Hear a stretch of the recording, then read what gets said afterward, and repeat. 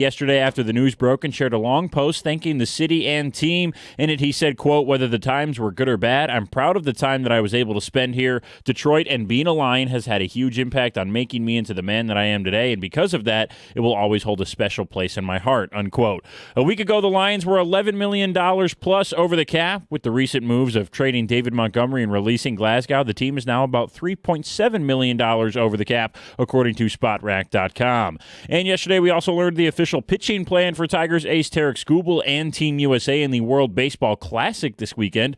Skubal will only pitch one game in the WBC. His only start will be this Saturday against Great Britain, in which it is reported that he will throw only 55 pitches and then return to Lakeland. The Pistons and Isaiah Stewart are back tonight as well. Stewart has served all 7 games of his league-mandated suspension and is expected to return to the floor tonight as the Pistons are in Cleveland. James Harden is likely to play in that game as well after returning to the lineup on Sunday for the Cavs. Donovan Mitchell has already been ruled out for tonight with his groin injury.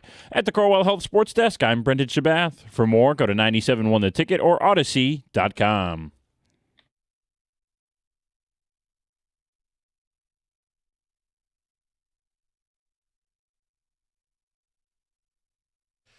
Good morning. Happy Tuesday. Jim Costa, John Jansen, Heather Park, Gov and Greg behind the glass. Fresh off the vacay, John, I have a Honolulu blueprint. Oh, spent a little time on it, did you? Oh, I did. 6:35, I'll lay out how I'd like to see the Lions offseason go ahead of free agency, the draft, some cut candidates, and yes, replacing David Montgomery. Let's start with that. Did you see he got traded right after we got off the air? I did. Of course. That's when all the news happens. It's about 10:02 or after. Yeah. Now, I didn't believe it at first because Demo didn't tell me. But it appears that he has been traded to the Houston Texans. Yes. What's your reaction to the deal? So in regards to the deal, I think they got a good return. Juice Scruggs, who's an offensive lineman. Now, we could talk a little bit more about him. Out of Penn State, center guard type guy. I think he's a reliable backup. I don't necessarily, maybe he can compete at one of the guard spots. I don't necessarily want him at center, but again, we'll talk about that more. They got a 4th in this upcoming draft, which yesterday we had talked, well, could you get a 5th for Derek Montgomery? Well, they got a 4th plus Juice Scruggs plus next year's 7th round pick. So they did get some good capital for him. I don't like it because I don't want to replace him. I don't like it because I am annoyed with the amount of players that voice their displeasure and then they get the easy out. I want to go somewhere else. I don't like it here anymore. Please trade me. Oh, okay. Well, we don't want a guy that doesn't want to be here. And I get that sentiment, but you signed a contract. We need that second back. He's the best one of the bunch, and we'll talk about different guys that could, replace him. And then I start thinking, okay, well, why did they acquiesce?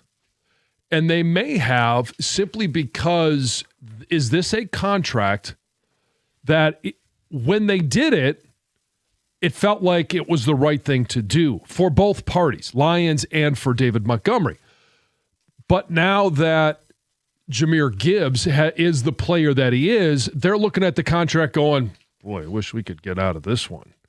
They're not overpaying him. It's not an exorbitant deal. Did he become a luxury is what you're saying? Right. And so are they looking at it going, well, again, it felt like a good idea at the time. Now Jahmyr Gibbs is who he is. We want him to be the featured guy for, pick a number, 75% of the touches from the running back position. And we just don't need a caliber of guy like David Montgomery. Because the cap savings is not immense. No, it's like $3.5 million. And if you start looking at running backs that you'd want to add, quickly you realize, I'm going to spend more to get worse at RB2. So it's why, John, I have no issue with the return. It's a really good return. But I hate the move. I hate it for the Lions, and I hate it for David Montgomery, too, by the way. Good luck. I don't hate it for him. He wanted out. No, I know, and they gave him his preferred destination. The Lions did right by the player, but you want to go run behind that offensive line? You want to get your face beat in 300 times behind that line next year? Well, I didn't realize that he said, I want out and I want to go to Houston. Oh, yeah, it was reported that was his preferred destination. I don't get it. I mean, they don't have an offensive line. Like, we know how... Well, he has his contract for 2 more years, and he's going to a state that doesn't have an income tax. All right, you can keep a little more of that money. But my point is, you want 300 touches behind that line, guards in your lap before you even get a chance to attack the line of scrimmage. Like, I don't love it for Demo. Now, put that aside. He doesn't play for our team anymore. From a Lions standpoint, an RB2 matters in this offense. If you're going to re-emphasize the run game with the new play caller, hopefully some new additions up front, a softer schedule, play with a few more leads. I don't want Gibbs running 75% of the time in a 17-game regular season. I like the change of pace. I think it's critical for the way this team wants to play football to have a quality number 2. So I hate that they, use your word, acquiesced it. Now they did it because they wanted to do right by the player, but I don't think it's right for the team. They're not as good losing David Montgomery. And I don't think he was washed. I think he would have benefited behind a better offensive line for the upcoming season. So I hate it for him because I don't really see a path to an overly productive season towards the end of his career. And I think it does create another hole for the Lions, who have several that they need to address. Yeah. And so it's, okay, David Montgomery's no longer here. And I would argue, I know you said, I hate it for him. I don't hate it for him. I would have sent him anywhere other than here for the best deal. And maybe this was the best deal. It just happened to be where David Montgomery would like to go. But as soon as you say, I don't want to be here, then I could care less where you go. And that's what kind of bothered me about Montgomery's public statement the day prior. It was not a secret that there was friction. The coach and GM had talked about it. You did have a preferred destination, so I didn't appreciate the playing dumb of I didn't demand a trade. I didn't ask out. You didn't want to be here. Well, just put it in the whole pile of crap that players use social media for. No, I'm gonna ghost my team. I'm gonna take all of the references to the Arizona Cardinals or to the Detroit Lions off my social feeds because I don't like you anymore. Yeah. Drives me nuts.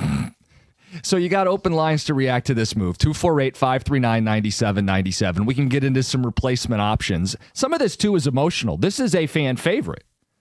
Got a bunch of people reach out going, hey, what's going on, Jim? Explain this to me because I really like Monty. And I think the best thing to say is I think we all really like Jamal Williams. Grass isn't always greener. You can replace him. Now, how do they do it, John? Well, and again, everyone is replaceable on some level. And so you look at, I would prefer that they go in free agency and replace him. I'd like a veteran that has the ability to protect the passer. I like a guy that can do a little bit like Jameer can, where you can catch the ball out of the backfield, but I need more of a demo guy, a downhill type of guy. So it's slim pickings. Do you have a name? So I mean, one that Gov mentioned yesterday. I got 4 names that I think would be in free agency that you would consider. Kenneth Gainwell. I think he's a ironhead type of running back. Like he's a battering ram. Brian Robinson is another guy that I think has more upside. He's a little bit younger, but he's got more upside. And people will remember that he was shot in D.C., was with Washington. I think now he's with San Francisco. Now he is a free agent. The guy I mentioned yesterday, Michael Carter, who's coming from Arizona. Familiarity with the OC. Yeah, and again, you're not looking for an RB1. So you don't have to worry about, he didn't get 1,200 yards. Nope. No, that's not what I'm looking for. I'm looking for a guy, one, with familiarity with the offense, but also that, hey, we can give you the ball 7 or 8 times a game, maybe even 10 times a game, and you're not going to lose yardage. You're going to be a guy that is just downhill. I'm going to bang, and I'm just going to get as much as I could possibly get. The last guy who is more on the higher end, but I think would benefit from being an RB2 is Isaiah Pacheco. Okay, from Kansas City. From Kansas City, yep. Yeah. you didn't have the first name I would point to in free agency. What's that? Battering ram. So again, we're thinking the same thing here, John. Tyler Algier. Goal line between the tackles, patient runner, if they're going to go in free agency. And I say if because I think all the guys we mentioned are going to cost more than the savings, and you got worse at the position. So I don't know if free agency is the most effective way to address RB2. If it really is Gibbs' show, how about drafting a running back? Like, I'll give you a guy, Katron Allen. You pick up an extra fourth, he might be there. His comp, by the way, NFL.com, is Tyler Algier. Yeah. Younger, less tread on the tire, same deal. Patient runner between the tackles. And I have him for a cheap cost for 4 seasons, and the role is 25% of the carries. Right. And it's I actually would save the Demo money then. But again, I'm burning the capital. So that's why I didn't love trading Demo, because you're going to either burn the savings or burn the capital, and you're not going to get a Demo-like player for the upcoming season. I don't really care about burning the savings. The savings to me was somewhat of an irrelevancy to this deal. And if you have a chance to get younger at this position and be similar production, now I don't expect a 700-yard back out of that position, because that's where I think Jahmyr Gibbs picks up that production. He's the biggest winner, and if you play fantasy football, he should be the number 1 pick. He's going to have monster numbers. Like, I think the running back 2 is maybe a 500-yard guy. Mm-hmm. Ideally, Gibbs stays healthy, and that guy's like a 500-yard guy. And Gibbs could be a 2,000-yard guy. Yes, I think that's where it's at. And we have talked about Jahmyr Gibbs being, one of the top 5 backs in the NFL. And with what Saquon Barkley did a couple of years ago, we were like, is he the next Saquon? Well, if he's going to be that guy, this is the time. Yeah, now is the time to make good on what he is best at. This will be his fourth year. Yeah, I mean, this is, and they have the 5th year option. They have all that stuff, and then we've heard the reports that they want to make him a $20 million a year back. Okay, I disagree with paying him. Yeah, you got 3 years left, basically. Yes, and so let's see how this year goes, because he is going to get more touches. He is going to get exposed to more hits, and he's going to start wearing down more. I think this is such a great point, and I want to make sure we file this away because it's going to come up a dozen times. They like to pay guys early. I'm with you. Let's see a full year with the workload, see how he holds up before we entertain extensions for Jahmyr Gibbs. Not that he's not an important piece. Right. These are 2 separate things. It's business and it's football. Now, he's been more durable than Saquon was. Right. Well, you get older. Yeah, but Saquon had an ankle early in his career. Yes, he had some injuries, and he's obviously been able to recover, and he's been fine up until last year. It seemed like there was a lot of disconnect in Philly on the run game. But for Jahmyr Gibbs, he has been a very durable back. Open lines 248-539-9797. Got the Honolulu Blueprint coming up at 6:35. How do you attack the offseason for the Lions ahead of free agency? And we have a new TV deal for the Tigers and Red Wings. Get some details on that, maybe in Heather's news, but also end of the hour, 6:55. It's 97.1. Hey, let's be honest. You want a great lawn this summer, and you want it to be turnkey. You want it to be easy. All you want to do is get the mower going and mow a weed-free lawn. Natural Way Lawn and Tree Service is the company that will provide that ability to you. 888-GET-GREEN is the number, or you can find more information on the web at naturalwaylawn.com. Natural Way Lawn and Tree Service. Get green, stay green. Save some green when you prepay. Call by the end of the month for the early bird discount. They also have another deal going on for a limited time. Purchase a full lawn program. You're going to get free grub control, but you got to mention my name along with 97.1. And if you're tired of fighting weeds and watching your grass thin every summer, get in touch with Natural Way Lawn and Tree Service. Great lawns don't happen by accident. You need the right timing and program. And I mentioned it's turnkey. If you have a problem, they just fix it. They're not going to ask you questions, and they just make sure that it's a great lawn for you. Get green, stay green with Natural Way. That number again, 888-GET-GREEN, or on the web at naturalwaylawn.com.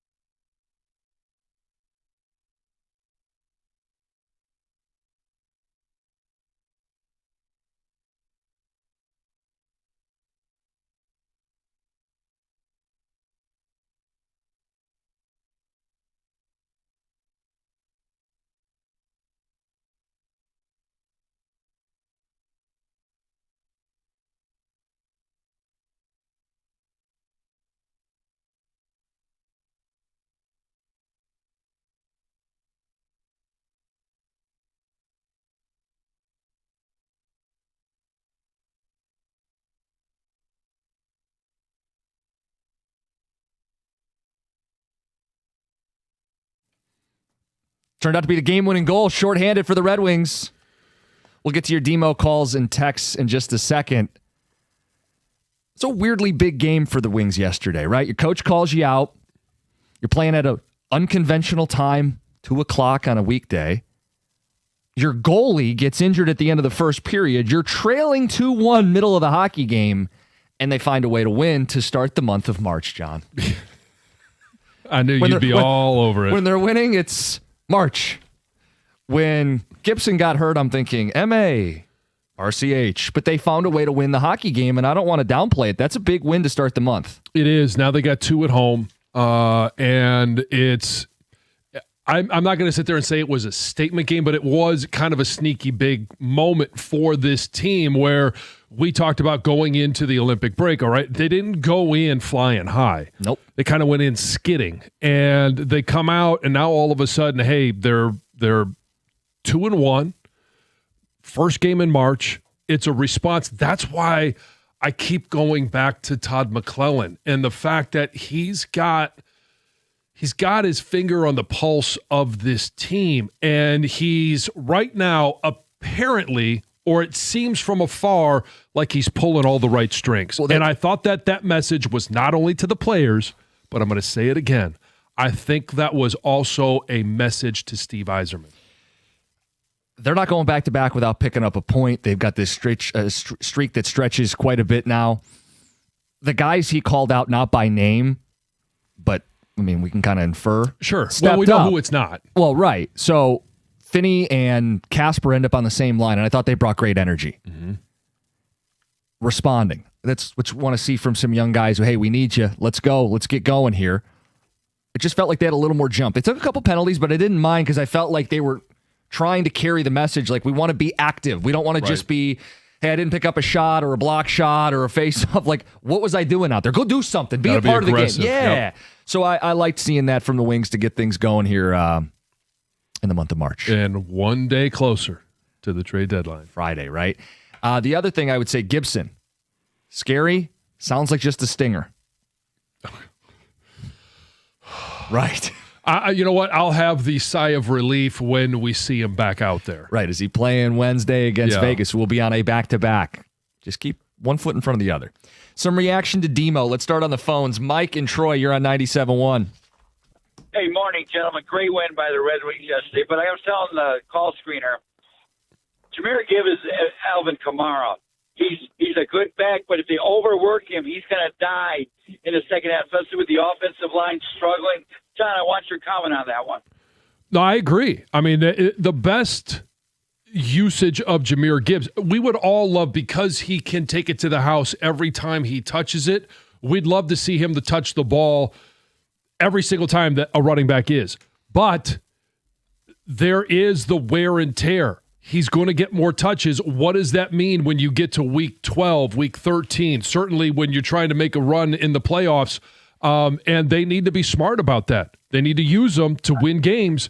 But I agree with you. I am worried that he is going to be not himself when they need him most. Well, that's the value of Montgomery that they'll have to replace. It's why I'm not thrilled with the deal. As good as the return may be, you know. By the way, the Kamara comp gets brought up a lot. Yeah, Gibbs is better than Kamara ever was. Oh yeah, and it's, again, I think Demo, for what he was going to be asked to do, he's very replaceable.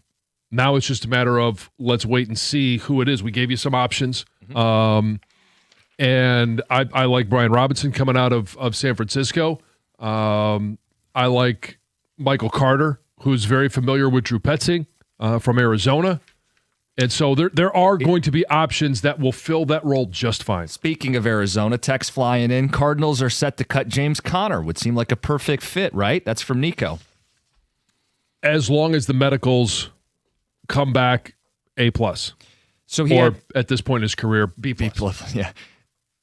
Back-to-back 1,000-yard seasons before only playing 3 games last year. He's going to be on the other side of 30. Coming off a big injury. And I don't think he's coming cheap. So do you want to pay more for an older... I don't know. I mean, I'm not mad if James Conner's on the team. I just question, like, are they better with Conner, who's older and more expensive than David Montgomery? But a player of his age also has to look and say, do I want one big payday and maybe I'm out in 2 years? Or what's longevity look like for me? Do I want to be a 1B to the 1A of Jahmyr Gibbs, where I'm not going to get as many touches, but I'm going to make over the course of my career, which could be extended, more money in the long term? Are you ready to bet on yourself and not take the beating that you would take if you were a feature back somewhere else? Text says draft a back in the later rounds. Cheaper, be almost as good. Savings can be used better elsewhere as opposed to a running back 2. Guys, he's easily replaceable. F him. How quickly we turn on a fan favorite. Yeah. A.J. Dillon is who I would bring in. And, John, how about this question? Are the Lions going to give Sione Vaki a shot at running back? No. Okay. No. I mean, if he is, he'll be a running back in preseason, and he'll be the emergency, break glass. We have to put somebody back there with an eligible number. 7 carries in 2 seasons. Yeah. No, he's a special teams guy. Yeah. Let's get to Heather with the news. Good morning, you guys. Good morning. Happy Tuesday. Well, a new Detroit sports channel will broadcast Tigers and Wings games. So Illich Sports and Entertainment announced the launch of Detroit Sports Net, DSN, which will be the year-round broadcast home for the Tigers and the Red Wings. DSN will be powered by MLB Media, and obviously this article says discussions are ongoing with cable distributors, but I did also see that it will be available on traditional cable, as a standalone channel, will be available by opening day. So that will be there. There will be streaming options for fans as well. The monthly cost will be $19.99 or $189.99 annually. The channel will launch with the 2026 Tigers season, and then the Wings will join next season. The remainder of this will still be on FanDuel, and then they'll jump over to this as well. Same crew will be there. Jason Benetti, Dan Dickerson will continue to lead the broadcast for the Tigers alongside Andy Dirks and Dan Petrie. Ken Daniels and Mickey Redmond will also be there for the Red Wings. Great. Just add it to the tab. Yeah, exactly. Well, people will note and have noted the Pistons are not part of this. No word yet on the Pistons' future. So, but they did name it ambiguous enough to where they could fold the Pistons in if they don't find their own home. If they stay separate, fans are going to end up paying more, which is how this always works. Yep. But I would note the price point breaks down to about $20 $20 a month. Most MLB teams by themselves are $100 for the season. Right. I mean, between 100 and 120 for the season, this plus you're getting Wings is appropriate for the market. Sure. But you'll still have to pay for FanDuel. Do you have to pay for FanDuel? I don't have FanDuel. Yes, you do. If you want Pistons. And the rest of the Wings season. Yes, but this season. But that'll only go through April. Correct. Yeah. Yes, it's Playoff frustrating. hockey's different. Yes. Assuming they're in the playoffs. Well, for the first time since 2017, Justin Verlander is scheduled to make a start at Joker Merchant Stadium. So it was announced on Monday morning that Verlander will make his spring debut Friday against the Red Sox. AJ Hinch says that he's getting his endurance built up and his volume is at the right point now to transition to a game. That's awesome. It's going to be great to see him on the mound. Yeah, for sure. Okay, hold on. Let's see. Oh, you guys. Sorry, it has happened again. This is a serious story. A little girl, 6 years old, fatally shot by an unsecured gun. It's literally like deja vu. Yeah, we just had this yesterday, right? Yesterday, a 6-year-old girl as well, but she was not fatally shot. Okay. The little girl yesterday is going to make a full recovery. This little girl, however, did not. It happened at a plaza parking lot on Detroit's east side Monday afternoon. Police say the child's mother pulled into the plaza. This was right around noon to grab some food. Mom went inside, left 5 kids in the car unattended. While they were in the car, the child was shot with an unsecured gun. Police say one of the kids ran inside to go get mom, but it was too late. Obviously, police are investigating where the gun was in the car, if the child accidentally shot herself or was shot by another child. But imagine all of this trauma, right? Yeah. There's so many layers. I mean, it's devastating that this little girl lost her life and the mom lost a child, but all these kids were also in the car. Right. And witnessed everything. Go on. This is the 3rd time in the past week that a child in Detroit has been shot with an unsecured weapon. And police are reminding everyone that, hey, we offer free gun locks go get one. Make sure your guns are locked and this doesn't happen again, because it just continues and continues. Having a firearm's a right. It's also a responsibility. Yeah. A father has been arrested after his baby was found locked in a impounded car overnight in East Point. So police found this 13-month-old inside the vehicle Saturday morning. The baby was medically evaluated as going to be just fine, but the car was towed from Harper Woods the day before the child was found. It was the father's car. The car was towed because it was parked on the wrong side of the street. It was blocking a resident's driveway. The vehicle was locked at the time of the tow. So the tow truck just showed up and towed the car, right? Couldn't get in to do any checks. Police say the child is in Child Protective Services right now. An investigation is underway to determine potential charges. That's Heather with the news. Talk more about that TV deal, end of the hour. Honolulu Blueprint is next. How do the Lions attack the offseason? It's 97.1.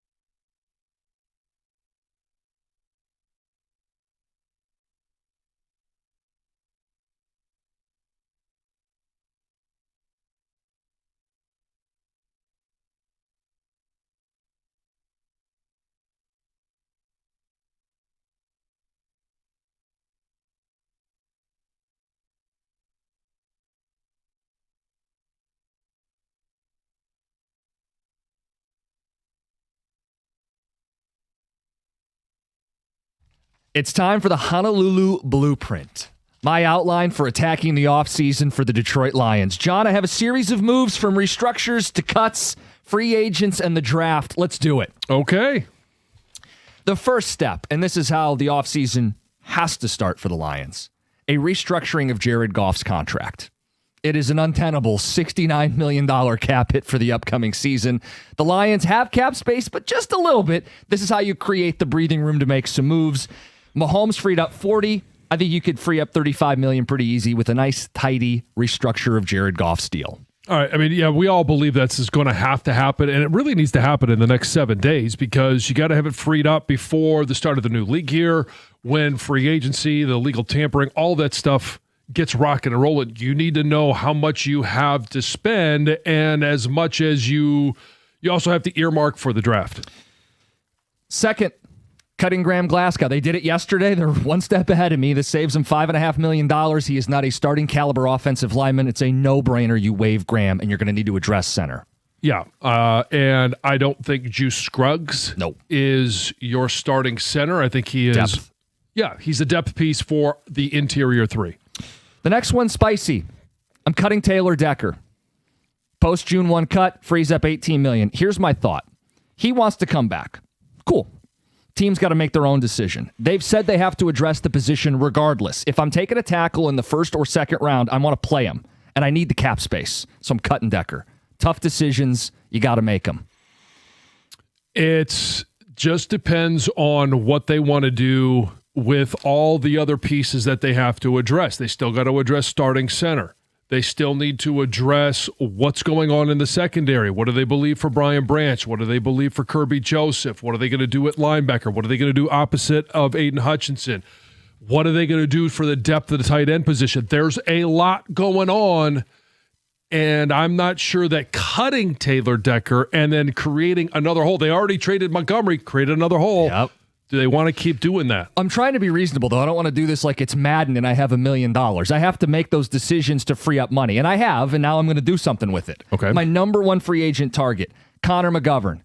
I'm using a Spotrax calculator, $16.5 million a season. It's going to be at least a 3-year deal. He was the center in Buffalo for the number one rushing attack. He allowed 0 sacks at the center position. I'm going to say that again. Goff was sacked the most times of any in his career last year. I don't want any cross dog blitzes, free runners up the middle. Blitz pickup needs to get cleaned up, and a veteran-proven center is my number one target, Connor McGovern. So, yes, I've talked about Connor McGovern. We've all talked about Tyler Linderbaum. I don't think Tyler Linderbaum will be available to the Lions, but the one wild card is going to be, what does Tyler Linderbaum sign for? If it's a record-setting deal in Baltimore, or if it's the same in New York with the Giants, I think your 16.5 that you have here for Connor McGovern is going to be a little bit light. It's going to cost 18 to 20. All right. I'm just going with an industry site. You can nickel and dime me as we go. My next signing is Khalil Mack. He did say he's coming back. People speculated, would he retire a little long in the tooth? He's highly productive. And a 1-year deal at $18 million is market value. He is the player Brad Holmes thinks Marcus Davenport is. That bigger, 3-down, good against the run, certainly can get to the quarterback. I think he rounds out the opposite spot from Aiden Hutchinson with 2 quality edge rushers. Ideally, he does, and I don't hate this. But at some point, there's going to be a year for Khalil Mack where it's just, hey, Father Time wins, and you miss too much time to take up that big of a part of the cap. Would you prefer, because I also think, look, if you can't sign everybody you want, he picks somebody else. Joey Bosa would fit the same bill. 280 pounds, had a productive year in Buffalo, younger, can play the run, and certainly get to the quarterback. I think there are options to make a sizable commitment to that position, and not a situational pass rusher, but an every down guy. Yeah, I would trust that he would be available more than Khalil Mack. It could be wrong, but I would trust that more. Okay. The draft. 17th overall, Monroe Freeling. Tackle out of Georgia. 6'7", tough, mean, moves well. Teammate of Ratledge at Georgia as well. That would be my pick. A starting tackle at 17. Taylor Decker was the starting tackle drafted at 16. I make that replacement in the draft. Yeah, and if you're number 3, cutting Taylor Decker have to do this. what happens. You have to get a starter at that position. And can I throw another name if Freeling's gone because he may rise up boards? I like Blake Miller. I think there's a bunch of good tackles in this draft. Yeah, the kid from Clemson. Yeah, 52 starts, tough as nails. Both super of athletic. these guys. Now, Freeling could come in as your left tackle, and then you just leave Penei Sewell where he's at. I would prefer to move Penei Sewell over to left, and whether it's Freeling or it's the kid from Clemson that you just mentioned, I think either of those guys would be a great fit at right tackle. And then you actually do have Georgia next to Georgia. There you go. My second round pick at 50, I'm taking Keon Scott, Miami corner. Great in space. He always finds the football. When you watch him, he is in the run game. He is deflecting passes, taking the ball away. I think there's a clear need in the secondary for this football team, and I think he's a great football player. Give me Scott out of Miami at 50. Yeah, and if you're calling him a slot corner, it's a nickel corner. You have to address that because when you heard from defensive coordinator Calvin Shepard during the combine, it was, I don't want to play as much base defense. I want to do more of what Seattle did. They had a freak there. I don't think Scott is the same type of freak. He's not the big burly safety, safety, but he fits the bill and allows them to play more nickel play. But again, it's not just that nickel corner you have to address. It's Terrion Arnold. Is he going to eventually be that guy that can be a corner? DJ Reed. Maybe the corner position is okay, but what are you doing deeper in the secondary? Well, that's my next pick. Pick 118, Bud Clark, safety out of TCU, has played in the box, can play deep. They need versatility with the question marks at that position. And as he put it, Mama raised a born killer. I Bud like Clark. those natural born killers. They are football is the place to be, and I'm not going to sit here and say I've done a deep dive into Bud Clark. I guess the only thing I would say is whenever I say, "Hey, what's up, Bud?" it would actually work for him. And then the Lions have one more fourth-round pick. I'm taking my running back here, Katron Allen. And I know there will be some who will say, get that free agent running back. If I'm paying an RB2 in free agency, I'm losing the transaction with Montgomery. If I'm not going to have a two-headed monster and I got a cap crunch, Allen gives me the size. He's patient. He's between the tackles. He's productive. He's what I'm looking for an RB2. I would take him. And his comp, by the way, is Tyler Algier, who's a free agent I would like for the Lions. Right. I would much rather have a veteran as RB2. Now, that's not always that might be a luxury of getting a veteran there. And I don't care about winning or losing the transaction. I think you got draft capital, and we know Brad with draft capital, whether it's a fourth, it's next year's seventh. Like, he likes to use that draft capital to move around, and it could turn into something else in regards to, hey, maybe they do get a third back if they're able to package some picks and get into that third round, which they don't currently have. You'll note none of these are projects. We're done with that. Oh, and so we're already seeing them operate differently this offseason than we have in previous offseasons. And I think free agency, it's going to be different. I think in the draft, it's going to be different. And by different in the draft, I mean, yeah, you can still move around. You can still, maybe take a position that wasn't a position of need, but it's a guy that's going to instantly jump in and be productive. So, look, it's not every move. You could do things like cutting Levi Onwuzurike or Pascal, save $1 million here, $2 million there. It's not every move they're going to have to make, but this would be my priority list, how I would attack the offseason, my Honolulu blueprint. Get some feedback. It's 97.1.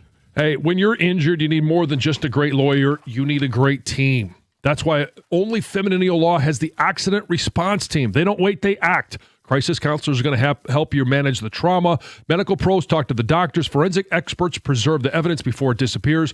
David's team treats you like you matter. This isn't just legal help. It's recovery in action. Get David, get paid means you get more. Put the accident response team in your corner. Give them a call at 855-65-CRASH or visit them on the web at getdavidgetpaid.com.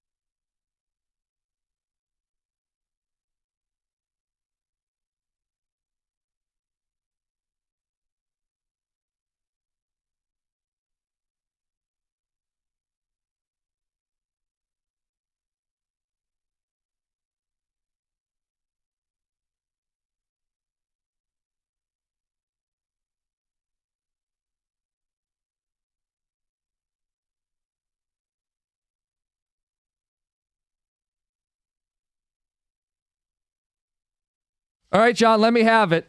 Am I set to replace Brad Holmes? No. But it has nothing to do with your. I mean, I think all these things are legitimate. So let's start with one, restructure Goff. We all know that that's going to have to happen. And the restructures, one, they benefit the team because it frees up cap. It may put them in a bind down the road, but at some point you got to pay the piper, and you sit there with, like San Francisco right now, where they don't have a lot of cap space. They're talking about what they're going to do with their stud offensive tackle. What are they going to do? They can't sign guys. They'll find a way to continue to manipulate the cap and roster, but they're a little bit more limited. So at some point, you're going to have a season like that. That's not this year. And on the flip side, it always benefits the player. Yeah. It means you have more guaranteed money at some point. This is not on Goff. Goff's going to be on board. This is on Brad to do this deal so they can attack free agency, pay their rookies, and still have a big offseason. And I think it'll be similar to what we saw a couple of years ago, right before the draft, where, and not that that's the timing, but before the draft, where we saw the signing of Amon-Ra St. Brown and Penei Sewell kind of at the same time. I think you'll see a couple of restructures announced at the same time because it's all going to go hand in hand. You've got to have buy-in from all of these guys. So it's Goff. It'll probably be Amon-Ra St. Brown, yes, maybe Penei Sewell, maybe Aleem McNeil, and also Taylor Decker. And that takes me to your number 3, where I think Taylor Decker's here this year. Oh, I think he will be. My path is not necessarily one I believe the team will follow. Yeah, and the reason I say that is that they can add voidables, they can do all that stuff to lower that number, make it more manageable, and you still have that veteran tackle. I do like going out and drafting Monroe Freeling. But sitting your first-round pick for the season? Who said sitting? Okay, so where's he playing? He's going to play one of the guard spots. And you probably put him at left guard, and you get him some experience. I think it's a major upgrade over whether it's Miles Frazier or it's Mahogany. And he is – I was curious about this when I was watching the drills at the Combine.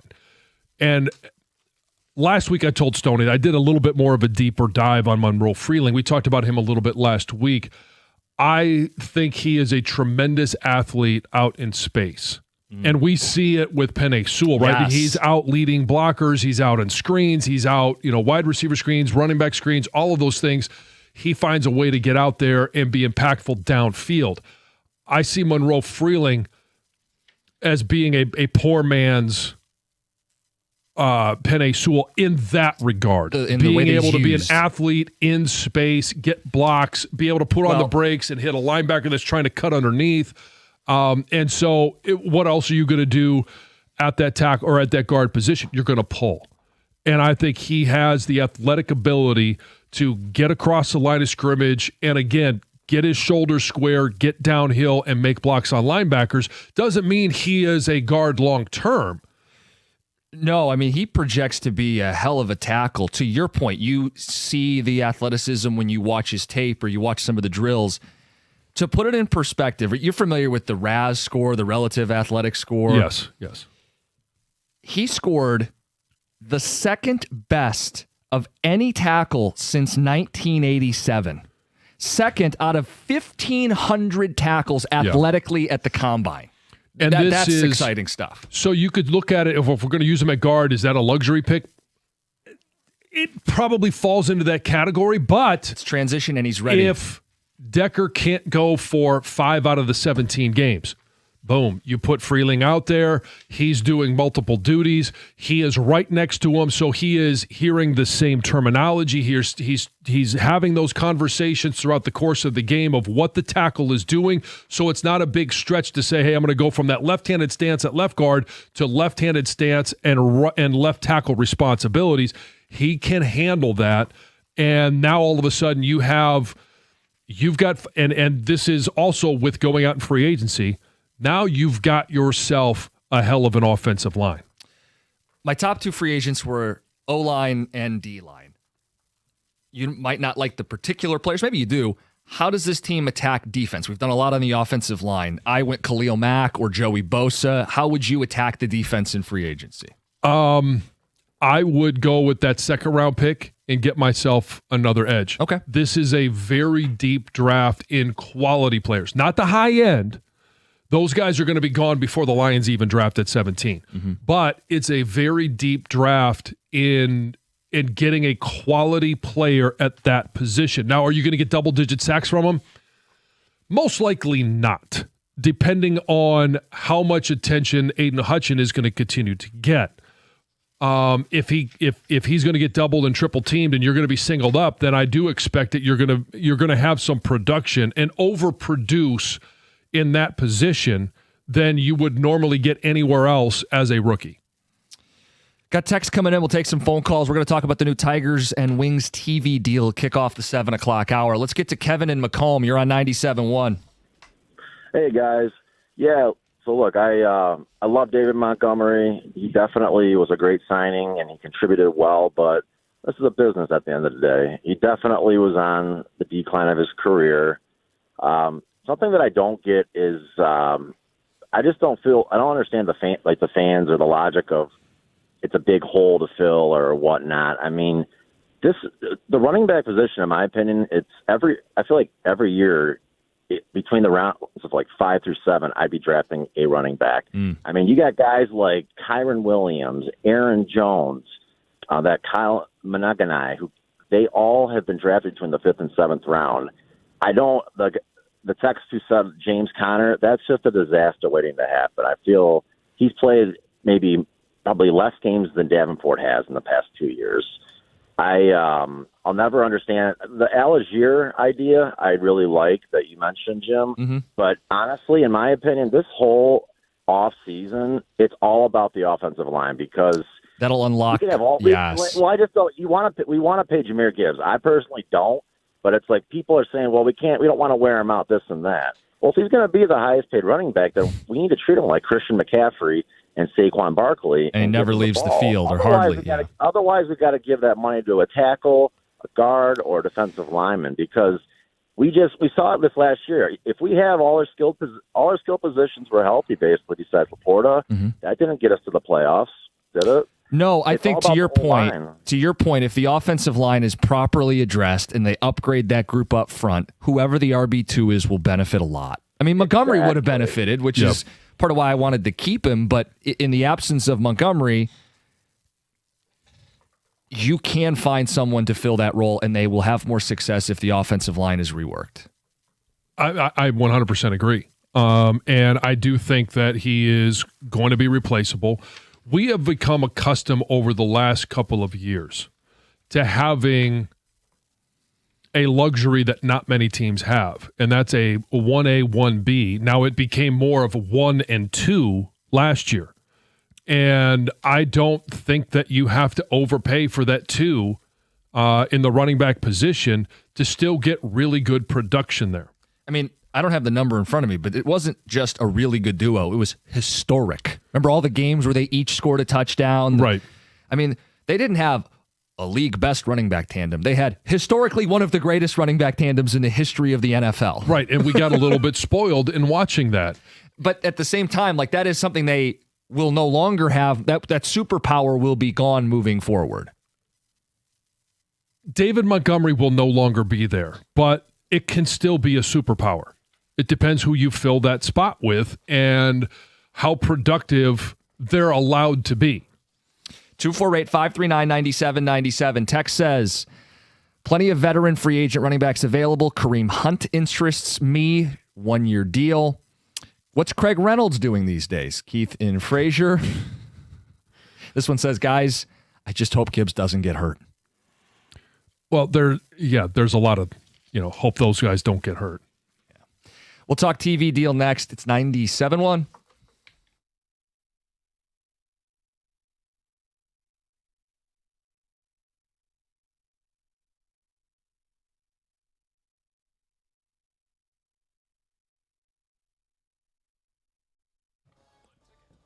Brought to you by Victor's Home Solutions. The Lions cut veteran offensive lineman Graham Glasgow yesterday. The move freed up about $5.5 million in cap space for Detroit, who was over $11 million above the cap yesterday morning. The team is now just under $4 million above the cap limit after trading away David Montgomery and releasing Glasgow. Glasgow spent 7 of his 10 pro seasons here in Detroit after being drafted here in 2016. He said on social media yesterday, quote, "I'm grateful for the 7 years I've spent as a Detroit Lion. I'm thankful for the great teammates, coaches, and friends I had along the way. I love this city and the fans that have supported me for the better part of a decade. There truly was no place I would have rather been," unquote. Glasgow had discussed the possibility of retiring at the end of last season. It's unclear if that's still in the cards or if he plans to play in 2026. We now know Tarek Skubal's pitching plan for the World Baseball Classic. Tiger fans worried about the ace getting injured will be relieved to find out Skubal is only going to pitch in one game for Team USA. Furthermore, he'll only throw 55 pitches or so in that game before returning to the Tigers. His only outing will be this Saturday against Great Britain. And the Pistons are set to face the Cavs in Cleveland tonight. They are getting Isaiah Stewart back for that game as he's officially served all 7 games of his suspension. The Cavs will likely have James Harden that one after he returned to their lineup on Sunday. Donovan Mitchell is still dealing with a groin injury and has already been ruled out. At the Corewell Health Sports Desk, I'm Brendan Shabath. For more, go to 97.1 The Ticket or Odyssey.com.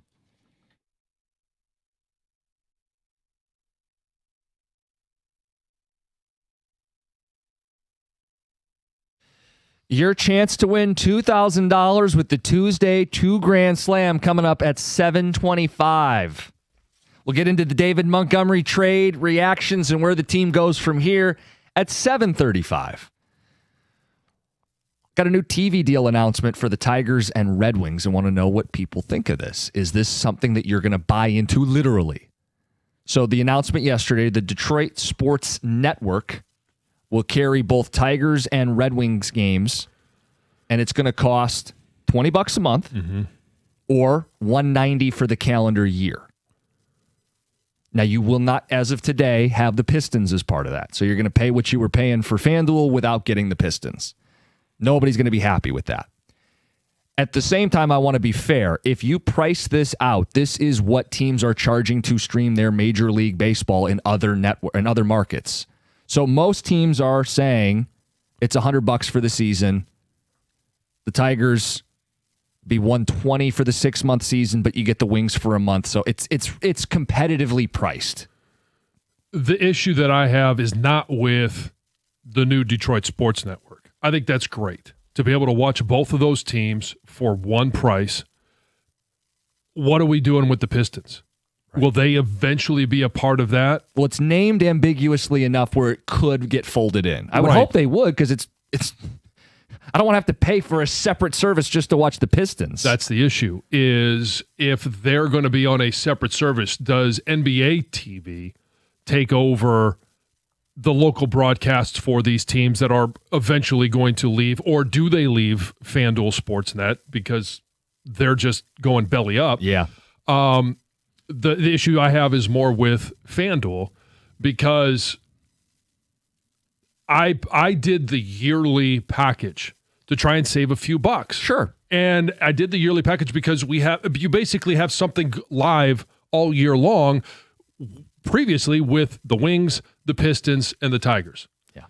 And now all of a sudden, and yesterday when this all, came to fruition, I tried to go into my FanDuel Sports Net app, and it said that, first of all, I can't get a refund for when the Wings season is when the Wings are over or the Pistons are over for my yearly subscription. When does that run through? So you're going to have to pay FanDuel through I think it was December when mine automatically renewed.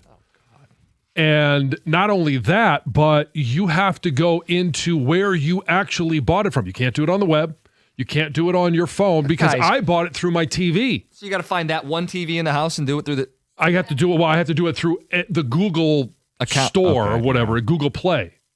And so now I have to go into the TV and figure out how to do it in that app. Why make us jump through the hoops, man? Well, and we don't know what the long-term resolution for the Pistons is going to be. Right. You may want it because you may have all of a sudden, hey, you're paying for Wings and Tigers, which makes all the sense in the world because you have same ownership. Yeah. So it makes it easy the concept is easy that they would be paired together. Mm-hmm. Am I now going to have to pay a separate fee for whatever the Pistons are going to be on next year if they don't join the Detroit Sports Net? Well, and this is the challenge. 2 years ago, forget it. I'm not going to pay to watch Pistons basketball. Now they're the number one team in the East. Hell yeah, I want to watch Pistons basketball. Right. And so if you have basically 4 teams and the NFL does it right, we could bitch and moan all we want about, hey, if you want to watch every NFL game and you want to watch Thursday nights, you want to watch all these teams, that it's going to cost you like $1,300. That's bizarre. That's ridiculous. But if you just simply want to watch your local team, free.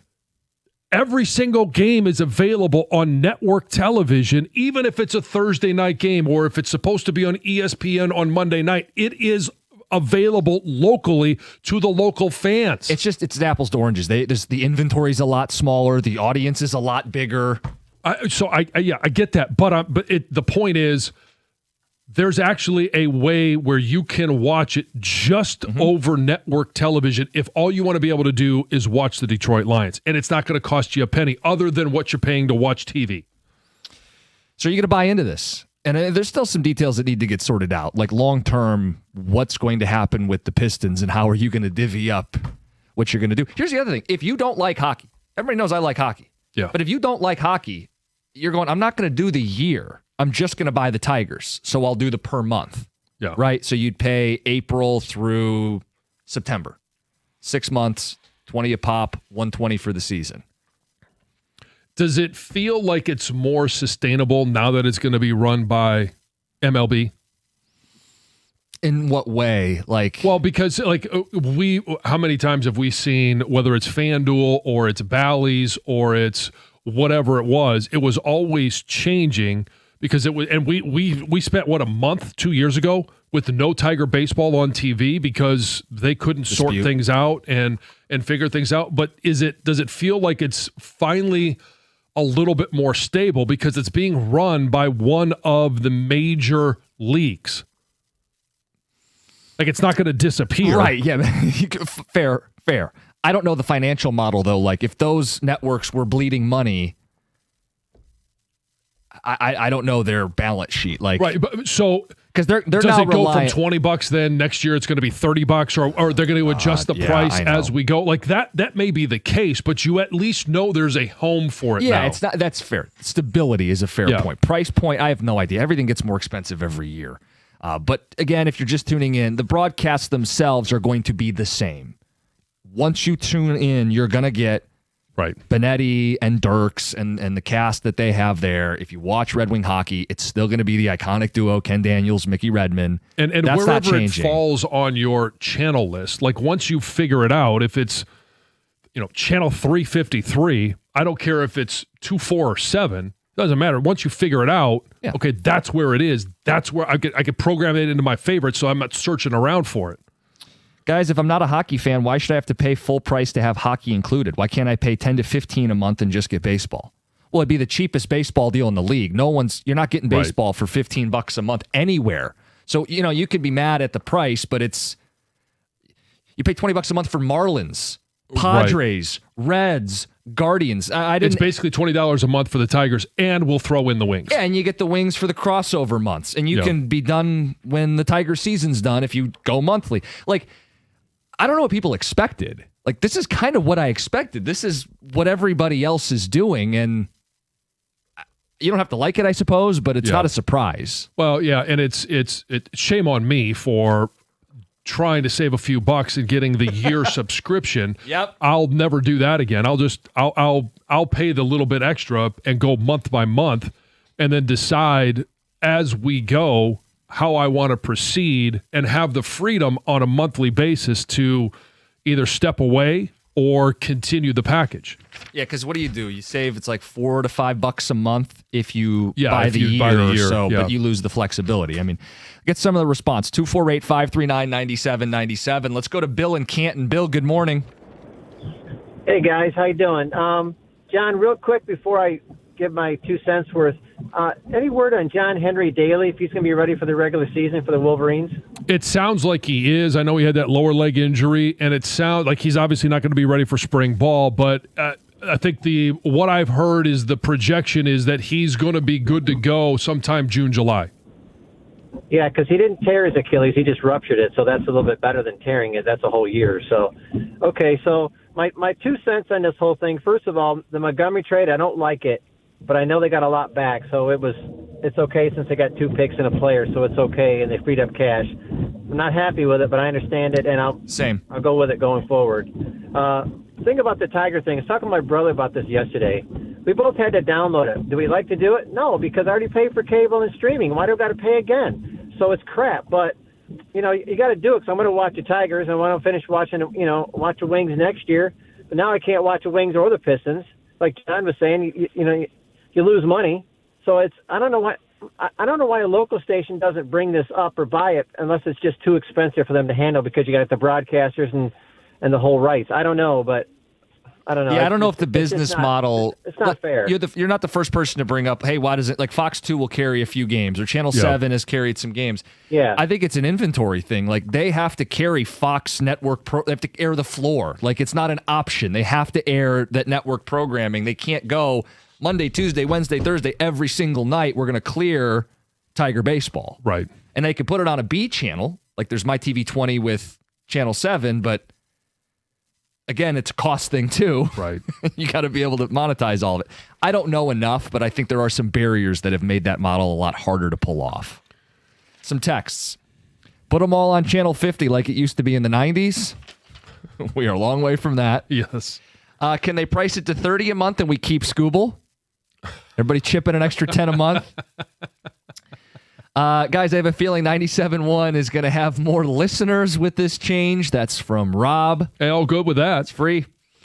$20 a month for 2 mediocre teams. You don't even get the best in the city. What a major ripoff.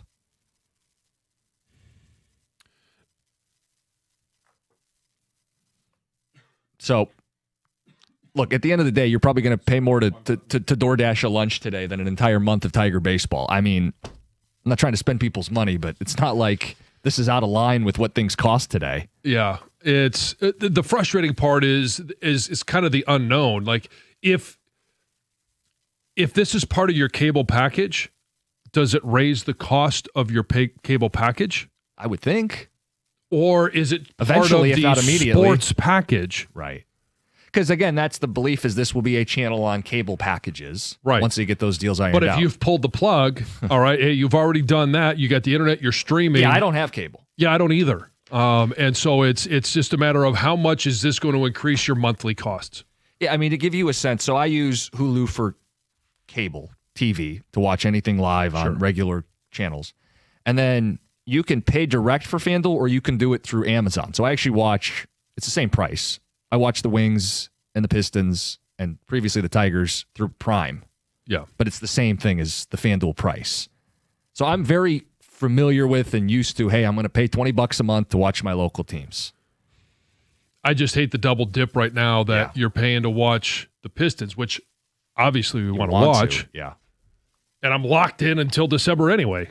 Yeah. And even if you were doing monthly, you're going to get double dipped in April.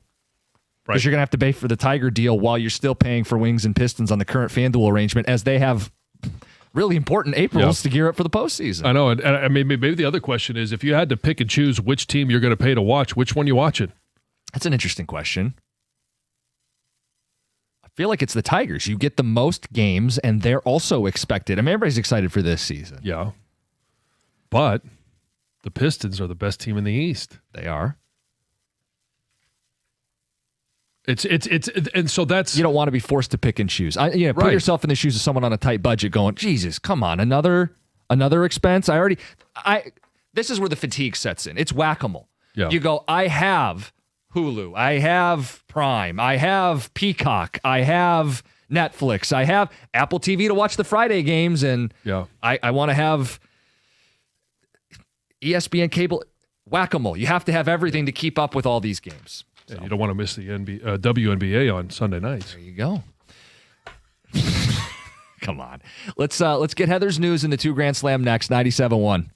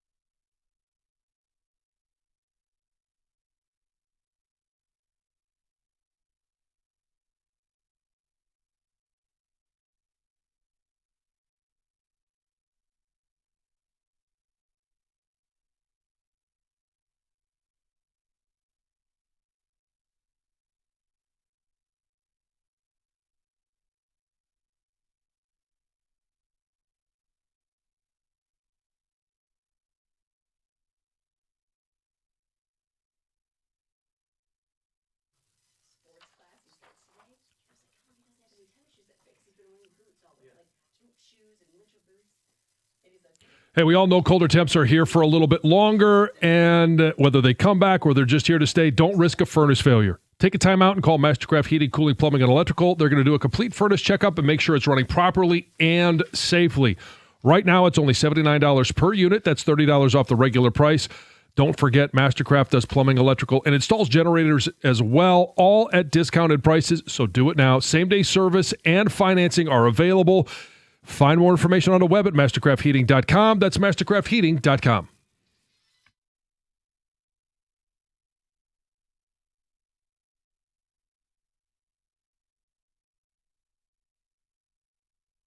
Before the 2 Grand Slam, Heather with the news.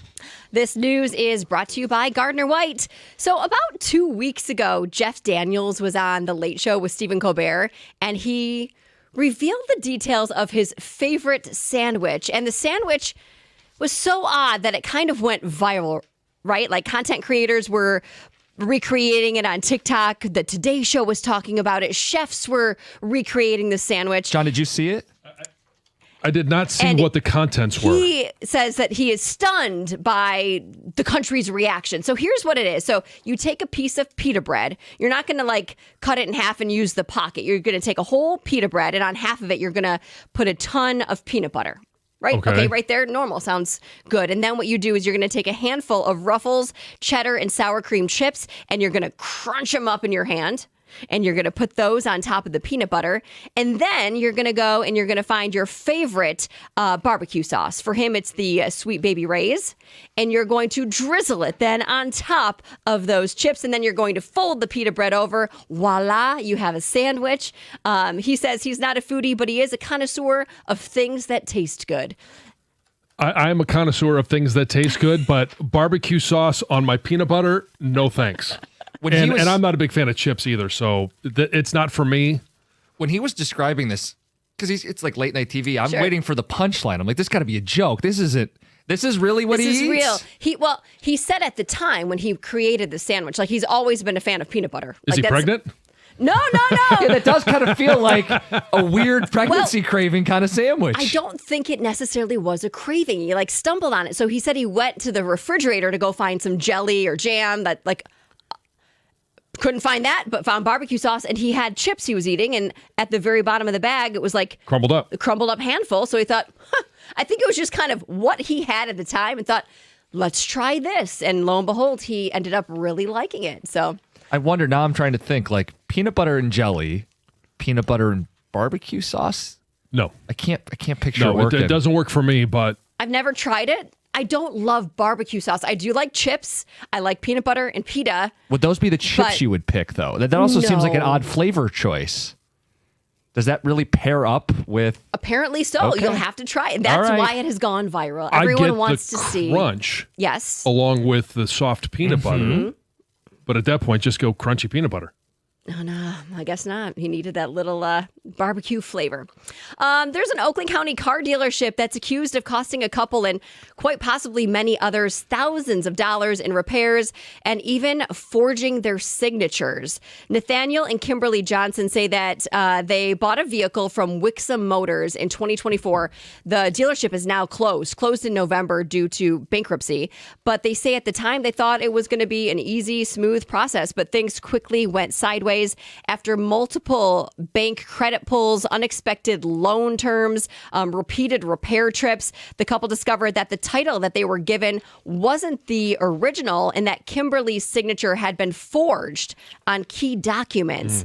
An investigation by state regulators found that the management was aware of the issue and they told them, hey, this won't happen again. They did say they fired the employee who forged the signature, and they were hit with a misdemeanor of improper odometer disclosures. But overall, like nothing happened for this couple, right? Anyway, they did report it to police, and it sounds like they're enjoying the vehicle now, but they are still dealing with a lot of issues. And other people have come forward saying the same thing too. Hey, if you'd like to win $2,000, give us a call now, 248-539-9797. Your chance to play at the 2 Grand Slam. Sad news, a 6-year-old has died after being shot with an unsecured gun. The girl was in the car with 4 other kids, all 12 and under, when mom ran into a store in Detroit to grab some food. We don't know if the girl found the gun or another child in the car found the gun, but either way, the gun was found. The girl was shot. One of the kids ran inside to go get the mom, but it was too late. And obviously, everything remains under investigation. Whose gun was it? Where was it? Which child found it? This, they say, is the 3rd time in the past week and a half that a child in Detroit has been shot with an unsecured weapon. Just a reminder to make sure your guns are locked. You can go and get a free gun lock through the Detroit Police. It's devastating. It's something that should never happen and needs to stop. So, All right, should we on a play much- the 2 Grand Slam, or should I give you one more not so bad story? Let's just play the 2 Okay, Grand let's Slam. give away Let's some go. money.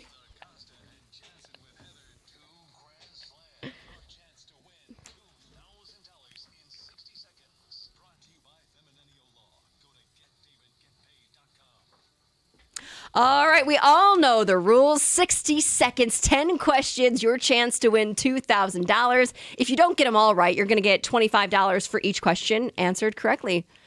Simple as that. Yeah. Sounds simple. Seems easy. Emphasis on seems. Yes. But I believe in Matt in Traverse City. Matt, good morning. You're on 97.1. Good morning. How you doing? Oh, good. Good. Doing great up here. All right. Is it cold? What do you Yeah. think? Yeah. You still got snow on the ground up there? How's the ice on the bay? Solid. Okay. Solid. Good. So, yeah. All right, Matt, you We know the got, rules. Shanties. Oh, he's going to keep telling us. Okay, You can got some keep telling- shanties out there still? Let's keep talking about Traverse City. You ready to play, Matt? Yeah. That's not. I'll call back later. Yeah. Okay. Okay. All right. Okay, so you know the rules. If there's one you don't know, you can say pass. If there's enough time, we'll get back to it. But your time is going to start right now. Who did the Detroit Red Wings play yesterday? Predators. Who did the Detroit Tigers play yesterday? Pass. What is the capital of North Dakota? Pass. Who did the Detroit Tigers draft 3rd overall in the 2023 draft? Max Clark. This artist had the 2019 hit Bad Guy. Pass. Luka Doncic was born in this country. Germany. Who is the head coach of Gonzaga's men's basketball team? Pass. Who was the director of the 2006 movie The Departed? Pass. Who is the new head coach of the Baltimore Ravens? Pass. Where did Timberwolves guard Anthony Edwards play in college? Duke. Who did the Tigers play yesterday? Fuck. Oh, well. You got that? Oof. Yeah. Well. Let's just say he's Also not an answer. not No. overly proud of his performance. Look, it's tough. You can't pass that many times. Oh, boy. We should have just kept talking about Traverse City, I think. That would have been better. Let's get back to the shanties. It was a tough one. Oh, You could boy. feel the frustration, though. Oh, it was building. Yeah, you got 2 right. Let's go through them. The 2 Grand Slam on Tuesdays brought to you by Feminine Law. Get David, get paid. It started so strong. Of course, the Wings got a nice win yesterday against the Predators. It was a nice win. Now, I didn't watch, but I got alerts on my phone. The Tigers played. The Atlanta Braves. There you go. Not pass, unfortunately. No. So much promise at this point still in the 2 Grand Slam, thinking it'll be fine. I'll get back to it. Capital of North Dakota. It's the only capital named after a donut. The Bismarck. Oh. Fun fact, John. Now, he knew this is a good poll. The Tigers' 3rd overall pick. Yeah, it's Max Clark. Yep. Went 2020 downhill from there. Yeah, okay. 2019 hit Bad Guy. Billie Eilish. Your daughter's probably not you? Maybe. Okay. I don't know. I'm sure I know the song, but I can't think of it. Yeah, I can't. Oh, if you heard it, you'd recognize it. Yeah. Greg will sure. That's probably what they always say. Yeah. bounce back with It it. sounds like the exact same as the song Bad Girl. Who sings that? Billie Eilish. Oh, Oh,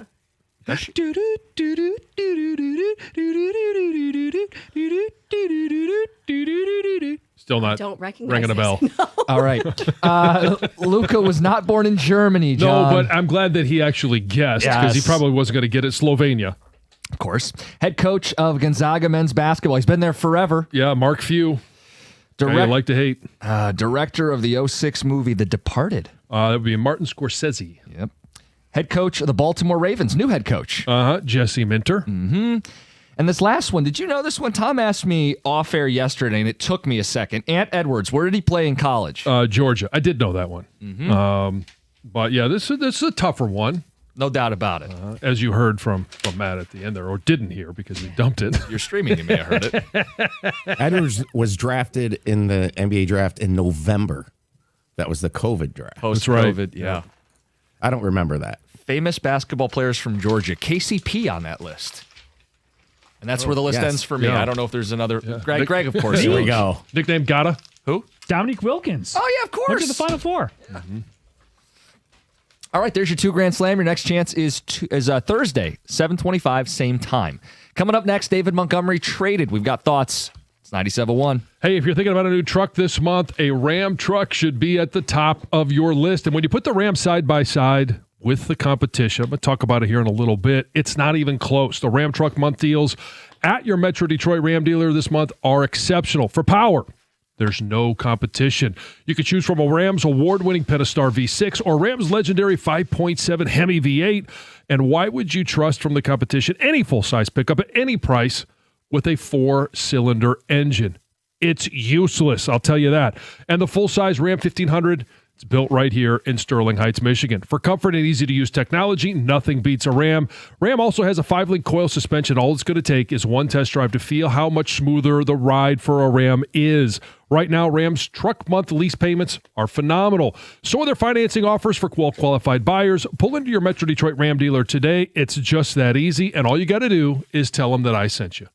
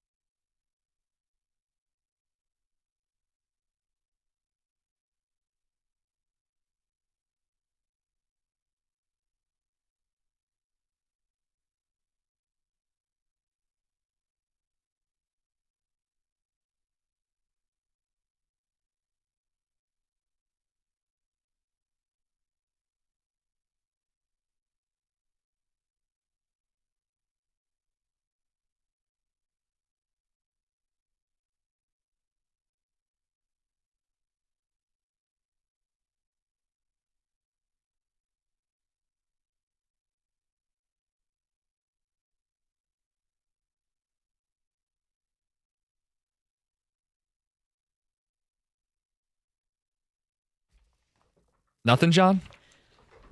Nope, never heard of it. Heather's heard of this. I got it. I know. If you would have played this song and said, who sings this? I could have gotten Billie Eilish, but I don't know it by Bad Guy. And this is basically the same beat for Bad Girl. Just change the lyrics. I guess it's how you make 2 hits out of 1. It's genius. Yeah. Good morning, 97.1. Still have never heard it. No. John's looking very puzzled. Well, I've now heard it, but if you played it tomorrow, I probably will tell you the same thing. I don't know who that is. Jim Costa, John Jansen, Heather Park, Gov, and Greg behind the glass on a Tuesday. A 2 Grand Slam is not easy. No, it can be very frustrating. Yeah. As voiced by our contestant. We are going to get into the Pistons and Cavs at 8:02. They've got a spotlight game tonight, and they are talking trash in Cleveland. We'll tell you the latest. This is Greg's version here. Yeah, this is the part that I was talking about.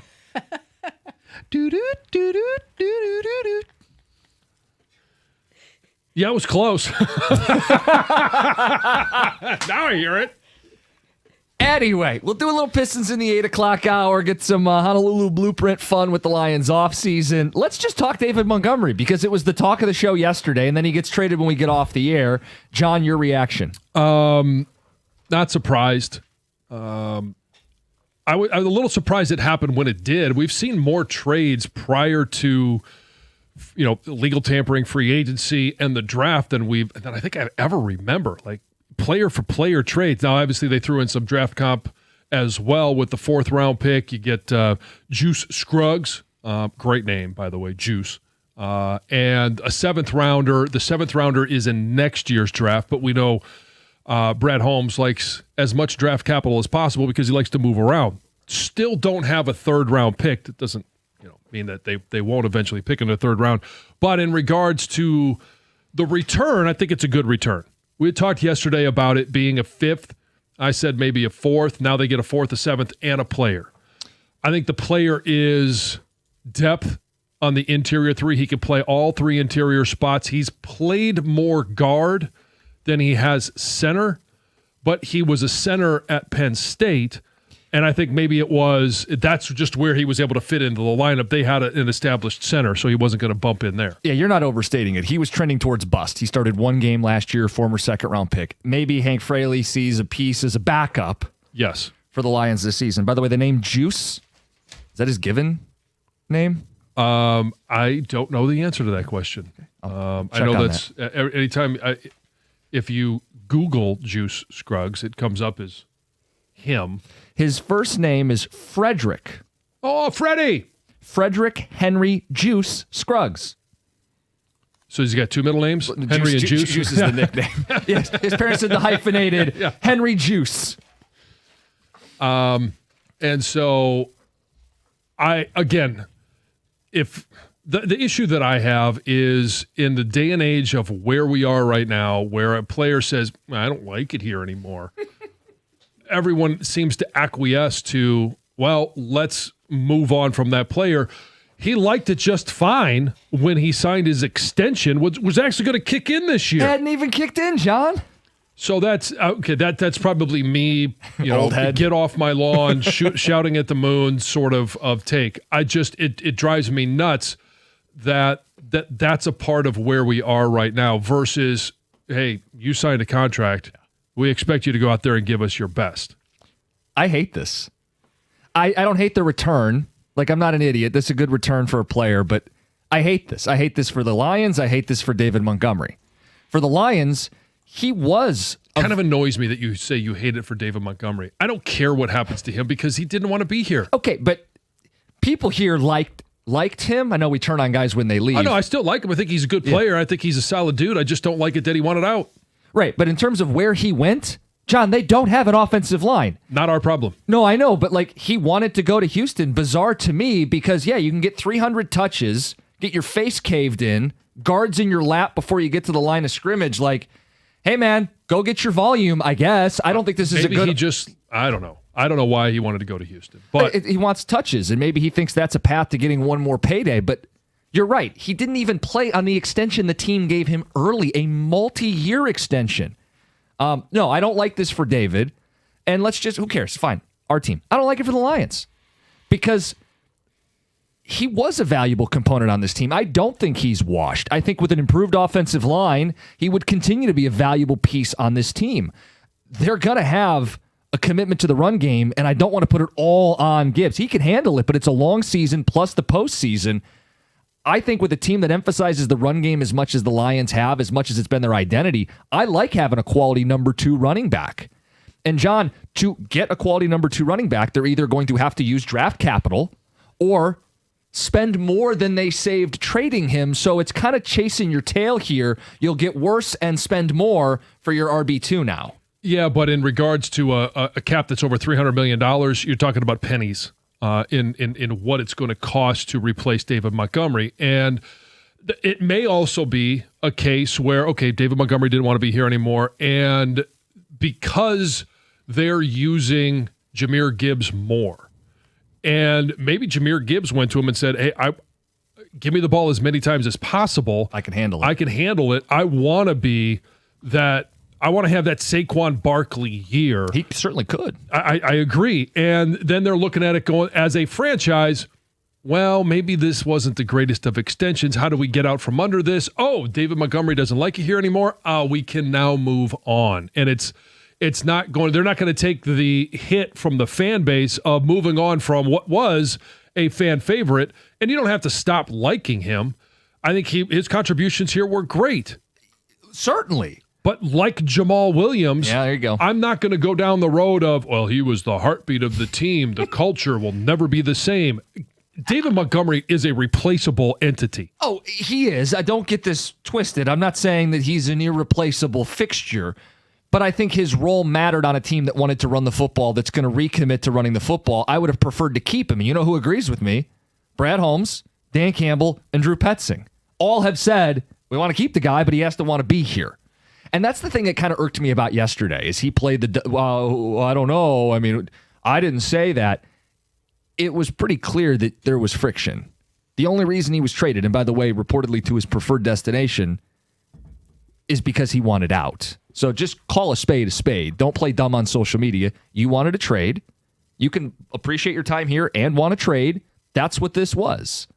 And the Lions, yeah, they capitulated. They gave him what he wanted.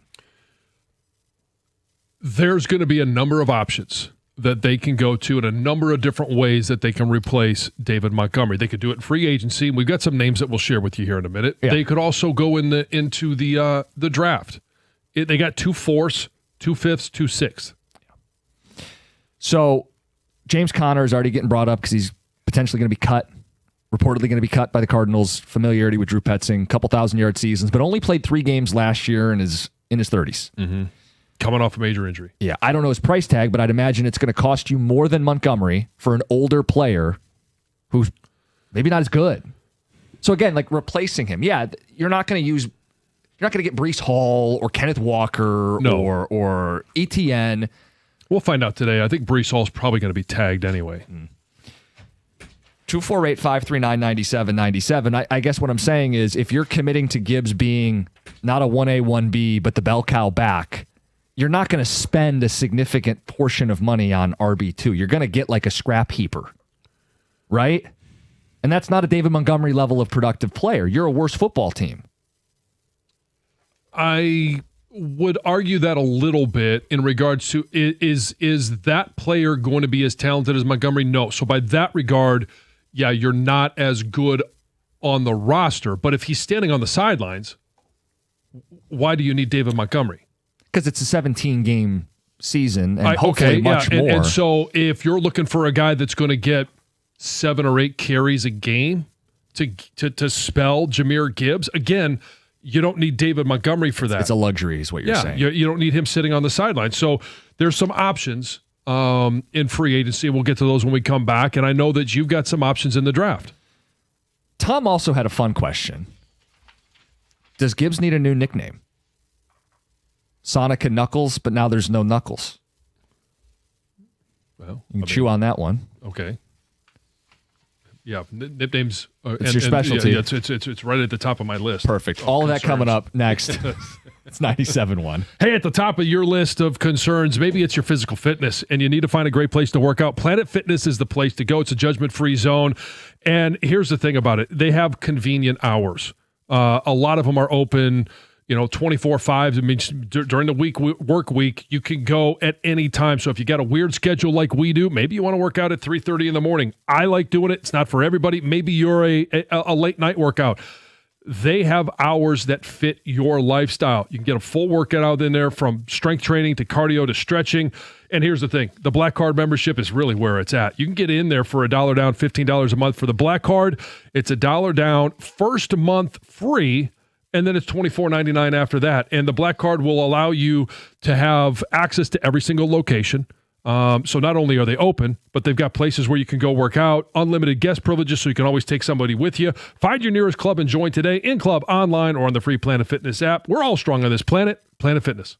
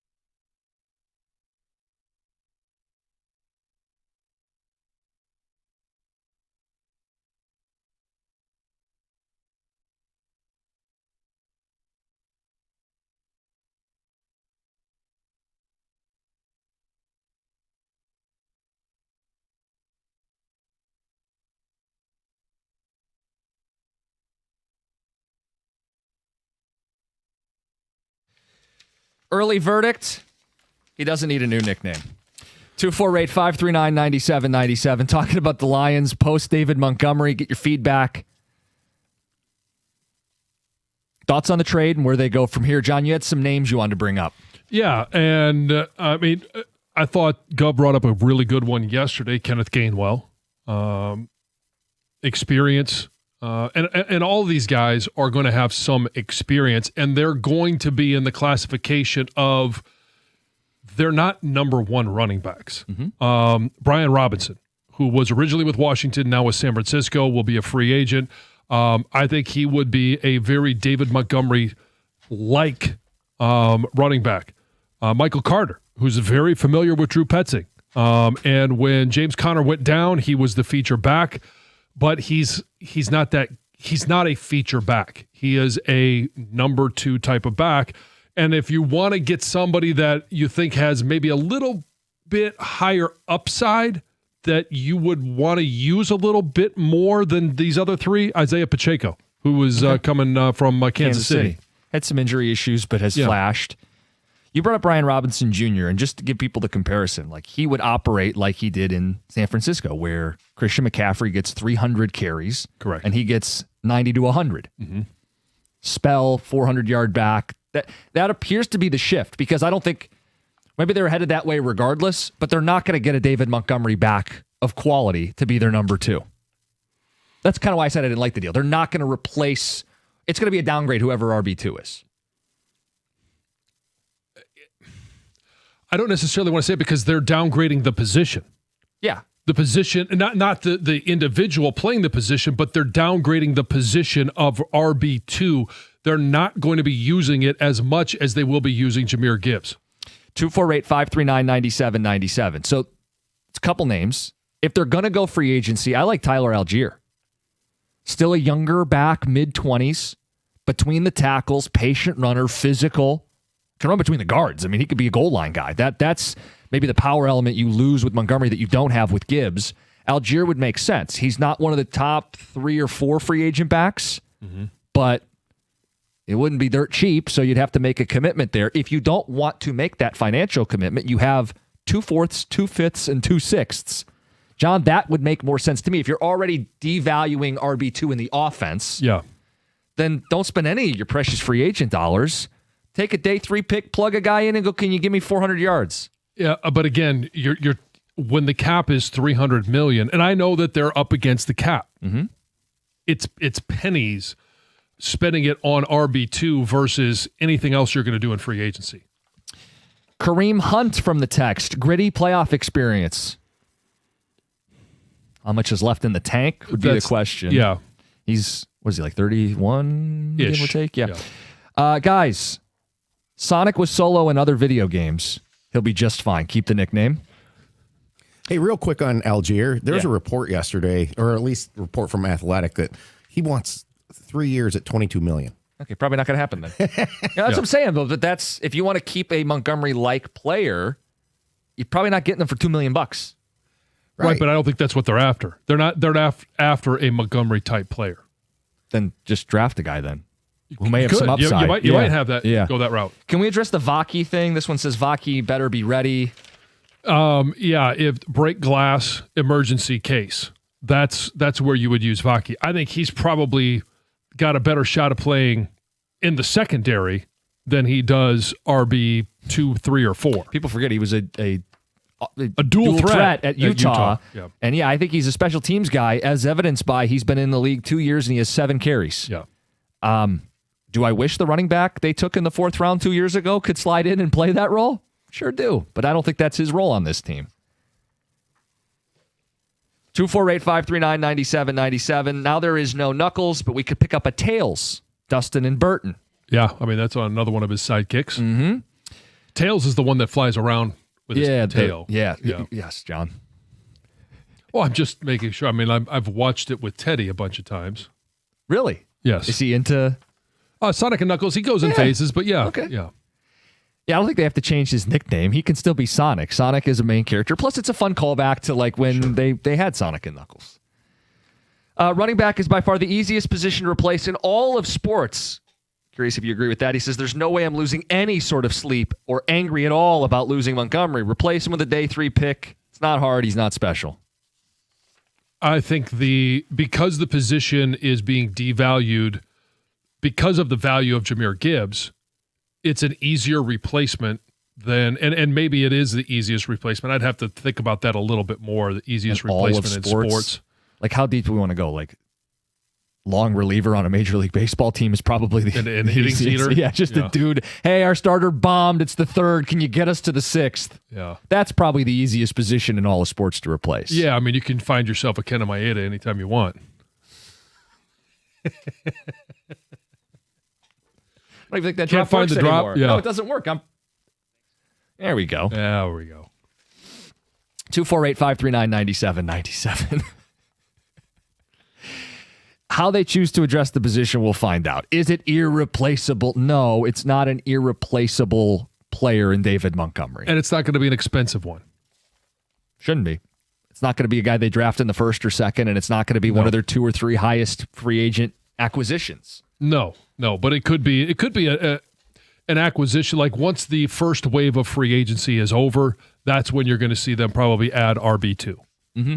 See who's left. They're not going to be, like, a great example. If Aaron Jones gets released, reportedly going to get released. If someone's going to run out and pay him to be a 1A or a 1B, he's not going to fit your business model anyway. Same thing with James Conner. Like, if that's what the market bears, they're not going to outbid everybody to get their second running back. I just don't see that happening. No, but it will be interesting to see how relationships play a role, because, we've talked about, and unfortunately we've had the Davenport and Dan Campbell in New Orleans relationship. That's not been one that we believe has paid off for Detroit. But with Drew Petzing here, like I mentioned Michael Carter, is that a relationship that maybe Michael Carter wants to stay in a similar offense? James Conner, would he be willing to take a little bit less because he is a little bit older? Right. Could he sign a 3-year deal here and actually play it out because he's only going to get 100 to 120 touches a year? 8 o'clock hour, we'll work in some Pistons basketball. What is it with everybody taking shots at the Pistons? You got our friend in New York, just nails on a chalkboard. And now I'm reading stuff from inside the Cavaliers locker room where they're saying things like, they aren't in our class, and the prevailing feeling is the Pistons can't beat them in a playoff series. Well, I'd like to find out. They're going to play tonight, not a playoff series, but James Harden should be in the lineup. What is with people like trying to... Cade Cunningham's going to be in the lineup, right? Yeah. Okay. So will he be the best player on the floor? Yeah, he will be. Okay. What's with poking the bear with the Pistons? What are teams thinking here? Like this team's not going to take it personally? Hey, you go out there every single night and you fight for respect. Talk about the Pistons, the biggest threats in the East. Do that in the 8 o'clock hour. Plus, my Honolulu blueprint, 8:35. Not just replacing David Montgomery, but some of the bigger moves that they could make this offseason to take a jump and get right back into Super Bowl contention. We'll get to that. It's 97.1.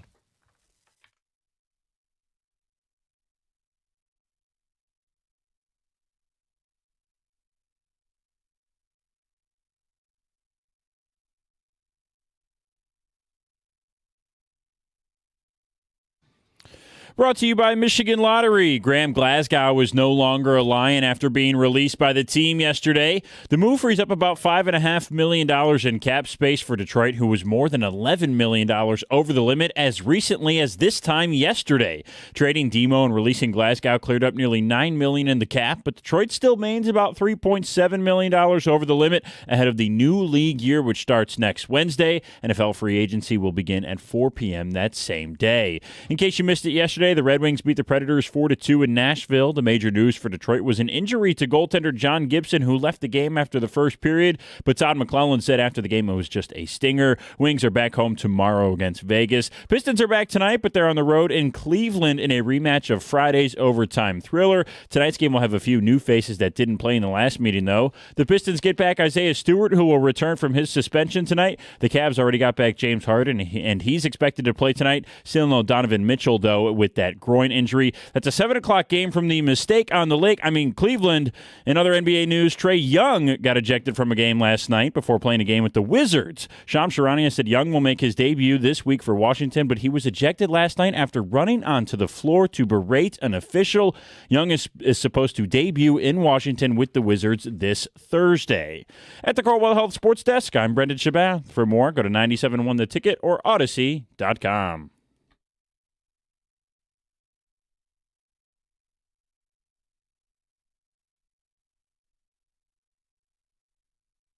Hey, real quick, that was a nice win for the Red Wings. You lose your goalie a period in. You're trailing midway through. You get called out by your coach. He shakes up the lines, and they find a way to win the game. Team response. Shorthanded goal, the go-ahead game-winning goal, and it's Casper, Finney, a couple of those guys that have been floating around that stepped up. So, good win. Good way to start March. Yep, that's why I think the whole Todd McClellan thing, he does get this team to respond. And I think even if you just split the difference in March, it's going to be a huge step forward from where this team was the last 3 years.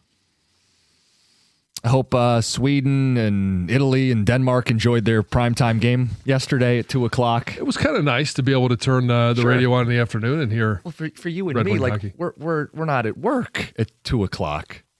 Most people are at work at 2 o'clock here, right? So they're keeping an eye on it, but probably couldn't watch it super close. Yeah, they get their AirPods in, listening to it. Yeah, Little Ken desk. Cal. Sure. Yeah. If you're watching on TV, Ken Daniels with an all-time announcer jinx that helped us. That's why he's a legend. He goes, Nashville's the only team this year that hasn't allowed a shorthanded goal. Thank you. Uh-huh. And just like that, they've got a 7-point buffer between them and the Washington Capitals. You're not honest if you didn't feel some dread, though, watching the game. Like when Gibson leaves with an injury and they're losing 2-1, and I could feel like, oh, no, the walls are closing in. Oh, especially if, and now we've heard that it's not going to be any lengthy time that Gibson's going to be out because it was a stinger. I'll feel more comfortable when I see him between the pipes. But yeah, it's, when he goes out, not only are you concerned about the game yesterday, you're like, oh no, what does this mean for March? Do you think that would have meant they would have had to make a trade? Would they bring back Mrazek? I mean, would it have been a Kosa call up? Yeah, I know. That's what I was thinking. I was thinking that what are the topics potentially? Yeah, now a rookie goalie has to save the season. It's like out of a movie. Hey. I think there was an example of that happened in the 80s. Somebody called up somebody late and they made a playoff run. Can't think of the name. So anyway, deadline's on Friday. We'll talk a little more hockey closer to. Pistons play tonight against the Cavaliers, and I want to give you a sense of the animosity that may be brewing for tonight's matchup. So the Pistons played the Cavs on Friday, or the shorthanded version of the Cavs, right? No Harden, no Mitchell, and the Pistons' last-minute comeback to win the game was something that Cleveland has discussed. They still feel like they're one of the top teams in the NBA, and according to Cleveland.com, following that game, they have a feeling inside that locker room, prevailing feeling, that the Pistons can't beat the Cavs in a playoff series, and, quote, they aren't in our class. A little scene setter for tonight where James Harden is expected to play. Obviously, they went out at the trade deadline and got James Harden. Now, he didn't play in that game on Friday. He'll play tomorrow night, but they're still going to be down their marquee star.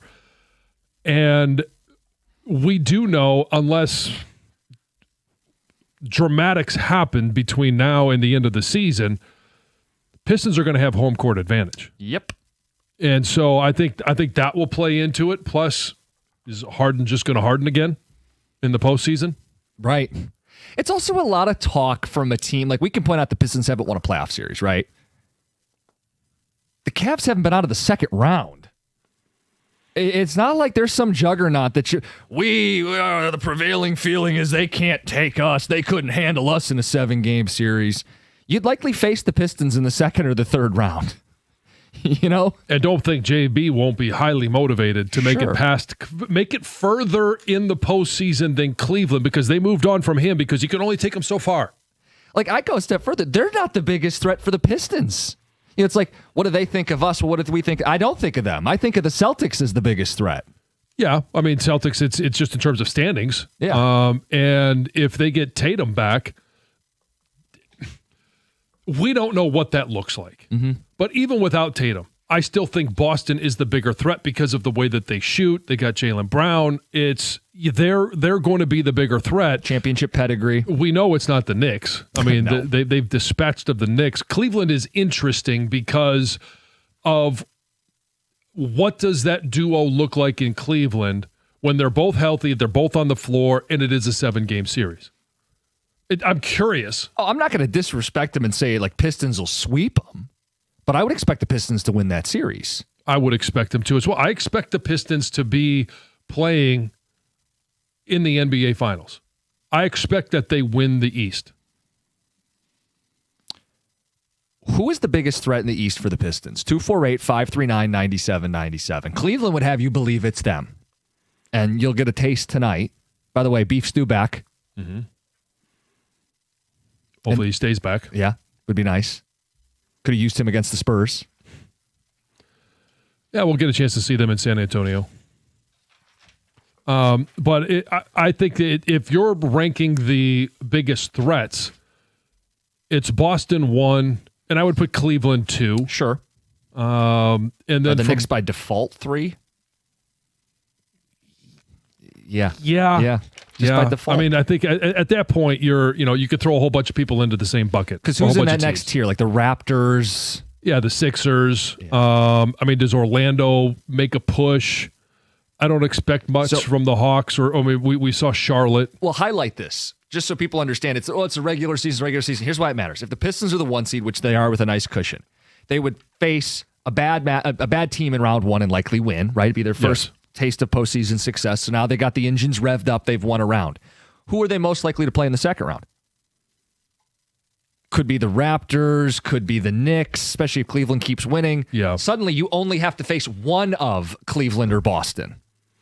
That's the significance of being the 1 seed if the season plays out the way it is. Right. Yeah, you're not going to have to go through both of them. No. So biggest threat to me is Boston, followed by Cleveland. And we'll see if Cleveland can back up their talk tonight. Yeah, I mean, Boston and Detroit in the Eastern Conference Finals would be a hell of a lot of fun. Because the Pistons would have answered some of the criticism of can they win in the postseason, but it's a different animal to play a team that's won an NBA title, assuming Tatum's back. Even like a limited Tatum is still 60% of Tatum. Yeah, it's still a positive for the Celtics, and it creates a hell of a matchup to get to the NBA Finals. Text coming in: Pistons are becoming the most hated team in the league because they're not out here shooting 53s a game. As Kendrick Lamar once so eloquently said, they're snatching chains and burning tattoos. Those other guys don't like losing and having their manhood taken, so they're out trying to prove to everyone that they're not. I love it. Well, I mean, again, it's there's no more prove it time than in the postseason. So go out there and snatch your change and steal your tattoos. Burn the tattoos. Oh, burn the tattoos. Burn them, John. Okay. Hey, I think the Pistons going to be all right. Yes, we're going to be all right. And they are doing it counter to the league. They are doing it against the grain. I mean, their last game out is a very against the grain. In today's NBA, to miss 26 threes. They'd shoot 14% behind the arc and still win by double digits. I don't know. There's another team in the NBA that could miss 26 threes and win by double digits against another team in the postseason. They very much do it against the grain, and it has to be proven in the postseason. But I think what is encouraging is you get in those series, and if you get stops, you get transition. You take some of the burden off the half court. If you get rebounds, and the way they rebound the basketball, you get extra possessions, you get extra chances.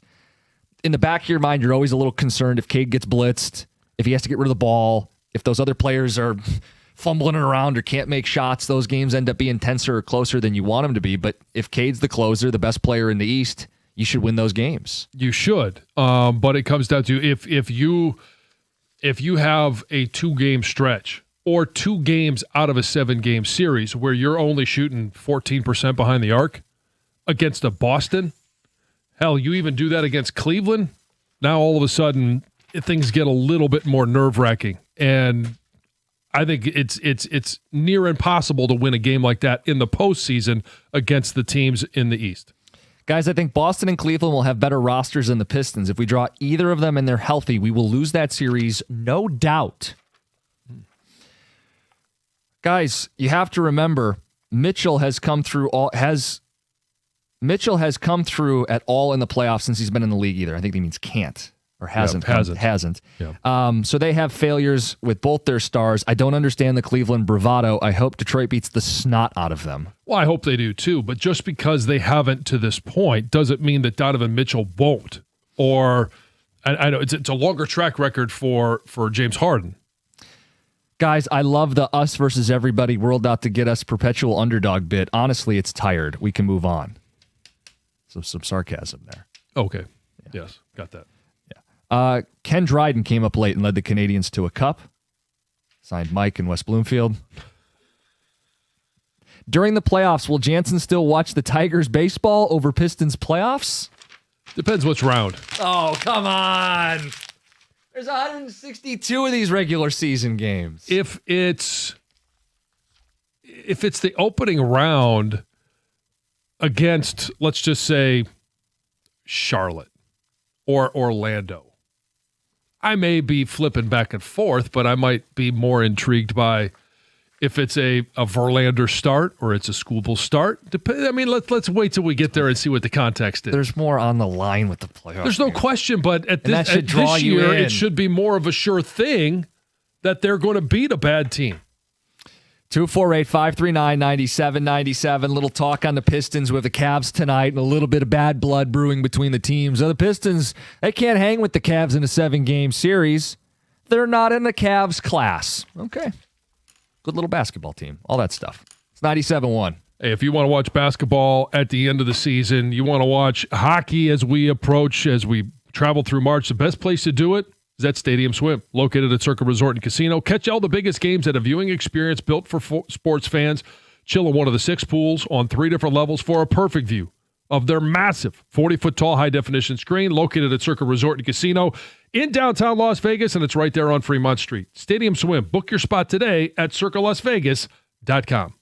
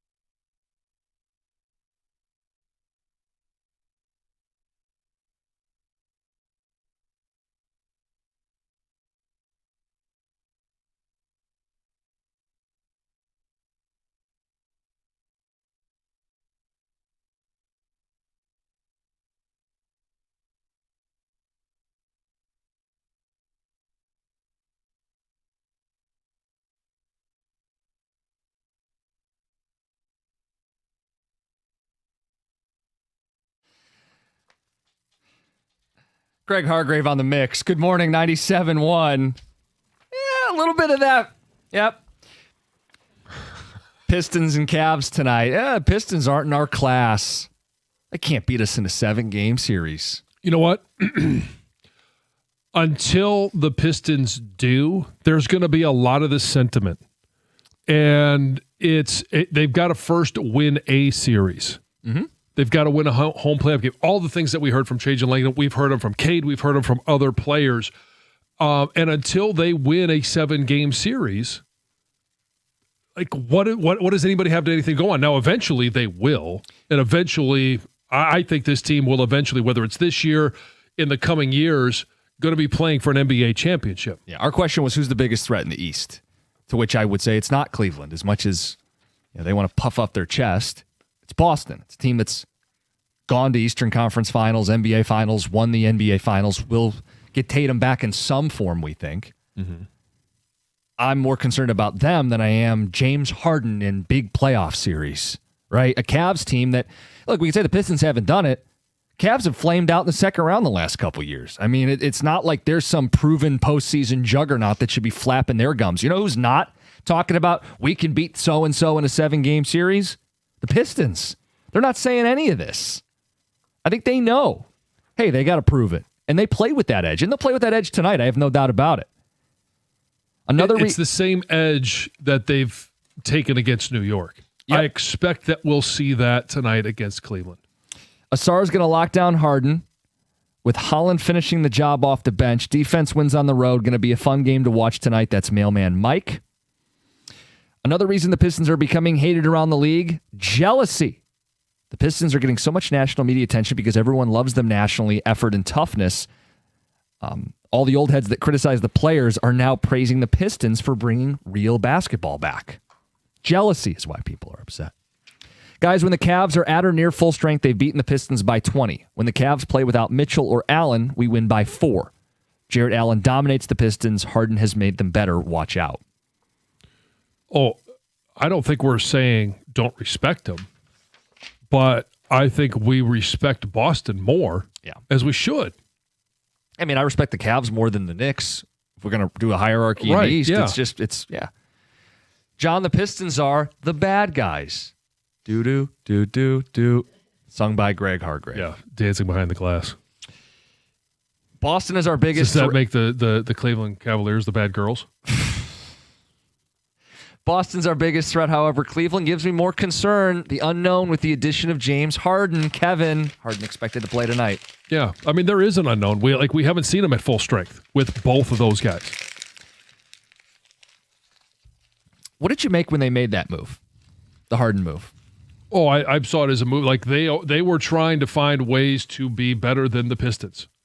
Like it was a move to try and beat Detroit in a 7-game series. I thought it was desperate. Maybe it works, but it's desperate. They're starting to plateau. That core 4 wasn't winning. So what do? We trade for aging playoff loser James Harden. It could work. I'm not telling you it can't, but it felt desperate. I didn't see it as a desperate move. I saw it as just a move to make them better. Like you could say a lot of moves at the trade deadline are desperation moves because they see that they have a weakness and they want to make themselves better in the postseason, give themselves better odds. Did Cleveland give themselves better odds? Sure. They made themselves better.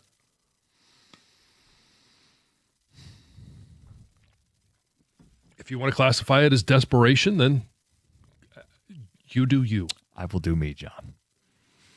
248-539-9797. We got a new TV deal new TV deal for the Tigers and Red Wings. We can mix it in the news. We'll get to it later in the show as well. David Montgomery trade, get reaction to that later in the show. And the Honolulu Blueprint, how I would address the Lions offseason. That's at 8:35. Let's get to Heather with the news. This news is brought to you by Gardner White. And you know what? I'm going to start with that story. So there is a new broadcast home for the Tigers and the Red Wings, and it's called Detroit Sports Net. So it's going to be powered by Major League Baseball. It will launch with the 2026 Tigers season, and then the Wings will join next season. Games will be available through year-round in-market streaming, while a television channel is expected to be offered in cable and satellite packages throughout Michigan as well.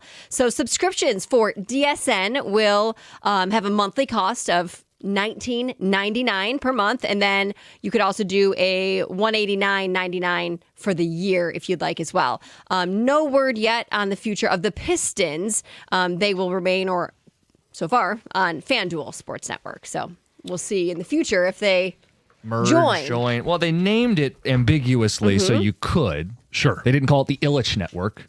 It's Detroit True. Sports Network. Yes. So they could find their way to the same arrangement we already have, which is $20 a month for 3 teams. Hopefully they do. Yeah, that'd be great.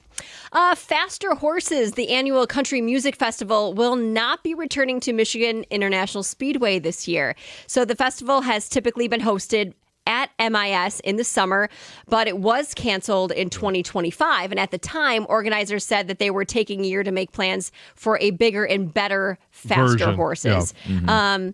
But before this news even came out, questions were already circulating about whether the festival would be back at all, because the lineup is typically announced in January, tickets go on sale in February, and neither of those things have happened. So unfortunately, it sounds like It's not going to happen. not happening. Yep.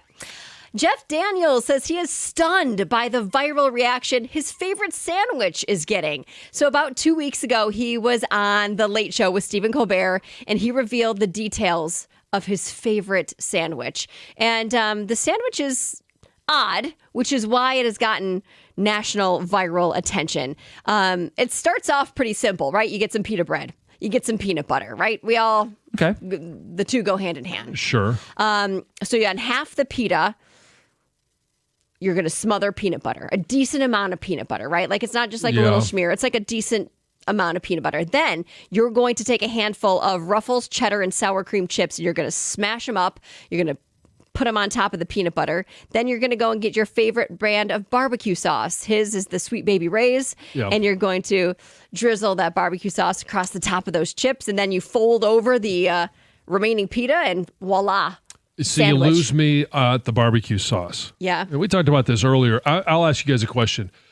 If you were to go with the peanut butter and the chip of your choice, just to create a little bit of crunch, is there another condiment that would go with peanut butter? Chocolate. Nutella. Okay. Well, that sure. would make more sense. Chocolate and peanut butter go together like And so do peas chips. and carrots. You have those chocolate-covered potato chips. But I wouldn't necessarily put chocolate in the condiment category. Okay. All right. All right, fine. so I'm thinking ketchup, mustard, and I with the peanut butter, I think I would go with like a spicy mustard. Oh. I think Really? that would be I love mustard. The barbecue sounds better to me than that. I don't like mustard. I don't love barbecue sauce, but I feel like that sounds better to me than mustard. Thanks, Tom. What about peanut butter with marshmallow? Awesome. I don't like marshmallow. The fluffernutter, I think, is what it's called. I first learned about that from Stoney. I never heard about that sandwich before. Yes. By the way, I think we can confirm Jeff Daniels' case of the munchies. How do you come up with this concoction? I think it had to be the munchies. It's everything that was remaining, it sounds like. He had the pita bread and already loved peanut butter. Sure. Was eating chips, had leftover chips, and then went to go get jelly. No jelly, but Yeah, barbecue this sauce, this is bordering on the verge of ranch milkshake. Oh, that's nasty. Yeah, I guess. So Jim Carrey, or I guess you could say his rep, is shutting down claims that he has been cloned. So after accepting an award at this French award show, fans were very quick to notice his new, I guess you could say, or different appearance. And within hours of him accepting the award, social media was just flooded with pictures of his old self and now his new look, right? And some people are saying, oh, he just had a bunch of work done. But a lot of other people claim that he has been replaced by a clone. And there's other things, not just how he looks, but people were showing videos of him signing autographs with his right hand while apparently he's supposed to be left-handed. Oh, yeah. Whoa. right? And why is his eye color different? The eye color's different. And why didn't he confirm this? Why is it the ref? Exactly. So now Something's his suspicious, John. long-time Maybe he's unavailable. publicist says that he was there, and they verified his attendance. The award show boss, the head of the award shows, also slammed the allegations, saying that it was an authentic, historic moment. Free Jim Carrey. Get him from wherever he's being held captive. I mean, if he's still alive. Oh boy, this is that's taking a dark turn. Yeah, it could be. A man in Florida is still alive after he went missing. He went missing on Valentine's Day, was discovered a week later, you guys, Maybe he didn't want to be found. trapped in mud up to his shoulders. Oh no. Oh, really? Yeah. 36-year-old guy was found after some officers spotted his abandoned vehicle close to an industrial plant that produces sand. And employees started looking for him, and they found him in a pit. He was alert. He could talk, but he had been there for 4 days.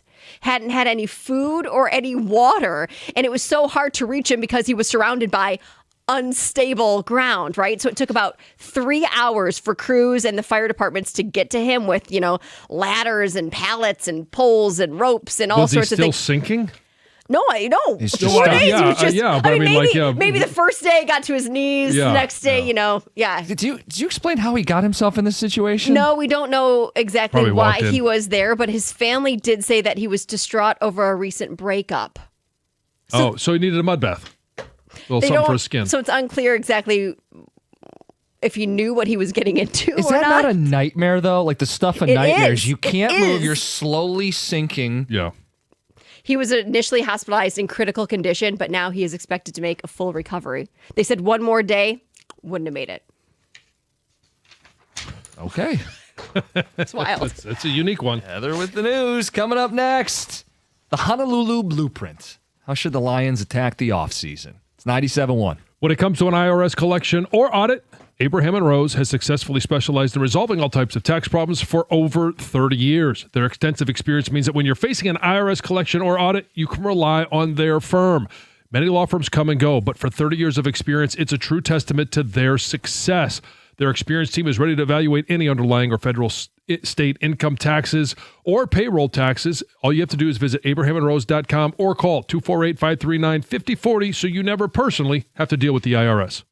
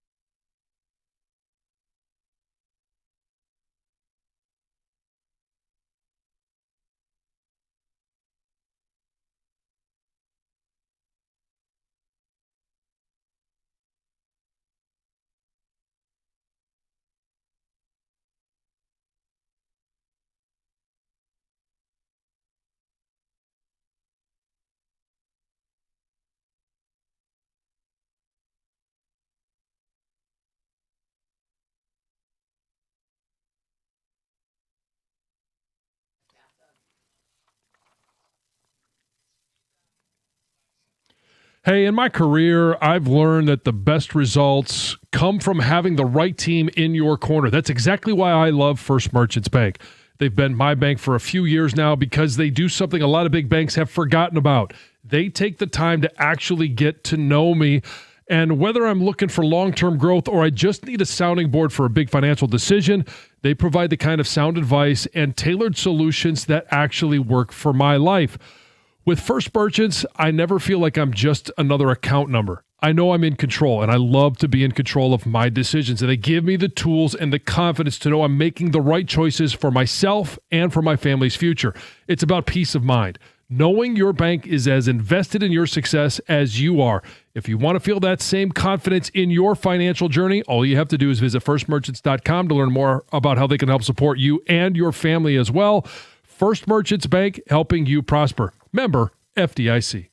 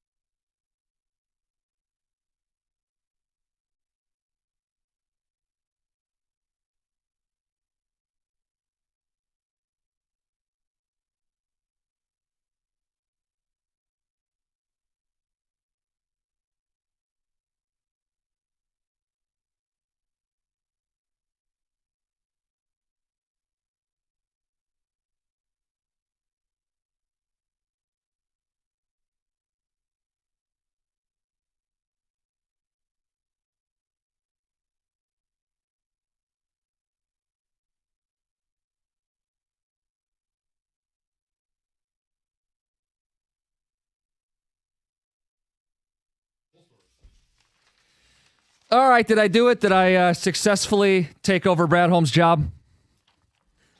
Well, I prioritized O&D line, freed up some cap space, addressed what I thought were some pretty key positions. Yeah, I think he came up a little bit short. Damn it. In regards Assistant to GM? the cap space. Yeah, I mean, maybe if he likes having a smarmy assistant. What? I obviously Goff is going to be the biggest ticket to restructure. I think there will be others that restructure as well. And here's the question I have about the restructures and how they're going to go about it. The candidates are obviously Goff, Monroe St. Brown, Sewell, McNeil, Taylor Decker. I think if you're going to restructure Decker, it's obviously this year. I think this is probably his last year with the team. Yeah. So it makes sense that you would throw him in there with Goff because I do think he's still here.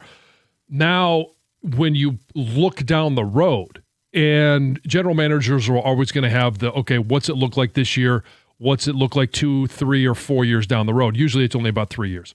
How many can you restructure this year to get done what you want to get done and then save some of those restructures for next year? Yeah, like I only did Goff, but it depends how ambitious, like John, how ambitious should this offseason be? Yeah, it's I think very ambitious because there's a lot of holes to fill. Now maybe it's not the big fish ambitious that you would have liked, but because you got to figure out the secondary, corner, nickel, safety, you've got to figure out an edge opposite Hutch.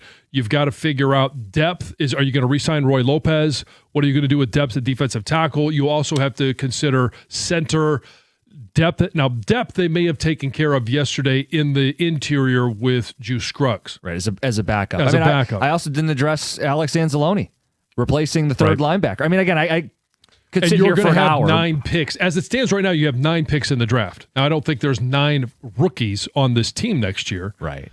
Trade up, move around, target some guys. Yes. And then I just spent time talking about defense. Now you got to talk about, a starting guard, obviously center. Hopefully that's in free agency. And then you've got what are you doing with RB2 now? Mm-hmm. As we talked about with David Montgomery, we'll talk more here in just a few minutes about him. But it's also what are you doing with the depth at the tight end position? So there's a lot of things that they've got to address, and so that will determine how many they're going to address in free agency. Will determine how much they want to free up. Plus, you have to have the minimum number available for the draft. So they'll hopefully be making these moves soon, but it will also tip their hand. If they restructure Goff and Sewell, they've got plans to spend some money. Yeah. If they don't, I don't know why they wouldn't. I mean, the Goff thing has to happen. Somebody's going to get restructured. Yeah. I mean, they don't have the money to sign rookies right now. Right. That's what I mean. You got to have a minimum number for the draft to be able to sign your rookies. So, yeah, and honestly, they have to get, $3 million they've got to clear up before next Wednesday, the start of the new league year. They just have to be under the cap.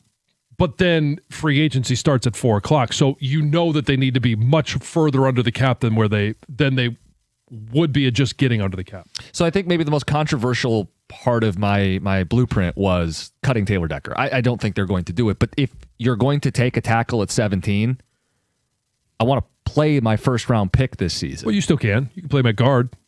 Okay. And so it's somewhat unconventional unless you have a guy like Taylor Decker that you want to squeeze as many games as you can out of in his last year. And if he misses time, you bump that guard out to tackle, and he's going to be playing right next to him. That communication stays there, and you've got a guy, if it's Monroe Freeling, which I do like that pick, I talked about it a little bit with Stoney last week, he is a guy that has a really good athletic ability. We saw it in the Combine. I saw it on film before that. The Combine confirmed it.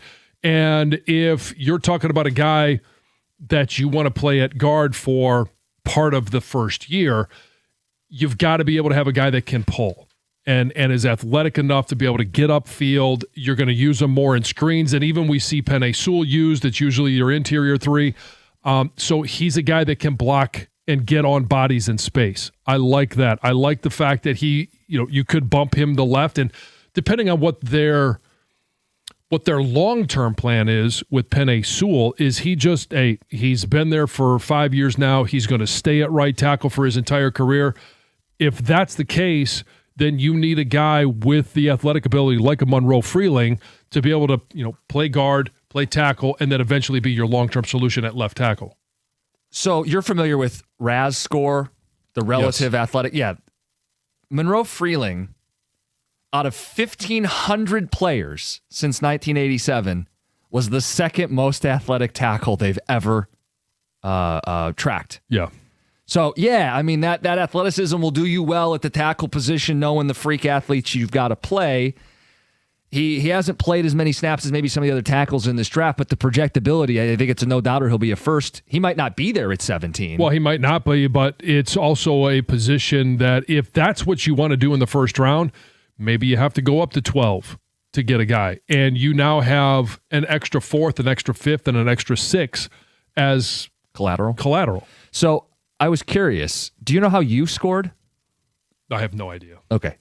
I looked it up. Oh, okay. So Monroe Freeling is a 9.99 out of 10. Okay, I'm going to guess I was a 8.5. 8.84. Oh, okay. Yeah, pretty good. I underestimated myself. There you go. You're pretty good. Yeah. Well, that's an 8.84 will get you a 12-year career. Yeah, no kidding. All right. I'll deal with that. Because again, it goes back to 87, so I'm like, I'm sure. Yeah, the only thing they can't measure is what's inside the heart. Which, by the way, good luck putting a number on that. Oh, there it is. They'll have to create an extra category for that. Open up his chest and measure his heart.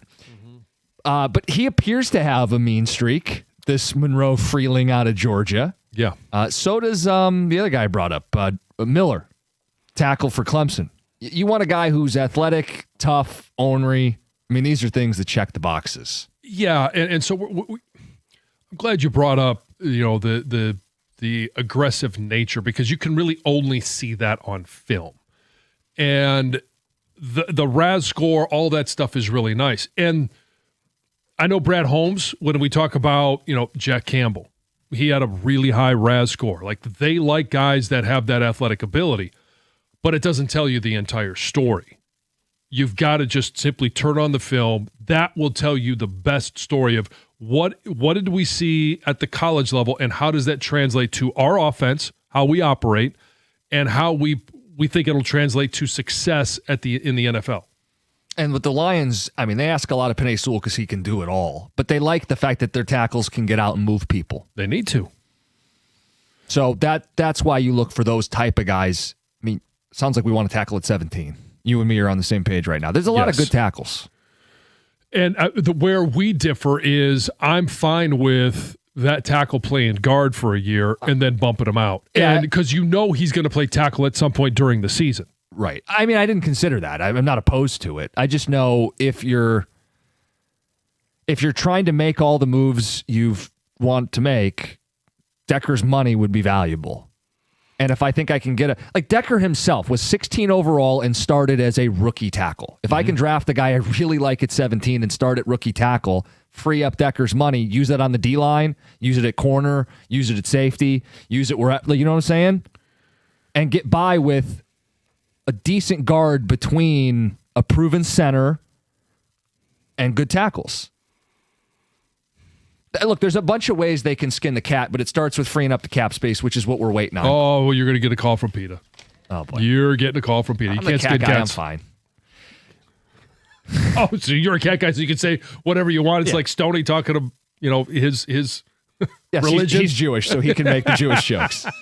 248-539-9797. Some text coming in. Costa, Jimmy Cookie Costa, assistant to the assistant general manager for the Detroit Lions.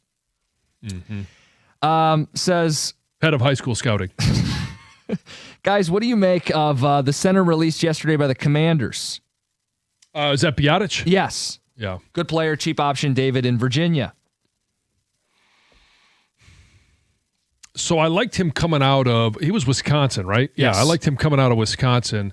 He was originally, I believe, with the Cowboys, and then I'm not sure. I know he's been banged up a little bit. Okay.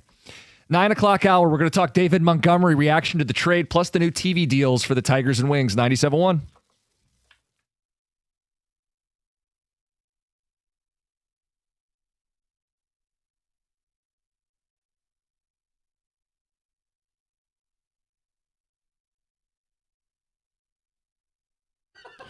Brought to you by Northville Lumber. Pistons and Cavs coming up from across Lake Erie tonight. This will be a rematch of Friday's game in which the Cavs embarrassed themselves in front of a national audience by gagging away a 9-point lead with less than 3 minutes to go as the Pistons won the game in overtime without Cade Cunningham, Duncan Robinson, or Isaiah Stewart.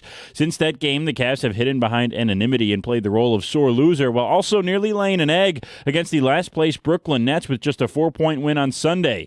Meanwhile, the Pistons went out that same night and held the playoff contending Magic to 35 points in the second half on the road, becoming just the 6th team in the three-point era in NBA history to win a game making only 4 threes on less than 14%.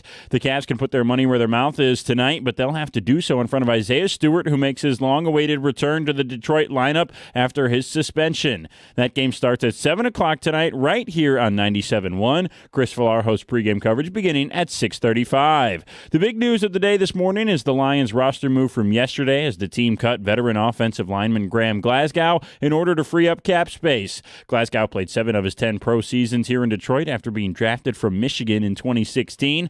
Other NFL news today, the Atlanta Falcons have announced they'll host a game in Madrid, Spain next year. They become the 8th team this season to announce an international game. Of course, the Lions are one of those as they'll go to Germany. Atlanta's date and opponent are both TBA. At the Corwell Health Sports Desk, I'm Brendan Shabat. For more, go to 97.1 The Ticket or Odyssey.com.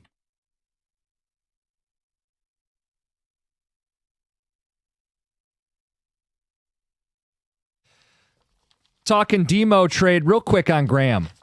Good dude. We talked to him at each of the last 2 training camps. It was just time. It was, and he's been productive for the Lions this year. If he had been in a role where he was just playing guard, or even in a backup role of backing up all 3 positions, would have been a great fit. His skills had deteriorated or injuries built up, and he just wasn't able to do what you needed a center to do. They brought him back. Remember, he was originally drafted here. They brought him back to be a right guard. But then with Zeitler... Yeah, never actually ended up playing right guard. No. So, look, I'm not going to make excuses. The play diminished. It was time to move on. But he was a team guy, and he did have a nice message to the fans, and this is just the business. You got to find a way to upgrade at that position. And that will help whoever the next RB2 is as they replace David Montgomery. What was your reaction to the trade, which, of course, broke minutes after we got off the air? Not surprised with all of the smoke that was there. I was hoping that there was a path forward that he would still be on the team. But whether it was David Montgomery wanting a bigger role and it just not being available, or it was the franchise itself looking at it and saying, you know what? When we signed this deal back in December of 24, it was a great deal at that time. Hadn't even kicked in yet. That the coming year was going to be when it kicked in. Maybe that was an extension that we didn't need to make. And now, how do we find a way out of it? Oh, David Montgomery doesn't want to be here. Okay, let's see if we can add some pieces to the puzzle that don't include David Montgomery, because he is a replaceable individual. I know yesterday we got the text that he's the heartbeat of this offense. Well, so was Jamal Williams. He was replaceable. David Montgomery is replaceable, and his role is one that is being diminished. Not just his role, but the RB2 role is diminished because RB1 is so good. Look, Gibbs is the big winner. If you're a fantasy owner, have a great year. But the way the Lions operate, they're a run-heavy team. There's going to be a recommitment to running the football this upcoming season. I liked the superpower that was one of the great duos in the history of the NFL. Historic what this tandem was. Yeah. So I hate it. I don't hate the return. The return's good. But I hate that a team that's going to recommit to the ground game isn't going to be as strong at the position in totality. Gibbs is Gibbs. I liked Montgomery as a compliment. I think Montgomery's not washed and would have benefited from the new OC and some new offensive line play. So I hate it from a Lions standpoint. And I also hate it for him, by the way. I know he wanted to go to Houston. That's the report. It's a bad O-line. Like, congrats, dude. You can go get your noggin crashed in 300 times. That's not a great offensive line to run behind. Like, what good are the touches if you're running for 4 yards a carry? Yeah, I mean, I would disagree, and maybe it's semantics. You say you hate it for him. I don't hate it for him because I don't care what happens to him after he's not a Lion. So it's no skin off my back. And when I think about what they got in return, I thought it was a good return. So if we're sitting there and we continue to grade and judge Brad Holmes, is the team better today than it was yesterday? Probably not, because David Montgomery is a more impactful player than Juice Scruggs or whoever you are going to take with a fourth or with a seventh. But or the free agent running back they sign, I think David Montgomery will likely be a better football player then. Right, but so again, I will argue this in regards to how good is that player going to be when he's standing on the sidelines. Right. Like, I just don't need a really good player standing on the sidelines. I could take one that's serviceable and give Jahmyr Gibbs a breather, and then it's, hey, Sonic, get back in there. Right, it represents a shift towards a bell cow running back room. What I'm saying is I liked having the superpower of the tandem because of the position and the wear and tear and knowing this team wants to play 20 football games. Right, but what's the superpower if you're not going to use it? Well, they could have used him more, right? They could have, but if they didn't use him last year and their plans are to use him even less, then I don't care if I have a superpower standing on the sidelines. But we know game of inches, everything matters. His carries, whether it's 150, not 300, but 150, I want those carries to be as impactful as they can for a team that wants to run the football, whose identity comes from running the football. I don't like the drop-off. I liked having, maybe it was a luxury, John, but I liked having that. Well, but now it's, okay, you look and you say, well, who are they going to take with the fourth that's going to make an impact? And maybe it's no one, but for a general manager that's very active on draft day, now he's got 2 more picks, one this year, one next year, to be able to package, and if they want to move up in the first round, maybe they want to move up in the second round. You could stay at 17 and get yourself a really good tackle. Now, in the second round, maybe you have more ammo to be able to throw at another team and say, we want to move up in the second to get an edge that could be more impactful than we would be taking with our original pick. Yeah, I want to draw a distinction here. I don't like losing David Montgomery. I'm not saying Brad Holmes screwed up. He got a good return. He dealt... He played the cards he was dealt. I mean, his players disgruntled. He can play dumb on social media, but there was friction. He had a preferred destination. Weird for a guy who wasn't trying to be traded. His player wanted out. He wanted out before the extension they graciously gave him even kicked in. Brad Holmes didn't do anything wrong here. I'm not being critical of Brad. I'm saying I liked the tandem, and I don't think they're going to be able to replace the tandem, which is why it'll shift to bell cow, and knock on wood, Gibbs has a historic season. Yeah. I mean, and he has that skill set. He has that in his repertoire. He could have a year that's even more dynamic than we saw Saquon have 2 years ago. Mm-hmm. Yeah, I mean, look, everybody compares Gibbs to Kamara. Gibbs is better than Alvin Kamara. Yeah, Kamara, people might not realize this, John, never ran for 1,000 yards in a season. He was dual threat, caught passes too, but Gibbs is going to run for 1,500 yards. Yeah. I mean, come on, guys. They had Ingram there. Let me throw this at you.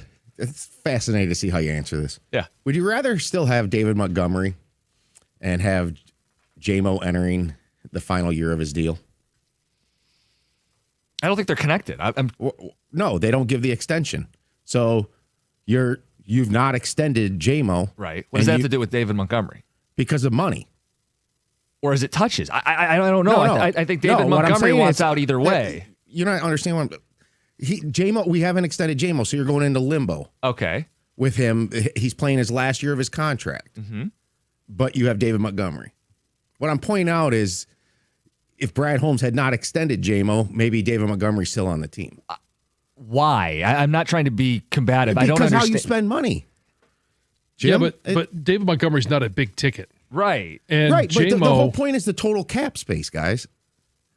Yeah. You don't have this commitment to J-Mo down the road. You've drafted Tesla. So what does that mean? So I didn't extend J-Mo, so I'm extending Montgomery? Is that what you're proposing? No, you're not extending him. No, you're just retaining him under his 2-year contract. But they didn't make this move to save money.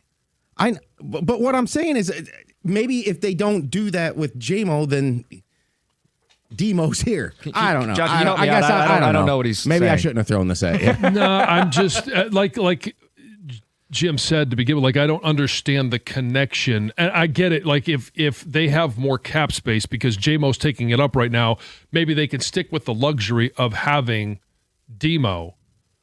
But Demo wasn't a big ticket. I don't know that one is connected to the other. And I mean, I don't they're know that trying there's to anybody that likes the JMO extension, especially when it happened. Cap space right now. Yeah, but the bulk of the cap space is going to come from. But again, how much just so we're all on the same page, the amount of money they freed up by trading David Montgomery per Dave Burkett of the Free Press was a whopping $3.5 million. Right. JMO's cap hit is significantly higher. So again, I just don't. Okay. I don't think this was a cash-saving move. I appreciate the insight. It's all good. But the big cap savings is going to come from restructuring the big contracts. And JMO is not there yet. It's going to come from the guys that we already talked about, and it's your quarterback, Goff, and it's Penei Sewell, it's Amon-Ra St. Brown, it's Aleem McNeil. The Aleem McNeil one is a little interesting because you don't want to restructure a guy that you're not sure is ever really going to fully recover. Now, they may think he's going to fully recover, or they hope he's going to fully recover, but I don't want to add years. I don't want to add guaranteed money where you could take the hit this year, and then if he doesn't return to form, he could be a cap casualty next year. And it's cheaper to get rid of him than it is to restructure. Yeah, when we get to the dog days of the summer and we're doing like Lions who are facing the most pressure this year, Aleem McNeil is near the top of that list because he'll be a year off the ACL. The money he's making, you need to not just be a starter, you need to be a star. And if he's not, all of a sudden you start looking at that deal going, when can we get out? Right. How much of it's not guaranteed? So, yeah, I would not be in a race to restructure his deal and guarantee him more money until he goes out, shows he's healthy and productive, and performs. Correct. 248-539-9797.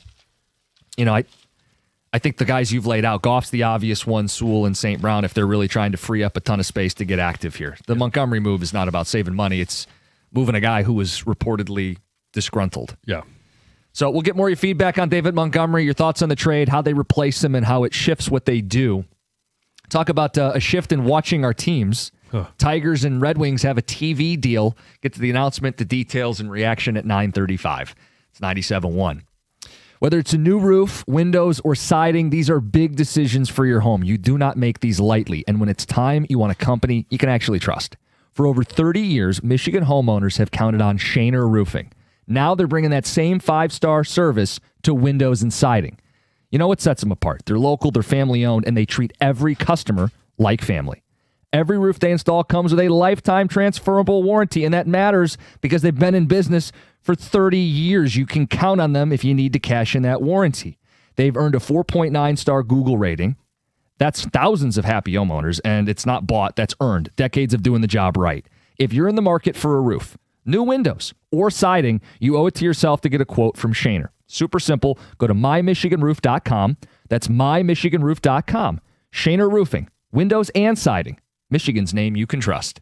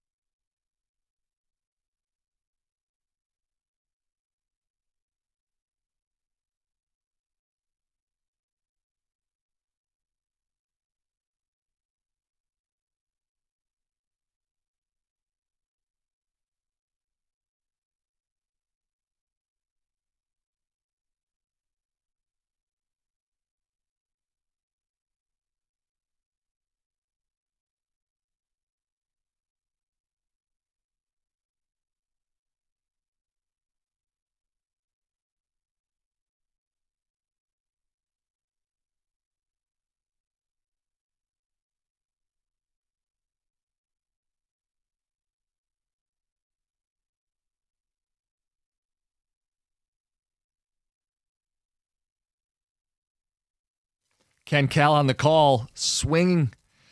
Big turning point in the game. Tie game, Preds on the power play. Bearing down.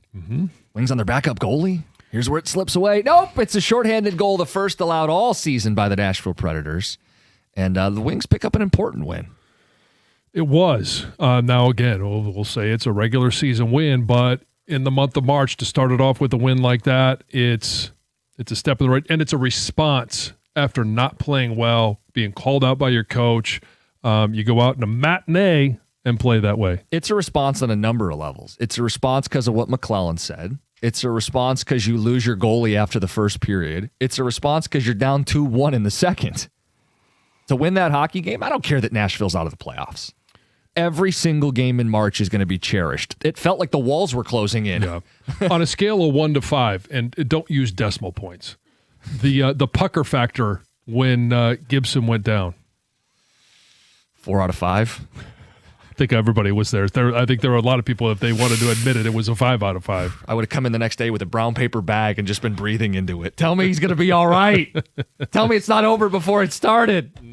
Sounds like a stinger. Everybody will feel better when he's playing. Yes. But good news so far. So, and I liked Casper and Finney, guys that have been challenged. They shuck up the lines, threw them together. Those guys played a little extra jump and juice. Yeah, they got a little bit. I mean, it was just nice to see them respond to a little bit of adversity, whether it was the loss, it was the loss of Gibson during the game, it was being down 2-1, and to be able to come away with a win yesterday, I think it was just a nice step in the right direction. Plus, it puts more pressure on Steve Yzerman because we don't want that slide going into the trade deadline. You want to show that, hey, we can actually do something, and now it's on the GM to make this team better. And finish. Like, we're hearing rumors. You're hearing like they're in on some of these guys. Yeah. Land the plane. Get it done. Bring them home. Like Vinny Trocheck played with Larkin on Team USA. It's no secret that he's in trade talks with the Rangers. He's got a no trade clause. He says, I'm not going out west. Well, would he come Midwest here? He also had a great line yesterday. He said he is open with his kids. He's got some little kids. He's got a 7-year-old who plays hockey. And he told them, like, hey, Dad might get traded. And his kid's response was, well, I got a team to play for. I'm not getting traded. Yeah. From a 7-year-old. See you, Dad. It's awesome. Mom's staying, right? At least when we finished the season, I didn't get shipped over to Detroit or wherever. But there would be your down the middle. But the sell is, hey, well, if we go there, then you get a chance to play right in the backyard at USA Hockey. There you go. See, that could be the pitch for more of these guys. Think about your kids and their hockey dreams. Yes. That's how we can land more of these bigger name players. Yeah. You wanted to play in the Olympics. This is the place to do it. So I wouldn't mind that move. Vinny Trocheck? No, I think it would make the team better. There's no question about that. You want to talk about being better 5-on-5? It's a player who plays both ends of the ice. Mm-hmm. I believe he has a connection to the area, too. So I don't know. Maybe we can make it happen. Got some text coming in on the Montgomery situation, John. Okay. Guys, I'm not sad that Monty's gone. His best years were when we had a great offensive line. You saw last year, not so good. He's average at best. Gibbs can make the explosives, even with an average O-line. The picks are worth more than Montgomery. You could make that argument. I mean, he's not average. He's better than average for what they were asking him to do. It's not that Monty wasn't used enough as much as it's the O-line didn't allow for bigger plays for him.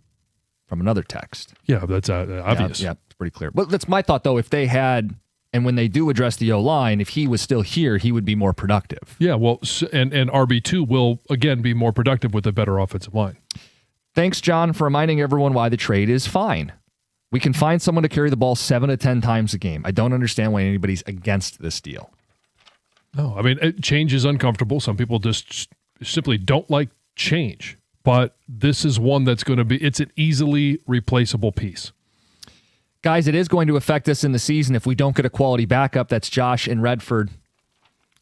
Well, I think that they will go in there and find somebody that will be serviceable. Your favorite name for that is?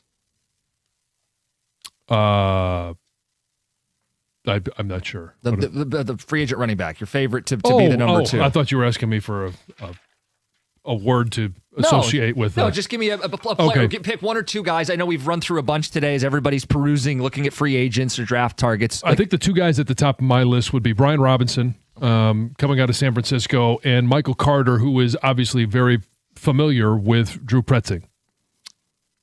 And by the way, Vinny Trocheck played in the OHL for the Plymouth Whalers on his way up. So very familiar with the area if we can get him to Detroit. Let's get to Heather with the news. Well, this news is brought to you by Fusion Energy. All right, listen to this story. U.S. track star Jess McLean was on her way to winning the U.S. Half Marathon Championships on Sunday in Atlanta, but a bizarre course mishap landed her in 9th place.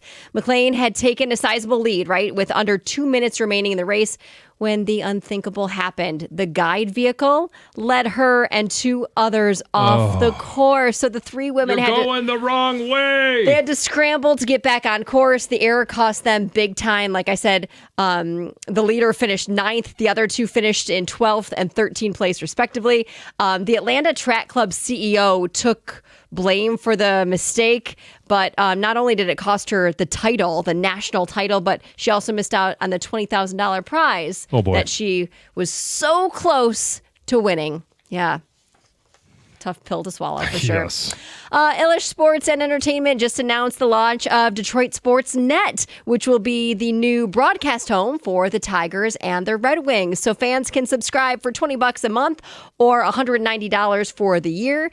The games will also be on television in some form with cable and satellite details to come, right? We don't know all of that yet. No word yet on what the future of the Pistons will look like. They're still on FanDuel, but it will start with the beginning of the 2026 Tigers season, and then the Wings will join following the season. They'll start next season on the new network. Yeah, I think it's pretty easy to follow. I mean, Sure. it's really not all that different than what we speculated. The 2 teams have the same owner, so they're going to partner up. Mm-hmm. Pricing is about what you'd expect it to be. The bummer is if the Pistons stay disconnected, you're going to have to pay separate costs. Yep. And I hope they do bundle them eventually. The name Detroit Sports Net would imply, we could get them under the umbrella in the future. Sure. That's what I hope. So it remains a mystery how a baby from Detroit ended up in a vehicle found in Harper Woods after it was towed to an impound lot in East Point, right? Like, you hear that sentence, you're like, how does that happen? But according to witnesses, the car had been parked on the wrong side of the road. It had been blocking a driveway, and it had been there for days, they say, before it was towed on Friday. And then it was the next day, it was Saturday, when police in Harper Woods were contacted by detectives in Detroit about this missing 1-year-old baby. Obviously, that led to the car in the impound lot. The baby was found backseat, crying, doing okay. That's the good news. So how if the long baby was the baby in there? We don't. Too long. We don't know. I won't tell you. Well, yeah. The answer is too long. But no, nobody. I think that's all still under investigation. The baby's father was taken into custody, and the investigation continues. But witnesses say you kind of don't think about it, right? There's a car sitting on the road. You're not walking up and looking in the back the seat window, to see if someone's in there. Especially if it's been there for days. You just think that they parked it there and left it. But then it's like, did the father not see the tow truck coming? Like, yeah. All of it. Yeah, lots of questions for sure. So with spring on the horizon and daylight savings time set to begin this weekend, our days are getting longer and we're going to be seeing more sun, which is awesome news. Last month, we gained more than an hour of daylight, and with March here, Metro Detroit is gaining nearly 3 minutes of daylight per day, which is so great. about an hour and a half throughout the course of the month, right? Exactly. That's exactly right, which is awesome news. Now, I'm sure a lot of us hope that this will happen here, and maybe it will someday, but British Columbia just announced that they are switching to permanent daylight savings time. Please make this possible. And so they're going to spring forward on Sunday, like all of us are doing, and then they're going to keep it that way. And they were hoping to do this alongside California, Oregon, and Washington, but they got sick of waiting. So they're doing it, and they're hoping now that those states will then kind of join in with them, and then maybe more states will then follow suit, right? I know a lot of people would love to hear that news. A famous Triceratops skeleton that stood in a Wyoming museum for decades is now hitting the auction block, just as the market for dinosaurs has hit record highs, apparently. Really? Yes. So this dinosaur, the fossil, is dubbed Trey. It's going to be open for bidding from March 17th through the 31st, and it has a pre-auction estimate of $4.5 to $5.5 million. Huh. So if you're in the market for Yeah, but how big is this market? You got to be able to house an entire exactly. dinosaur. I mean, you need a dinosaur museum room to put it. Or just a dinosaur room. I mean, Sure, yeah, a large dinosaur room. sure. I mean, you could have it. other So the artifacts. height of it is right around 9.5 feet tall. All right, so it fits 16, underneath the 17 basket. feet long. Yeah. So just about the free throw line in, it's 15 feet. So maybe a little bit more. Put it in your front yard. People do it for the 12-foot skeletons Oh at gosh, Halloween. and they leave them there Sure. all year and dress it for other holidays as Yeah, well. I mean, which it is should last. I awesome mean, for it's your lasted neighbors. a billion it's the years. Valentine's Day Triceratops. Yeah, exactly, Yeah. exactly. Put a jersey on it. Aiden what they- Hutchinson as a Triceratops. They'll do that. Those skeletons end up with jerseys on them, Yes. don't they? Let's see. Jim Carrey is shutting down rumors that he has been cloned. I mean, I saw this news everywhere on my social media after he accepted award at this French award show. Everyone thought it is totally not him. It looked like him, right? He was recognizable, but looked a lot different. And people just started coming up with all of these theories, including the fact that he may have been replaced by a clone. Well, his longtime publicist says that no, he actually was there, verified his attendance. The leader, the boss of this award show, said that he came with his partner, his daughter, his grandson, 12 close friends and family members, and said that it was an authentic and historic moment. No word from Jim Carrey I was himself. going to say, he didn't come out. No. Someone else did. And I still don't have an explanation for why the eye color looks different. It's the lighting. Okay. I mean, it's not that. It's not blue. It wasn't like his Or- eyes were blue at this award show. They were like hazel, and his eyes are like brown. hazel. His eyes are normally brown. If you look at other photos, you can find another picture of him with hazel Okay, eyes. the lighting could be bad, or he could have been kidnapped by the lizard people and Okay. cloned. And we have to consider all possibilities at this point. And somebody did point out that he was signing autographs with his right hand when he's supposedly left-handed. Explain it, Heather. And in his interview, he said cryptic words like "I'm dead" and things like that. So it's got people baffled. Yeah. It's Heather with the news. Coming up next, what to do with the TV deal. Are you buying in? It's next, 97.1.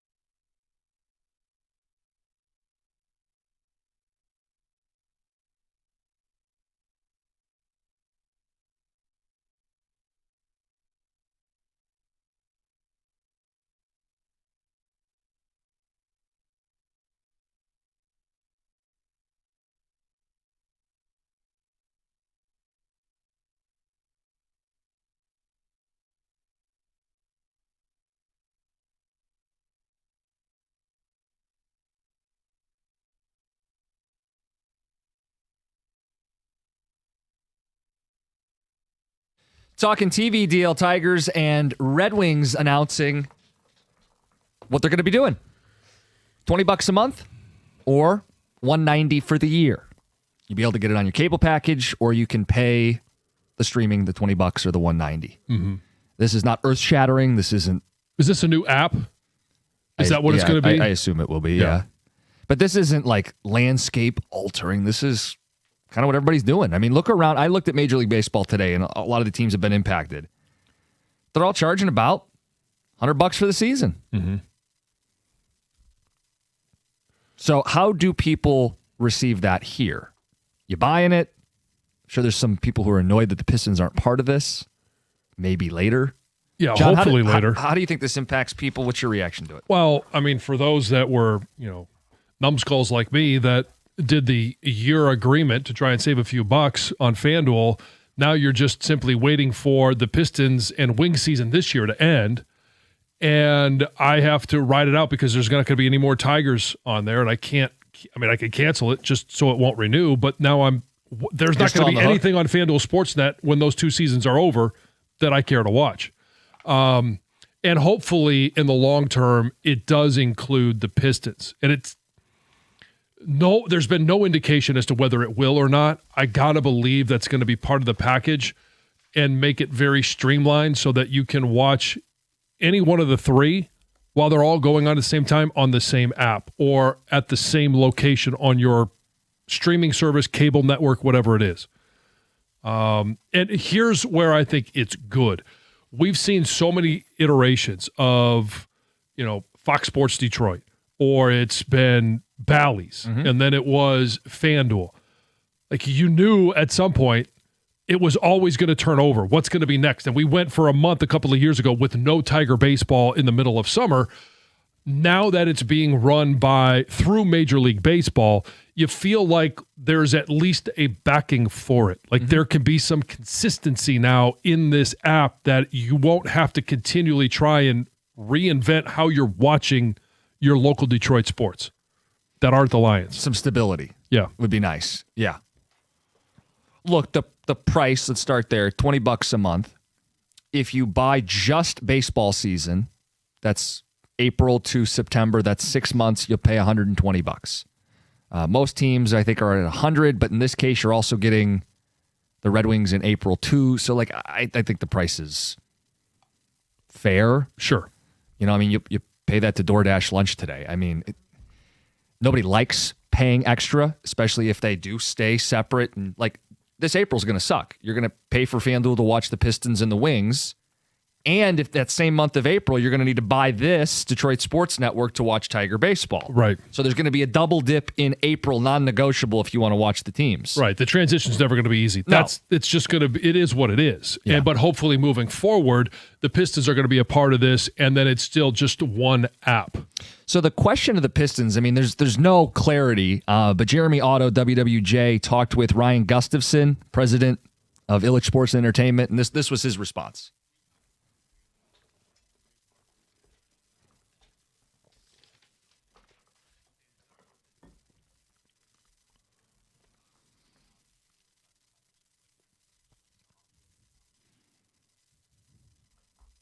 So keep the door open, but they're not part of the announcement.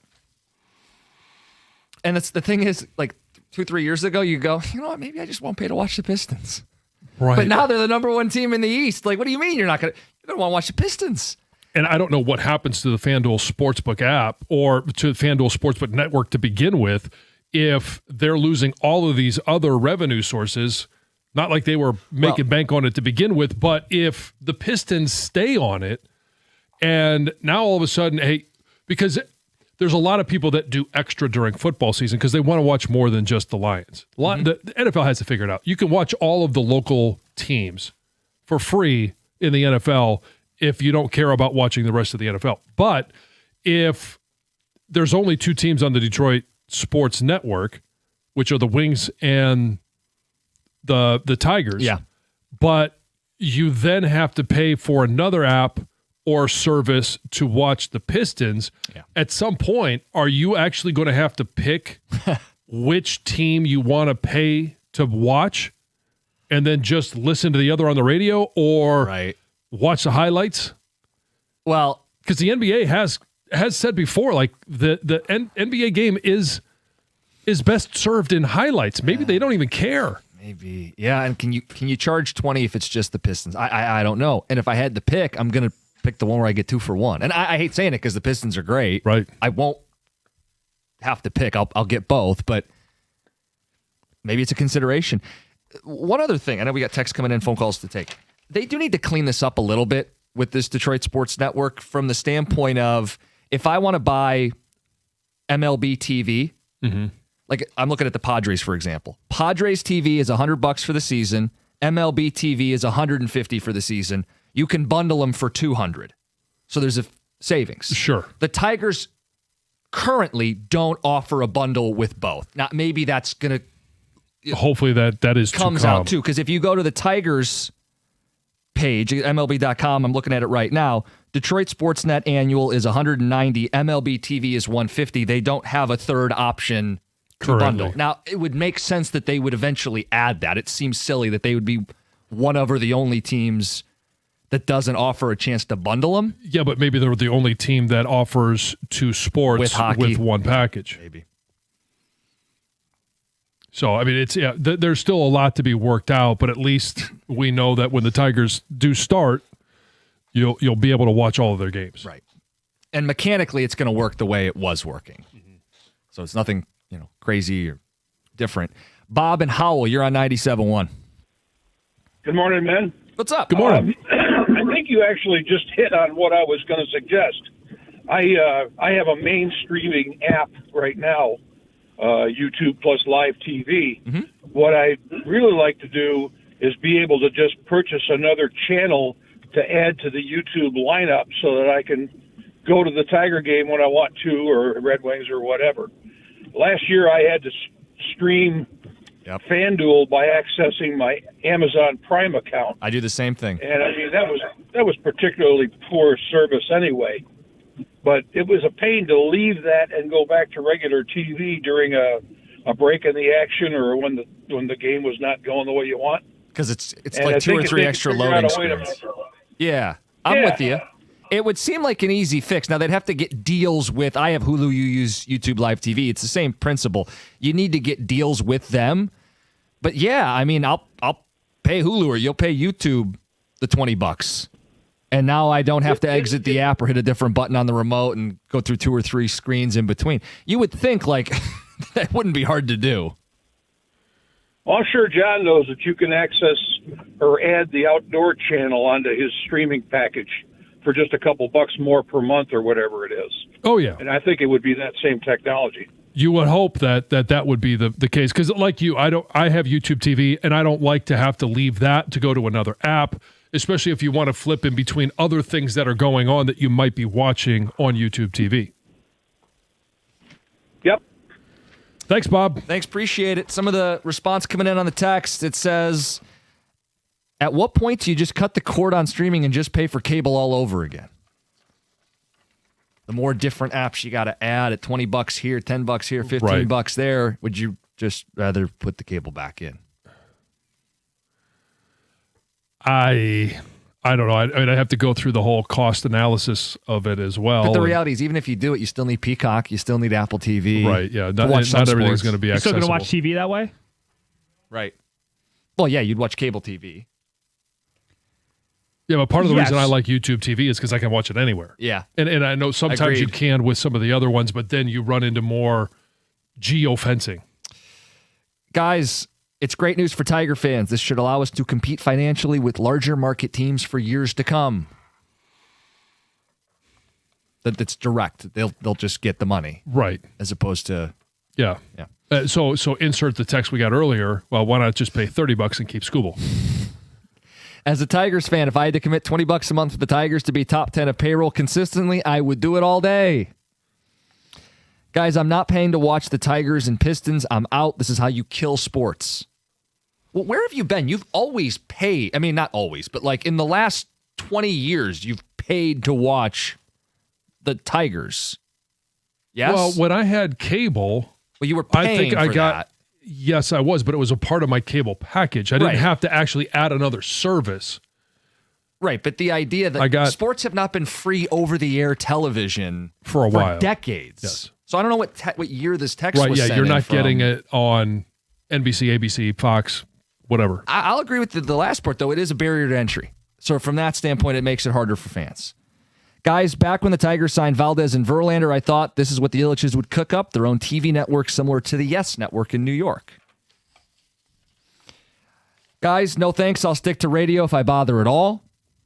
Well, we hope you bother with that. I hope you bother with the radio. And look, the teams are turning a corner. Collectively. Yeah. I mean, slower on the ice, but they're all turning a corner. Mm-hmm. Guys, why does it feel like every sports team is shaking me down, upside down, until every single penny falls out? I'll pay it, but I'm not happy, John in Lake Orion. I get that. They are pricing out a lot of fans. Tigers will be through MLB TV, which is better streaming than FanDuel streaming because there is a Samsung Smart TV app. For MLB TV, yes, but I believe you have a separate app for the Detroit Sportsnet. I would think so. Tex says, I'm not paying a separate subscription for Pistons and Tigers. Well, this is your classic, which one are you going to pick guy then, right? Mm-hmm. Guys, I don't want another streaming service, especially not just for my local sports teams. Illich needs to look out west, the Phoenix Suns, Vegas Knights. There are other ways to do this. Guys, I don't watch Tigers, Wings, or Pistons. I refuse the app and the Comcast Premium. Yeah, I mean, everybody makes their choices. Sick of the musical stations, musical chair situation to watch the Tigers, not paying for another app. They'll still probably have games on Apple, Prime, and ESPN. And sometimes it isn't even, it's not about the $20. It's just you get exhausted with multiple apps for trying to figure out where your local team is. Because not every game is going to be on that. You're going to have some on Apple. You'll have some on, different apps. Like he said ESPN or now NBC has their Sunday Night Baseball. But that's not going to, that's going to be maybe 10% of the season. Like, you're not going to be able to watch the other 90% if you don't. Correct. Yeah. Listen on the radio. 248-539-9797. Or fill us in how you plan to attack this with the new announcement of how they're going to be broadcasting Red Wings and Tigers games. Also need to stress to people, it's not going to change once you're watching. It's still going to be Benetti and Dirks and the crew, and it's going to be Ken Daniels, Mickey Redmond, and their crew, too. Same voices. It's 97.1. Hey, if you're thinking about a new truck this month, a Ram truck should be at the very top of your list. And when you put the Ram side by side with the competition, and I'm going to detail some of those side by sides here in just a moment, it's not even close. The Ram Truck Month deals at your Metro Detroit Ram dealer this month are exceptional. For power, here comes comparison number one. There's no competition. You can choose from Ram's award-winning Pentastar V6 or Ram's legendary 5.7 Hemi V8. Why would you trust from the competition any full-size pickup at any price with a 4-cylinder engine? It's a useless truck. The full-size Ram 1500 is built right here in Sterling Heights. For comfort and easy-to-use technology, nothing beats a Ram. Ram also has a 5-link coil suspension. All it's going to take is one test drive, and you're going to feel how much smoother a Ram is than the competition. And right now, Ram's Truck Month lease payments are phenomenal. So are their financing offers for well-qualified buyers. All you have to do is pull into your Metro Detroit Ram dealer today. It's just that easy, and tell them I sent you.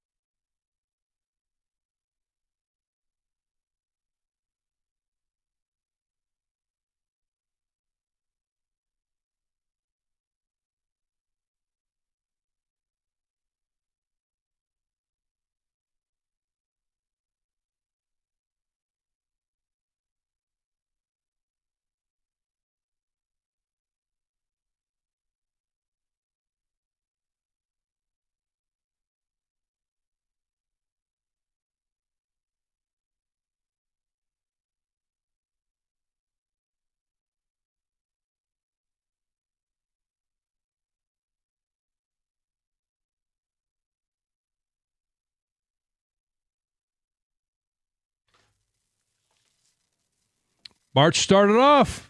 High note. Win the game. Find a way. Lose your goalie. Lose the lead. Yep. March like a lion. Mm-hmm. Text coming in. I guess I won't be the fan I used to. I'm retired. I'm on a fixed income. Limited discretionary funds. Back to the radio. Signed, Lawn Guy. I enjoy watching playoff baseball, but for the regular season, I prefer Double D on the radio. $20 a month is a fair price if you prefer the TV broadcast. Yeah. I mean, and maybe it does come down to how you want to consume your Tiger baseball. Like, think about it. If you go, I'm going to listen to 100 of these games with Dickerson, whether it's in the yard or on the lake or driving around the different summer activities. Are you going to pay $20 a month for 60 games? Probably not. Maybe that's why you do it month to month, because in April, you're watching it, and then May, June, July, August, those are the months that you're going to be out, you're going to be active, you're listening on the radio. Hey, we're taking a family vacation in July, so if we're going to be gone 10 days of the month, why pay the full freight?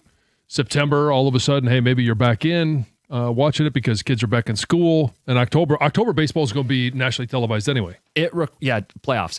It requires you, though, to do what Heather does. You guys are very disciplined. We are. We put it in our calendar to make sure we cancel whatever plan we're on. I mean, we do this. We do month to month on every app. That's just how we function. Yeah. You guys, but you'll hey, we have Apple TV this month. Let's watch every show we want on it, and then done. And then we cancel it and we get something new. How do you think your house will attack this streaming deal? I don't think we've never had FanDuel.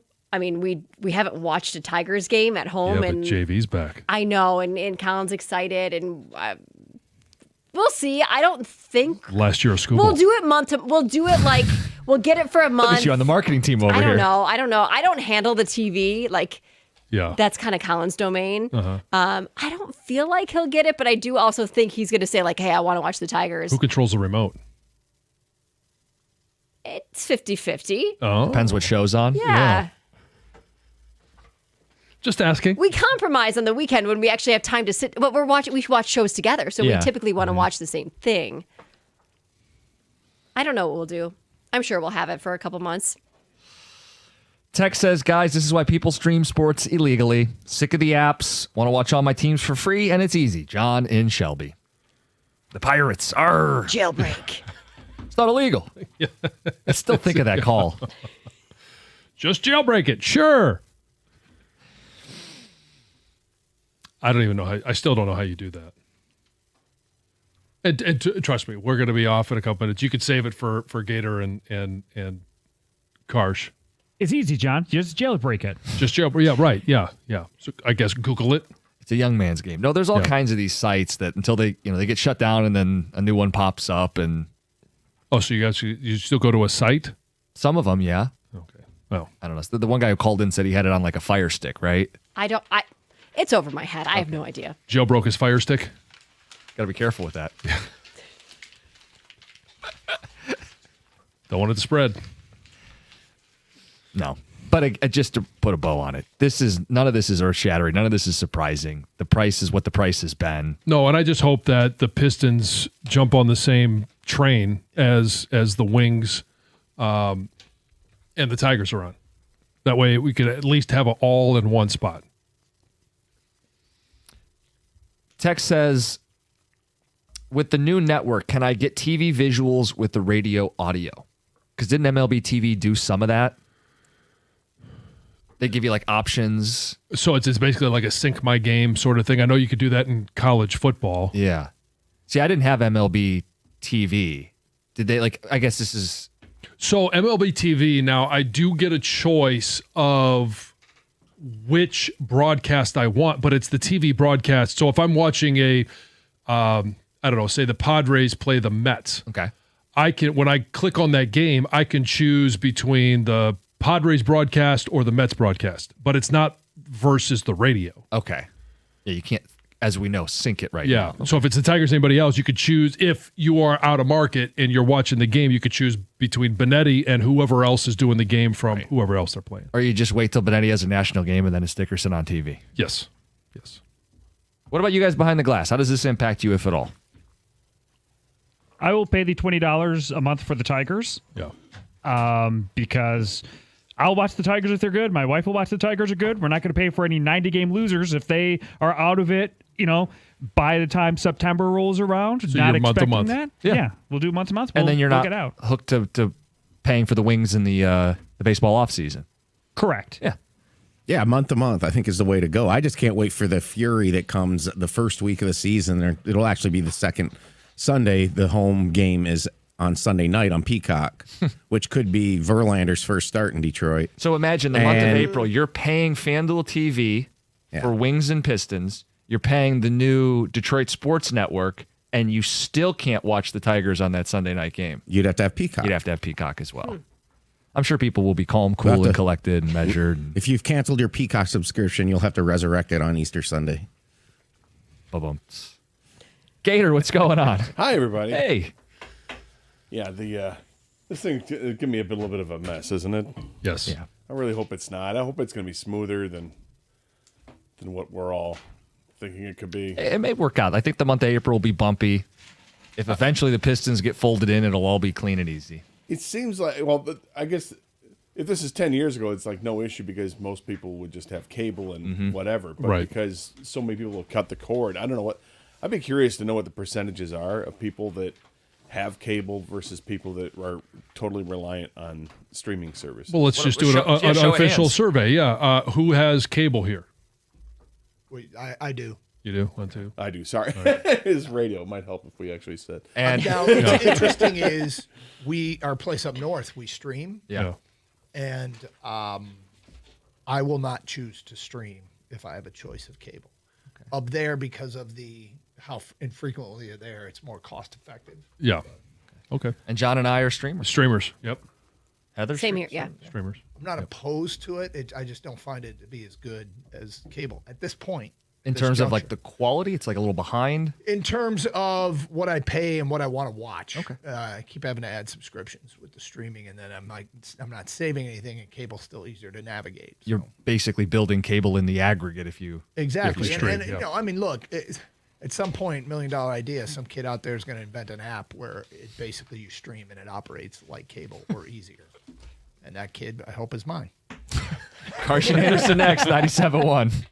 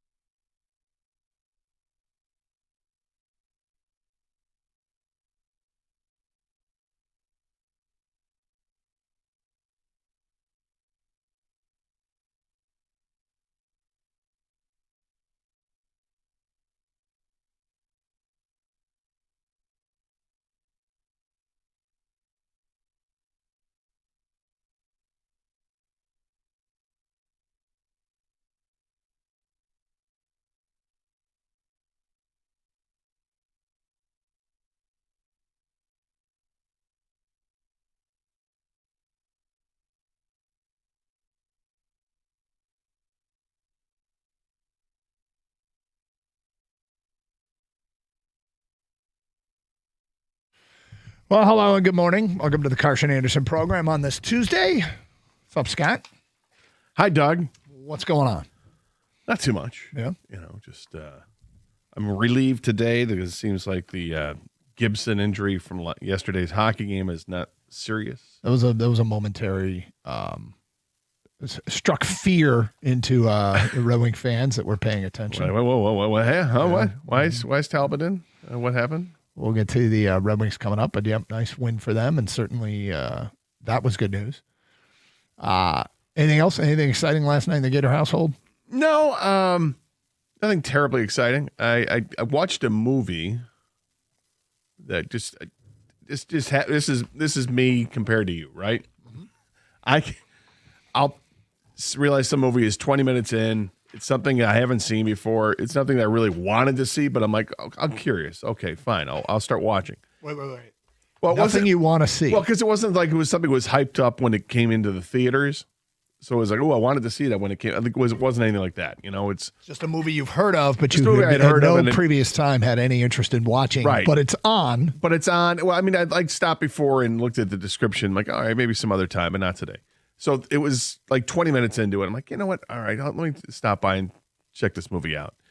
And I got into it. And so I watched through the rest of the movie, and then I did something that probably you would never do, which is then, because I missed the first 20 minutes, I then hit the restart button so I could start it all over, so I can catch what I missed and, watch it that way, which is not the ideal way to watch, the last 80% in the movie and then go back and catch the first 20%. But it was fine. It was a interesting movie called Sunshine Cleaning.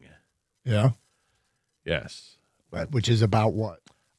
Two sisters that grew up without, they grew up with their mother early, but their mother committed suicide early. And so they've had a rough time of having jobs and keeping jobs. Her dad's always been in and out of work and kind of like a fly-by-night kind of guy. So they end up starting a cleaning service. She's a maid, but anyway, it gets too long. But it's they clean up crime scenes. Oh, really? Yeah. Oh, okay. So it's like interesting into that world. Like you never really think about that somebody comes through and who's washes away. Clean up. Yeah. Like you don't have to clean up the bodies; they have to clean up after the bodies have been removed. That blood stain on the carpet. Exactly that. So it's interesting. And then there's a whole backstory. Shout. Yeah. Use a little shout. Yep. But the fact that there's like a store that specializes in cleaning products specifically for crime scene and all these rules and regulations. It's an interesting movie. That's just part of the story. There's a bigger backstory that looms. And it's Amy Adams.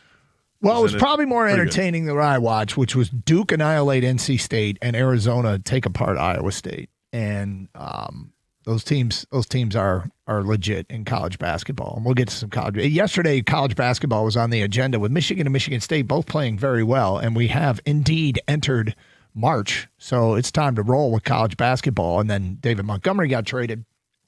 And look, that's, the fallout from that, certainly most people have seen that, have responded, have perhaps, gotten over the fact that David Montgomery is gone. Maybe you haven't gotten over the fact that David Montgomery is gone.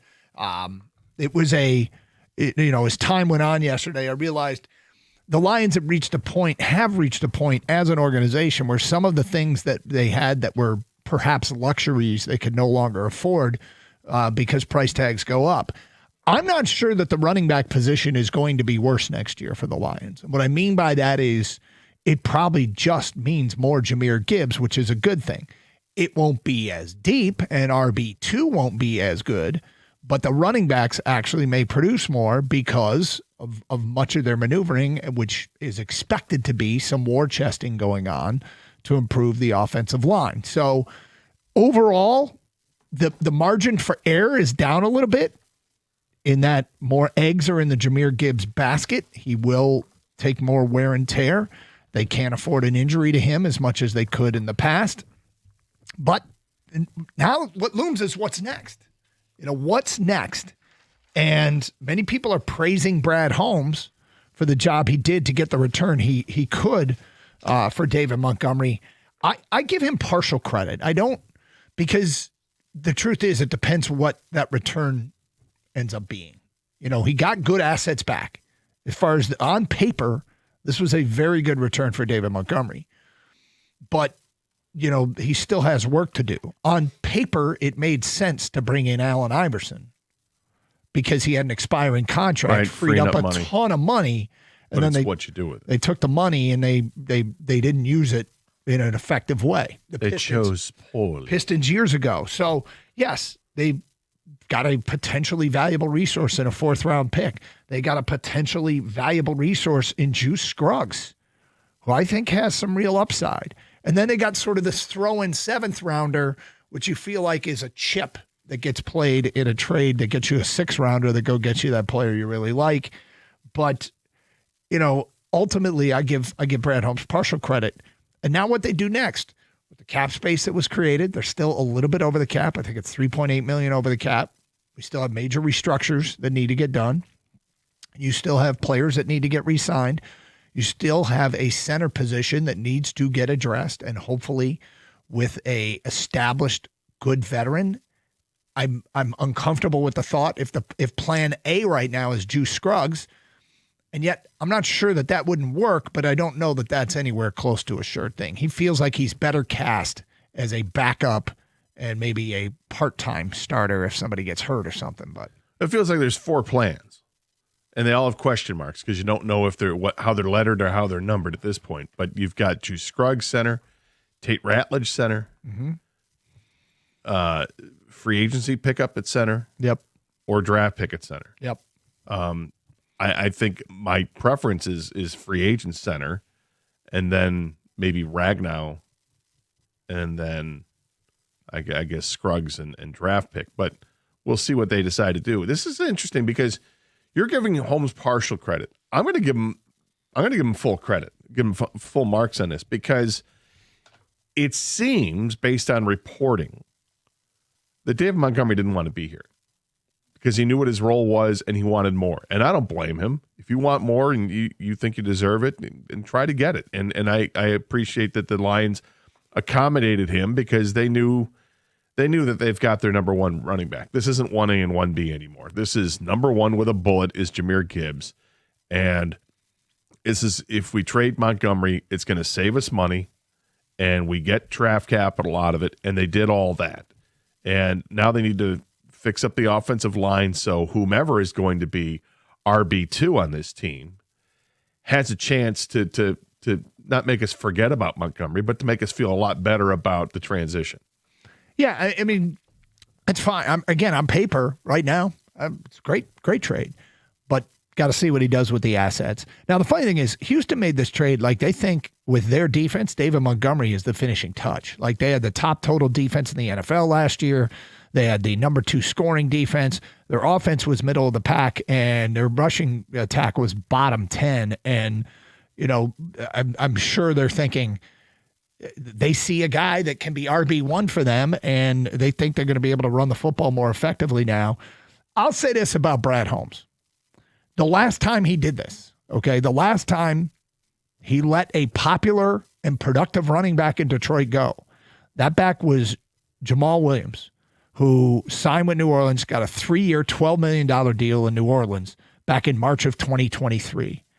And in that moment, letting him go, not bringing him back, was not a popular move. That same month, however, he signed David Montgomery, 3 years, $18 million. So he paid more for David Montgomery than Jamal Williams got in New Orleans. David Montgomery in Detroit rushed for over 2,500 yards and 33 touchdowns. Jamal Williams in New Orleans rushed for 470 yards and 2 touchdowns. The last time he did this, he turned it into a sizable upgrade. Now, do I think this is going to be an upgrade?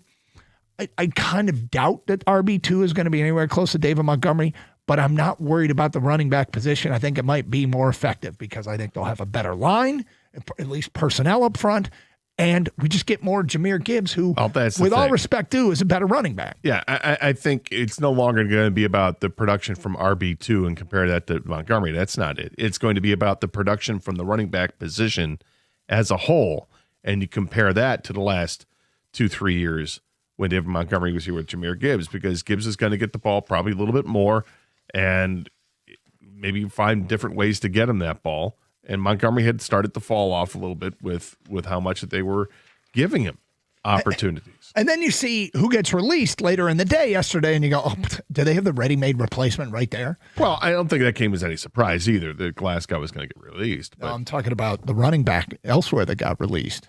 And is he the ready-made replacement that comes to Detroit in 3-2-1? We will get to that today at 10:18. It's Carson Anderson, 97.1. Turn up the heat this winter with DraftKings Casino. You can get cozy while you play more than 1,000 slots. We're talking everything from classics like Cash Eruption to exclusives like Fire Buffalo. New players can wager $5 and get 500 spins over 10 days on your choice of Cash Eruption slots. Download the DraftKings Casino app and sign up with code WXYTFM. Then choose from 10 different Cash Eruption slots daily and start spinning. The crown is yours in partnership with DraftKings Casino. Now, if you or someone you know has a gambling problem and wants help, call 1-800-GAMBLER. 21 plus, physically present in Michigan. Eligibility restrictions apply. Non-withdrawable casino spins issued as 50 spins per day for 10 days. Valid for featured games only and expire each day after 24 hours. See terms at casino.draftkings.com/promos. Ends March 15th, 2026 at 11:59 p.m. Eastern Time.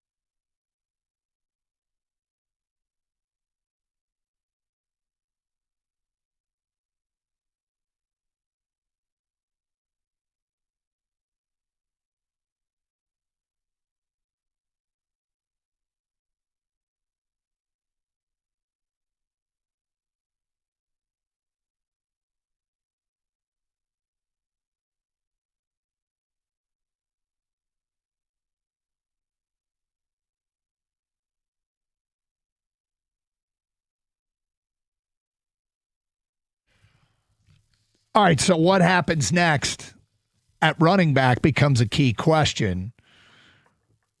And it was reported yesterday that the expectation is that James Conner, the running back in Arizona who got hurt last year, is a probable cap casualty and very well could be released here soon, or told he's going to be released.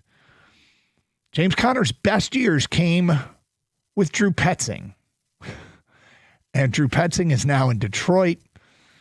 It's a risk because he's an injured running back. He's 31 years old. If you look at it in the context of, no, he's not as good as David Montgomery, but does the price and production make sense? You don't want to sink more money into the running back position, given that it's going to be an increased workload most likely for Jahmyr Gibbs, and money needs to be allocated to areas of the team that need it more: center, defensive tackle, edge rusher, safety, and that those might be higher priced ticket items in free agency. I'm not like 100% convinced that Conner is coming to Detroit or should come to Detroit because, foot injury and age, but he would fit the bill if healthy as a tough, hard-nosed running back that can get short yardage gains for you and isn't expected to be a big ticket item or an RB1 anywhere else at this point in his career. I mean, if I'm going to go after him, he's going to have to come in on the cheap, because I feel like at this point, it's almost like a dime a dozen. The guys like this. The caller mentioned like 4 of them yesterday. They were all very similar. And, for someone who's going to be 31 in May, like you point out, it's not that appetizing coming off an injury. Sure, he had a couple of 1,000-yard rushing seasons with Arizona in 23 and 24. Those are good seasons, but those are also in the past in the rearview mirror at this point, and that's when he was RB1. He's not RB. He wouldn't be RB1 here. So does he even want to take on a role that had David Montgomery saying no thanks? I'm not sure he has that choice. And what I mean by that is, who's going to make James Conner RB1? Well, if you were James Conner's agent, yes, I would be saying this. Look, here's my guy who had back-to-back 1,000-yard seasons where he averaged 5 yards a carry and 4.6 a carry. He had 15 touchdowns during those 2 years. And in the first of those 2 years, he only played 13 games. So look what you're getting. You're getting a guy who can still get it done. And I don't – look, I'm not going on every team in the NFL to figure out who needs an RB1, but there are plenty of teams out there that like to split the carries in a way that's going to be more equitable than what the Lions will be doing with Jahmyr Gibbs. So I think there'd be better situations for him to go to, particularly with, how you'll know more in a week once free agency starts and people start to go where they're going to go. You'll still see some holes. Well, the one thing that Detroit does have is they have Drew Petzing, and Drew Petzing can talk on Conner's behalf and can perhaps, be somebody that, communicates with Conner's camp. Look, I know how to use you. I know how to get the most out of you. Come here, prove a deal, 1-year deal, win a Super Bowl, and then go try again. Now, if somebody's going to pay him, then so be it. I look down the list of RB1s around the league, and I'm not sure who he displaces. I don't know what Scadabo's injury is, how much that holds him back. It would make sense saying getting the most out of him if the Lions didn't have an RB1, but they do. So you're not going to get the most out of him. I mean, getting the most out of him was giving him 200 carries. Well, I mean, when he's in there, they know how to use him. That's what I mean. But Ken, you have any thoughts on this? James Conner, you could do worse than James Conner, but I also think you could do better than James Conner. I think James Conner's days actually in the NFL are coming to an end pretty quickly here. Last year, he was injured most of the season, and I think it's only going to get worse for him. But if you play behind a guy like Gibbs, I think you can get the best out of him, because I think he's a guy he's a pro. He's a true pro in this league. He knows if he were to come here, he obviously knows, anyone that comes here knows that Gibbs is going to be the main guy, so your carry is going to be limited. My issue with Conner, though, is his ceiling is very low. I don't know what more you can get, than if you went with a younger back. He's on the wrong side of 30. If you went with a Tyson Algier or, I'm just throwing that name out. The guys that are younger that have higher ceilings, I think you'd be better off. I think it's going to be hard to find someone as good as David Montgomery. I think that's how great he was here for the Lions and his role. But to replace him, I don't think it's going to be that difficult, because I think you're going to give Gibbs way more carries. And we're hoping the offensive line is going to get upgraded this offseason, right? Yes. So there are better backs available. Don't get me wrong. Did you see what Tyson Algier wanted from Atlanta? Tyler I'm sorry, Tyler Algier, my apologies, wanted from Atlanta. He wanted 3 years, $22 million. Like that's he's instantly priced out on Detroit if that's a baseline offer that he's looking for. So I'm not saying that James Conner's perfect. I'm saying James Conner fits the profile of saving money in the backfield and has a familiarity with the offensive coordinator at the right cost. Now, if he wants more money, then so be it. Then go somewhere else. The other one is that Aaron Jones has been told he'd be released by the Vikings. Now, we talk about supply and demand. That adds to the supply of running backs and maybe knocks somebody else down the totem pole of possible backs. I mean, I at this point in his career, I don't know what Aaron Jones is expecting to get on the open market, but it's probably more than, I would guess it's more than what Detroit wants to pay. Well, he's 6 months older. Yep. And has just a little bit more wear on the tread. He's got about 200 more carries, or maybe 100 more carries than Conner. But he's also a guy who's never averaged less than 4.2 a carry. Yeah. Aaron Jones has been a really steady, good running back in this league. And at times he's had many seasons where he's had less than 200 carries. I'd actually be more excited about Aaron Jones than I would James Conner. Yeah, again, it comes down to price, right? But then again, it comes down to price, and it comes down to what do you want the running back to do? Who's the best pass blocker? Right. Might be the most important thing of all for RB2 on this team. At this point, Aaron Jones has not been released, so he doesn't have a projected total. The Tyler Algier number, he mentioned I mentioned the 3 years, $22 million. Spot Track has him at 5.6, and again, I don't think the Lions want to spend even that much on RB2. Yeah, the bad news about losing Montgomery is you lose Monty, of course, but the good news is you're not trying to replace David Montgomery exactly. You don't need a guy 158 carries, 700 yards, because this is Gibbs' show now. And so I think you can't rule out the fact they might draft a running back late. And, do you guys want a rookie or someone behind Gibbs, or do you want a veteran? Whatever it is, it's going to be cost efficient. I'll tell you that much, right? But the show is Jahmyr Gibbs' show. So I think the second back, you're not looking for next Montgomery. You're just looking for a guy, change of pace, third down back, pass pro, things like that. I might disagree with that because I think the 150 carries is exactly what they want out of the second running back. I don't think they want to give Gibbs too many more carries and touches than what he already has. It might be a little bit more, but not much more. I think the way they were able to split it up last year, maybe even by their own account, was they wanted a little bit more for Montgomery because they said that a couple times during the season. Well, we got to get him more involved, and they just didn't because the offensive line wasn't good enough to sustain drives. They weren't winning enough games late where you can hand the ball off and they get their carries that way either. But I mean, if you were the Lions, are you going to change how you use Gibbs? I think they might, yeah. I think they might give him more. I think when they pay him, it's going to be like we have to justify why we're paying you. You're a centerpiece of our offense. But don't you justify that by saying the last 2 years what we've done with him is exactly how we want to use him? That's why we're paying him this? Not because we're going to throw more on his plate. I think they're going to use him more. I think they just keep. I think it's I keep think feeding it's Jahmyr. very similar to the way it is. Feeding Jahmyr.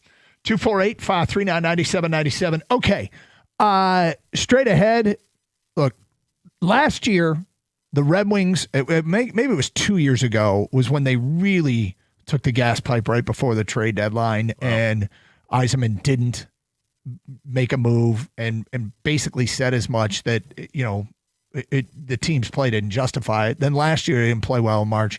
This year, I don't want to overstate how big that win was yesterday, but when you're losing at Nashville and come back and win a game on trade deadline week, I'll put it in the category as a reasonably important win as far as what Yzerman's going to do next. I don't want to overstate it, but I don't want to discount it either. And they got another game Wednesday. I'd like to see them win to just push the GM a little bit, little nudge. The team is the team giving him a little nudge towards pulling the trigger. Many people expect him to make a move. We will get to some Red Wings talk at 10:31 on 97.1.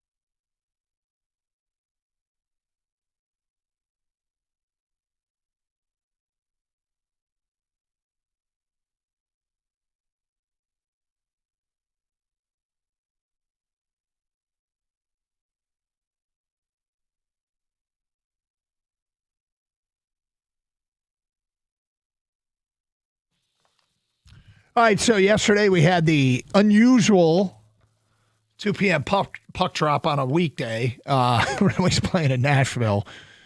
The NHL had decided that this is the game that they wanted to market to Europe, and I guess maybe European influence on the rosters, whatever the case was. I didn't really go into the reasons why they chose this game, but so we had an afternoon Red Wing game, and Red Wings got behind 2-1. And were killing a penalty and scored an important shorthanded goal by Albert Johansson and went on to win the game 4-2. And Scott, I just keep thinking back to, we're all a little on edge when the calendar turns to March. There's nothing about March that changes. It's not like, well, the weather's warming up and so the ice conditions change. You know, it's just the pressure is ramped up, and they have not excelled the last couple of years in March with teams that look like they were playoff capable. We are this close to having playoff hockey in Detroit. And all trade talks, anybody who's talking about trades, covering the trade deadline in the NHL, brings up Detroit's cap space, prospect potential, access pieces into minors, and motivation. They're right there. Yzerman has said in the past, team didn't play well. I didn't think we were worth giving juice. And last year at the end of the year, Dylan Larkin said as much that he wasn't happy. This is a motivated GM that I don't want any losses right before the trade deadline to slow down the momentum. I felt that was a pretty big win yesterday. It was definitely a big win because they need to stack as many points as they can. And you can't stack games and wins until you get the first win to start stacking. So it helped, and this is, I think, the only team in the NHL that has yet to go, and knocking on wood here, they keep saying it about the back-to-back losses, back-to-back games without getting a point, and in a long, long time since back in November or whatever. It's great. But, yeah, it was important that they responded. I thought it was interesting to see who was on the score sheet. You know, you had Casper on the score sheet, Kopp on the score sheet, Johansson on the score sheet, and Appleton on the score sheet. Finney, Emmett Finney was the other one. Yeah. So it's, I mean, are these, I don't know if those guys were the ones who were being the uniforms before or jerseys before. Were those the just jersey guys? I hope not, you know, because and if you missed the quote, by the way, sorry to interrupt. After the loss on Saturday at Carolina, Tom McClellan said, we got guys out there that are just jerseys. And if you're not going to do the big things, here are the list of little things you need to do. And, you know, maybe some of those guys fell in that category. But anyway, I'm sorry. No, it's fine. And we had talked a little bit about a couple of those guys, actually, that, okay, they're doing some things. They're not showing up on a score sheet. And then here goes Marco Casper with a couple of assists, and Appleton has a couple of assists, and Finney gets the goal. And it's good to see that they're getting scoring and other guys contributing other than just the top line or the top two lines. That was good to see how they responded when the goaltender left the game after the first period with an upper body injury, which turns out to be a stinger, is huge to see that they responded that way. I want to get into that a little bit later, but as far as Yzerman's concerned, I think Yzerman wants to make moves, and I think he's trying to make moves, and there's probably plenty of legwork and groundwork that's being put in right now, but he's not the only GM of a team that wants to do it. Let's bring in our station's Kenny, noted Red Wing fan and hockey observer. How do we properly characterize what yesterday's win was? I don't want to overplay it, but... So the way that you characterize it is by saying that it is what it is in the sense that it's a win that is important in this what Gator said. Like, you stack wins. That's the goal here, right? Is you stack wins. But this is Nashville. This is a team that is not a playoff team right now. They're run poorly. They're not a good team. So I'm not going to put too much into it. It's important that you win games like that, though. It's a character win, considering that you lose your goalie, the best player on your team at this point, because he's been stacking so many great performances year or game over game over game over game, that if you lose that guy, that's a big problem. Yeah, well, and then let's get to that. That was the fear of God moment in a hockey context. Like, wait, why is Talbot in net? What's going on? And then the Red Wings say, injury and on social media. And I'm thinking, Oh, God. Because if he's hurt and he's out a significant period of time, I don't know that the right thing to do would be to trade for a goalie.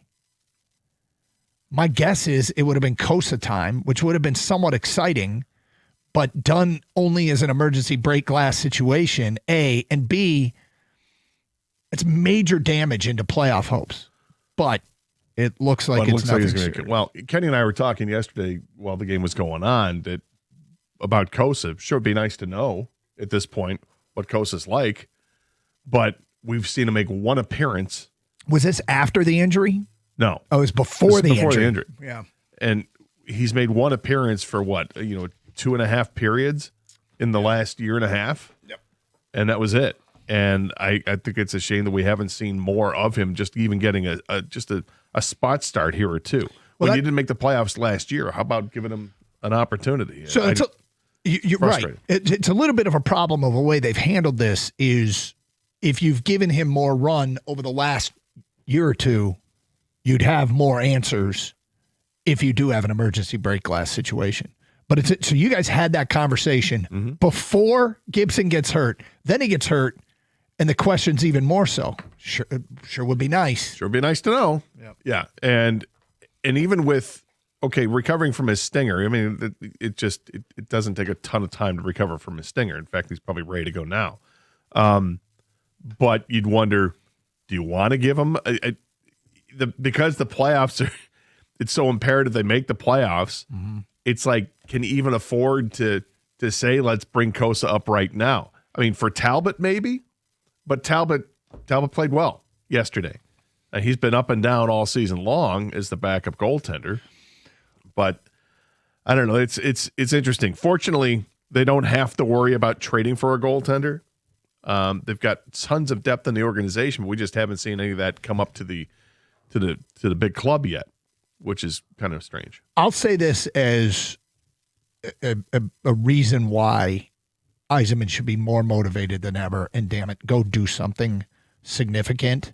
And I feel like there's clearly he's going to have to get aggressive to do something significant, which means the price is probably going to sting. But, and this is why yesterday's win was important, it's easy to justify adding when you feel like you have a chance to not just make the playoffs, but do something. And we've talked all season long about how close the race is in the East. After yesterday, the Red Wings are closer to being the 1 seed than they are to being out of the playoffs. So think about that for a second. You give that team an addition or two, an upgrade or two, where does that put them in the East?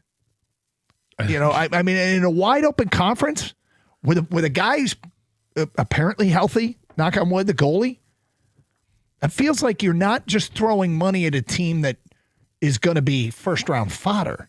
You're trying to win the East. They are 6 points out of the 1 seed, and they are 7 points into the playoffs. Now, again, it's still jammed in tight.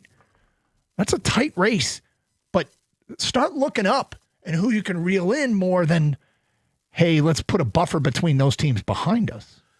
Yeah, that's why it's really interesting to see what players are going to go for. Okay, if the top forwards on your list are Trocheck and Thomas, Trocheck with the Rangers and Thomas with St. Louis, it seems like Thomas is going to cost you more. That St. Louis is asking for way more. Okay, are you comfortable with a first-round pick, Marco Kasper, and a prospect? I don't really care at this point because if I'm getting Robert Thomas, and that's it's fine because is he an upgrade over Marco Kasper is all I care about. And I like Marco Kasper, I like his potential, but Thomas is better. And with Trocheck, they're talking about, at least what I've seen online, it seems like it's a first-round pick and maybe a player as well. Okay, do it because it's an upgrade. Trocheck is incredibly responsible all throughout the ice.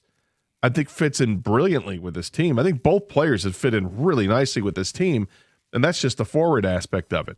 You and I talked yesterday about Ristolainen, the defenseman from Philadelphia. Would love to have Ristolainen on the blue line.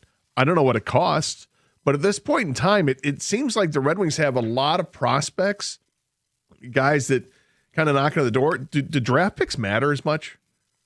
It's kind of we went through a period of time where the Red Wings were leading the league in F them picks.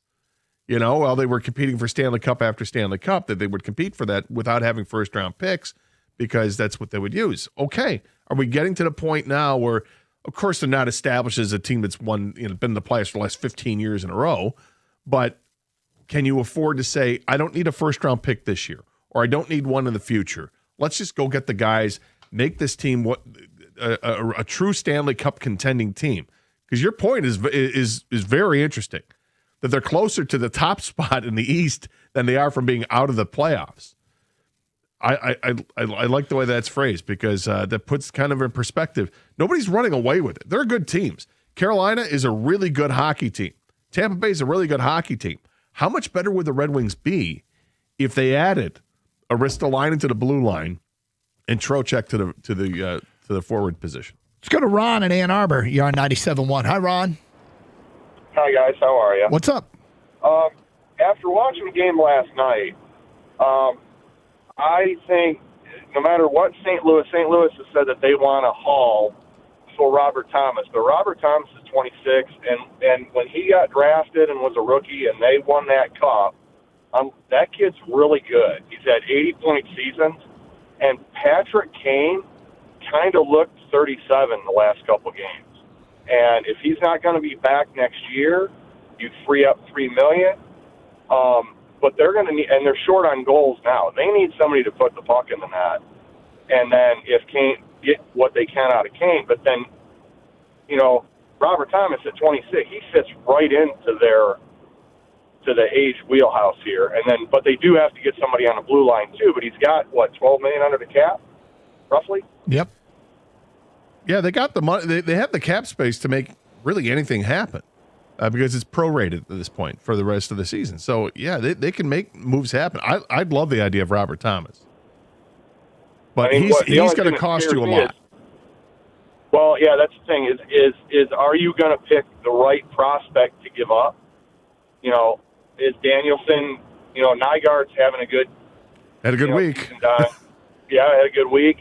Are you going to pick the right one out of those two to give up?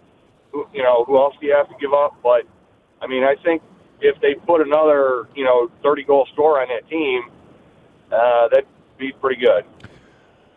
I have been underwhelmed by Danielson. I've said it for a while here, and, that doesn't mean that he can't get better and he can't be a useful part for somebody somewhere, and maybe he'll turn out to be an elite player, and I'll just have egg on my face. But if given the choice...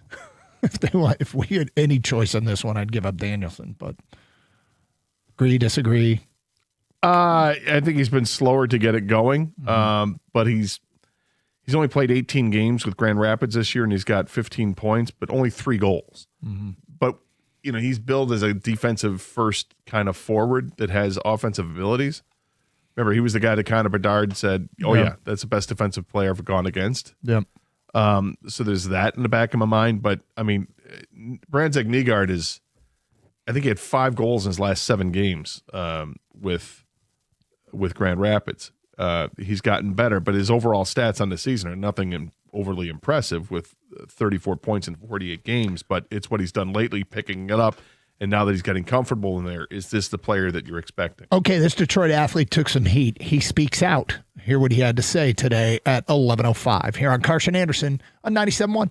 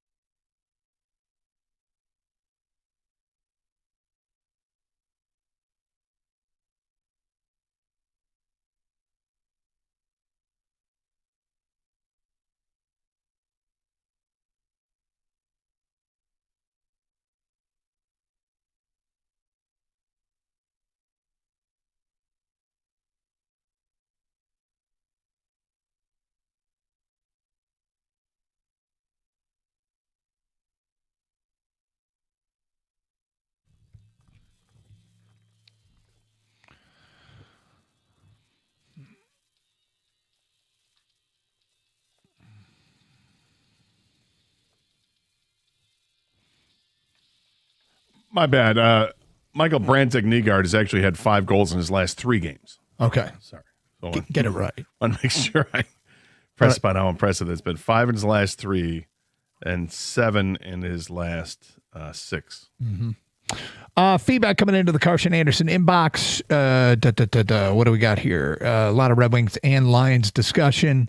What happens if Yzerman doesn't pull off a trade? That's signed Lawn Guy. Well, I'll be intrigued to see who gets traded and what the prices were. I think the context of what happens at the trade deadline is important. If there are useful players for reasonable prices moved around in this league and the Red Wings sit it out, I think it will warrant a lot of criticism. If there's not a lot of useful players that are moved, if it's a whole bunch of hype this year and not a lot of moves made, or if the asking prices are exorbitant, we might understand why. Look, this is an organization that has cap flexibility moving forward. And guys like Quinn Hughes out there, that it feels to me like that would be a player that they would war chest for. Is it wise to do it for somebody who isn't available until after next season? That can be debated. But, I think Lawn Guy, who sent this in, I'm always am leery of being hypercritical of trades that aren't made because you just don't know what was on the table. Like last year at the trade deadline, one starting offensive lineman got moved, and he was a guy who had middling success. Yeah. Yes. Although I feel like this is a trade deadline, we're going to see lots of players. I tend to agree, but just to yes, if we're working in hypotheticals here, then yeah. This is how I feel about Kosa. He's like a gifted 10th grader who goes to a really good high school, and the varsity coach wants to put him on the team.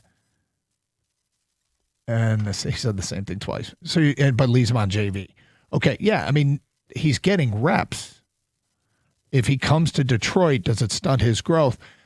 Yesterday, I mean, my mind immediately flipped to Sebastian Kosa when I heard that they'd lost Gibson.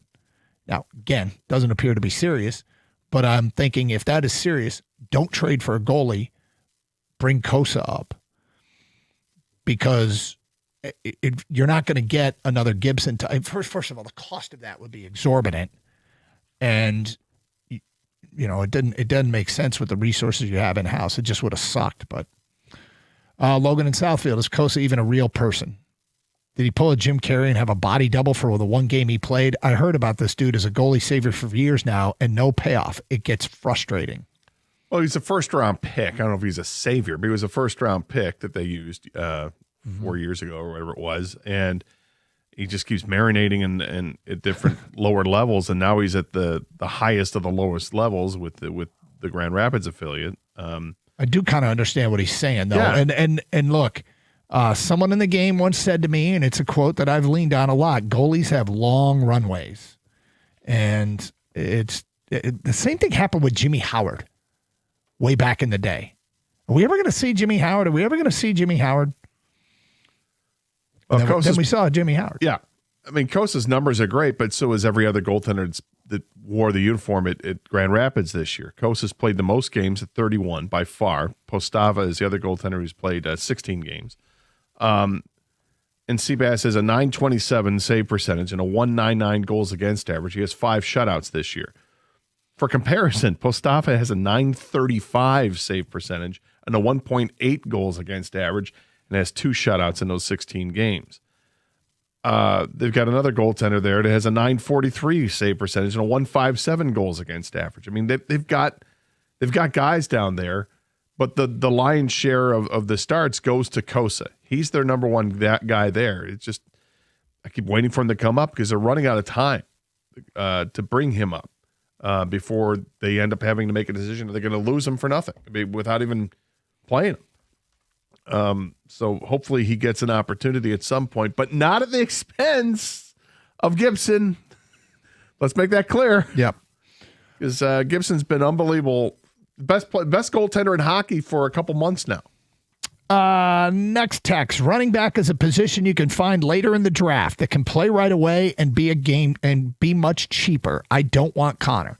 Okay, I mean, look, Connor's an option, and if they decide they want a veteran and Petzing, is comfortable with him and he's healthy at the right price, I think it makes some sense. You can find guys later in the draft.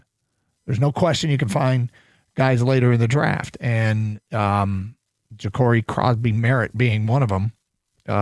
Who's the other one we had yesterday? We were talking about another one who was a late draft pick and crushed it. Monangai. Yes, Kyle Monangai with the Bears. 248-539-9797. Next text. Give me Kenneth Gainwell. He's 26 years old and a career backup and had a great year in Pittsburgh last year. Some Jason in a truck. Depends on the price. Think that he would maybe be out of the price range. Maybe not.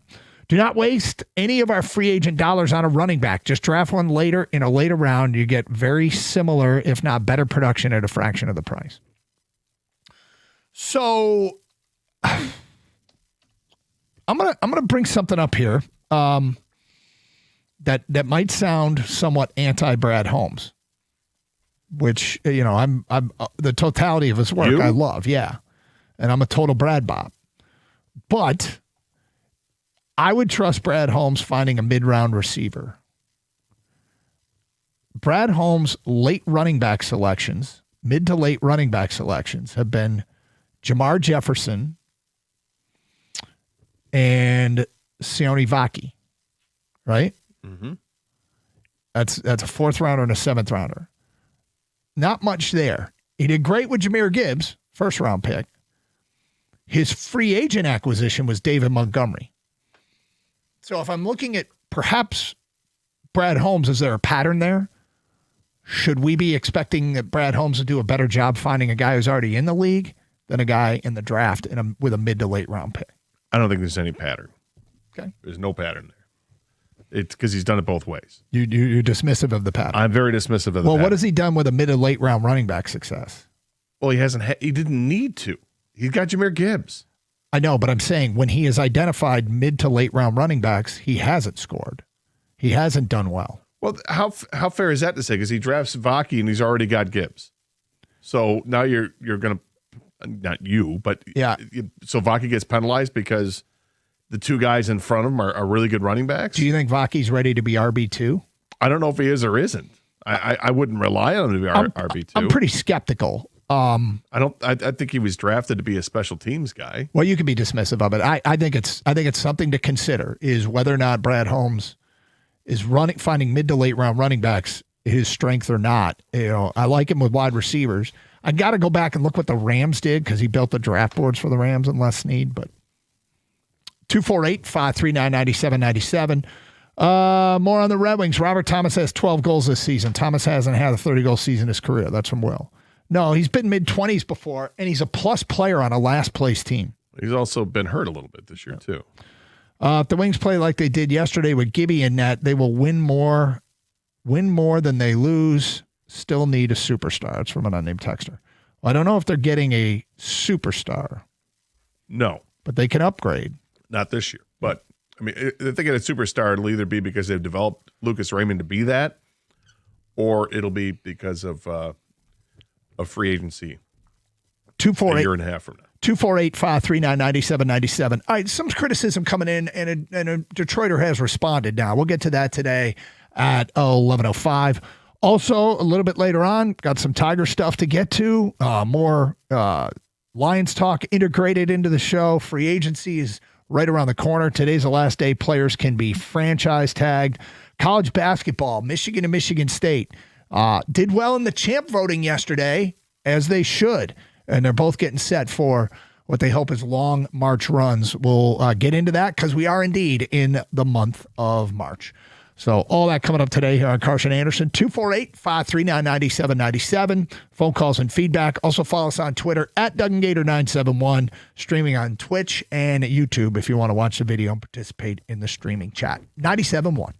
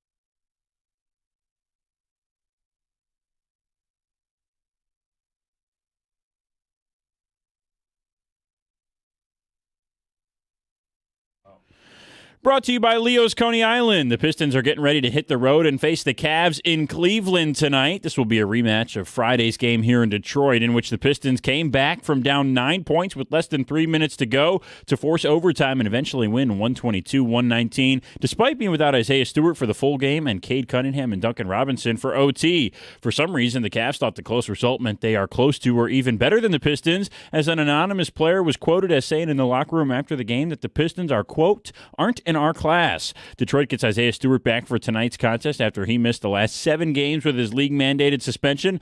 For Cleveland, they were without James Harden on Friday, but he returned to the lineup on Sunday night in a 4-point road win over the Nets. Harden had 22 points, 9 rebounds, and 8 assists despite playing with that fractured right thumb.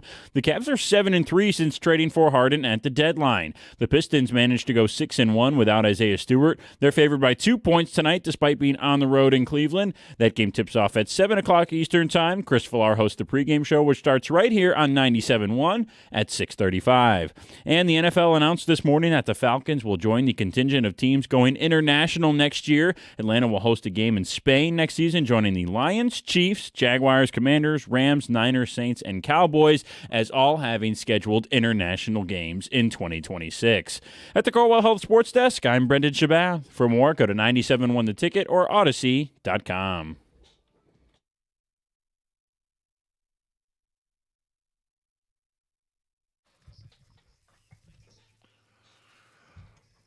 All right, here we go.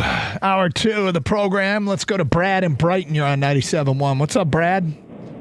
Hey, guys. What's happening? How we doing? Good, man. Good. So hear me out on this. Just want to paint a quick picture. And I'm not a knee-jerk, Lions fan, but we were winning 24-7 at halftime, NFC Championship, and that's kind of the lighthouse.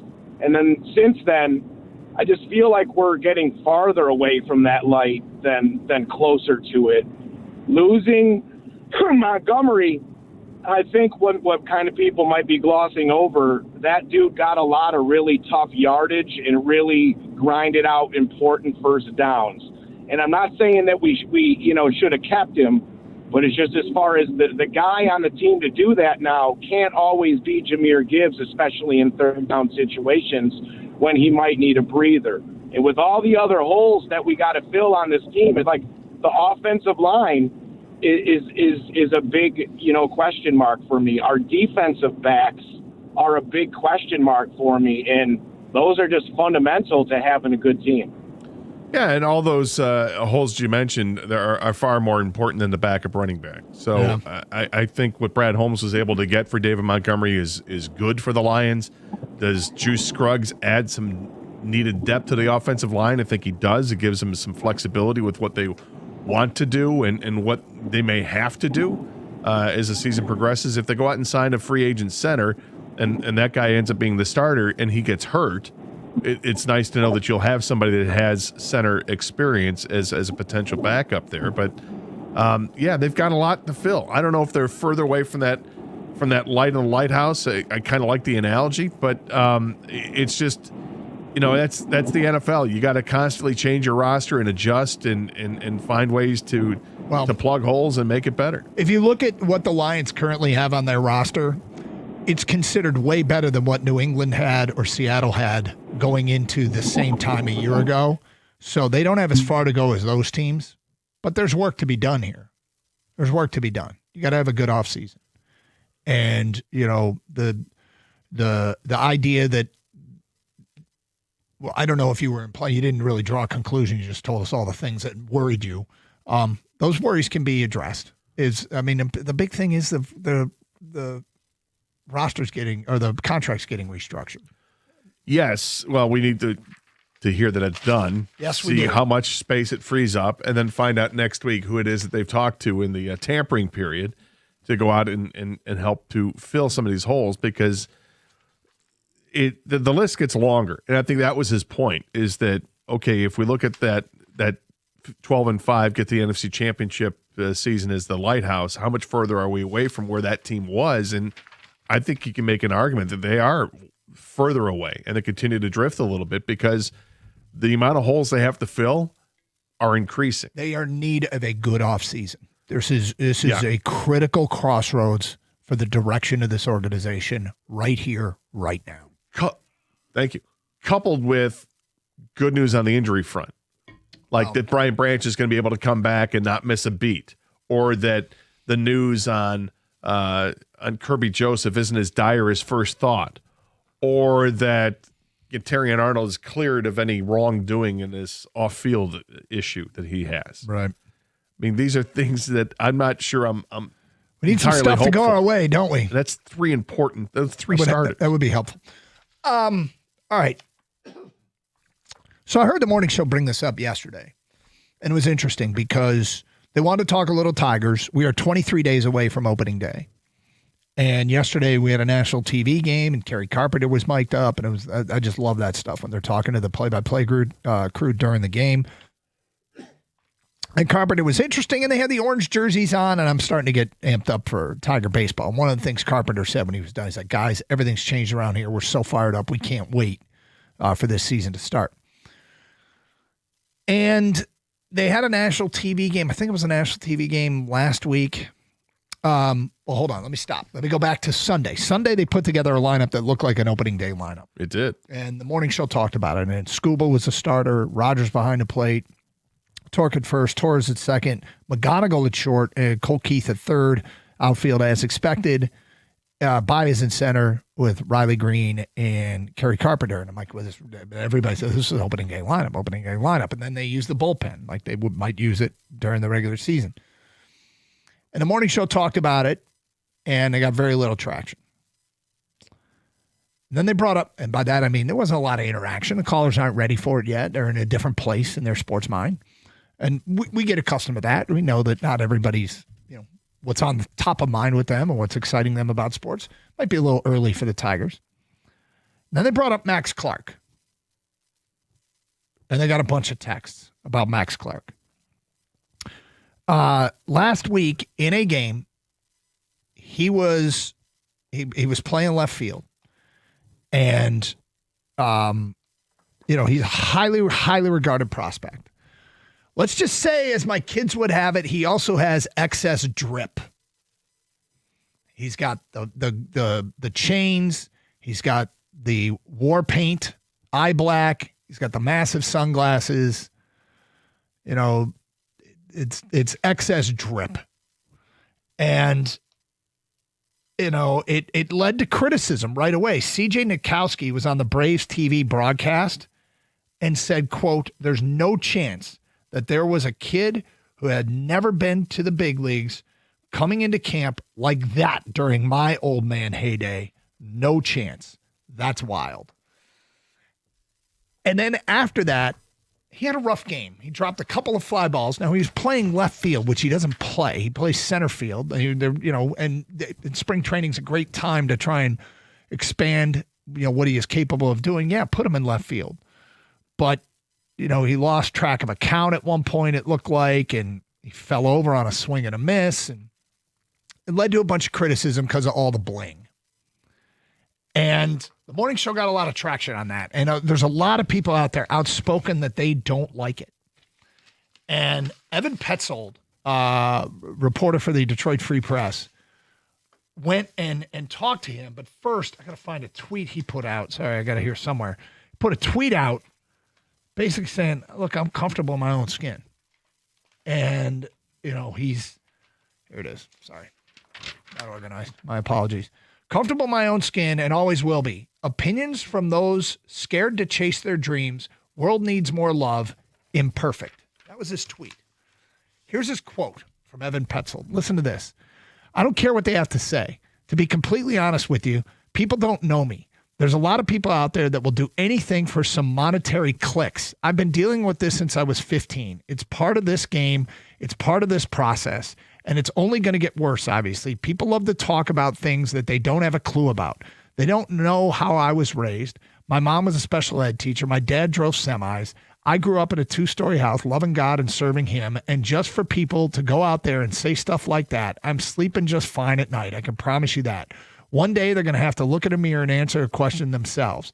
I get to wake up each day and every day and play a child's game for money, surrounded by 3 probable Hall of Famers, 6 All-Stars, 15 Gold Glovers, and a manager who's won a World Series who also played. They support me, they love me, and we work each and every day for that. That's the big picture. I don't care. People are criticizing me for dropping 2 fly balls. No kidding. I should have caught those fly balls. It doesn't matter if the sun was there. It doesn't matter if it was my first time playing left field. It doesn't matter. I should have caught the ball.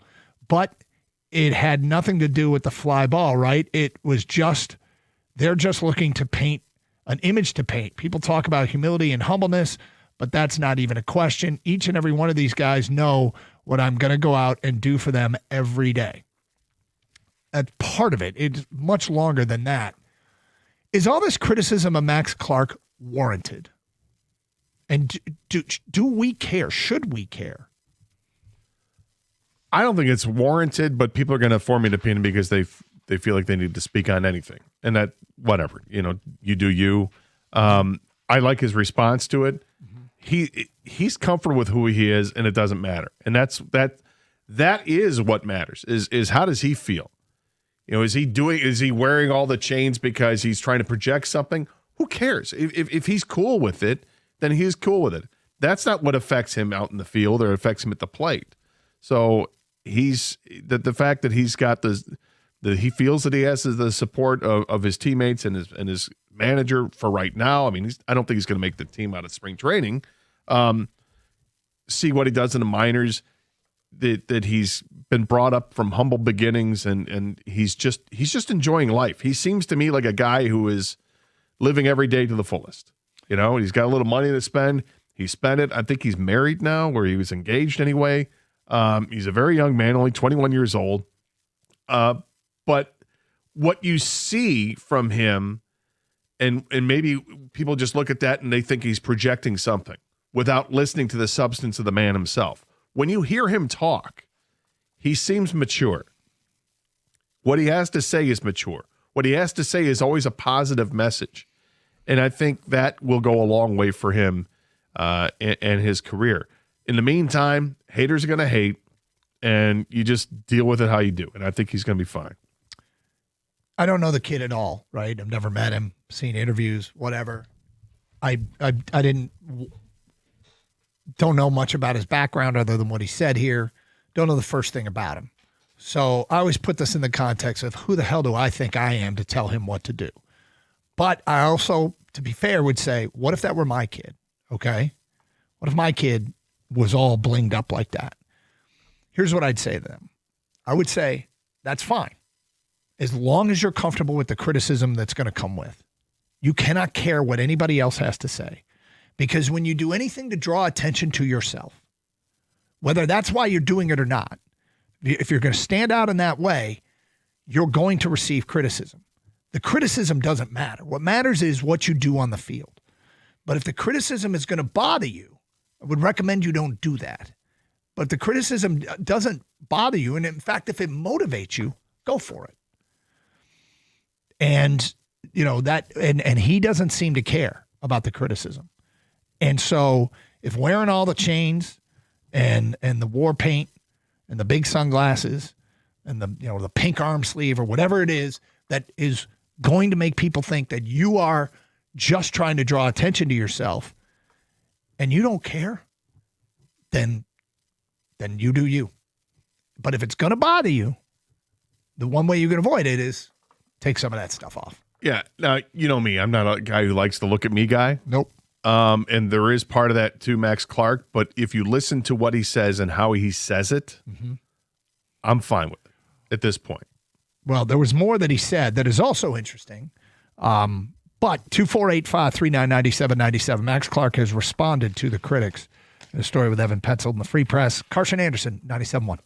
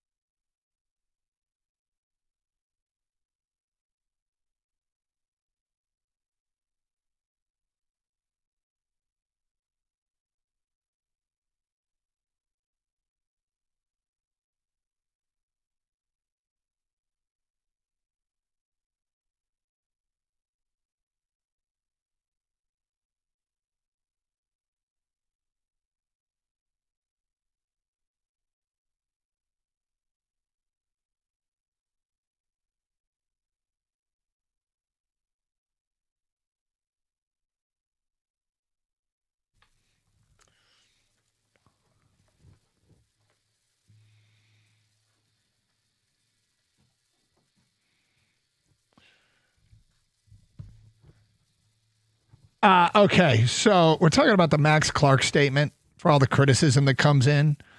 And look, all that matters is what he does on the field. Isn't this kind of like Bryce Harper? Bryce Harper came in with a lot of hype, a lot of flash, a lot of eyewash, a lot of bling, but he's a player.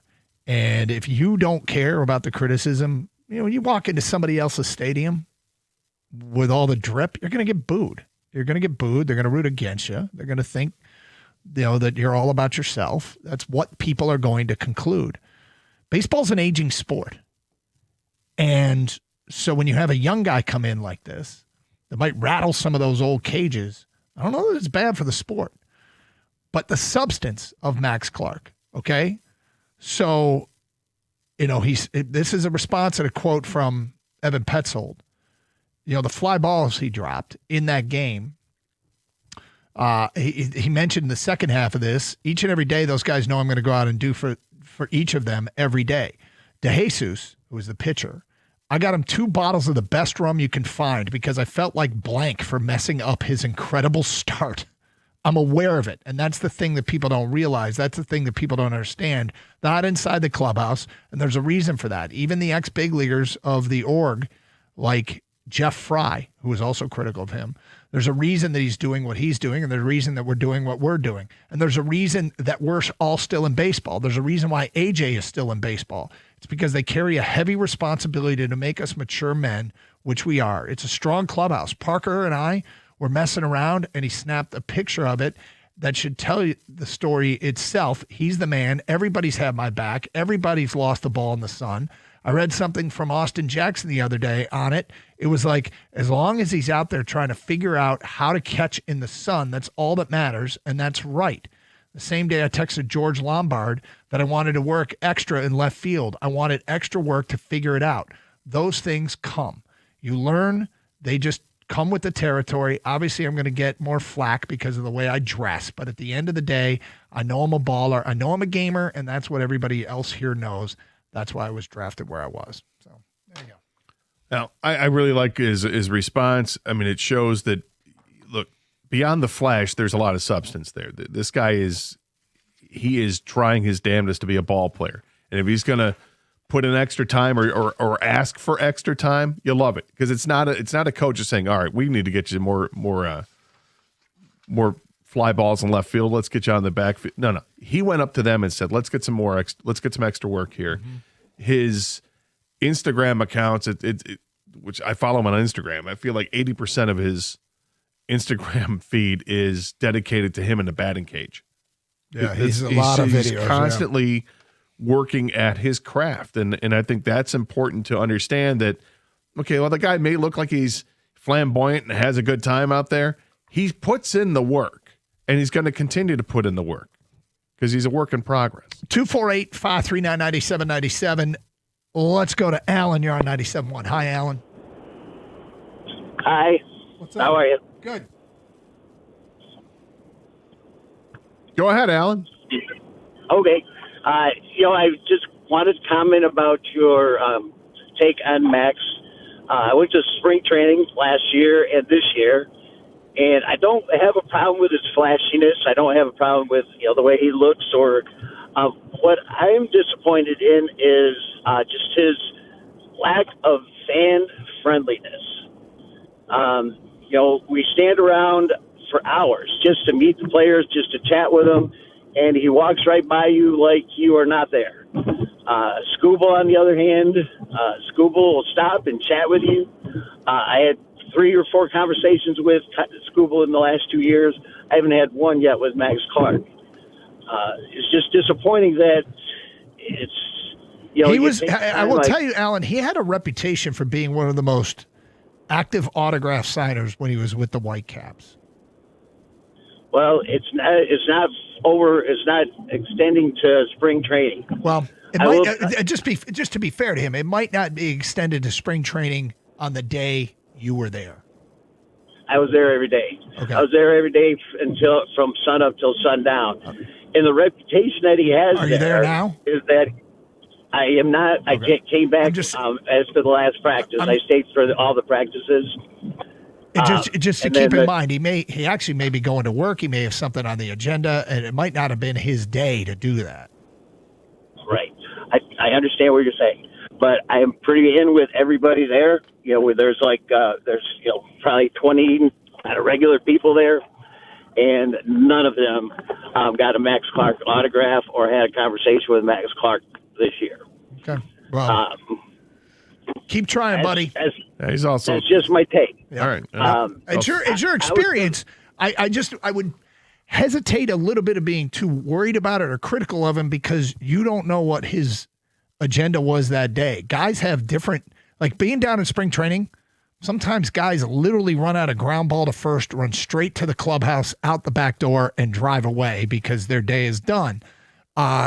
Others go do work immediately after practice or lift weights. I mean, if I were a minor leaguer Yeah. in spring training camp, I would probably tend to steer clear of the fans because I'm not a member of the Detroit Tigers yet. I'm not on the roster. I'm working to get there. So when you talk about what he was like at West Michigan, everybody talks about, oh, he's great at West Michigan. We got autographs there, or at Erie, or whatever the case is, because he's part of that team. He's not part of the Tigers yet. So maybe he's got a different approach to it. But you'll see a different guy when he's a major leaguer, I would hope. But who knows? It's possible that maybe he's a jerk. Maybe he's going to be I don't think he completely is, not user friendly for the autograph seeker, but you know, they are in a work situation, and sometimes, you know, position players and pitchers, like I know he said Scuba was there. Scuba probably's got some downtime on his days off, more so than a position player. But he's also on the roster. He could be a jerk. 248-539-9797. Thug Aim says, flip the script, and the caller would say, he's too distracted by the fans. He needs to focus on baseball. From Det 313, sports fans are hypocritical. If Clark was in another organization, they'd think, look at this punk. But since he's a Tiger, I could care less how he looks as long as he's good. Well, I will say this. I don't think it's being hypocritical by acknowledging you're going to get people that don't like you as long as you don't care and it doesn't affect your performance at all. Then that's fine. You will sincerely know whether or not you don't care. And and some people, the hate fuels them. How many times have we heard people say, all the doubters, the people that hated me, fueled me? Chuck is next on 97.1. Hi, Chuck. Hey, how are you? Good. Good. Hey, I wanted to disagree with the gentleman that was just on talking about Max Clark down at spring training. My son and I spent a little over a week down there earlier, and we actually had a great interaction with Max Clark as he was leaving the facility. Great conversation, signed a couple autographs for us. And one of the other things we noticed was he was consistently one of, if not the first player there and one of the last to leave. So this kid's putting in the work. Yeah, he's got a lot of bling, and I'll take that, but the kid's putting in a ton of work. Chuck, thank you. Good for the perspective. And, you know, I mean, look, Alan, the caller that said that, he just has to remember that Clark is at work, right? And part of the job is absolutely, I think, interacting with fans, but maybe not on that Tuesday through Saturday you were there, whatever. Scott Waterford says he's right. I don't know Max Clark, but I feel like I do now. I don't care what he wears, but it shows his lack of self-awareness as to the image it projects, as it reflects a lack of empathy to his fans. If he's okay with that, then you be you, but he's a look-at-me guy. Next one, I don't care about the bling, but they passed on Wyatt Langford, who was a 22-22 player with 16 DRS last year. Wearing all those chains to say, look at me, he should start humble and respect the institution and develop. If you think you're the blank, good players don't drop fly balls. Next text. Every player has dropped a fly ball. Yep. And if he's dropping them in spring training before he's on the roster, that's the best time at all to drop a fly playing ball. a new position. Yeah. Max is electric. The only people who care about what he wears are back in my day kind of guys. Baseball's different now. Look good, feel good, play good. Tyler in a truck. The Max Clark criticism is only fair because he wears chains like he's Ronald Acuna without touching the big leagues yet. People will take this as cocky confidence and light him up when he makes mistakes. May not be fair, but it's the world we live in. Tyler's right. But if he doesn't care, and if it either A, fuels him, or B, it doesn't bother him in the slightest, and he's comfortable and feels better the way he presents, then good for him. I don't have an issue with it. 248-539-9797, 97.1.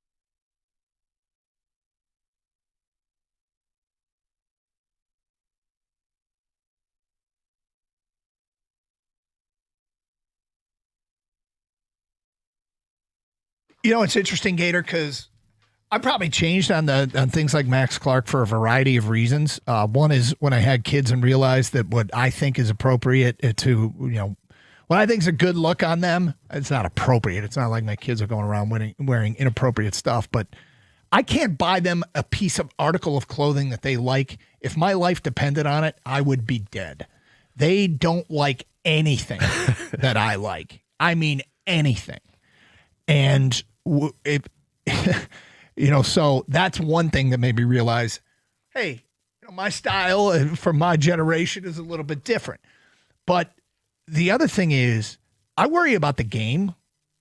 And so if there is an exciting young player that comes along, I feel like the game should embrace that exciting young player more. Even if it makes you uncomfortable with what he's wearing, or your first instinct is look at this tool or whatever. End of the day, this is an aging game, and criticizing what young people wear is the most on-brand, ageist thing you could do, right? I mean, there's nothing that screams more that you're old, he's young, and this game is old. If you want it to be the way it was when you were young, it's not a game that's getting younger. And what happens with baseball if the younger generation, the next generation, isn't embraced and the fans age out? How does that hurt the game of baseball? Yeah, I'll worry about Max Clark when he's a Detroit Tiger. I'll follow him in the minors as I do every other minor league prospect with this team. I love following that stuff, and by all accounts, he seems like a great guy, really dedicated to his craft, and wants to get better every day, and puts in the work to do it.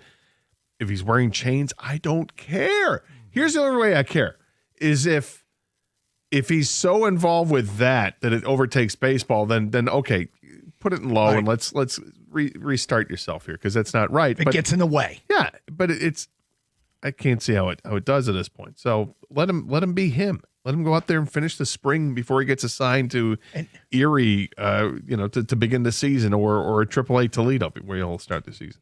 Kang, your thoughts on this? I feel like you would care if he was on another team, though. I mean, But he's he's a not. Tiger, so it goes back to rooting for laundry, and we root for our teams, and we hope they're good no matter what they're wearing or doing, right? I mean, in the end, if you're producing, people won't care. The problem is, though, and I don't care. Like you guys, I don't know Max Clark at all. He seems like a fine kid, but when you dress the way he does, he's like if he was a character on a video game, you would max out on the stuff you could buy and put on him. There's nothing left to do. He's got the sleeve tattoos, the bands, the black, the chains, multiple, of course, the sunglasses, the do-rag, every single thing you could possibly have on a video game character, he has. You've completely reached your limit. So when you do that, and I'm glad he's comfortable enough, clearly he's comfortable enough to do that, and he doesn't care about the criticism, he says, right? Yep. You do put eyeballs on you, a lot of eyeballs. The only guy I care about is if your play is not good, then maybe you need to change some of that stuff. If your play is fine, then who cares? Wear whatever you want, right? So I would just say, is this affecting your work ethic? And most importantly, is it affecting the outcome? Because it sounds like he works hard, and he tells, in the story, he says, hey, I'm out there getting extra time, trying to catch fly balls, do all this stuff.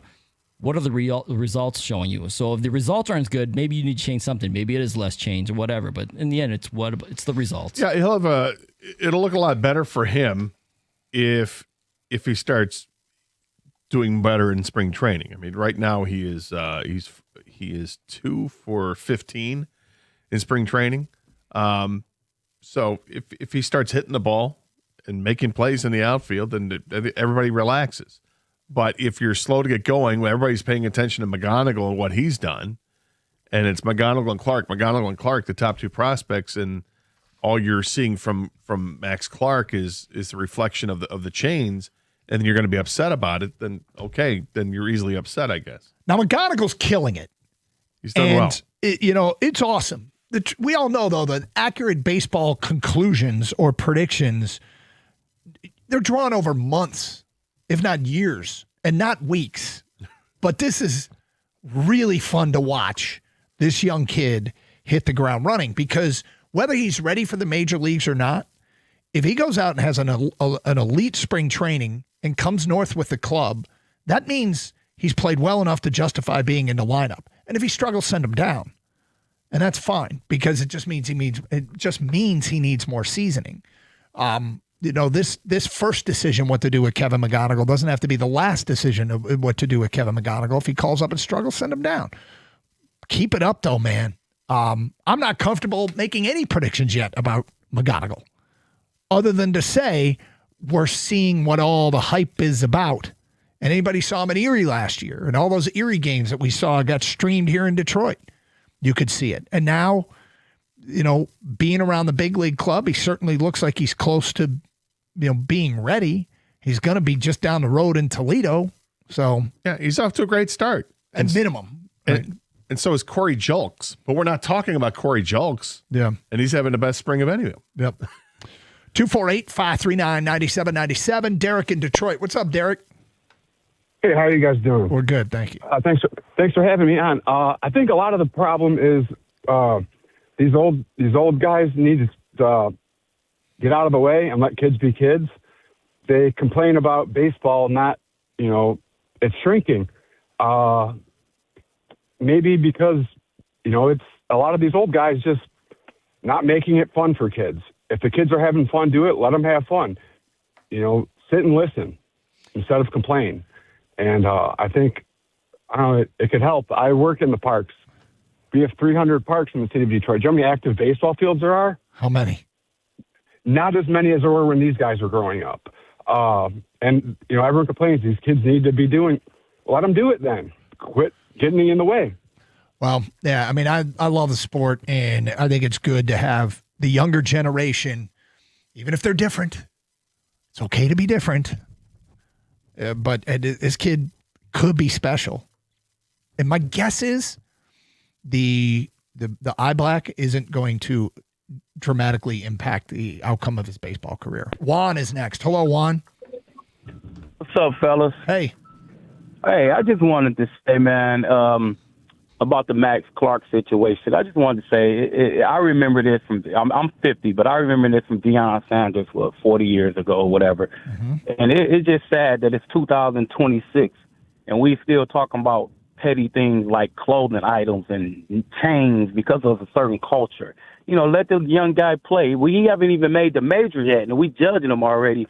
And like you guys said, I mean, it's younger kids right now don't even really care for baseball, and we're going to push them further away. We talk about a guy got too many chains on.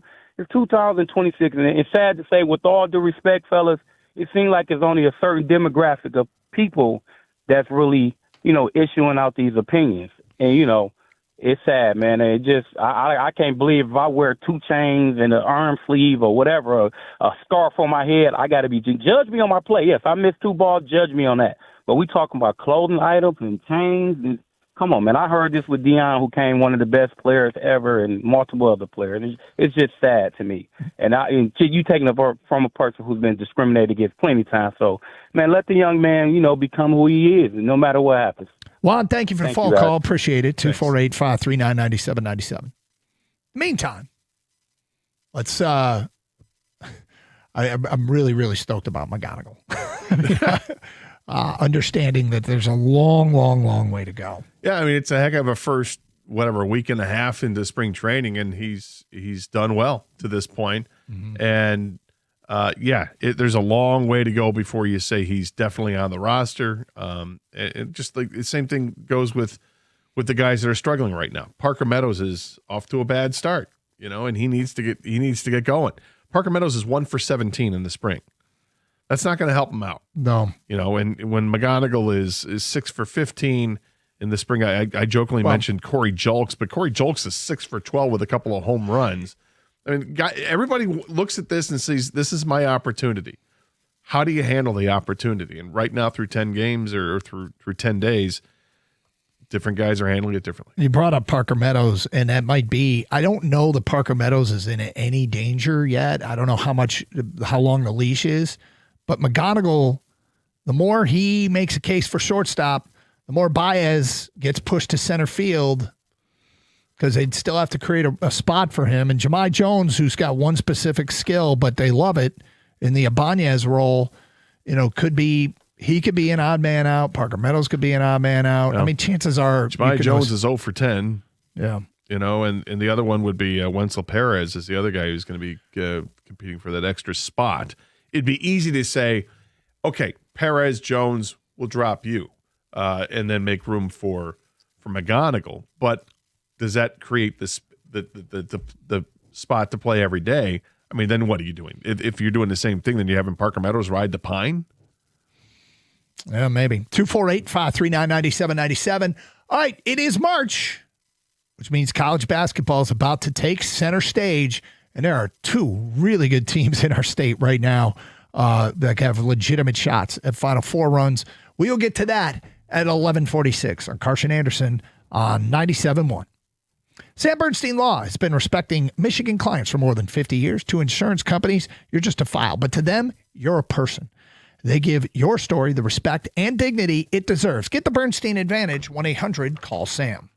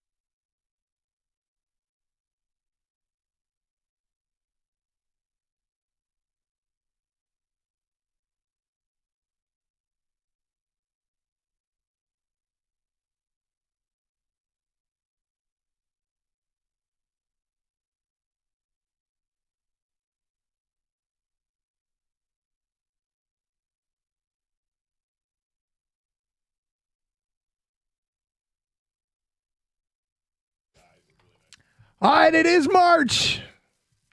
We got 2 teams in our state rounding into form.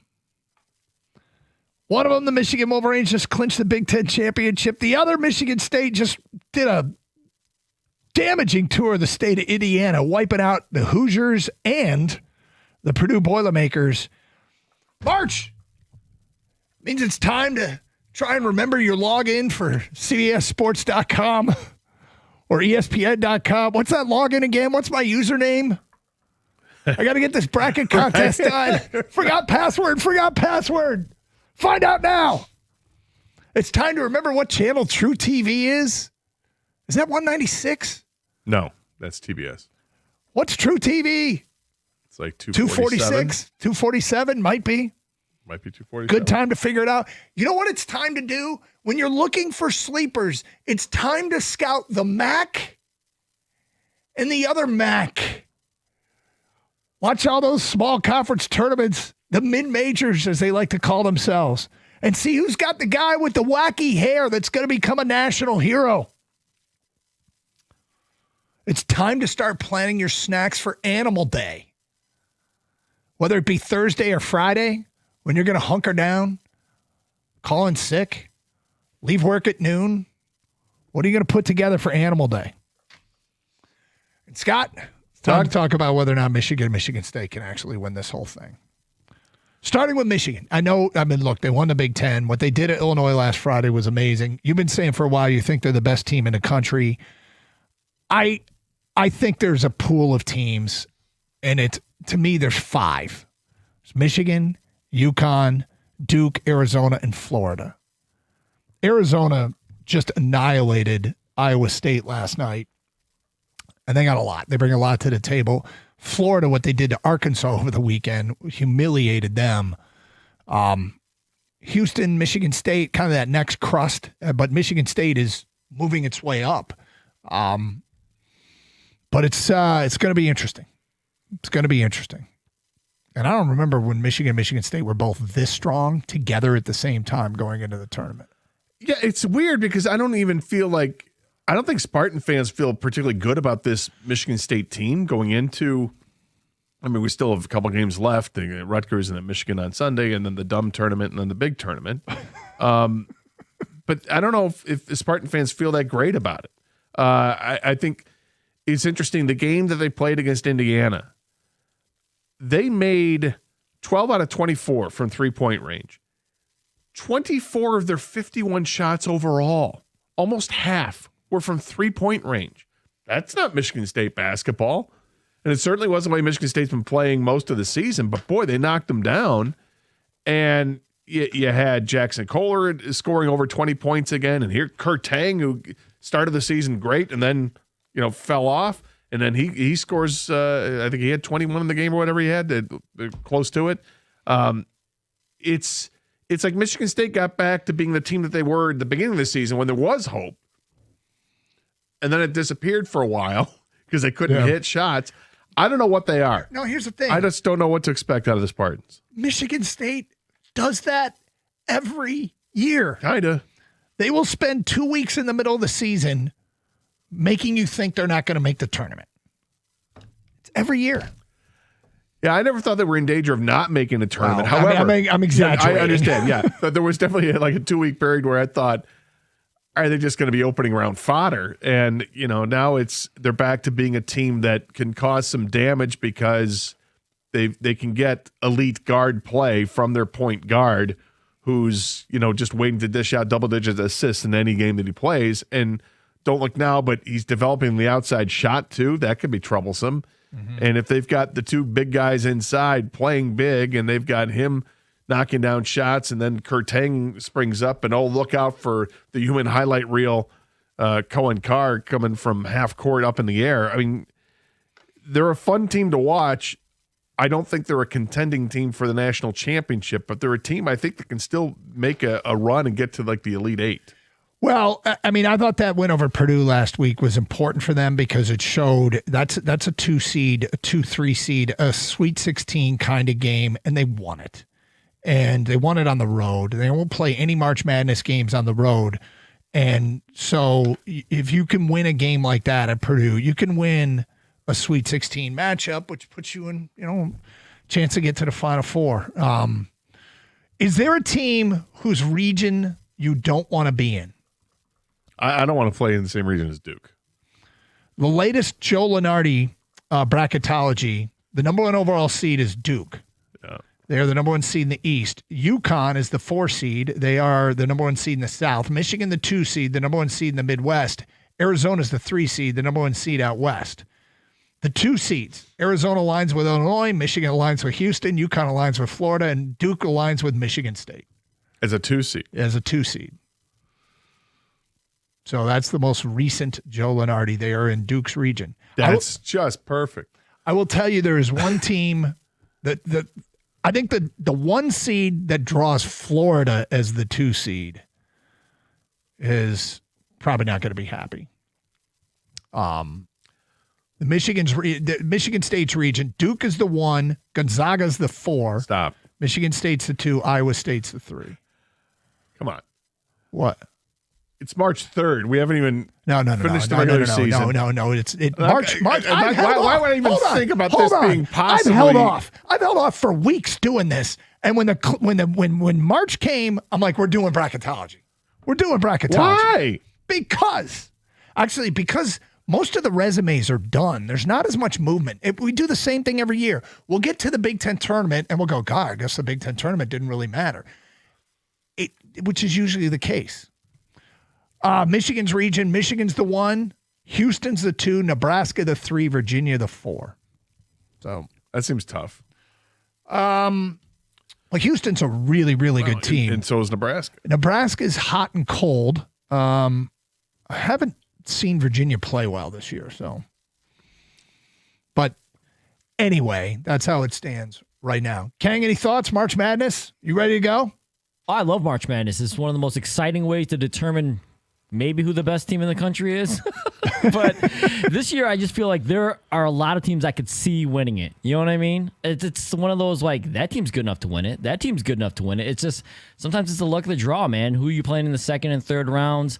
I'm interested to see who I end up picking this year because I have no idea right now. I have that many teams I think could go all the way. So, but I can't wait. I love it. It's the best time of the year. How many teams, if you gave me a choice of how many teams that I could choose and you could get the field, how many teams would you let me pick? Where I feel where I get the field? Where you still think you can win. Uh-huh. But you could just give me one. I guess that would give you the best chance. I would. Yeah. Is that the Karsh Casino? That is the Karsh Casino. How would you make it 50-50 where you would want, how many teams would you want to take? Uh-huh. I could give you 5 to 6 teams, and I could take the field. I kind of want to make this bet. Uh-oh. All right, think about it, man. I got Duke, Michigan, Arizona, UConn, Florida. Okay. And you get the field? Sure. Wow. Which side do you want to be on this one, Gator? I want King to win.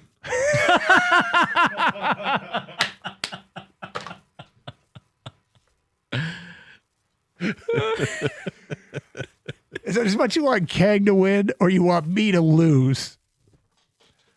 I said I want King to win. How many did you name there? 5 or 6? I named 5. Okay. Yeah. I'll take it, man, if you want it. Yeah, we'll come up with All some right. stakes here. Real stakes? Like red Well, dog? if you win, yeah. You can get some, I'll get you a steak. And I'd like boneless, skinless chicken breast. We're going to bet meat. All right, there it is. I'm excited. How about raccoon? No, no to raccoon. Okay. Not into raccoon. That is white meat, they say. And also dark. Not that interested. Then white again. Do you want raccoon? No. Okay. No, I want a pet one. Do you? Yeah. They're cute. Are they? Yeah, man. Their paws are like hands. They use them like hands. They grip stuff and. All right. There is a big piston bandit. There's a big piston game tonight. They're taking on the Cleveland Cavaliers, who got a little lippy apparently. I don't know if I believe this story, to be honest with you. Oh. Well, it just you calling shenanigans? I'm just not sure how accurate it is, but we will get to the story, what the Cavs are alleged to have said in the locker room after Friday night's game. That is coming up at 12:05 here on Carson Anderson on 97.1.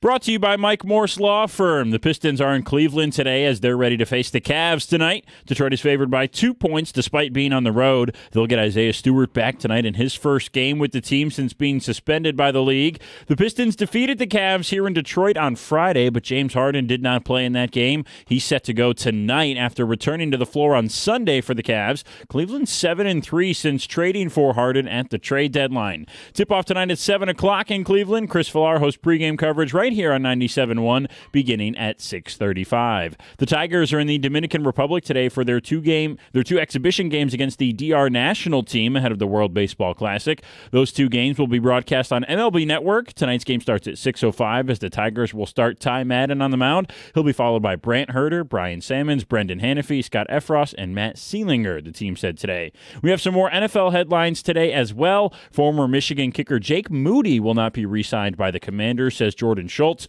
Moody will become a free agent after going 19 for 23 on field goals last year between San Francisco, Chicago, and Washington.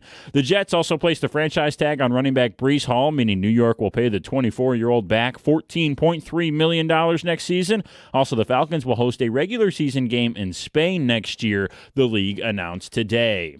From the Corewell Health Sports Desk, I'm Brendan Shabath. For more, go to 97.1 The Ticket or Odyssey.com.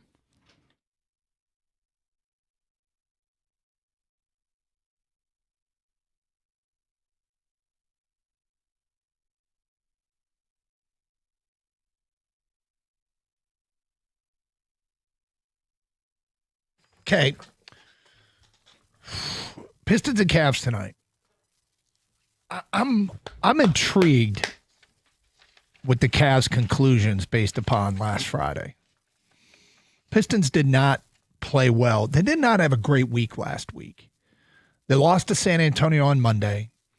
They struggled but beat a massively depleted Oklahoma City team on Wednesday. And then the same thing on Friday against the Cavs.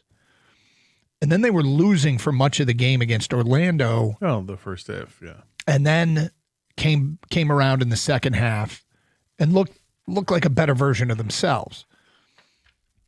I hope they got their groove back. One thing that could help is seasons are long. They're filled with ups and downs. They're filled with emotional highs and lows. They're filled with challenges. They're filled with you being at your highest attention. They're filled with struggling to not go through the motions because they are so long. There's a variability with how good and bad a team or a player can look as a season goes on. But coming out of last Friday's struggle and win over the Cleveland Cavaliers, who were without James Harden and were without Donovan Mitchell and others, Cleveland beat writer by the name of Chris Fedor, or Fedor, Fedor, he's not the same guy, said the prevailing feeling inside the Cavs locker room was Detroit can't beat them in a 7-game series. Oh, it's the Cavs feel? Yeah. Oh, okay. According to Fedor, Jalen Tyson said that the Cavs are the number one team in the Eastern Conference, even though the standings don't reflect that. Another player said to me privately, they are not in our class. Okay?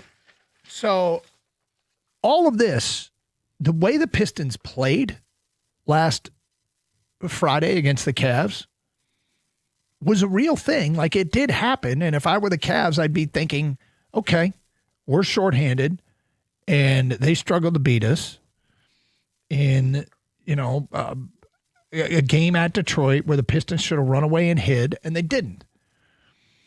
They've drawn the conclusion that Detroit isn't in their class. I will tell you this.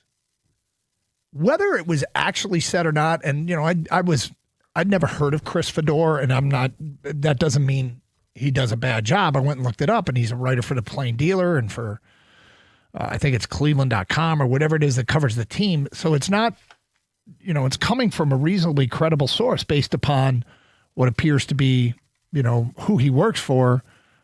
It's not coming from some blog that nobody'd heard of, right?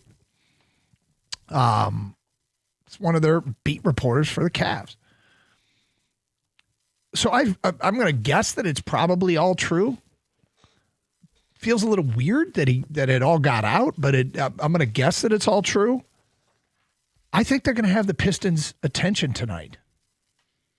Like, I like the Pistons to rebound tonight and take care of a depleted Cavs team. I think they have their attention already. The game was a little spicy on Friday night. You had Tyson getting up in the face of Cade Cunningham and getting in the face of other players too, and wanting to be this, mock tough guy out there, and I'm going to stand here, and you're going to have to bump to get past me and all this.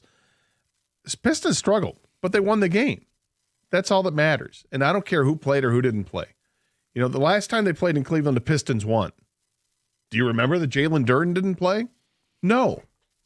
Because why would you? It's a regular season game. It doesn't matter.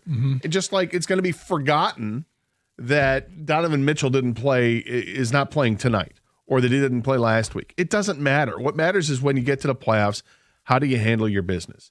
And both teams have had to deal with some adversity this year, playing without superstar players. And okay, I'm looking forward to this tonight because I think it is going to be spicy. I think 100% the Pistons have seen these quotations, and it's just going to add a giant chip on their shoulder. And I think if you're able to look at what New York did and what New York said, and how the Pistons have replied to that, responded to that, nice little basketball team, and they have absolutely owned the Knicks this year. Now that Cleveland, you want to lip off Cleveland? Thanks, I appreciate it. As a fan of Detroit sports, I really appreciate it because I think our teams respond to that, and the Pistons in particular have responded to that. Thank you, on behalf of Piston fans everywhere. We appreciate you getting a little full of yourself when you're 8.5 games back in the conference. And really, I mean, call it what it is, disrespecting the top team in the East right now. Yeah. Which and you know what? They are shorthanded tonight. So will this win tonight, if the Detroit goes to Cleveland and takes care of business, is it going to mean anything in the grand scale if they meet in the playoffs? Probably not. But file this away. File this away, Pistons. The comments, the result tonight is irrelevant. Right. File the comments away. They don't think you're in their class. Now, I always try to be as accurate as I can. Has this really been said? I mean, I guess for the Pistons' purposes, it doesn't even matter whether it was really said or not. Well, you go out and because they'll believe it was said.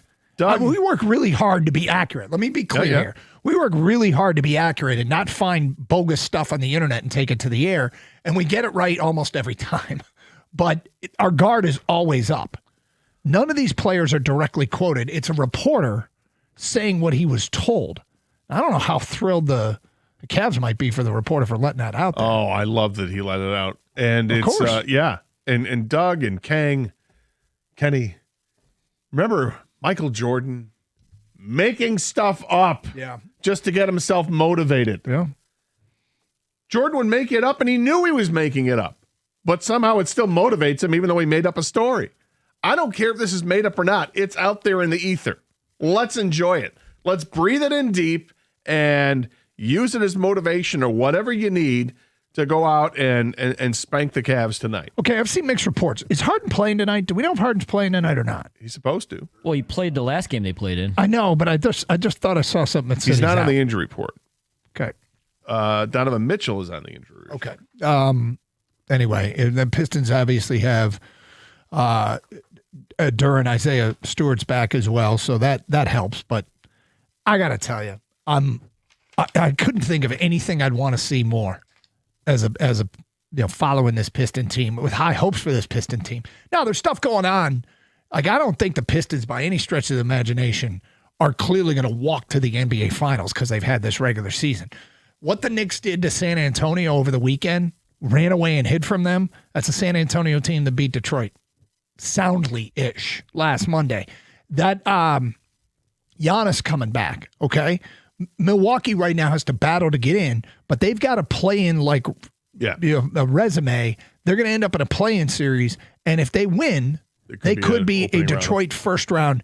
A healthy Giannis, that's a tougher first round opponent than you want if you're the one seed. I hope the cards don't fall that way. Cleveland, we have yet to see Cleveland sort of gain their stride here a little bit with Donovan Mitchell and James Harden playing together.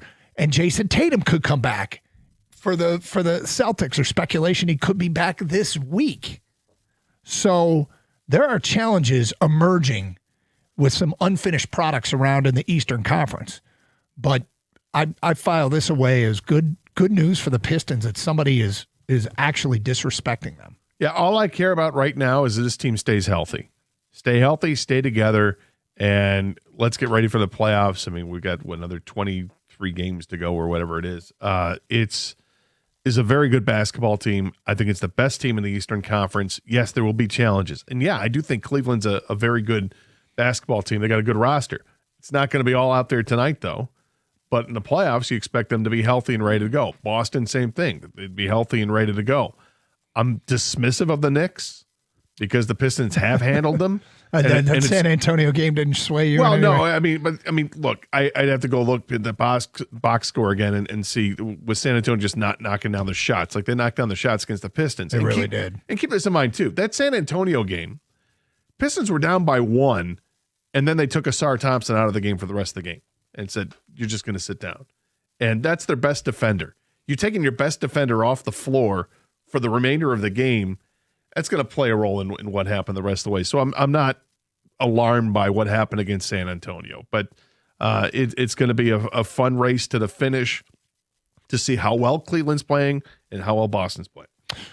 All right, 248-539-9797. Piston fans matchup tonight with Cleveland. What do you make of these comments out of the Cavs locker room as reported by one of their insiders that Detroit is not in their class? It is Carson Anderson on 97.1. Hey, you want your nice green lawn all summer long? Get after it early. Call the folks over at Natural Way Lawn and Tree Service where you get green, stay green with Natural Way. 888-GET-GREEN is the number. And if you want to save some green, well, how about you do this? You prepay and call by the end of the month. You get the early bird discount. They've been serving Michigan since 1990. They offer the 100% satisfaction guarantee. It's a company I've used for almost a dozen years now. I am completely satisfied. I love what Natural Way does. Fertilization, aeration, weed control, disease control, so much more of these are what they provide for you. If you want greener grass and fewer weeds, early treatment is key. It's easier to prevent a problem than it is to fix one later on. So for a limited time only, you purchase a full lawn program, you get free grub control, but you have to mention my name, Gator, and the station 97.1. Call now, 888-GET-GREEN, or go to naturalwaylawn.com.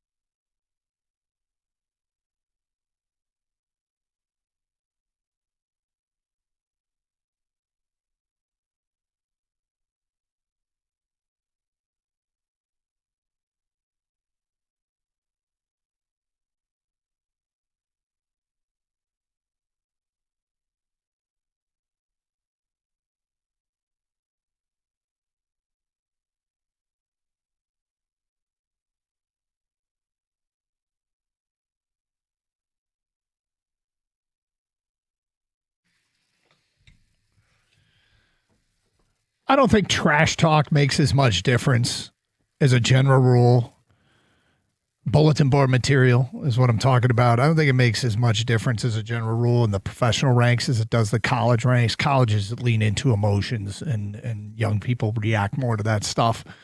And coaches manipulate it when they can, of course, to their benefit. But I do think it can matter in the league. And I think when you're up and coming, like the Pistons are, and another team that's behind you but has had more success than you of late, says you're not in their class, to me, that's actually something I think will probably matter to this Piston team. And, oh, by the way, the Piston team is filled with young players. So, I mean, you know, we talk about how it matters more for college kids because they're so young. This Piston team has a whole bunch of guys that are early 20s or 20. Isn't Jalen Duren just turned 21, 20? I think? Yeah, they got a bunch of guys that I feel like they can be more prone to these these types of emotional plays. So 248-539-9797. Ron Holland 20, Jalen Duren 22. So yeah, they got some youth. 248-539-9797. Feedback to the Carson Anderson inbox. Pistons need to find someone in a buyout market. They need another playmaker or shooting. When Cade gets double teamed in the playoffs, maybe even triple teamed, someone's got to make some baskets or shots.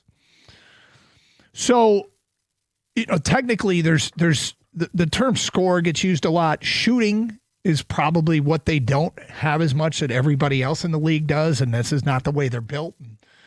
I mean, it's can you win this way is a real legitimate question, and it's going to challenge them moving forward. The Pistons' secondary scoring is on par with everybody else. It's their third score. Like, if you look at all the contenders, the points per game for Jalen Duren is on brand with a lot of second scores. It's the third guy. Yeah, and Duren also isn't a shooter. No, but he's developing the mid-range jumper, which is nice. But that third scorer is a different person every night. The other teams in contention seem like they've got that third guy that they can count on. With the Pistons, you don't know if it's going to be Duncan Robinson or Tobias Harris or Asar Thompson on any given night, or somebody off the bench that you just, you know, whether it's a Ron Holland or, Sasser or whomever it is, Danius Jenkins. They don't have the constant third guy. I mean, the fact that Duncan Robinson didn't score the other night against Orlando is unbelievable to me. In a game where they won by 20-something and he just didn't score. Crazy. The team wasn't knocking down three-point shots. They ended up going 5 of 30 in the game or whatever it was. Big game tonight with Cleveland. Hey, this from Wes in the gym. As long as Beef Stew doesn't get too much of a chip on his shoulder, ... You're right. Yeah, right. Foul point. Point. Keep in check. Yep. If he's on the bench, if somebody's got to play offensive tackle and keep him on the bench. Actually, maybe even when he's on the court, somebody's got to play offensive tackle and keep him away from any kind of altercation. Which, if you're Cleveland, it's not a bad strategy to try to get under the skin of Isaiah Stewart or Jalen Duren. No. Anthony in a mail truck. I cannot wait until tonight's game. Beef is back. He's basically had a month off. His knees are healthy. Cade and JD will get their fingerprints on this game. They very well might. Very well might. Here we go. Pistons Cavs tonight. Big one. And maybe some bad blood brewing. East is getting interesting. It's getting really, really interesting. All right. Gator. Doug. I took a look at something that we hadn't done yet. Little exercise. The Detroit Lions are sitting at 17 in the coming draft. That they are. Raise your hand out there if you want the Lions to trade back and get more draft capital. Gator's raising his hand. This guy right here. Yep. Kang, you down with that? Trade back and get more draft capital. Raise your hand if you're in favor of it. Yeah. I mean, they got to find ways to make more, more cap space. Is Kenny down with trading back any more draft capital? Or Kenny, you want more draft capital at 7 or the pick at 17? Which do you prefer? Trade back or stay? I'm fine with draft capital, man. Okay. All right. So I think we're all on board here. So I'm amazed it took us this long to look at the last time the pick at 17 was traded and what the return was. Okay. I take you all the way back to 2024. Not that far back. No. When Jacksonville was sitting there at 17. in a draft that took place in Detroit, Michigan. And at 23, Minnesota was after edge rusher Dallas Turner. And they called up Jacksonville, and Jacksonville said, hello. And Minnesota said, we will give you 23, our pick at 23. So you move 6 spots back. We'll take 17. And to do so, we'll give you our 5th round pick this year to move back 6 spots. And Jacksonville said, is that it? And Minnesota said, no, it is not. We will also give you our 3rd round pick and our 4th round pick in 2 years. Okay. So the last time the pick at 17 got traded. Oh, and by the way, and then Jacksonville said, okay. And for a 3rd, 4th, and 5th. That concluded the negotiations. Now, Minnesota has since fired their GM. So maybe they gave up a little much amongst some other moves. But. Well, was his wife pregnant at the time? Huh? Isn't that one of the issues with the Minnesota GM is that he wanted to take time off to be with his wife? I don't know. Is it? Yeah. I don't that was the remember whole that thing story. last. Yeah. Okay. That's training camp. Okay. So anyway, that gives you 23, a 3rd and 4th rounder in 2 years, and a 5th rounder this year. Mm-hmm. And the Lions are in a place where they probably don't want the 3rd and 4th rounder 2 years as much as they want one more pick this year. I'd keep shopping. Yeah. Would you? Yeah. I don't know that I'd keep shopping. I'd probably take this, but I would ask, hey, can we make that? Well, we don't want your 3rd and 4th rounder in 2 years. We want your 3rd rounder this year. And it's convert, instead of a 5th, give us a 6th. But the framework is there for the kind of return that you might be able to get. That is, I think if you look at a draft chart, that's a juicy return for that pick. Mm-hmm. I would tend to. I'm still looking to get. I want draft capital for this upcoming draft. Yep. I would love to get, if you could somehow move back and get a late 2nd round pick, an early 3rd round pick somewhere in there, it'd be awesome. So I'm willing to move back even further. Question is, I'm not sure how much. Like when I move out of the 1st round, probably not, because I want to have a player in this draft that's in the 1st round so that I have a 5th-year option on somebody. But I would think that there's some partner willing to move up to 17 and give you something for it. It's one of the key things to making a trade is having somebody who wants your pick. And Yes. so you don't get to choose who wants your pick. But if you did, like I would, would I do this trade? Yes, I would do this trade. I wouldn't love it as much as a return with immediate 3rd round pick, but I would still do this trade. It's just too much to move back just 6 spots. But as far as, if anybody else further back wants to give up something more immediate, I would take it. That return for 17 is pretty damn good. We'll know more once free agency comes around with like quarterbacks, for instance. Let's say Ty Simpson is on the board at 17, and only one quarterback has been drafted at this point, and that would be the 1st pick. If Ty Simpson is still on the board at 17, right? If I'm the Lions, I'm calling every team that you think needs a quarterback and say, look, you want Ty Simpson, come here. Vikings are picking right after us. And do the Vikings seem like they're thrilled with J.J. McCarthy with all these rumors that they're looking to bring somebody else in? Doesn't sound like they're thrilled with it. So teams might be trying to get in front of Teams Minnesota. might be want to try to get in point. front of them. So, yeah, I'd be absolutely on the horn with these teams. Pittsburgh at 21 is Pittsburgh. They got to find a future quarterback. Yep. There's like they're in a good spot to move that pick for a quarterback hungry team. Yeah. So it's a valid point by you. Watch for Ty Simpson, and maybe he falls. Either way, good spot to be in. Good example of a good return at 17, and now we wait. But for Market this to pick a Lions little team, I think we would tend to agree. And I don't know if it's just that we want the instant gratification, but I think for the way that this team is trying to build itself, don't we kind of need the pick this year? Not like waiting To be clear, yes. But if this is the only offer, I would still take this for 6 spots back, because you know what I can do with that 3rd and 4th rounder next year? Trade them to get back into this draft. Yeah. And I can couple it with the 5th I got too. So there's no question that I would prefer something immediate, but that's enough for me. If that's the only offer you get, are you taking it? Probably. Okay. Kang, if that's the only offer you get, are you taking it? I probably would. Obviously, we don't know how the draft board's going to shake out. Depends But who's on the board. But yeah. I got to be honest with you. I feel like Brad Holmes is more likely to move up from 17 than back. He's just aggressive when he, you know what I mean? Like if a guy starts falling, like a la Jameson Williams or somebody, I feel like he would be like, or Terrion Arnold, let's go up and get him. But maybe things have changed this year where, the cap has come into play, right? They need to find cheaper options. But I would move back if that were the offer, Doug. Yes, I would I would enthusiastically move back if that were the only offer that they got based upon what we see out there and available. Who are the players you would move up for? Like if there's somebody there at, let's say, 13. Who is the player I would move up for? He's still on the board. And like I didn't expect him to be there. I don't love the Caleb Downs injury rumors that have started to go around. Caleb Downs would be one if I was comfortable with that. I'm not sure there's that many. I like Keldrick Falk a lot, but I'm not sure I love him to move up to get him. Is there a player you'd move up to get?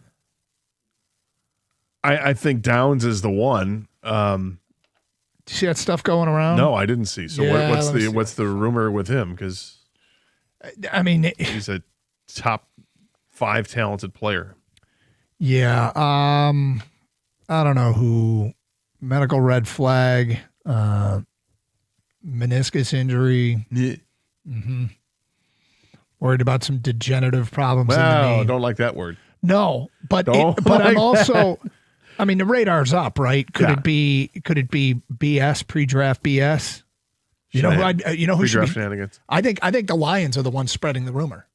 Oh, okay. Hoping that Well, then yes, yeah. Okay, we have a fascinating mock. We will get to that today at 12:35 on Karsch Anderson 97.1.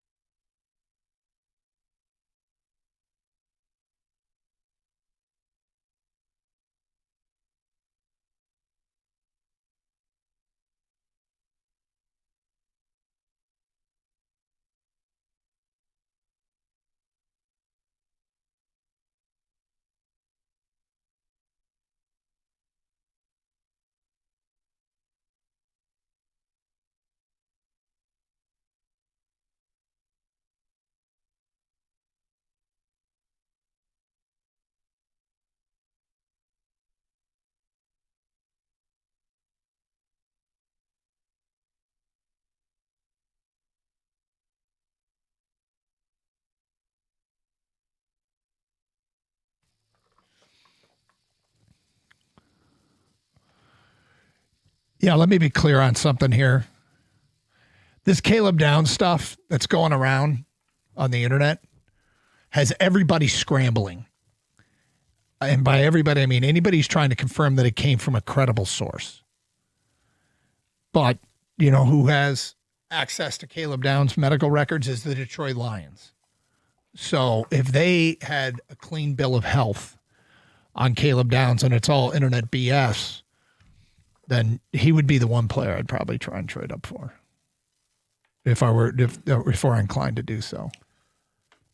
Yeah, I think he's a special player, but obviously the medicals have to check out because that's a big one when you're dealing with 2 safeties right now in your own team that are not able to participate at this point.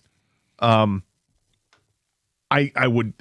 There's a couple other guys, but I just can't see them slipping. The edge rushers in this draft, the top edge rushers, I don't see them. David Bailey. Yeah, Bailey is so good. Bain is very interesting. Although now it's going around. Are Bain's arms too short? Yeah. All right. Love it. The post combine stuff's great.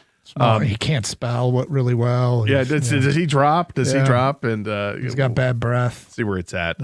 But I'm sticking with the idea that I'd like to trade back because I don't think trading. I don't want to give up too much capital to trade up and get somebody that, even as much as I like Downs, if I can get a safety in the second round, that the Halsey kid from LSU, or he's not a good parallel Parker. Wouldn't want him. But you know what I mean? Like, it's a good draft for safeties. It's a good draft for offensive tackles. I'm willing to trade back a little bit and still get one of those guys and add a pick. Yeah. Well, it's one of the reasons why that Vikings trade is so interesting. And it is interesting because what the Vikings did 2 years ago to get from 23 to 17 was give up a little bit of this year's capital, but a lot of the next year's capital, which makes it harder for the Lions need it now. But you can always spin next year's capital into this year's capital and make more trades, or you can at least attempt to do so. But interesting stuff as we get inch ever closer to the National Football League draft. 248-539-9797. News out of the league today, by the way, last day you can tag a player, and apparently the Jets and Breece Hall, they tried to get a long-term deal together, and they couldn't, so New York is hitting with the $14.293 million franchise tag. So he will play under that contract for 1 year and be a free agent again unless they can come to a longer-term deal. But he will not hit the open market. So Breece Hall will not be a running back that is signed by somebody else, which would bump a running back down the totem pole, maybe closer to Detroit in free agency. But nonetheless, there you go. So I just wanted to go back to that same 2024 draft because I thought it was interesting because the Lions made a trade in that one as well to move up from 29 to 24. And what did the Lions give up to move up the 5 spots? And basically was a third-round pick is what they gave up. The other one I wanted to check, I thought... Gee, did Minnesota overpay? They moved back 6 spots, gave up a third, a fourth, and a fifth. It seems like it, yeah. I thought that there was another one. That was the one. Okay. I went through and did a whole bunch of trying to find recent versions last night. And there was a lot of 17 moved up, but not as much 17 moved back, except for that one that I found. All right, Gator, you ready for a mock draft? Doug, I'm always ready for a mock draft. Let's go. This one's interesting. 2 rounds. 2 rounds. So if you're new to the show and you don't know how we do these, we ask you, what would you do in this scenario? So when we work our way in the picks leading up to Detroit, we'll tell you the interesting players and who is off the board, but then we'll tell you who's on the board when the Lions are on the clock. And we'll start with this. At the top, the Raiders take Fernando Mendoza. No surprise. Arvell Reese, linebacker, edge rusher from Ohio State, goes to the Jets at 2. David Bailey, edge rusher from Texas Tech, goes to Arizona at 3. Other picks that could interest Detroit fans: Ruben Bain, edge rusher, Miami, goes Tennessee at 4. Sonny Styles, linebacker, Ohio State, goes to the Giants at 5. Monroe Freeling, tackle from Georgia, goes to Cleveland at 6. Monroe Freeling. Thank you. Caleb Downs, safety from Ohio State, goes to Washington at 7. Other picks. 3 of the top 7 picks from Ohio State.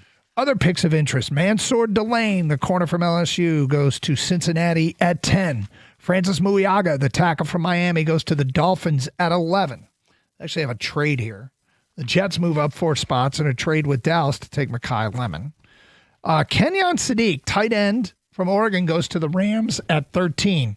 Olavivenga Ione, the guard from Penn State, goes to Baltimore at 14. Keldrick Falk, the edge rusher from Auburn, goes to Tampa at 15. Dallas, who moved back, takes Dylan Thieneman, safety from Oregon, at 16. The Lions are on the clock. Here are the names available: Akeem Messidor, edge rusher, Miami. Spencer Fanu, tackle, Utah. Peter Woods, defensive tackle, Clemson. Emmanuel McNeil Warren, safety, Toledo. Jamal McCoy, cornerback, Tennessee. Gator, this scenario presents itself, and I will tell you all, and everybody out there, think about what would you do. One of those 5 is the pick. Who would you take at 17 between Messidor, Fanu, Woods, McNeil Warren, or McCoy?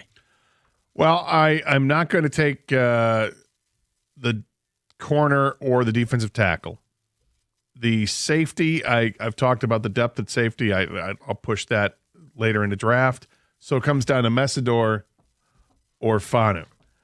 And a lot of people think Fanu is the second best tackle in this draft, even though Monroe Freeling goes earlier.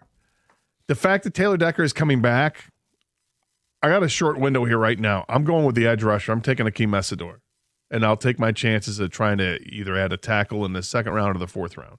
Pick is in. Gator takes Akeem Messidor, edge rusher, Miami. Kang, under this scenario, is the pick in? Yeah, under this scenario, I'd like to be different, Gator, but I agree with you. I'd take Messidor, the edge for Miami. The Taylor Decker thing coming back, I don't know if I want to use a first-round pick on a tackle that's not going to start for me. And I don't know if I'm being short-sighted with that, right, but I'm going to go with the guy who I think can start for me day one, and that's Messidor. Okay, so you both have an edge rusher. Everybody out there, did you make your pick? Make note of it. All right? Lock it in. Because let's see how the board falls and what you might do in round 2. Knowing that you've got... Oh, boy. You got a 2-round mock? Yes. Oh! We continue in the second round. Houston with the second pick of the second round takes Blake Miller, tackle from Clemson. By the way, that's in a trade they made with Arizona. Okay. Max Ahanachor goes to the Giants at 37, the tackle from Arizona State. Like him. Emmanuel Pregnon, the guard from Oregon, goes to Houston at 38. Like him. Other players that might be interested. TJ Parker, the edge rusher for Clemson, goes to Kansas City at 40. Christian Miller, the defensive tackle from Georgia, goes to Cincinnati at 41. AJ Halsey, the safety from LSU, goes to the Jets at 44. 44. Zion Young, 44, that's me. Zion Young, the edge rusher from Missouri, goes to Baltimore at 45. Getting close to Lions pick at 50. We are at 50.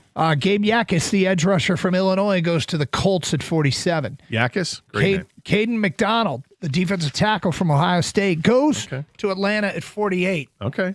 Jacob Rodriguez, linebacker, Texas Tech, goes to Minnesota at 49, and the Lions are on the clock at 50. I'm sorry, Doug. Heart officially broken. That's your guy. Here are the 5 names. One of these 5 is the pick to pair with who you took in the first round. Remember, you made a first-round pick. Armason Thomas, edge rusher, Oklahoma. Caleb Tiernan, tackle, Northwestern. D'Angelo Pons, cornerback, Indiana. Zakee Wheatley, safety, Penn State. Jadarian Price, running back, Notre Dame. One of those 5 is the pick. Gator, under this circumstance, if the board falls this way, who are you taking? Give me these guys again. Armason Thomas, edge rusher, Oklahoma. Caleb Tiernan, the tackle from Northwestern. D'Angelo Pons, the corner from Indiana. Zakee Wheatley, the safety from Penn State. Jadarian Price, running back, Notre Dame. The pick is in. And with the 50th selection in the 2026 NFL Draft, the Detroit Lions, under Scott Anderson's leadership, select cornerback D'Angelo Pons, Indiana. That's a ball player right there. He is absolutely a ball player. Is he diminutive in stature? He is. But that guy supports the run effort. He will stuff anybody behind the line of scrimmage if it gets a chance to. He's a great tackler. He plays well above his size. He has an extraordinary vertical leap of over 43 inches. He's just a ball player. And if you watch Indiana play at all, that guy shows up every single game. I really like D'Angelo Pons. Kang, one of those 5 is the pick. Who do you take? I like him too, Gator, but I think he is really, really undersized, and we'll see how that holds up in the NFL. Meek Robertson was undersized as well, and he plays tough for his size. But I'm going to stay in the secondary as well, but I'm going with Wheatley, the safety from Penn State. I just think there's a There's too many question marks back there. You're not going to start the season with Brian Branch, of course. I don't know what's going on with Kirby Joseph. You can never have an extra safety that could also play nickel. Maybe Oh, yeah. you can play downhill. It's 6 career interceptions, so I like Wheatley. So if the board falls this way, Gator walks away at the first 2 rounds. Akeem Messidor, edge rusher, Miami. D'Angelo Pons, corner, Indiana.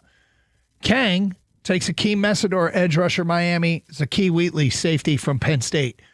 Everybody has done the exercise along at home. If you have, send the text over the 2 players you got at 248-539-9797. Make sure you sign your text, and we will tell you who the picks actually were today at 12:50 here on Carson Anderson on 97.1. Hey, Twin Peaks. Tuesdays look a little bit different now. Every Tuesday, your favorite Twin Peaks girls are dressed for the rodeo to promote their new Taco and Tequila Tuesday specials. That's right. Every Tuesday, in addition to their awesome Ladies' Day specials, they're offering up $4 tall Twin Peaks light drafts and house margaritas, $3 Jose Cuervo shots, and 20% off all tacos. Why go to Twin Peaks for tacos? Well, that's easy. Their Scratch Kitchen pumps out smoked chicken and brisket for their street tacos or birria tacos, and their fresh shells are there every day for the crispy mini tacos. And what can make these deals even better? Sports. Like tonight, for example, imagine sitting in the comfortable lounge and taking in a huge Eastern Conference matchup between Detroit and Cleveland. They got over 50 TVs at all the lodges, and they can show up to 8 games at once. You'll never miss any of the action, and the menu is great. Take it from even me. Come see why Tuesdays are hitting harder at your favorite lodge. It's Twin Peaks. Eats, drinks, scenic views.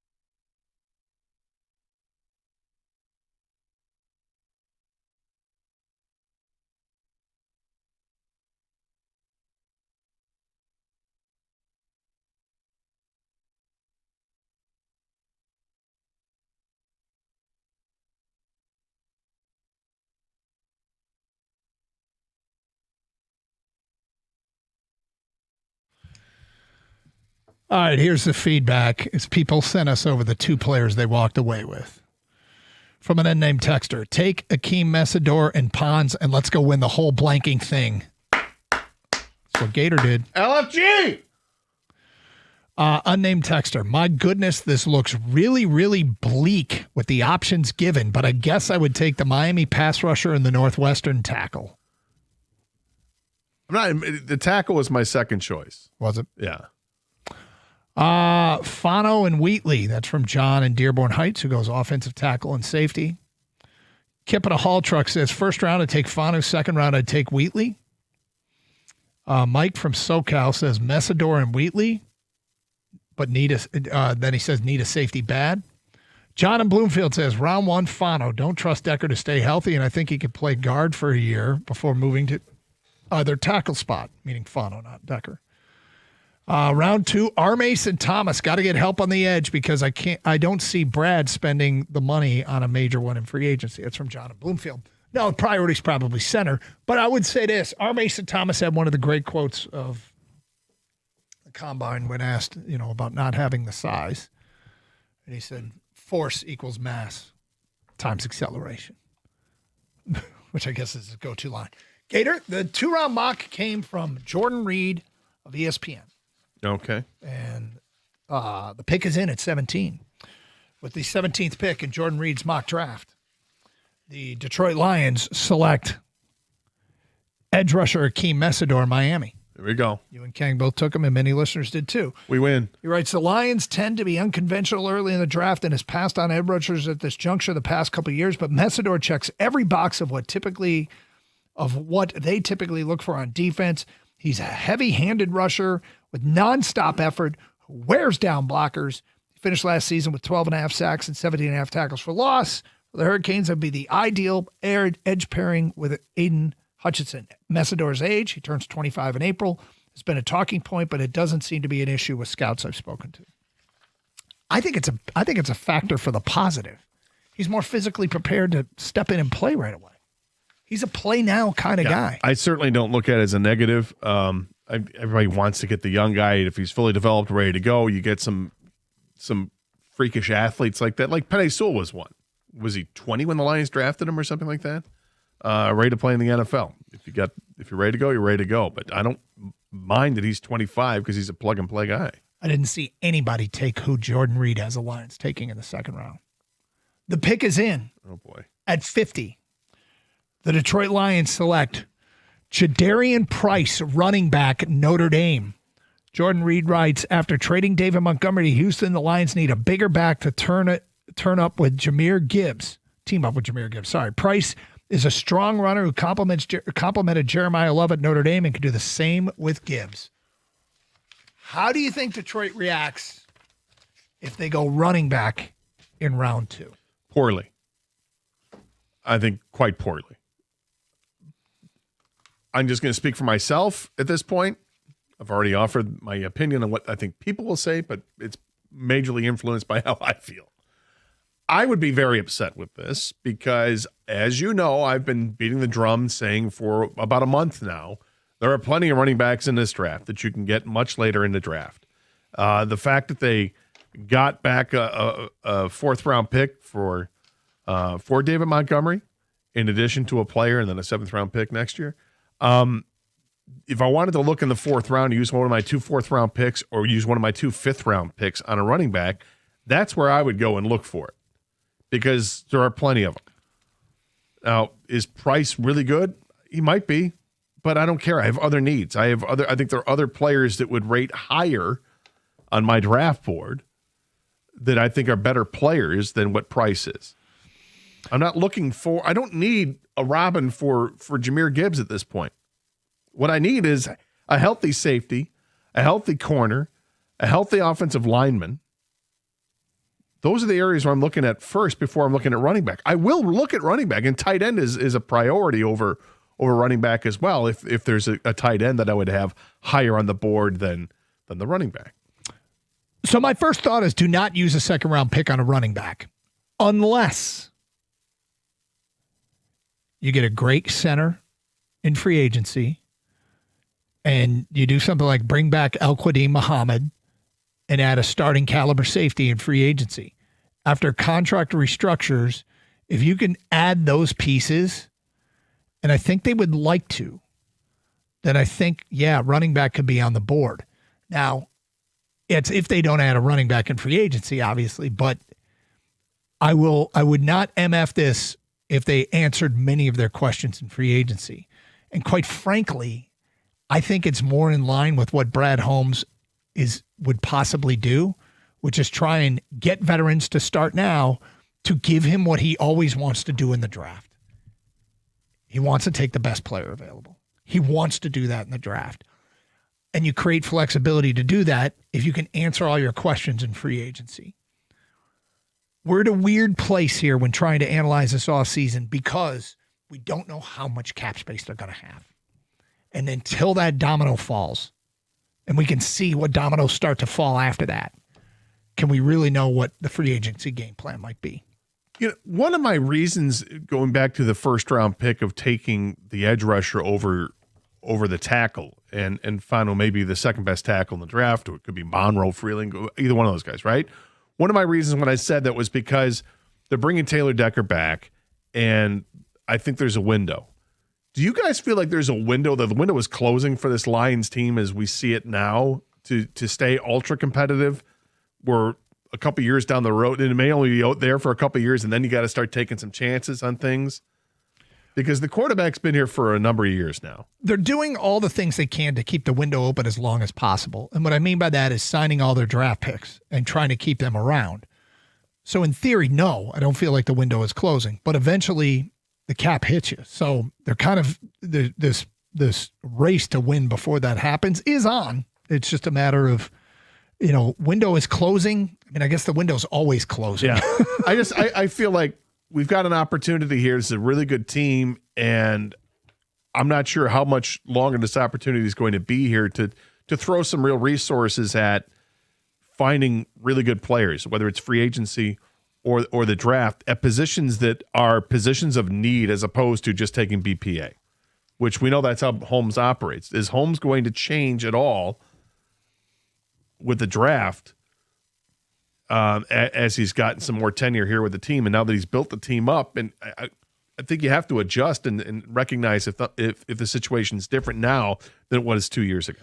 Kang, what do you think of this? Jordan Reed, second-round pick, Jadarian Price, running back, Notre Dame. Yeah, I hate it. I mean, this is when, especially you get rid of Montgomery, because I think, and we may differ in this thinking, Gator, but I think they just want more on Gibbs' plate. They think he can handle the workload a lot by himself. So I'm not wasting a second-round pick on a backup running back. And, yeah, they're all about BPA, but I think you have to incorporate need there as well. I don't think it's BPA no matter what, right? I think BPA meets need, and then that's the perfect marriage. They have a lot of more needs now than they did, I think, than we expected this year. But running back is not one of them. If he goes BPA no matter what, he's breaking one of my cardinal rules of the draft, and that's hard and fast rules. It makes little sense to not to react to what's on your roster and what's available in each and every draft. I think one of my least favorite pieces of analysis when somebody justifies a pick and says, well, he's a top-rated guard in the draft. Who cares? That's comparing him to every other position. It's question is that doesn't mean he's good. Right. It just means he's the best player available this year. And when you're the top-rated player at a position and you take him somewhere, all the other players that went before him or could go after him at other positions are just better players. Yes. When you use that as your analysis. Yeah, I hope he doesn't go BPA to a fault. He clearly shades that direction. But there's a player whose film is outstanding that may not be necessarily in a position of need, but it might be too impressive to overlook. When you talk about BPA, if this guy's there at 17, I wonder if the Lions would give serious consideration to this guy. Well, I've got a name in my head. I wonder if it's the same one that you're talking about. We will get to that today at 1:02, plus another edition of Are You Going to Eat That next hour here on Carson Anderson on 97.1.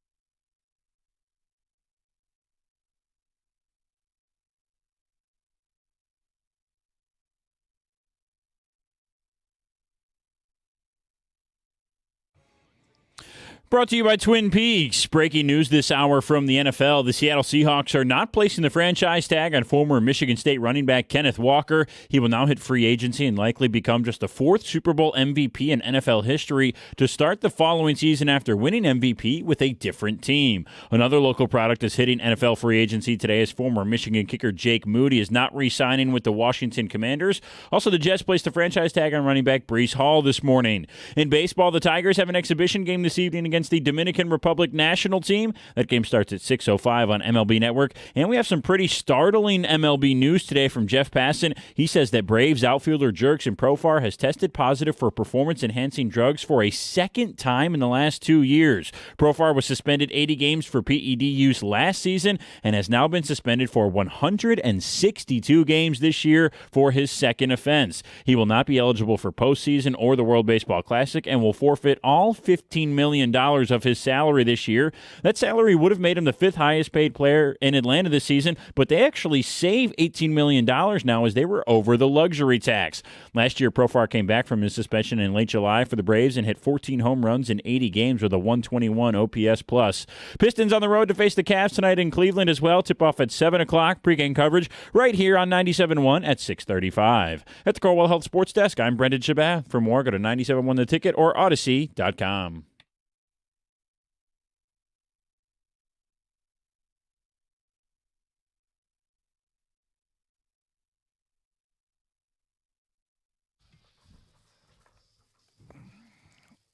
All right. It is Carson Anderson here on 97.1. A little confused by one of the items for Are You Going to Eat That? But we'll try to sort out what this actually is. Sometimes you get the sense that companies are like, oh, we got to come up with something new. And they just, just anything new, a different shape, do something different. Put sprinkles on it, whatever.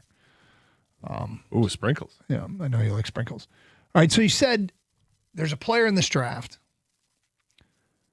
and we just did the mock draft from Jordan Reed, and the response has been pretty much primarily negative. Not about the first pick, because he did a 2-rounder. In the first round, he has the Lions taking Akeem Mesidor, the edge rusher from Miami. In the second round, he's got him taking Jadarian Price, the running back from Notre Dame. And there's no reason to get really upset about it, because it's a mock draft and it's one person's opinion. So, you just don't like this. You wouldn't be happy if they did this. And we like to put ourselves in these situations and say, how would you feel if these were the players available and this is who the pick was? I wouldn't love it either unless they had a dynamite free agency. Like they went out and they pretty much filled out the entire roster and the draft just becomes, yeah, we're going to go BPA and came up short on running back.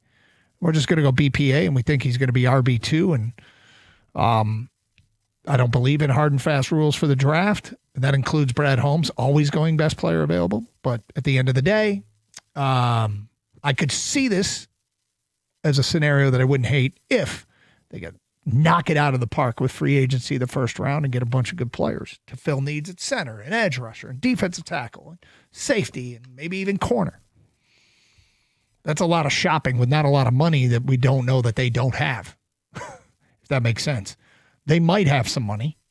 They might not have some money. We're waiting on contract restructures. But you said there's a player at 17 or he might be at 17. And if he gets to 17, if he gets to 17, you got to think about it. You got to think about it. And you think Brad Holmes would think about it, or you just think it might be just too tempting? Tempting to say no. I think Holmes would be thinking about it, and I think you and I might have different names on this one. Okay, because the way I've tabled it, I think sets it up for one position. Are we going to do the 3-2-1 thing? Yeah, let's do the 3-2-1 thing. Well, hold on. Kang, do you have a name in mind? No, I've not really fallen crazy in love with anybody in this draft. Right. Okay, gotcha. All right, so we'll do 3-2-1 to say the name. Yeah. See if we say the same just the name. last name. Yeah. Okay. 3, 2, 1. Sadiq. See, I thought you were going to think I was going to say tight end. I didn't know what you were going to say. The player that would fit that criteria for me, I said who I'd say. Which is true. And Sadiq does fit that criteria as well because of the combine that he had. But it's combine's one thing, but it's the film. And when you're watching the combine and they're showing film of players and everybody is completely enamored with Benga Ionye for the guard from Penn State, that he might be the best guard prospect they've had in a couple of years. And he's good size, 6'4", 320 pounds. He moves well. He does everything you want. But the film is insane how good it is. How he's able to just pick off guys, lock in, and once he's got his hands on you, you're done. He's got massive hands. 10.5-inch hands are massive. Good arm length that they want from offensive linemen. But at 6'4", he's a guard. It would be hard, I think, for the Lions to pass that up. We talk about the offensive line a lot, and we're thinking of the safety. Got to look at a safety. Well, if they're looking at safety in free agency, if you like Tate Ratledge a lot at right guard, imagine how much you'd like Ionia at guard at the left guard position, and then the other guys you have in your roster, Mahogany and Frazier, whatever. It just ends up being Juice Scruggs. Yeah, these guys are depth guys, and you've got Sewell on the right tackle position, who will be poised to move to left tackle when Taylor Decker retires.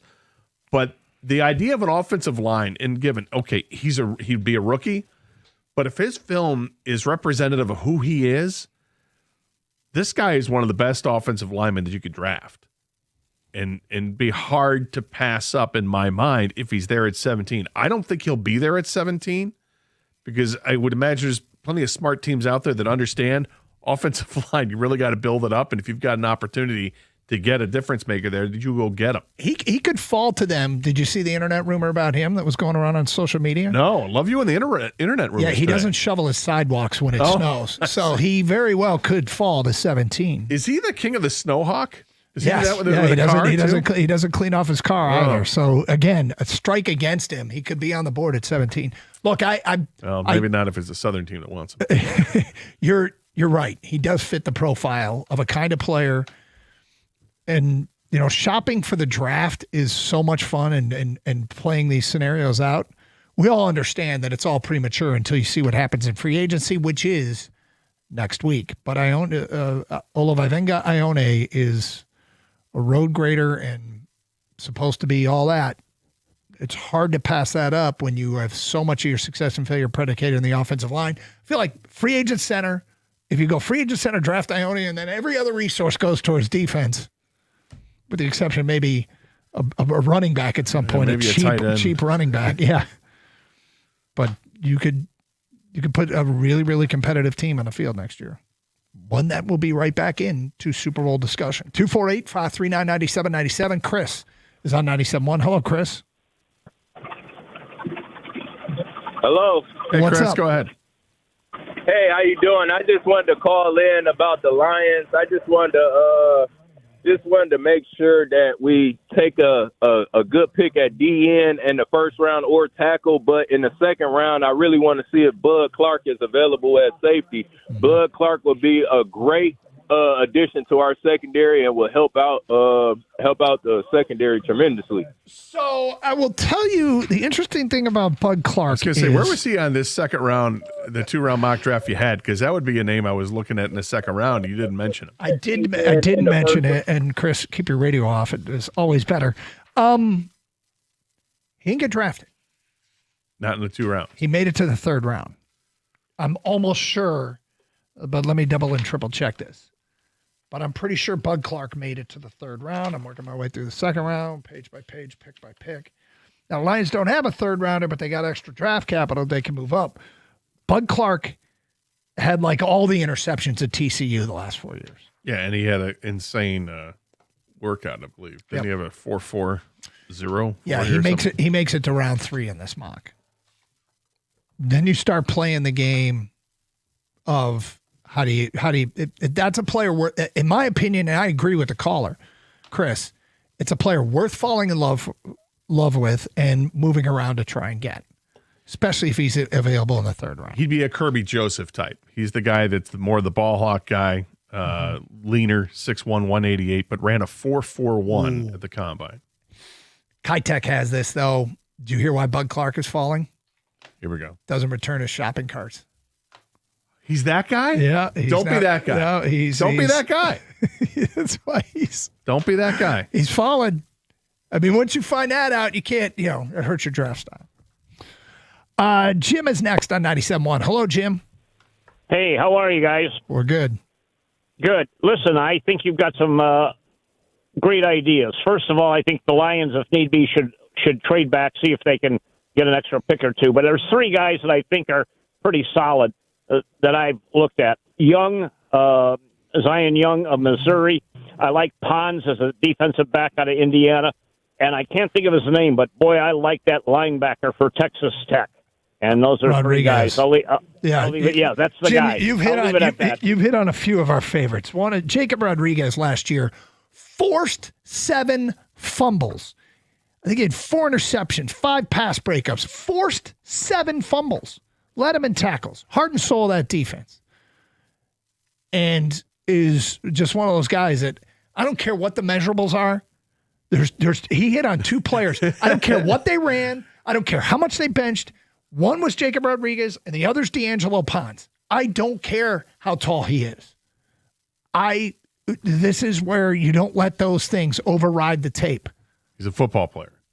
And he is undersized. Making great plays. As a linebacker, but if he makes plays, 7 forced fumbles. The 7 forced fumbles, Yep. man. Force equals mass plus acceleration. Oh, there we go. I'm not a Zion Young guy. Aren't you? Because I saw him play at Michigan State, and he was nothing at Michigan State. Now, of course, he's made something of himself afterwards. You hear the rumor on him? What's the rumor? He likes on that? pineapple on his pizza. So do I. Okay, well, and some people that's hurting his draft stock. Just saying. Just every once in a while. And that's not my go-to. It's every once in a while. I like pineapple on the pizza. Zion Young has turned himself into a first-round projected player. Which is it's hard for me to accept, and maybe I need to put that bias away from what I saw a couple of years ago. But you already Jacob Rodriguez is definitely your crush. Yep, without question. And I'm would love to see him in the Lions uniform. Plus, he's got the knock on him that he likes Nickelback. So, 248-539-9797. Somebody does. Yeah, I mean, draft stock is plummeting with this guy. It's Carson Anderson, 97.1. Get the green, weed-free lawn you deserve. Call Natural Way Lawn and Tree Service. We get green and stay green with Natural Way.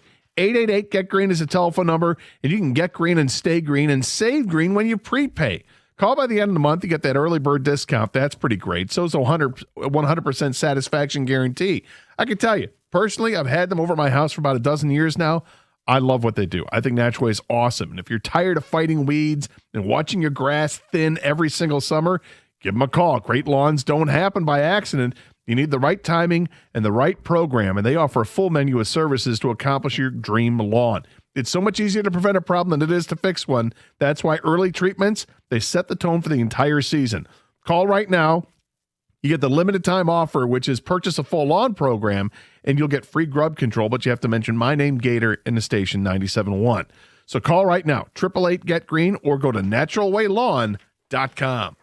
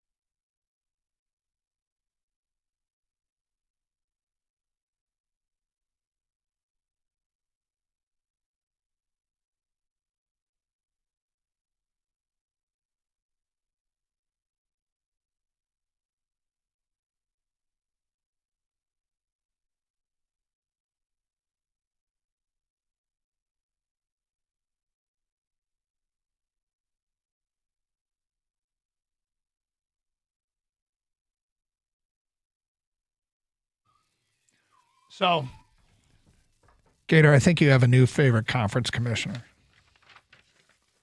Did you see what SEC Commissioner Greg Sankey wants? Oh, good God. No, what does he want? According to New York Daily News writer Dick Weiss, Greg Sankey wants college sports to return to one-time transfer rules. Sankey is calling for national eligibility standards to be put on academics first while bringing consistency to roster management. He expressed concerns about older players remaining in college athletics for extended periods, noting that the presence of 25 to 28-year-olds can limit opportunities for high school recruits. Greg Sankey, SEC Commissioner. You rolled your eyes when you heard his name. Yeah. Now you're suspicious of what his I'm very motivations suspicious. are. Look, I'm very suspicious of motivations for anybody in the SEC. Did you see what the state of Mississippi just passed? Dude, this is ridiculous. This is an example of politicians doing anything they possibly can to get reelected. So this, according to Mitt Winter, who is an attorney, covers college athletics, NIL, and all that stuff, says the Mississippi House passed a bill that makes college athletes NIL compensation, which includes revenue share payments, exempt from state income tax. One legislator opposed the bill, said athletes shouldn't receive special treatment and should be taxed like any other employee. So we understand this. If you want to go to Ole Miss, as I like to say, or go to Mississippi State. Southern Miss, right. But if you want to go to play college football or college basketball or college athletics and you get NIL money in the state of Mississippi, this sounds like they're just trying to lure athletes to come to the state of Mississippi because you don't want to have to pay taxes. Even though if you're a resident of the state of Mississippi, you have to pay taxes. But not if you're an athlete. Not if you're an athlete. You're exempt. Your NIL money is exempt. Yep. What? Yep. Huh? Yep. The House in that state passed that. What? The House in that state wants to get reelected. Look what we did for Rebels. Look what we did for the Bulldogs. Go Bulldogs. Go Rams. I mean, that is insane. Yep. Exempt. The athletes are exempt. Everybody else. Yep. You know, if I'm working in a store, working in a shop, I got a frame shop. If I'm a police officer. Doug, I got a frame shop in downtown Laurel, Mississippi. And I'm just getting by. Yep. You know, doing what I can. I got to pay taxes because state taxes, we got to pay them. Yeah. But because that guy can play football and gets NIL money from a car dealership or whatever, and now he's making $300,000 off of that, they don't have to pay a dime in taxes. This is what happens when psycho sports parents get elected into office. They pass rules like this. Look, we're sports guys. Your move, state of Michigan. Yeah, we're sports forward guys here. But come on. That's just unbelievable to me. If only it meant more here. Well, national championship That's after true. national championship after national championship here in the Big Ten. And I keep saying we have the best college basketball conference in the country. We may. Big 12 is damn good. But time for another edition. How are you going to eat that? Ooh. This is good. I'm hungry right now. Good.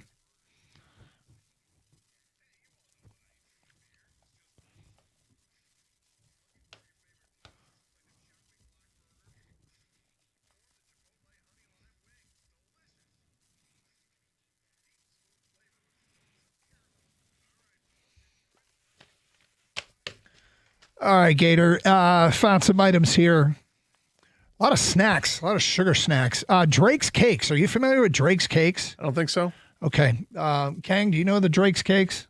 I don't want to know Drake's Cakes. Drake's Cakes has released a new Canadian rapper, but no.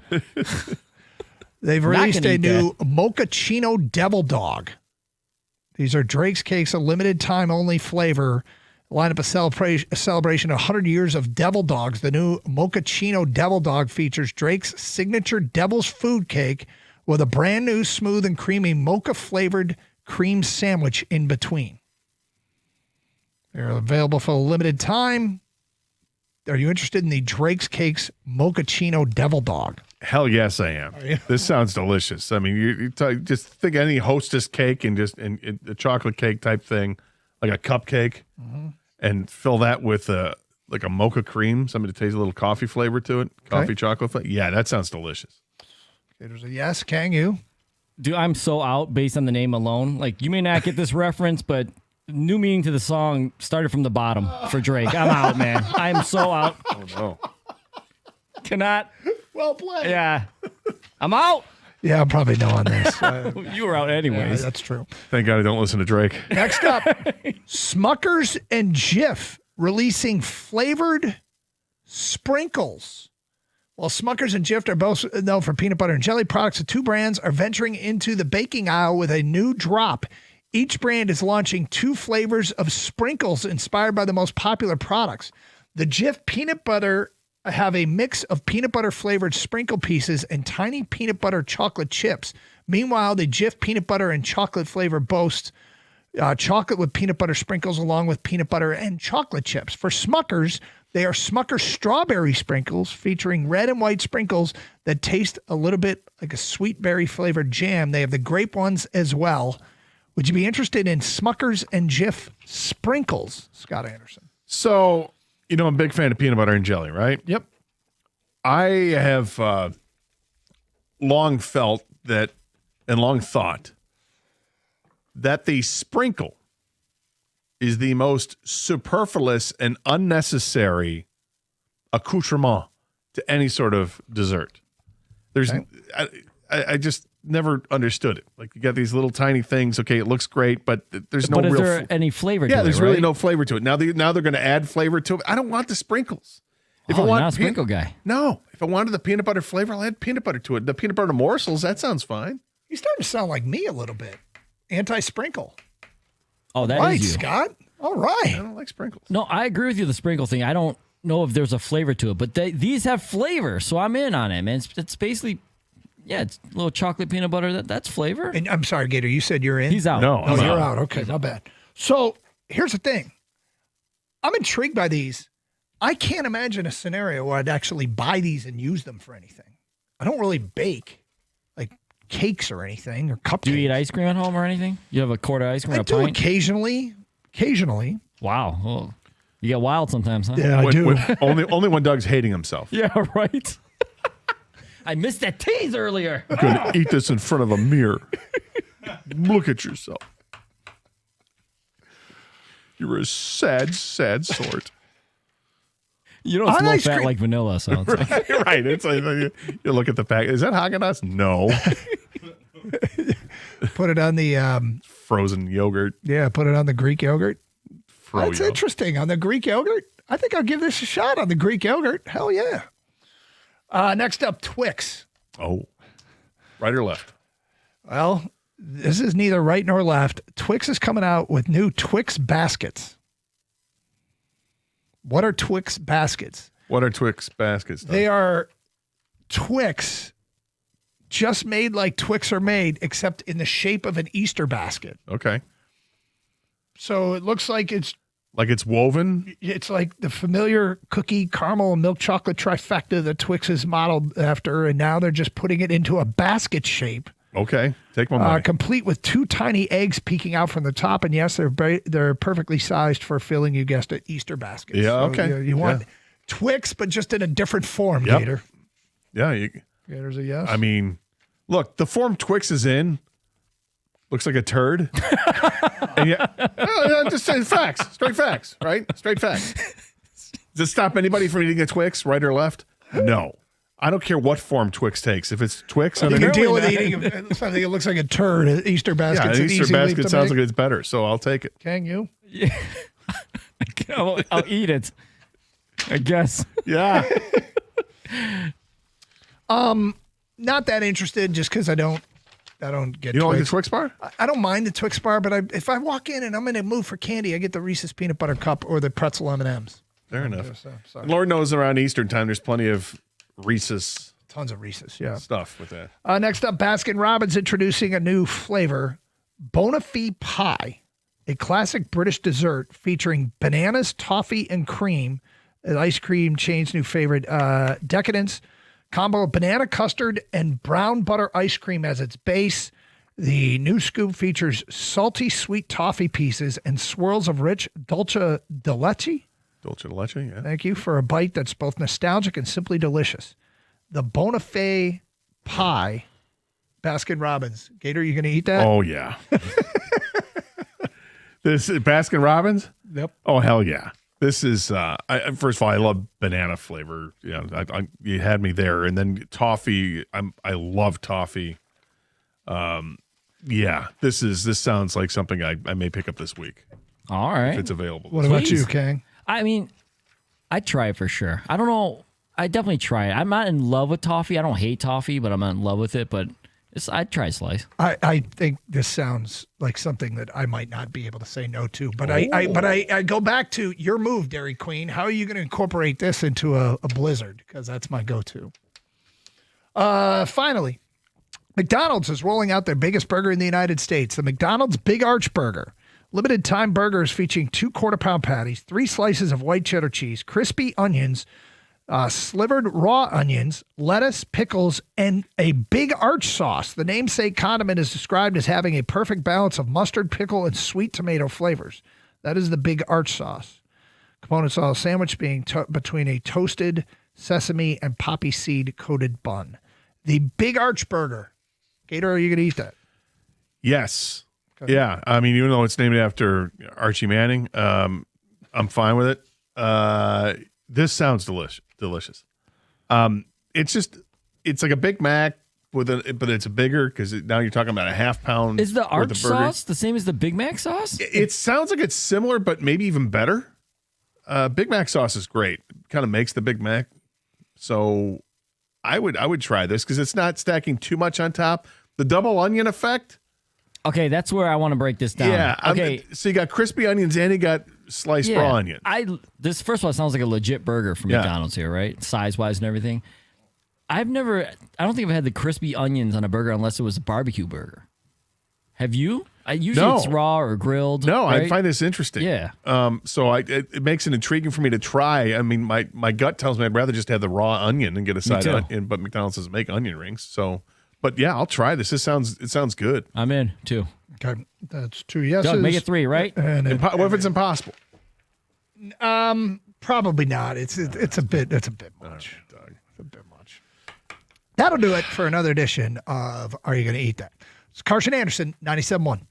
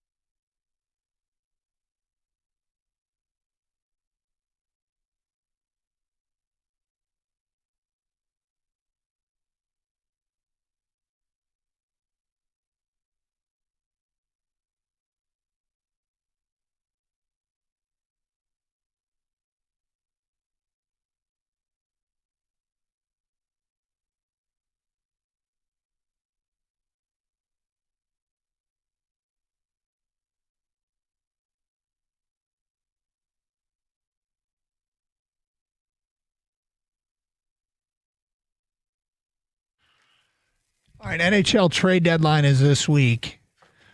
And There's a lot of buzz, man. There's a lot of buzz, and the Red Wings are involved in a lot of rumors. I feel like all those rumors are coming from other cities because the guy that runs our ship, it's very, very tight-lipped down there. Corner offices at LCA, Steve Yzerman, a lot gets out. So when you see the Red Wings involved, I always think, well, somebody in Vancouver's talking about Tyler Myers going to the Red Wings. I even part of me thinks it's like, this is half joking, but it's half serious as well. That if Yzerman sees some rumor that gains steam, that he just shoots it. He's like, you know what? No, I was leaning that way, and I'm just gonna be stubborn and say no. Yeah. Like this whole Tyler Myers stuff for a second-round pick. Like I wouldn't be surprised if Yzerman just picked up the phone to Vancouver and said, yeah, you know what? Trade's off. Forget it. Don't worry about it. Because something got out? Yeah, because something got out. I don't know if he'd go that far. Of course not. But it wouldn't. It's funny to think that that's how he operates, even though it's not. I want him to make a move so badly, and two moves so badly. So, well, it feels like recent play has justified it, and the jumbled East. Like this is the closest the Red Wings have been to first place in the conference in decade plus. When's the last time this late in the season they were 6 games out of first in the East? Yeah, or whatever conference they were in at the time. Feels like a long time, right? They're closer to first in the East than they are to being out of the playoffs. Now, this might be just crazy talk, but Jeff O'Neill and Brian Hayes on TSN Overdrive did a segment on whether or not, because of the Olympics, Brady Tkachuk and Austin Matthews get driven out of Canada. And I mean, look, if I always look at these kinds of situations and kind of eye roll a little bit because the people that make these decisions have to be emotionally removed from like losing the Olympics.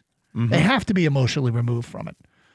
But when you're showing vulnerabilities to letting emotions take over, I swear to God, that's how you take advantage of Jerry Jones.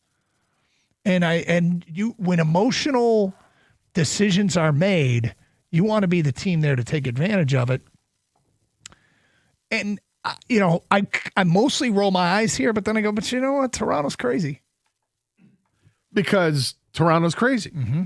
Like I would discount first of all, I'd probably discount both of them. But if like Brady Tkachuk has said all the right things about playing for Ottawa, and it's a different thing when you get into the Olympics and all that. And I feel like Ottawa's kind of harmless in that matter. They're not. I don't think that's anything crazy. They're not looking to get rid of Brady Tkachuk. But Toronto is crazy. Mm-hmm. Their fans are nuts. Their front office has been incredibly inconsistent for years.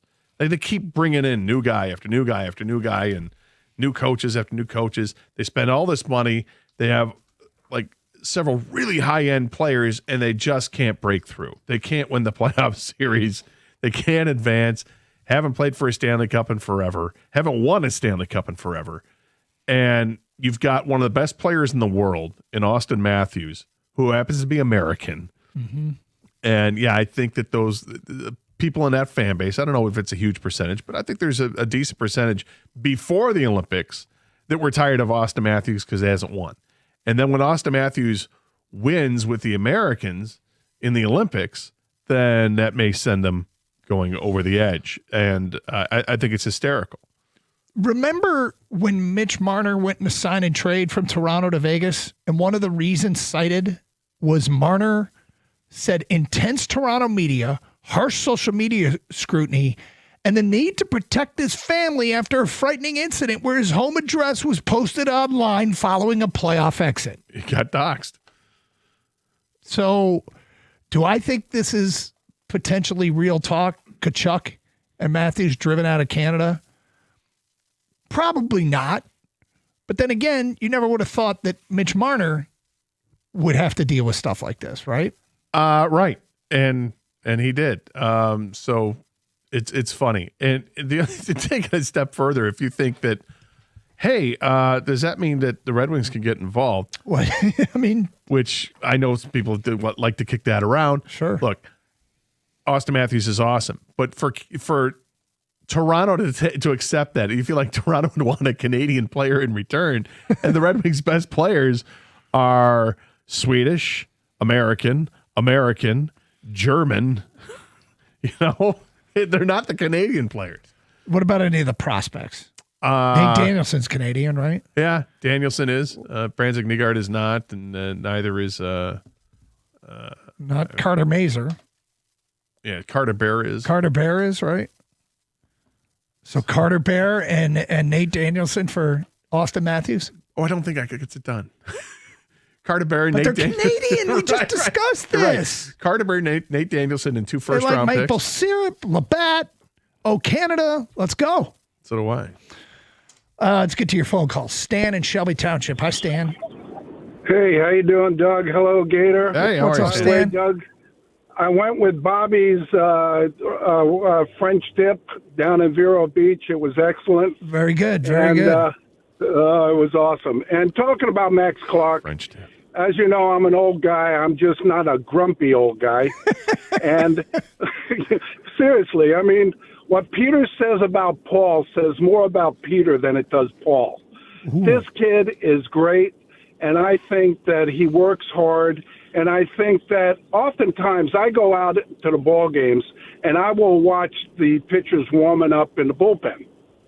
And the players, if they see like a 10-year-old or younger, especially little girls, they sign everything. But if they see an older guy that's 35, that's just looking to build a portfolio of autographs, so you can tell them, they kind of walk right by him.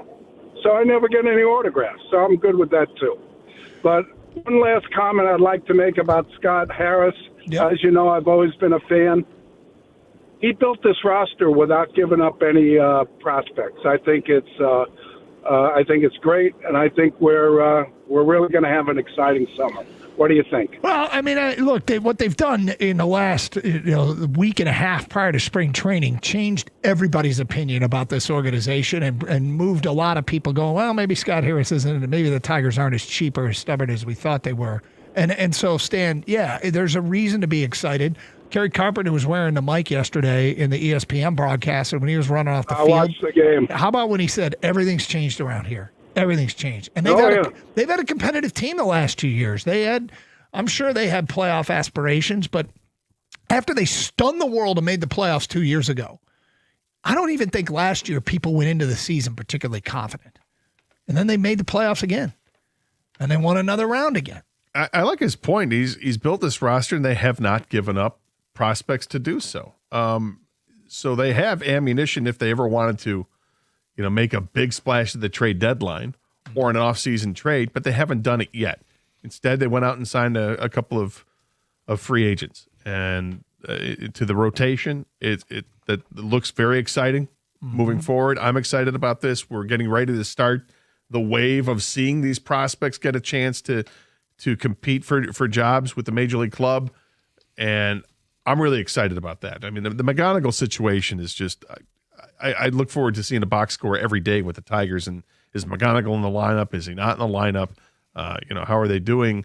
And same thing with other guys like Max Clark and Max Anderson and all these other guys. And it's an exciting time to be a Tigers fan. All right, 248-539-9797. Coming up today at 1:48.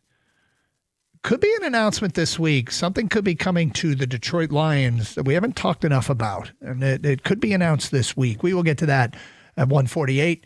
Let's go to Matt, who's next on 97.1. Hi, Matt. Hey, boys. What's up? Just to talk about the Austin Matthews situation and possibly coming to the Wings. I've been a Leafs fan for like 10, 15 years. Not proud of it, but, the fans are crazy. And it's just the media that just brings these players down, and they just, unfortunately, like Mitch Marner, don't want to play here anymore. And but what I think would get Austin Matthews to come to Detroit, unfortunately, I don't think Toronto would take, like prospects and picks. I think they're going to want one of our studs, and I think that would be like a Lucas Raymond or something like that. Yeah, I mean, I'm sure they'd want that. I mean, we're kind of having fun with the situation, but it would be very costly. I don't think it's likely that the Red Wings are in talks with Toronto about acquiring Austin Matthews. But yes, if they were, it would have to be for some. You would probably start with Lucas Raymond and a first-round pick and move from there. Right. And like as far as the trade deadline goes, I mean, we can acquire so many of these guys like Trocheck, an Elias Pettersson from Vancouver. And if we don't, like Yzerman, he doesn't really make moves at the trade deadline. Go get a Jason Robertson in the offseason. Well, I mean, we need to start building this That team. would be massive. I mean, that would be absolutely massive. Yeah, and Pedersen is interesting because he's not the player that he was a few Don't years want ago him. that Don't got the want him, don't want extension, him, and he's don't got a want massive extension. Don't want him. Don't want him. Yeah, I'm kind of with you. I don't really want it either. And Trocheck, yes. I like Trocheck. I like Robert Thomas. I'm a little surprised there's accessibility to him, but let's roll. That would work for me. Well, everyone's reporting that he's on the market. So 248-539-9797, 97.1. You know, whether it's a new roof, windows, or siding, these are big decisions for your home. And when it's time, you want a company that you can actually trust. And for over 30 years, Michigan homeowners have counted on Shaner Roofing. And now they're bringing that same 5-star service to windows and siding. And here's what sets them apart. Shaner is a local family-owned company, and they treat every customer just like family. In fact, every roof that they install comes with a lifetime transferable warranty, and they've earned a 4.9-star Google rating from thousands of happy homeowners. And that kind of reputation isn't bought, it's earned through decades of doing the job right. So if you're in the market for a roof, new windows, or siding, you owe it to yourself to get a quote from Shaner. Go to mymichiganroof.com. That's mymichiganroof.com. Shaner Roofing, windows and siding. Michigan's name you can trust.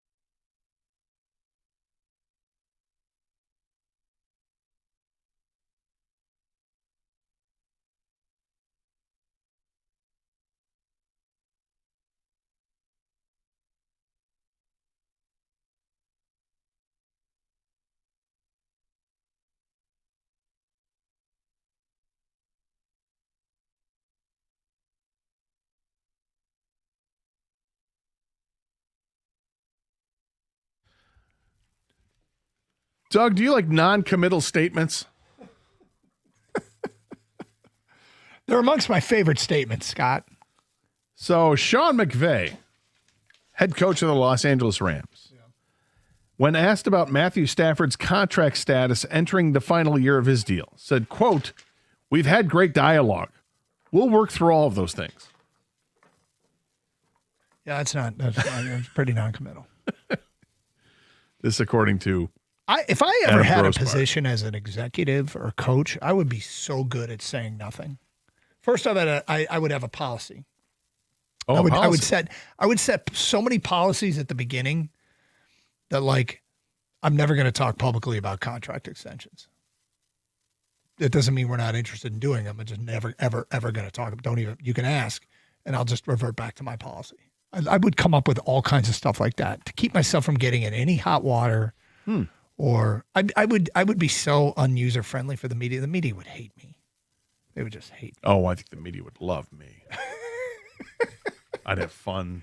If you were the GM of the Lions, Yeah, you up there with one-liners and zingers and impressions. Not necessarily. No. Would you be that's doing not- impressions at the podium, Scott? I often think at times that, like, how would I handle a situation if I were speaking in front of the media when it came to something controversial or a move that you've made or didn't make, and I'd put myself in those situations. I think I would do okay with that, as opposed to just doing the completely non-committal. I think I could craft a statement well enough where the media would be satisfied with it, and yet they know that I didn't give them that. The one thing that makes me cringe in the jobs that we do is when somebody gets themselves in trouble and they weren't even trying to. Like, they'd said something innocent.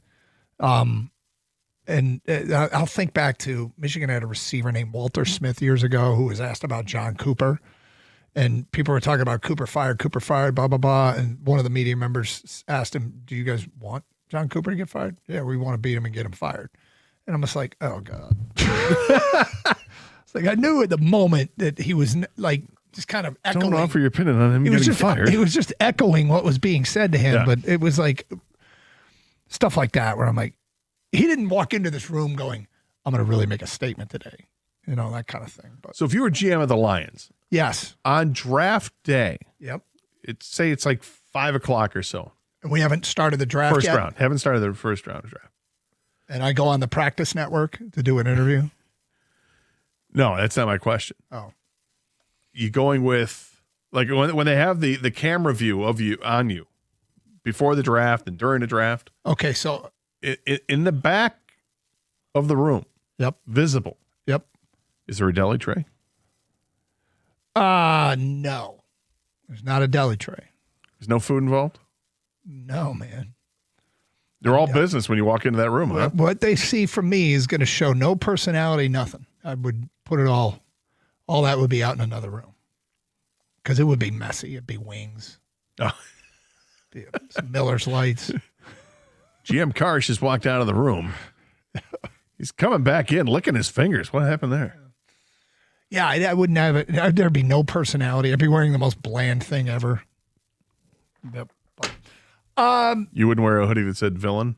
No, I wouldn't. So we wait. Something's coming out this week, and this is what I mentioned before the break. And the compensatory picks are going to get announced for the NFL, and there's belief that the Lions are going to get a 5th-round pick. But there's a writer for Over the Cap named Nick Corte who does a lot of these things, and he thinks that Detroit might get upgraded from a 5th-round compensatory pick to a 3rd-round compensatory pick because of losing Carlton Davis. Even though they got DJ Reed back, he was answering a question from a fan who says Detroit doesn't get anything from Carlton Davis due to DJ Reed's playing time. And he tweets back, they could. There's also a better chance of Detroit's pick being upgraded from the 5th or 6th to the 3rd round. Here's the explanation, and you tell me if you can follow along. As an expanded league-wide number draws Carlton Davis's contract closer to making the cut for 3rd round, it should be close. Okay, I'll take your word for it, Over the Cap guy.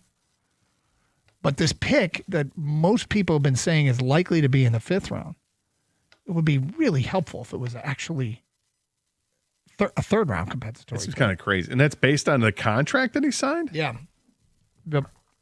That's So- interesting. Why would you base on the contract? I don't know, but this could be the difference between not Bud Clark and Bud Clark. right? Yes. You know? Oh, I hear you. So something to keep an eye on. Trae Young got ejected last night before playing a basketball game for the Wizards. Did you happen to see it? Yes. And what did he do? He walked down to the court. There was like a scrum going on. He walks onto the court, and it looked almost like he realized what he did he can't do. Mm-hmm. And it was real easy. The referee goes up to the scorer's table over the microphone and says, Trae Young has been ejected for coming onto the court. You can't do that. It's so simple. So he was arguing at a call? Is that what it was? I think there was something that happened. King, was there a fight that had broken out or a skirmish? No, there's no fights in the NBA, but some kind of skirmish that tell broken that to out. Isaiah Stewart. And he just came off the bench in his warm-ups with his bad hair. Well, I got to tell you, I'm not a Trae Young fan. I can't stand the way he plays the game. I mean, I cannot stand the way he plays the game. I do like going to battle for your teammates before you've even played a game. I think that's cool. Right? He's just, he's new in town and he's, I guess, bothered enough to care about it. So good for Trae Young. Getting ejected without playing. It's hard to do. World Baseball Classic is starting. What's your level of interest in the World Baseball Classic? It's not as high as I thought it was going to be. I don't know if it was just, if it's like too much with the Olympics just finishing up. And yet I think this is a great time to have it to kind of capitalize on what we have going. But I don't know. I don't want to get too bogged down with it, but outside of sports is just having me think that I don't really care about the World Baseball Classic right now. The old USA, there's too much other stuff going on. Right now that for me to really, okay, let's go. Let's see Paul Skeens pitch. I mean, I'll be interested in some of the games. Sure, I'll flip it on if I know it, but it's nothing that I'm taking time out of my schedule to watch. Well, let me ask you guys this about the World Baseball Classic. How do you guys feel about Skubal's participation in this? It's kind of weird. Like, he's only going to pitch like one one game. And done, yeah. And he's on a pitch count. Like, I'm like, what?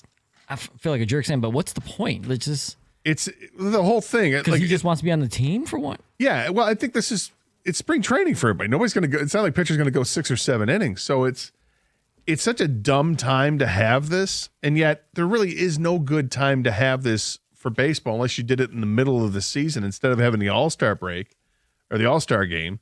You would do a tournament like that at that point, but they're not going to do that, and I don't even know if they should. So this is the best that they can make of the situation. And for Skubal, I'm glad he's only going to pitch the one time because it's important for the Tigers that he stays healthy, and I don't want him risking himself. And I think the timing's bad for baseball because I think it's going to pale in comparison to the hockey that we just saw in the Olympics, and it's going to feel like a letdown.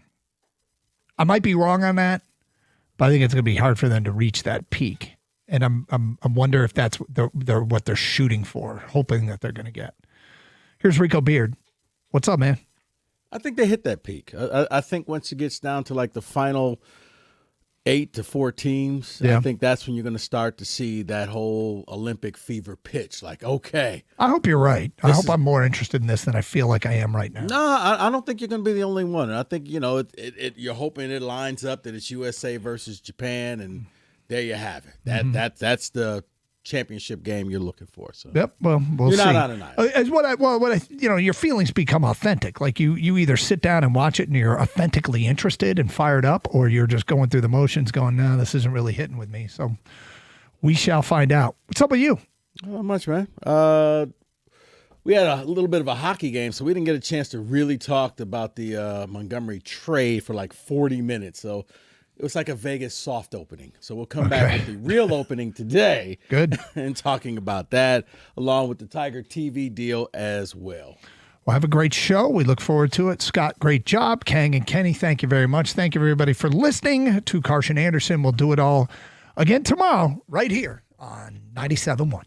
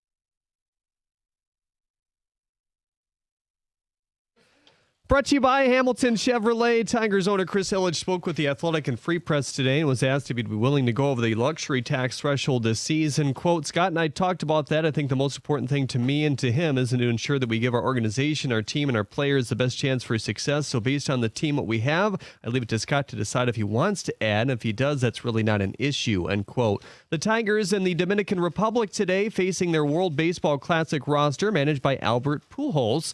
At 6:05, Ty Madden will face Luis Severino. Team USA also in action against the Giants at 3 o'clock. Atlanta Braves star Jurickson Profar has been suspended for 162 games after testing positive for a performance-enhancing drug. According to The Athletic, the Players Union is planning to challenge the ruling as Profar's second offense after getting dinged 81 games last season as well. The Pistons hit the hardwood in Cleveland tonight. The Cavs will once again be without Donovan Mitchell. Dean Ward is also questionable. Hear the 6:35 pregame right here on 97.1. Tip-off just after 7. According to Adam Schefter, the Seahawks are not expected to tag ex-MSU running back Kenneth Walker. Detroit Mercy Basketball opens the Horizon League tournament with Milwaukee tomorrow, whose leading scorer, Amar Aguilar, has just been ruled out for the season with a broken ankle. At the Corwell Sports Desk, I'm Jeremy Otto. For more, go to 97.1 The Ticket or Odyssey.com.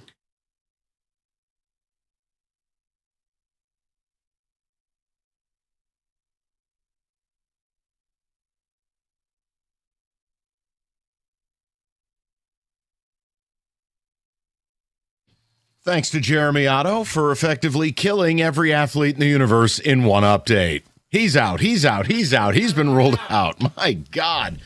All right, we have a lot of ground to cover. We did not have a lot of time with you guys yesterday, so we're going to go back before we go forward. We will get into the Tigers' new TV channel and kind of, look, it's not a Tiger issue. They need a place to put their games on, taking it in-house, recouping the revenue.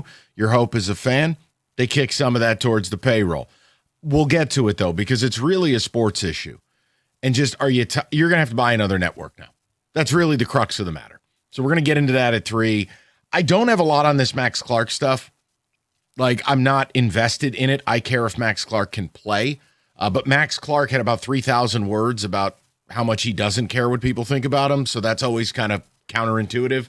We'll get into it. We have a Red Wings trade cafe where Kenny's going to be the food critic. But we want to start with what we didn't get a chance to go crazy with yesterday. David Montgomery. Look, I think there's two sides to this. I know you guys are pretty emotional. A lot of people love Demo. A lot of people are down on Brad Holmes right now. They're down on the Lions. They didn't get better. I will never understand the need to trade him. We have you under contract. Well, I'm not happy. Too bad. Neither was James Cook. You show up to work. And you're not better today dealing him. Now, that's one angle. Okay? The other angle is I just grade the trade for what it is. Brad Holmes did a really good job because getting anything for a running back closer to 30 who's really expensive, that's rare. Mm-hmm. No, Juice Scruggs is not going to start for you. He's a warm body that can snap a football. Fine. You got a 4th-round pick this year. And no, you didn't save much money, $1.92 million. The 4th-round pick, yeah, Rico and I, we're in lockstep. Now, he's got to do something with it. He can't go doing his whole dark man routine. I select Giovanni Manu. What? Who? Right. Doesn't have a picture. Is this a person? He's an egg. But I thought they did a great job getting value. But where are you as fans? Because, no, they're not better as a team today. They're not. Right. But, I just wanted to pick up the conversation. Dude, we were barely on yesterday. Yeah, or are you that devastated that half of Sonic and Knuckles is now going to be down in Houston and you don't know how this running attack is going to work? Because I'm going to tell you, if you didn't notice last year, it was down, but it wasn't because of those two guys. It was because your offensive line was bad. So, yeah, he's gone. You got an extra pick, and hopefully you could take that 4th-round selection and turn that into somebody who plays significant time and is not a wide receiver. I think that's a win. You were not going to keep him, but by cutting him yesterday, you didn't save like a ton of cap space either, because that was the other thing. The people were like, well, they saved all of this money. Not really. And by the way, if I may, go ahead. I'm not putting iodine in the pool, but on the monitor behind you, notice what teams aren't doing around the league right now? Oh. You notice what they're not doing? I see. Paying their running back. Yeah, just throwing themselves over a chair and letting the running back's agent give them the high hard one, huh? Brees Hall, franchise tag. You don't like it? Pout. Hey, K9, you're going to Disneyland. You're not getting a contract. And while you're there, you could stay a little bit longer. You could stay there. I'm telling you, we've had brief conversations about the Gibbs thing. I think it would be absolute lunatic behavior to pay a running back $22 million a year. Makes no damn sense. And I love Jahmyr Gibbs. Just not doing it. Well, it's the fact that you're going to, as you like to say, that early because you're only bidding against yourself. There's nobody else in competition with you. So where else is he going to go? And look at the franchise tag. Right. He's our guy. We got to take care of him. You can take care of him down the road if you want to, or you can be smart business-wise. You still have 3 years to do whatever you need to do with him. With the use of the tag, Yeah. you do. And again, by the time you tag him, the cap will go up. Franchise tag for a running back. Right now, it's sitting at about, 13 mil? Yeah. Okay. Then why the hell are you going to run out and pay a guy 22? That's all. It doesn't make any sense. I don't want to derail it. I know we have a topic to stick to, but it's just funny.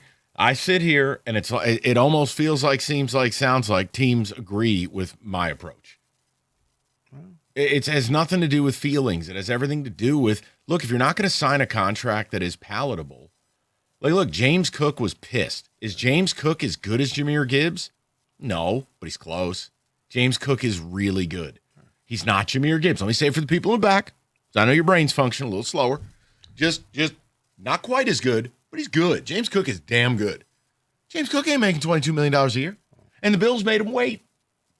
And what did James Cook do? Did he start painting houses for a living? He played. Go down to local car dealerships? He working at Moran Buick GMC? That's right. He's still playing football for the Bills on the Bills' terms. Right. Because teams realize running backs have a shelf life. Like it or not, they can be your favorite player. You got their jersey. You got all of that stuff.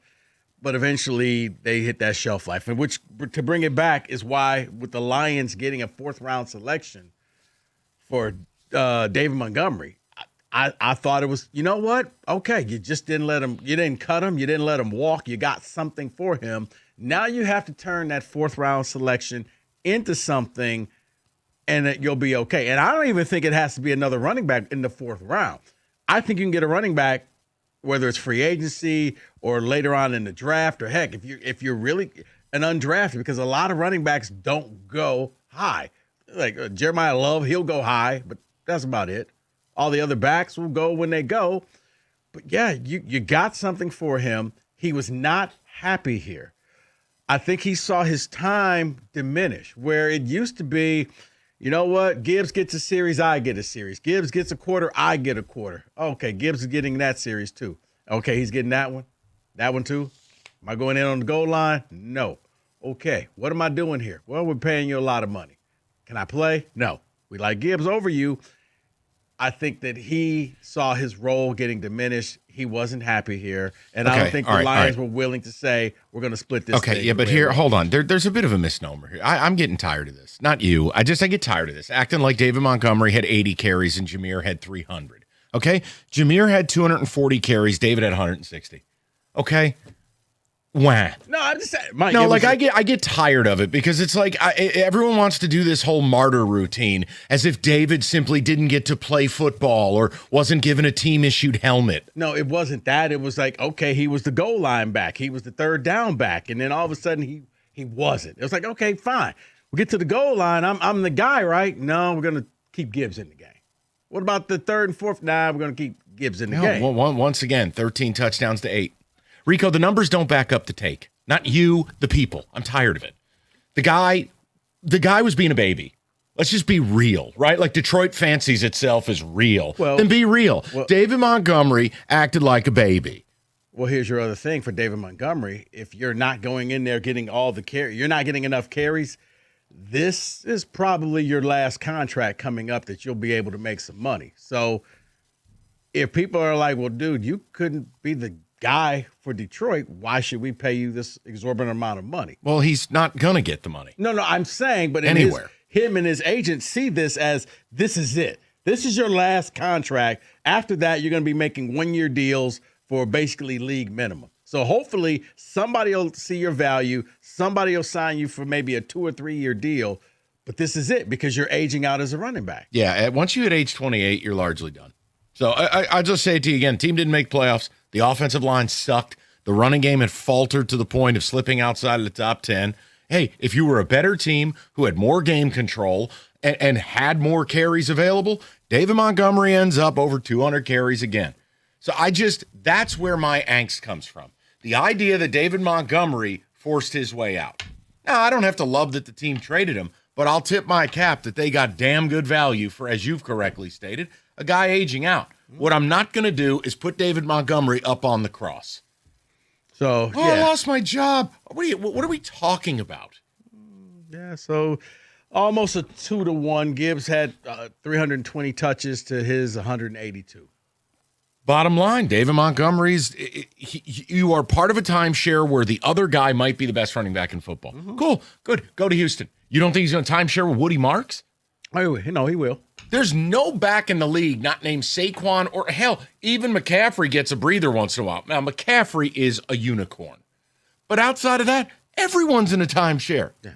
And then I got to hear David Montgomery tell me how much he loves it here. Well, and let's be fair here. When it comes to touches here, there's a reason why they traded up to get Gibbs.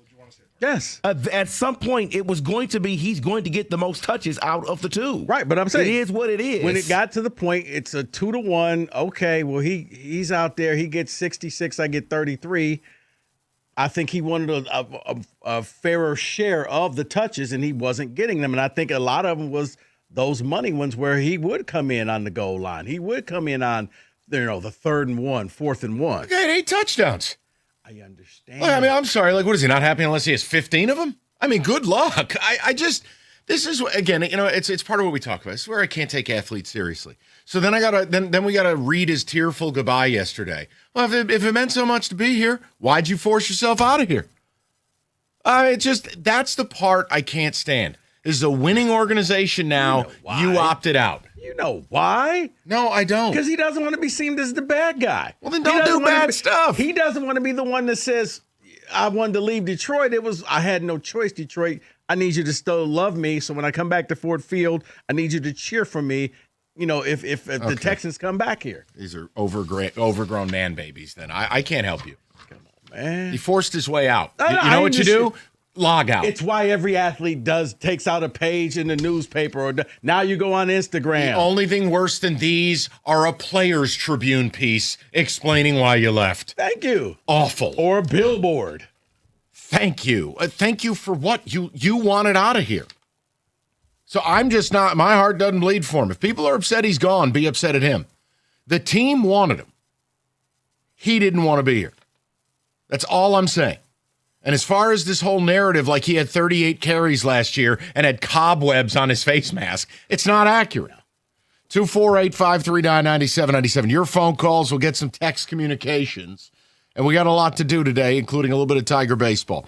March is here. It's college basketball time. It'll take over living rooms across the great state of Michigan, whether it is buzzer beaters or maybe you got a quad box. Paulson's Audio Video, Farmington Hills. They'll gear you up. Spring is around the corner as well. It means indoor upgrades, outdoor entertainment systems, landscape audio, patio TVs, you name it, they've got it. Paulson's can design it all from the ground up. Get the product by the people who design the space for said product. It's paulsonsav.com. That's paulsonsav.com. New season, new projects, new experiences. It's Paulson's.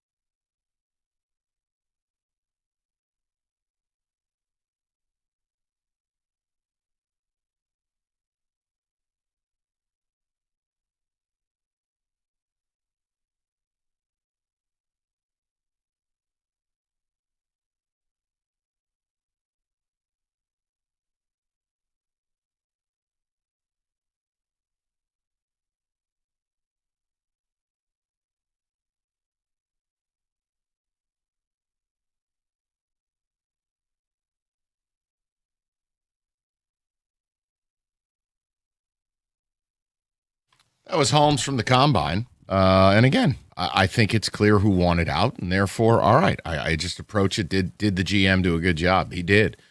I'll never understand why he wanted out, and fine. Now you're in Houston with a worse offensive line. I wish you nothing. You'll go the way of Jamal Williams. You will cease to exist, and you won't wear furry hats. No, I thought you were going to say, I wish you nothing but the best. No, I wish you nothing. You don't play here. Goodbye. Okay. Dude, I'm cold about it. I don't care. By the way, here, more good news. I'd like to tell you that now, I get nervous when stuff like this happens. The betting odds to land Max Crosby have dropped. Mm-hmm. I think this is bad. You know what? What? I love you. Is this in your, can we say that? No, well, it was the blitz that I had originally. Well, we could still make it a part of it. I'll just tell you, here are your betting odds. We'll go from longest shot on the board inward, okay? Longest shots are the Buccaneers and the Lions at plus 1,200. Pats at plus 1,000. 5 teams are at plus 700. And they're almost all NFC, by the way. Rams, F them picks, part 2. Cowboys, Bills, Eagles, Ravens. Staying with the Raiders is plus 350. The Chicago Bears are plus 200 to land Max Crosby. Yeah. Out of spite, I almost hope it happens. From what I understand. Just after getting yelled at about how it's impossible to get Crosby, and then the Bears get him. What I've been told, the Bears have been very aggressive and are saying, we're just going to keep throwing things at you until you say, okay, good enough. Like, there's no. All right, what about this? No. Okay, we'll keep trying this. We're not going anywhere because we want them. So... David, text communication before we get to the callers. The Demo fallout. You appreciate the value you got. Are you upset that the player's gone? And are you one of these weirdos who's like simping for David Montgomery when he's the one who himself wanted out of here? Like, I don't. I think it's ridiculous. I think he made a horrible career move. And once again, I've stopped caring now. So see you later. Yes, David. Oh man, I'm sorry. I got to stop laughing on the odds. What? Plus 200. Him staying with the Raiders is now less than going to the Bears. It's usually staying with team is betting favorite. Everything else slots in after that. Here, hold on. Let me clear a few lines for Lion fans to tell me it won't matter that Crosby goes there. Just like they did with Parsons getting traded to the Packers. I know. All right. Text communication here. Why would there be a, quote, didn't get better outrage on a trade on March 2nd? People need to understand the get better part comes with the picks later on. It can, but there's probably nothing you're going to do this offseason that will give you a 1-2 punch in the backfield to match it. Meaning, if you didn't at least match it, you got worse. That's all that means. It's going to be really hard to find a player at what we would assume would be a cheap cost that's going to be David Montgomery. That's all that comment means. I am actively celebrating that he is gone. You got a premium draft pick and quality depth coming from it. What a brilliant move. Bye-bye, Knuckles. Don't let the door hit you on the way out. Quality depth? He said he will get it. Oh, we will? Yes, with what you got from the trade, yes. He's not talking about Juice Scruggs. He's not talking about that. Like, boy, okay. You know what's going to happen with the Detroit Lions? Gibbs will get hurt in the first game. Bet on that. No, I will not. No. We are not manifesting such things. Let's go to the people. Ben's in Detroit. He bats leadoff today. Benny, how you doing, buddy? Good. How are you guys doing? Good, Ben. What's up? Yeah, I think everyone's overreacting about Montgomery. I think running back's the most replaceable position in the NFL, and Gibbs about to be a highest paid running back, and his percentage of touches is going to go up. Obviously, well, hold on. Going to go down. Can I ask you a question, Ben? Because you're kind of going against yourself there. If running backs are the most easy thing to replace in football, why the hell are you so chilly about making Gibbs the highest paid player at said position? Those beliefs don't add up. Well, I mean, Gibbs is a unicorn. He stands out. He's one of a kind. But yeah, you're right. There's only one guy who could give you 71 yards a game, and it's Jahmyr Gibbs. Because that's what he did for you, Ben. 71 yards a game. Now, you hammered the pinata known as My Giants for about 250. But he had 3 games this year with 100 yards, Ben. Like, I'm sorry. Those are pedestrian numbers, if we're just being real. Yeah, a big part of that, I think, was the O-line being so trash this year. But yes, so once again, I would say if the O-line is great and that's when Gibbs performed, then how special is the running back? It goes to what you're saying at the first half of your statement, not the second half. They're easy to replace.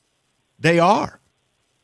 Listen, Ben, it does not invalidate you're fine with Montgomery leaving. I totally get that. I just wanted to have that conversation because on one end, you're like, running backs are replaceable.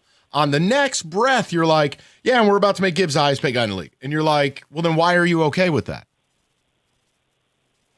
Because if he's going to be the highest paid guy, his percentage of touches needs to go up. It wasn't high enough last year, and that's part of the reason why his production wasn't as high as we all Even hoped if it I would. give him another 40 to 50 touches, I mean, you are going to approach 300. There's no back in football that's going to do 400 touches. And if you're going to do that, Ben, here's what I would say to you, brother. I agree. You want to increase how many touches he gets? Cool. Do it on his rookie deal.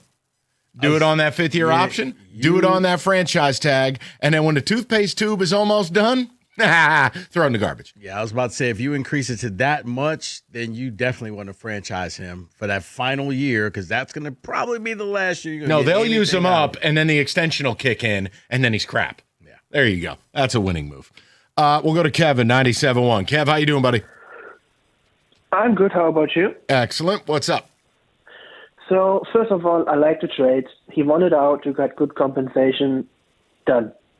So, I would like to make a small claim and leave you with a question. So, they have traded Montgomery, and they have released Glasgow. So, I think it's pretty clear that they want to rework the O-line. And I think, my claim would be Pratt is going a little bit out of his way so far. And pending restructures, do you think that they are positioning themselves to potentially make a swing at someone like Linderbaum? No, because, Kevin, listen, I would love to see it, but we've outlined this. I did this probably 6 weeks ago. You got to restructure Goff, ASB, Sewell. You tell Glasgow and Decker to hit the bricks. Well, Decker's back, but Glasgow's gone. You could create right now probably somewhere around $90 million in cap space. But they have to do it. Now, they've got between now and March 9th, I believe, to do it because that's when legal tampering starts. So I can't sit here today, Kevin, and say, hey, they're going to make a run at Linderbaum. We have got to get announcements about the restructurings with hard financial data. Otherwise, Kevin, I'm being irresponsible just being like, yeah, throw $22 million a year at Linderbaum. Well, here's the thing, too. Now do you have to almost walk back going after Linderbaum, even if you did all of that stuff, because now you have a new position, maybe a new position of need as a cornerback spot because you don't know what's going to go on with one of your corners legally. So we can't fiscally go after one position where we may need to spread the wealth over a few positions. Yeah, but if you have $90 million in cap space and you're spending 22 on an all-pro center, I mean, do the math. No, you're right, Rico. They're not going to hand out an $18 million contract to a corner. Right. Look, at a certain point, too, Holmes has to start hitting draft picks again. Well, I'm also going under the assumption, Mike, and you're not going to like it, but they're going to go back and they're going to re-sign their players. They're going to take care of their guys off the top. Great. And what's ever left, do whatever you like. So you'll probably have enough for Linderbaum, and that's about it. Okay, well, then you know what? That's the worst offseason in history. You have just authored the worst book in history, if that's true. Yes, David. And I have more bad news. What? Because the odds that you read were from an hour and a half ago. I now have odds from 20 minutes ago on Max Crosby from the same book. The Chicago Bears are the favorites at minus 135. Oh. That sounds like they're in negotiations. Oh, my. That sounds like they are in negotiations right now. Somebody so you walked in and called Linderbaum and nothing else, according to Rico. Right. And then you don't get Max Crosby. Thank you, Finding Forrester. It's Linderbaum, sign our own people, Bears get Crosby. Oh, this is a great day.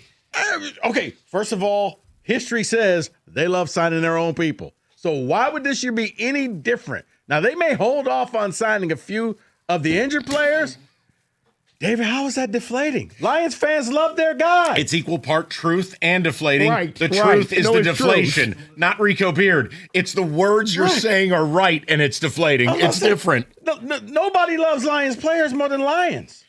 I love Max Crosby. Is he a Lion? No, and he's about to be in then. a division with Micah Parsons. Really, David? From plus 200 to minus 135? Yeah, that sounds like. Hey guys, I'm back, and the petty is back with me. Yeah, that's. I'm kind of with you just because like all the slander we took about the Hendricksons and the Garretts and the Crosbys and so in a calendar year, a Micah Parsons got moved. Oh, that's impossible. And then a Max Crosby's going to move. Impossible. Hendrickson's going to go to free agency. Hell, maybe he'll end up with the pack too. I was about to say, what if he ends up in Minnesota? I quit. By the way, shout out Bengals. Could have traded the guy for good stuff. Didn't lose him for nothing. Type of organization that doesn't remove the snow for their fans. They were being fiscally responsible. They're fiscally stupid. The cost of shovels or the league fine? Oh, okay. We'll just pay the fine. Just read. They're at Home Depot. You want us to buy these shovels? Nope. Nah, we're good. We got it. Just pay the note.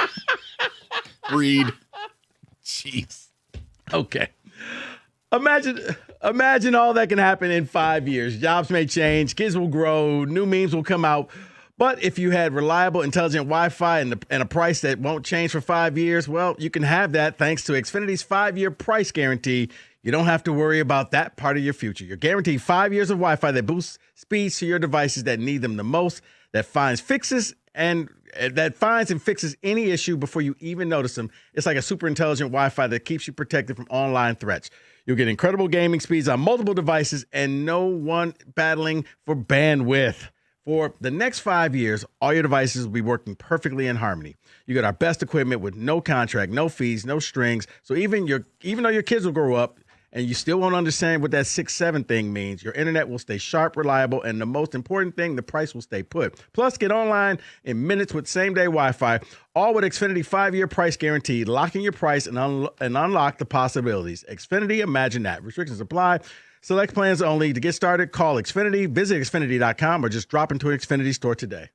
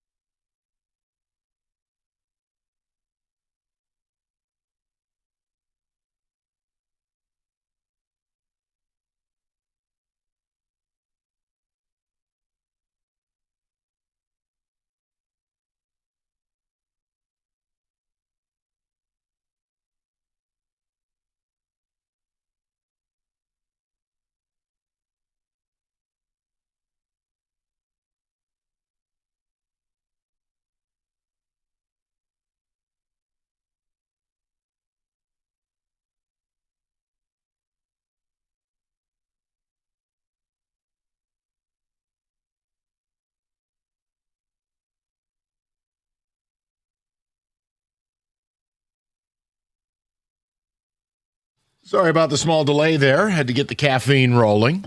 You can comment on whatever you like, including the Demo trade, and then kind of the news where I was a little concerned that the Bears were the betting favorite to get Crosby, and then the odds greatly shifted in the last 20 minutes, where now it's not even plus odds.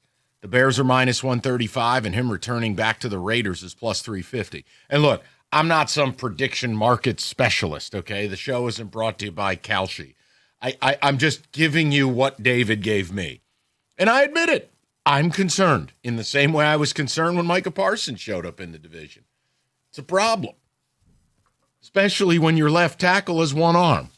But what? It's funny because it's true. You know what I've just about had enough of, by the way, is Don Rickles back here cracking jokes every 2 minutes about this thing because you missed David, didn't you? Oh yeah, I missed him so badly. No, every 2 minutes it's him. Oh, look at the odds just went up again. Well, great. You know what the problem is, though? I think there is a small portion of the fan base that's probably like David, because you get so upset with the Lions' insular nature. And them being seduced by their own players. You're so desperate for them to do something. And then the two teams in football you just don't want to succeed or you don't want to do things are going to acquire two players. But that's operating under the assumption that they're going to change their mindset and way of thinking. Like maybe this will get them to finally change how they're never going to change. No, David, and we can't do that. Don't be a deflator, Kenneth. I will be a deflator. David, your hat trick will be if Hendrickson goes to the Vikings. You're exactly right. That's exactly right. Or he becomes a Packer, and then they have bookends. No, I was just going to say all three in the division. Don't put that evil on me, Ricky Bobby. Let's go to the people. We'll monitor this Crosby thing. We'll go to Shane, 97.1. Shane, how you doing, buddy? Well, after that Max Crosby stuff, not not ideal. Oh, gosh, gross. Not ideal. You know, Demo, man, I tell you, as a fan who loves this team and has for many, many years, he was one of the guys that you just love to have around. And he'll be missed from that standpoint, definitely. From a practical standpoint, I'm glad we got something for him. And we didn't get nothing. They cut him. They let him loose. But I'm wondering what the contingency plan is here. We don't have Craig Reynolds anymore. He's gone. Is it going to be Vaki? I mean, for the contract that he was under, I get it. From reading all the stuff, hearing you guys, yeah, he wanted to go, so then go. But, gosh, we could have had a decent number two again. And like someone said, what if Gibbs does go down? What is the plan there? So I'm a little concerned in that aspect. Again, glad we got something for him, but yes. I'm still pretty bummed. Yeah, and I think it's reasonable. And that's all I'm saying is, like, you've had this luxury. Part of it was a really good signing. Part of it was a really good draft pick. But this is where, like, I think Rico gets a bad label of the deflator in this regard. Windows are real. Time is fleeting. Like, I think Lion fans got comfortable. We have the best duo in the league, and it's going to be that way in infinity. No, it's not. Well, that's the right word there, the window. You keep hearing it, the window. We still have a relatively young team, but I just think of those games where – think of the Rams game 2 years ago, the opening day, where we got to overtime, and they just basically handed the ball off to Montgomery and won the game. There was a couple like that, and that's pretty dang impactful, and you're going to miss that right there. The league figured Gibbs out last year in some certain ways there. I felt when they mixed it up and had Montgomery in there more often than not, they were doing a lot better. So they're going to have to find someone to fill his shoes. There's no doubt about that, because Gibbs can't get the load 100% of the time. This isn't because the league's changed. Sanders, Emmett Smith days. Absolutely. It's the same thing as baseball. You're not going to see guys like Justin Verlander 10 years ago going 243 innings. Right now, if you give a team 160 to 180 innings, you're considered a workhorse. There are very few players. Like in football, everyone has a committee. It's the right approach. I mean, look, these players are too damn big, too damn fast, too damn strong. It is so rare that a player gets a Saquon carry load from 2 years ago. And look what happened to Saquon. He's not the same player. Yeah. No, he's not. And I guess you look too. I mean, is Vaki our number two now? I mean, in my mind, I guess he really has to be. No, but like you guys said a little while ago, who are you going to bring in under a friendly contract that is the likes of Demo? I can't really think of too many guys right now. No, and that's the challenge for Brad Holmes. Yeah. Like that's what, as Kenny would say, that's what the money's for. Shane, I think what you're going to find out is you'll see the guys who the Lions will have for like that 1 year deal. He's kind of been going all around the league, and you sign a guy here. Hopefully it works for 1 year, and if it doesn't, you cut him loose and you move on. But Baki, I don't see that as being your. No, you got to go out and be able to find a Rico Dowdell. You got to be able to go out and find like a backup player. Like, look, my team blows. Okay, let's not get carried away. Like Scatabo was a mid-round pick. Tyrone Tracy was a mid-round pick. It formed a decent 1-2 for a garbage team. The point I'm making, you got to find the guys. It's always going to come back to Brad Holmes. Why did Seattle win the Super Bowl? John Schneider's on an elite 3-year tear of personnel moves, a couple of the right draft picks, and they gambled big on guys like Tank Lawrence, a Ginger, etc. Right, but they went at K9 and Charbonnet, and that was their running back duo that they drafted. And guess what they're not doing with K9? They ain't paying him. Let's go to Ben, 97.1. Ben, what's good, buddy? Hey, guys. How you doing? Good. I think that people are overreacting with Demo because I think that his success comes more from the offensive line, which was bad, rather than J-Mo, who uses his legs to get around. Because Demo can break tackles, but he can break tackles of like safeties and corners rather than defensive linemen. Okay, Ben, run this back one more time. So you're saying the success of Jameer is because he's fast, and that Demo's physicality is what? I'm just confused. Explain it to me one more time. You're right, but his physicality is less, kind of like a little bit less of a factor than J-Mo's legs. Okay, J-Mo is Jamison Williams. We got. I don't want to confuse our audience. Ben, listen, if you value the speed, that's fine. But I'm sorry, push comes to shove. The physicality, having a thunder to the lightning compliment, Ben, it's invaluable. You got to have it. Jameer is not that. Don't ask him to be that. I'm fine if you value the more Alvin Kamara style speed demon. I know he stinks now, but you get the comment. No, but Mike, you know what? It shows you know what? When they go bad, they go bad. And that's why you don't want to do long-term deals. I also love how we've gotten a couple of calls from Lions loyalists today saying it's an overreaction to say you're not better today. Y'all are the ones wearing stupid Sonic and Knuckles gear. So which is it? You don't get to have it both ways. There's a reason there's a piece of wood on one end and a popsicle at the other, okay? You make a distinct choice. You can't have it both ways. It's not just one giant popsicle. What they're hoping is they went from Jamal to David Montgomery, and you'll go from David Montgomery to another back. But they spent money to do that. Yeah, they did. 248-539-9797. Yes, David, you seem to be smiling again. Want to update the Crosby odds again? What are we up to? Minus 1,000? No update. You're lousy. That's what you are. You're killing me. You know it bothers me. Him in Chicago is going to be a real problem. It is going to be a problem, yes. Just hate to see it. David. Can we stop with this, please? All right, I'm done. Jeez. That's it, Kenny. I'm done. What is wrong with him? All right, America's favorite place to watch sports, Stadium Swim. Perhaps you could watch Max Crosby with the Bears on the big screen.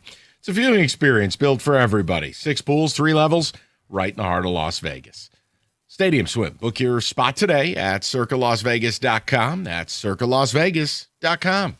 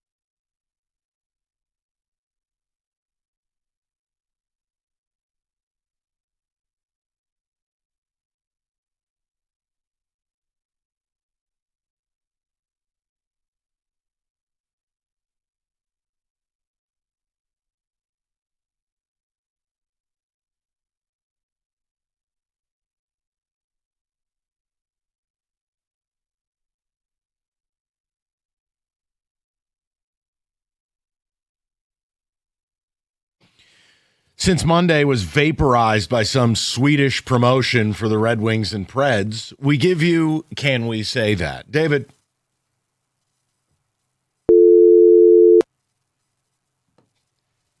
Not so funny now, is it?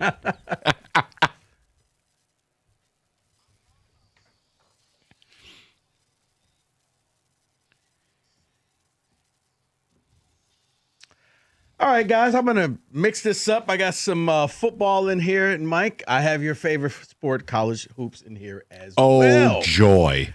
But let's start off with some football. Can we say that based off of his combine, Sonny Styles is going to be a high draft choice come draft day? Yeah, he basically outperformed everybody else, and it's a copycat league. And look, you saw what Seattle did where they had this oversized nickel at, 6'4", 235. You run that way, you move that way. To me, he's guaranteed to be what? Top 4? I was about to say top 5, I think. Yeah, I think so. There's been mock drafts of post-combine put him in top 5. So, yes, he's top 5. Hell, I wouldn't mind him with the Giants.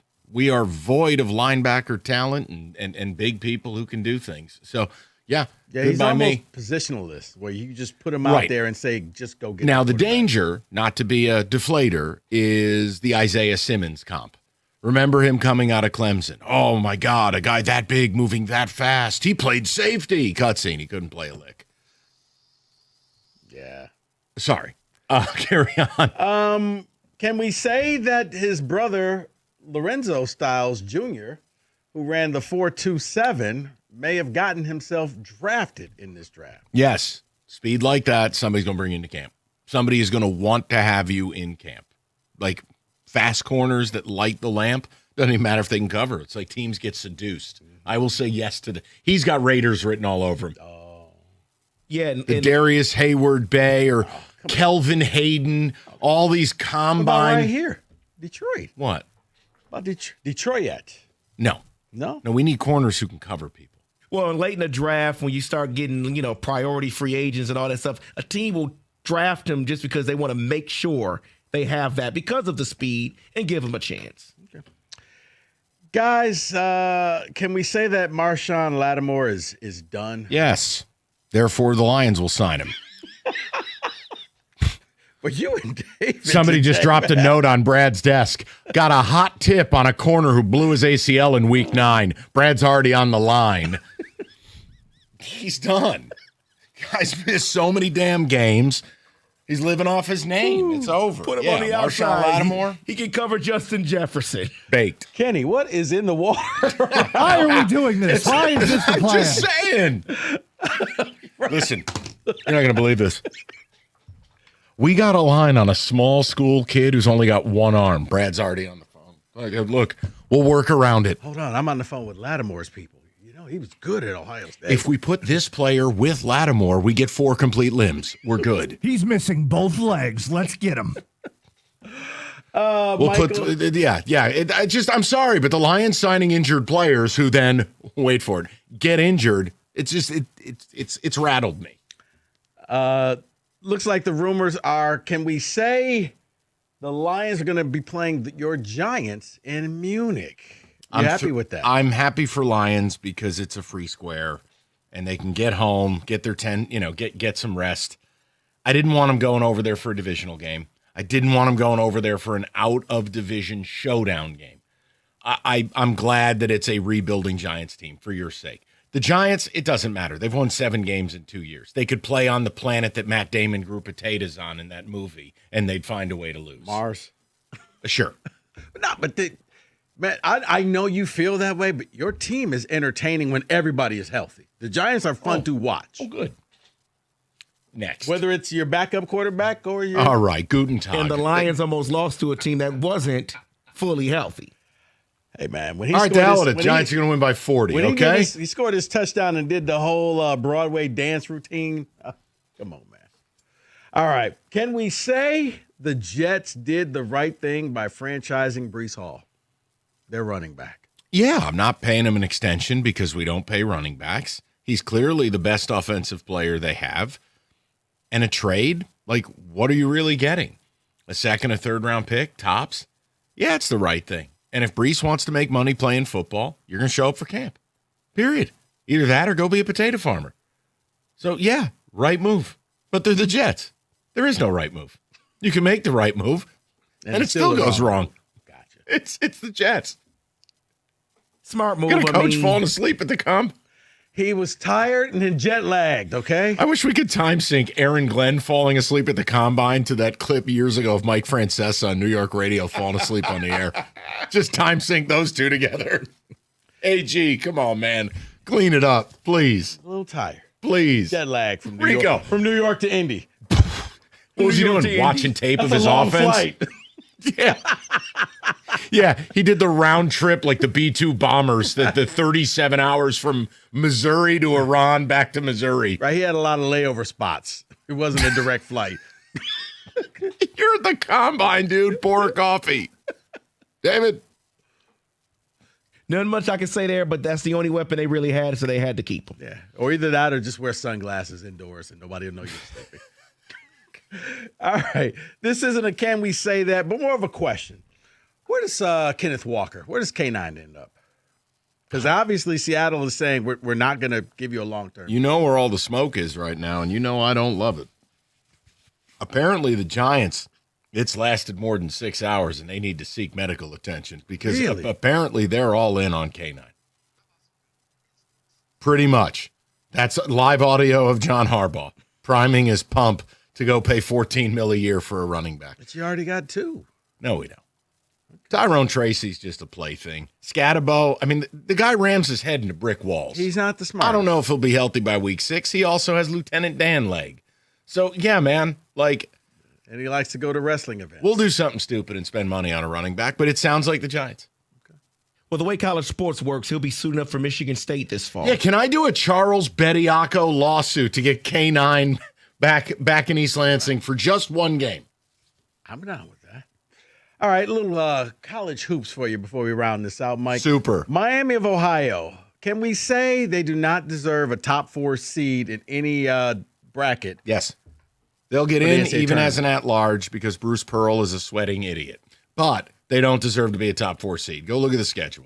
Exactly. But you are undefeated, and I want you in the tournament, even if you lose the stupid MAC tournament. You deserve to be there. Bruce Pearl, you're dumb. And finally for you, Mike, can we say that U of M's chances of winning got dinged because they're going to be without LJ Kayson, the backup point guard, shooting 40% from the 3? No. You're just manifesting negativity. Yeah, of course it hurts. They lost a player in their rotation. Yeah, it hurts. And my Michigan, Arizona versus the world, it's taking on a little water. But I'm not going to be a coward. Okay. I'm sticking to it. Okay. And I still think Michigan has enough to get where they got to go. It's over. It's been a great year. And I'm the deflator.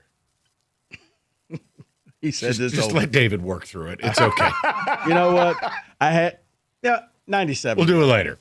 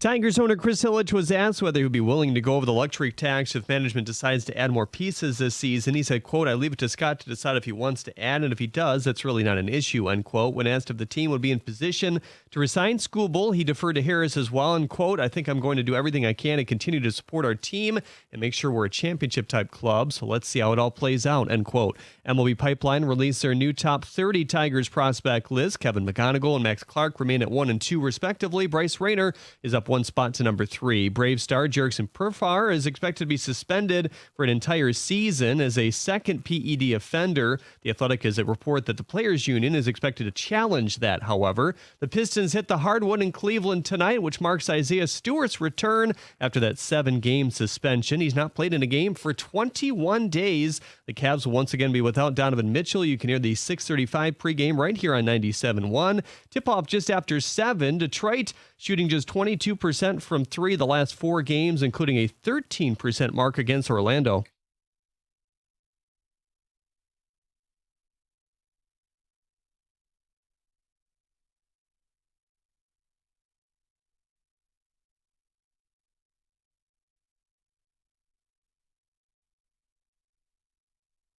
Per Adam Schefter, Bengals defensive end Trey Hendrickson is not being franchise tagged. At the Corwell House Sports Desk, I'm Jeremy Otto.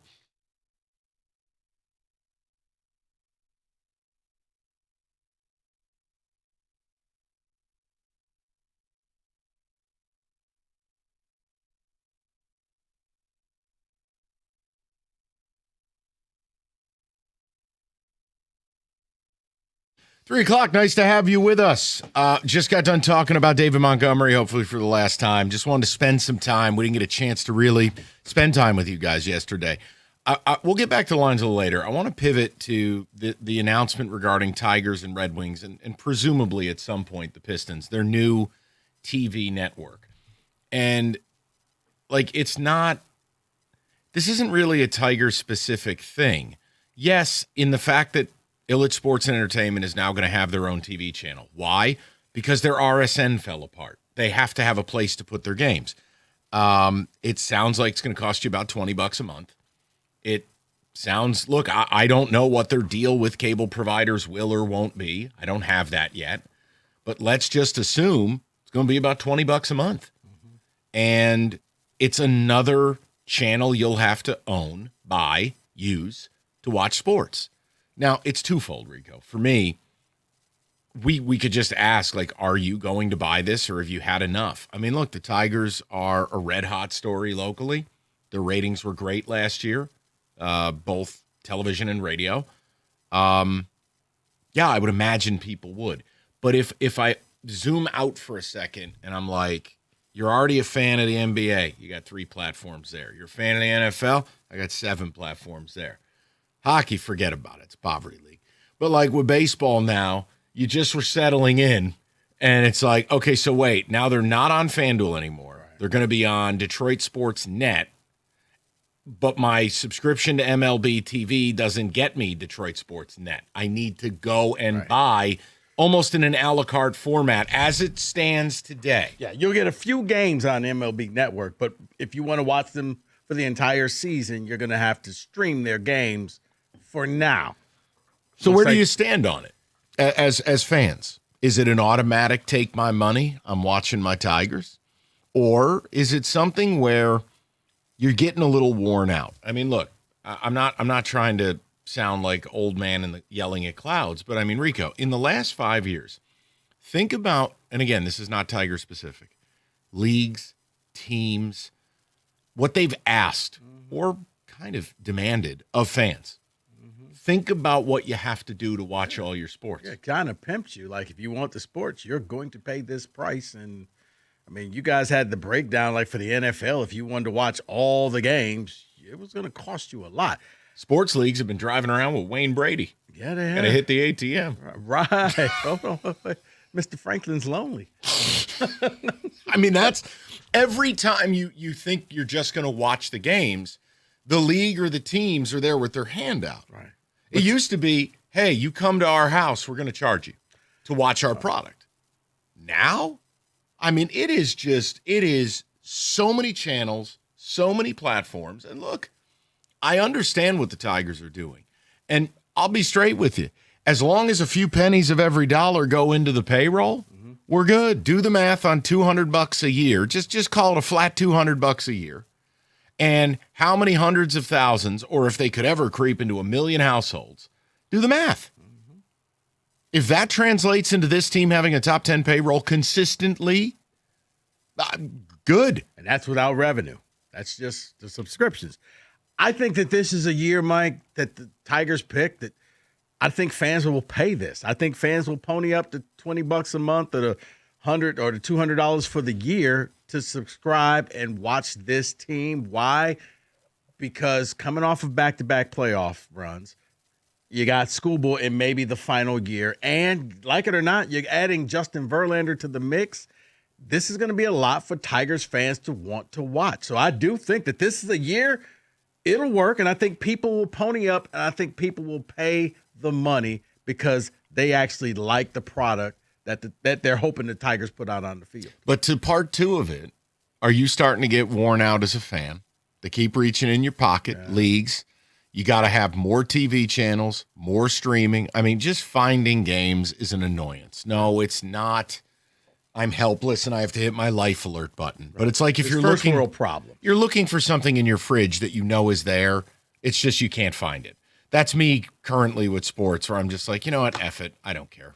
I'll just watch what's available to me. I can't. No, you're right. It becomes a new normal where I'm sitting here like I'm trying to find a college hoop game. I'm like, I thought this game was on tonight. Oh wait, I know where it's at. But the problem with this, and again, I don't know that it's not a problem for us because this is what we do for a living, but for you, the average fan, it doesn't matter what platform you're on, you're going to have to pay for it. Let me be clear, whether you're a YouTube TV or Snickerdoodle streaming or whatever, Hipster Cookies does, you're still going to have to pay for this. Yeah, I think it probably just bothers people because it's just constantly changing. It's like, okay, I just want to turn to channel X and know that they'll be there. Yes, and that's I'll what pay the money. And that's what we had with regional sports networks. Yeah. And obviously, look, I don't think society was ready for what PASS was in 93 to 95. That predates my arrival, but like a pay-to-play all-sports network 31, 32 years ago, yeah, that was a little bit brazen, and it didn't work. Okay, the RSN model seemed to be viable for a long time, and then it quickly became illiquid. It became a problem for, well, this year, 9 Major League Baseball teams. I'm glad the Tigers are doing it. The $20 a month, look, as I said, I don't qualify to have an opinion on it. This is what I do for a living. There's no, I'm not going to cry about it. I'm just going to pay the damn money and watch the team. It's what I do. That's where I want to hear from the fans. When it's not what you do for a living, look, let's be clear. Rico, shout out daiquiri culture. For a lot of people, 162 baseball games or 82 hockey games, wake me up for the playoffs. The average fan is not sitting there living and dying with this team on a Wednesday night in May. True. They're not. True. So the $20 a month, I'm not shocked if some people go, I'm all set.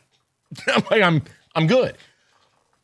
It's really about the people. Or they pick it up and say, you know what, the team has to show me. And if all of a sudden after the All-Star break and, all right, team's pretty good, all right, I'm gonna jump on the bandwagon. Yeah, and look, we're having a problem in sports. I mean, you're seeing it in the NBA right now. Hey, look, Pistons are playing another team without their superstar. I don't care. I don't need to watch Pistons Cavs tonight. It's invalid. It's stupid. It's like Friday night. Thank God the Pistons won the damn game. Who did you play? It wasn't the Cavs. Yeah, but they could do it without making threes. My point I'm making to you is sports has a problem is that they don't command your attention up until the playoffs. Yeah. So if you're asking people to pay for it year-round, but the playoffs are on a different network, because, again, the Red Wings will finish their regular season, and then the playoff games will not be local. The Tigers will start their season on the new channel, and the Pistons, it's just, I'm not trying to be disrespectful, but they're a distant number 4 in this town. That's going to be a hard sell for the Pistons because of the fact that they have to be on this channel. No, they do. But the hard sell is if they don't have a channel, and it's a la carte, and players don't play, I'm good on that. Yeah, the NBA is quickly turning into Wake Me for At the least playoffs. I know that I'm going to watch JV and Framber Valdez, and I'm going to watch Scuba. And I'm going to see all these guys pitching in a bad division, so I'll feel better about spending the money for the Tigers. So where are you as fans? And again, I there's no right or wrong. It's only just how you want it to be. Detroit Sports Net is going to be, sounds like $20 a month. It is the Ilitch Sports Network. I'd make a presumption the Pistons will be there too. 3 of your 4 local teams are going to be there. But it's another $20. I still haven't figured out. I heard John talking about it this morning. Like, I don't know that you can cancel FanDuel. Because that might be a part of like a sports package, depending on what you're on. So can they just peel that network off, or are you stuck? And I'm not petty about it. Like, whatever couple of bucks. I'm wondering what's FanDuel going to put on for programming now. It's only so much fishing that you could have.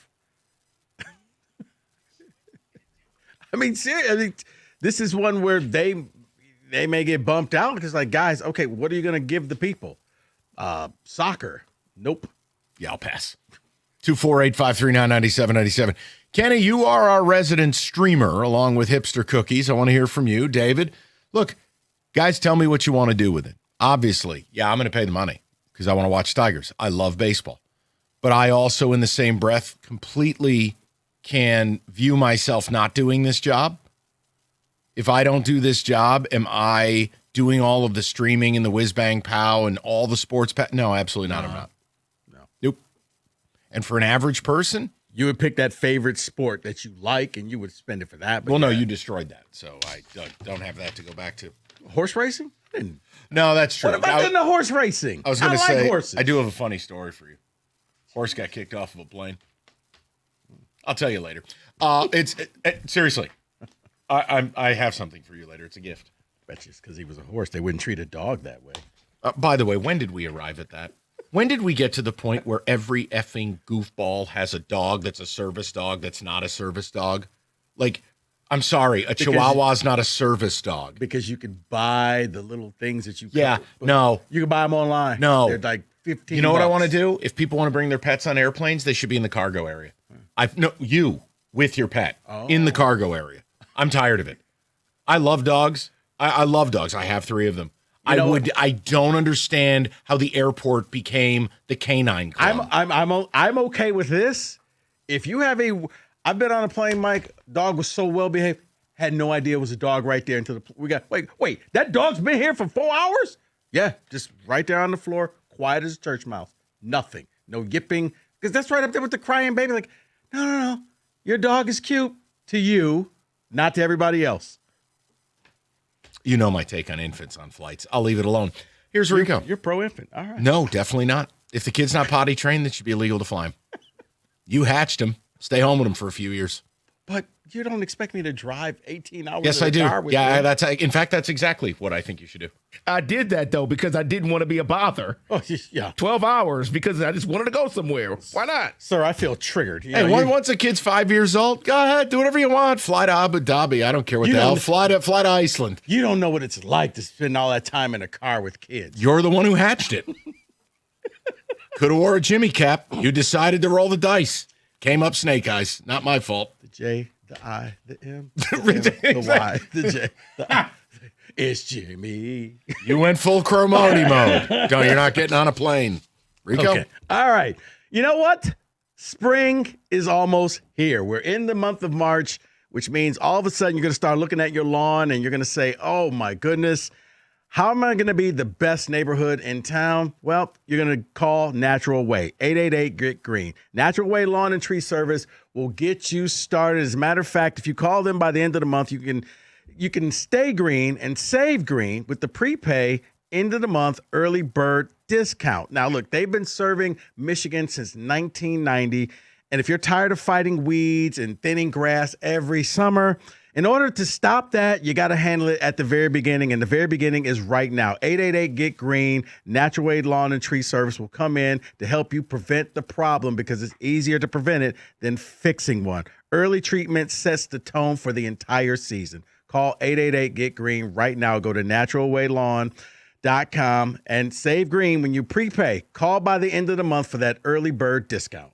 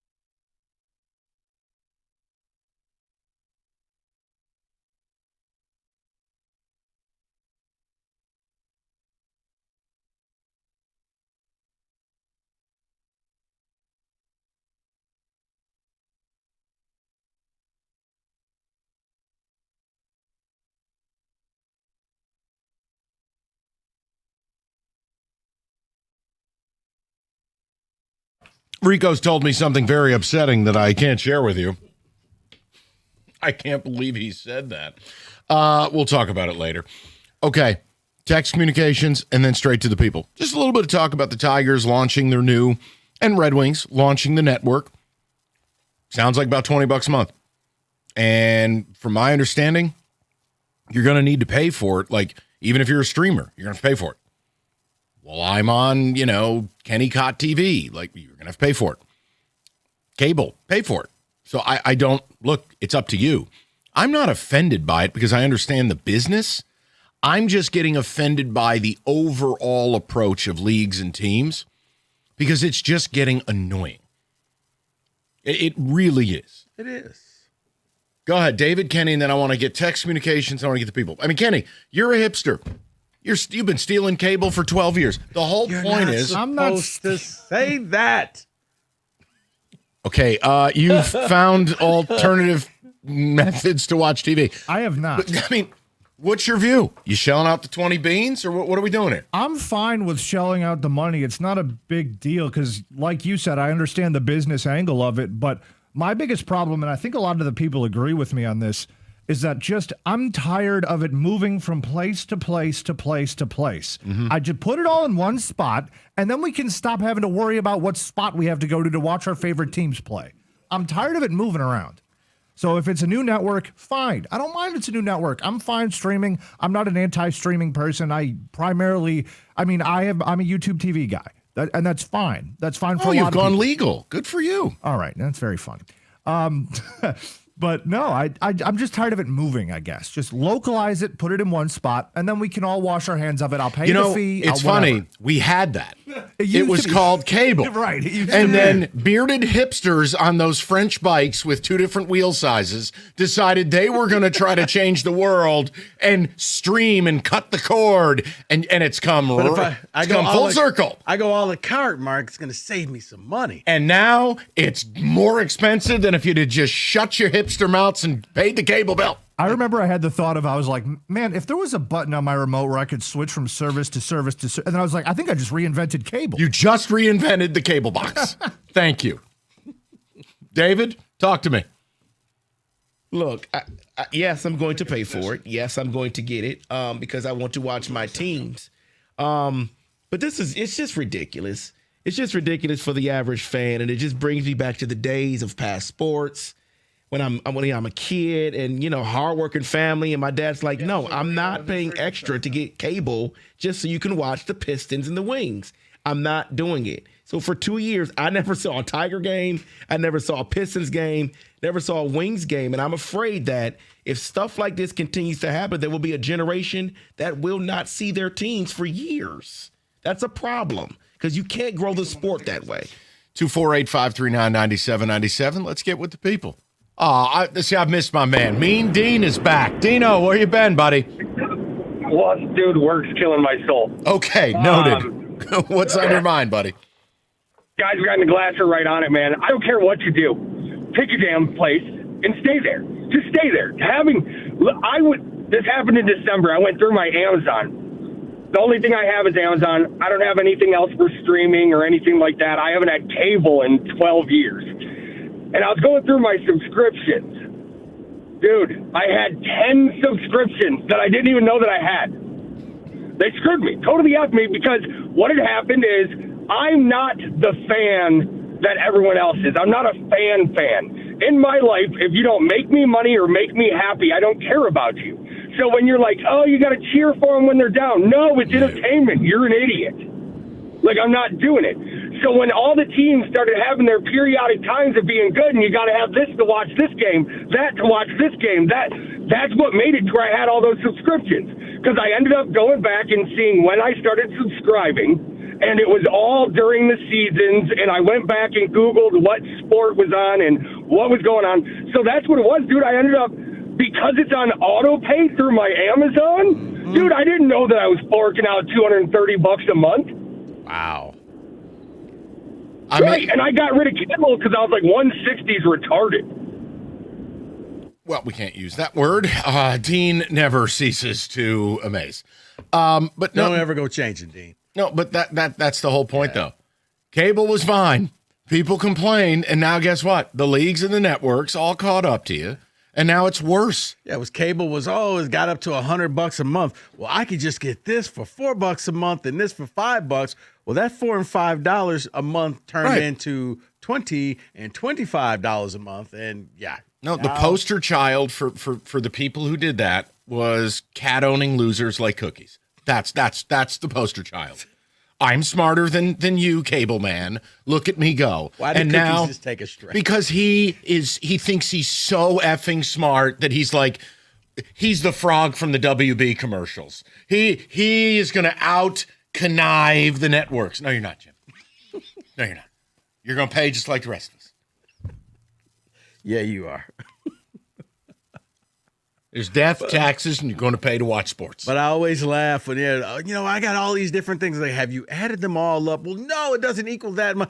Add them up and come back to me. And then you're like Dean, like, oh my goodness, I'm paying how much for all of my streaming services? Yeah, when you start adding the $10 here and the $15 there, oh yeah.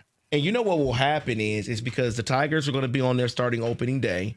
and then the Wings not until next season. So someone will forget to cancel their FanDuel, and they'll still be paying for that while they're paying for the new network. Well, look, that's the key.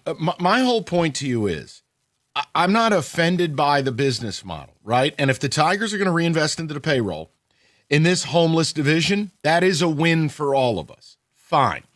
The point I'm trying to make is, if you're paying $20 a month, and for 90% of the time you're watching games that don't matter. I mean, the average person, you got to zoom out. They don't care about the Wings in November or even the Wings in February. The NBA, forget it. The NBA just had to send independent doctors to Utah to make sure they weren't giving Lowry Markkanen a fake MRI. Okay? Yeah. Nice league. And baseball, call it what it is. It's a 162-game death march. And while there are a finite number of hardcore, dyed-in-the-wool baseball people, me being one of them, the average person is going to look at that and go, do I really need that? Like, they'll watch the stretch drive. That's the only flaw in this I could see if it's a la carte. Now, if it's rolled into cable deals. Right. Which sounds like they're trying to work and find a channel on there, then yeah, it gets a lot easier because that channel will probably just replace the BTN. That's a useless piece. No, you got to keep the BTN. BTN's garbage. Mike, that's how I watch a lot of the games. Is it? Yeah. This is on Peacock. This is on ESPN, the Ocho. They still put them on BTN. Yeah, just get rid of it, honestly. The games they put on BTN are usually crap anyways. Just get rid of it. Okay. Northwest. And then we can run the Sarah McLachlan commercial that for $1 a day, we'll look at like Rick Pizzo living in an oil drum. And for $1 a day, you can save this bland TV host. So what is this one universal channel then that everybody will just have? We'll call it sports. Okay. And it's just relevant games. Just get rid of, like I said, the Bally's or FS1 or whatever. I mean, not FS1. Don't get rid of FS1. They have America's Day at the FS1. races. You can't get rid of FS1 or FS2. That one, you can. No, you do not manifest that. That one you can. I waited years to have a cable network dedicated to horse racing. You stop it right now. You and the other two people. No, I got to watch St. John's. Yeah, I got to watch St. John's versus Xavier at 10 o'clock at night on a Wednesday.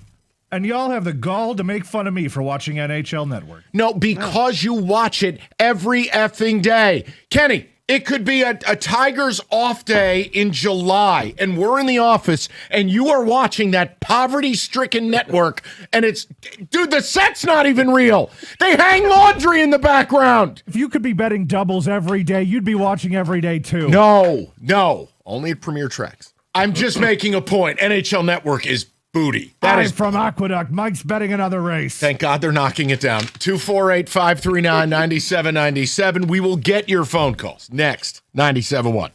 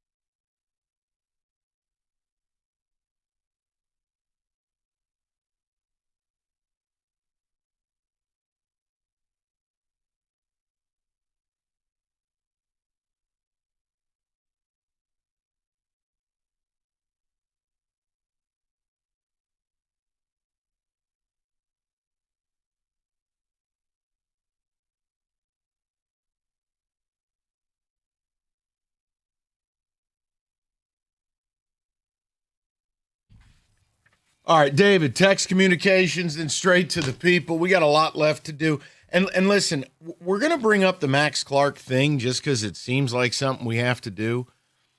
I don't have a lot to say because I'll be very clear. I don't care if the guy plays with a paper bag over his head. If you can play the game and you benefit the team, I'll put up with a lot. But when you haven't debuted yet and you've got equal amounts of diamond necklaces to drop fly balls, I understand why people might want to mock you a little bit. What you don't need to do, Max, you don't owe it to anybody to give 3,000 words of how you don't care. Just say you don't give a damn. Hell, we got a real estate report from Max. We got to hear about mom and dad. And I'm like, Max, it sounds an awful lot like you care. So you just pick a lane. It's okay, man.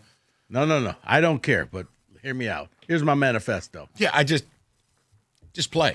Yeah. Let your play speak, and then no one will care what you do or don't wear or whatever it is, or tattoos or the rest. Who cares? I just care if the kid can play. That's it. You know why I like McGonigal already? I don't hear nothing about McGonigal. Me hit ball. Cool, let's roll. Or me drop ball, but I got Okay, 20 chains. yeah, okay. We'll move forward. We'll get to it later, though, because I'm not angry about it. No, it's just but more. It was the whole response, and then reading it like, oh, okay, wow, that's a lot for somebody who doesn't care. That's the point. Okay, David, text communications. Text communication. Someone texts in and says, I've had enough. Don't even like sports enough anymore to be paying $2,000 for all these apps. Not going to keep paying more and more for sports that are pushing me out as a fan. Correct, and especially when, whether it's, look, the NBA is a huge problem. But these other leagues, too, let's be clear. What percentage of people actually are along for the 82-game ride with the Wings? Actually along for an 82-game ride with the Pistons? Actually along for 162 games?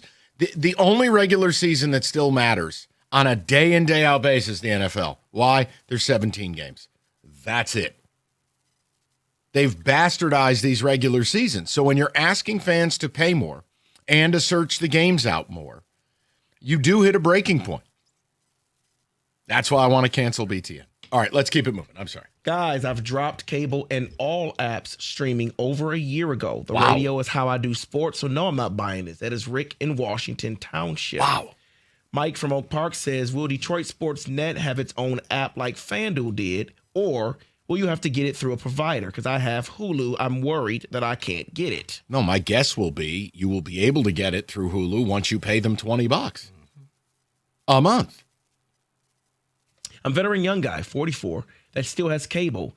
If it costs me an extra $20 for Tigers wings, I'm out. If it's $4.95 to add it to my cable bill, then I'll pay that. Yeah, I can't speak to that yet. Yeah, look, everyone's going to make their own decisions. I mean, for me, that's not a choice. I'm doing it. Also, David, I think that there's a commercial in the offing with Sarah McLachlan lightly playing in the background, and it's like a shivering Dave Revson in a snowdrift. For $1 a day, you can support this vanilla TV host. Or, you know what? 2 for 1, Revson on a horse. Take them both away. Wow. Revson in full jockey attire. Right. Okay, you win. Sorry. It's just anything to not endure any more of his bland interviews. He's not really on that much. He's on too much, as in he's on. He's on to recap every Saturday Thank of you. Big Ten football. Yes, as they That's sit too there. much. I'm pretty sure it's a hologram of Jerry DiNardo at this point in time. It's not even Jerry DiNardo. It's like a trained parakeet. He's saying the same stuff he said back in 2011. Well, you know. That's their bread and butter show. That's their... Well, it's atrocious. And then I have to see him on Monday with Jake Butt. Or you know, Real, you could real, just, real balanced coverage there. or you could just watch something else. And I do. Let's go to Nolan, 97.1. Nolan, how you doing, buddy? I'm good. How are you, gentlemen? What's the word? So I am a massive Tigers fan, massive Lions fan. I was at the point I had ACL surgery in January, and for the entire month of January, I was watching random Tigers games from May. So I will safe to say, if the product is good, I'm going to pay really how much it takes within reason to watch these games. However, I think where actually this angers me the most is in the NFL and where that's going, because it's like, the Ireland game's on or whatever, wherever they're playing, That's on NFL Plus, so you can't watch that. And then now we're moving into YouTube. We're moving into Netflix. And then Amazon Prime's been a thing for a couple of years now. I can live with the Tigers being a subscription. I generally like to take it monthly because I'm never going to take advantage of the Tigers being competitive ever again. I've seen too many 100-loss teams and too much disappointment to, and I could be a Pirates fan too. So there's that reality. So the NFL is really where I'm starting to get angry with this because all these games are now getting paywalled, and I think it's only going to get worse over time. Oh, it is. I mean, it totally is. And the NFL, I'm glad you said it. While the regular season is the one that matters the most, Nolan, they're out here selling separate games, paywalled, for about $130 million a piece. They're about to broker a deal with YouTube to take 4 more of these games and make them YouTube exclusives. And you know what's going to happen? And Nolan, you might think I'm Rico staring at some solar eclipse. Nolan, whether it's YouTube, Amazon, it is going to be a stream-only platform that is going to buy Monday Night Football. Like, you are not going to have Monday Night Football. I don't think the league will be so brazen to take their Sunday programs off of cable, but you're going to lose Monday night as well. I think the only good thing about if that happens, real quick, Nolan, is you still would get the games locally if they did that. If they went to that whole thing. For a fee.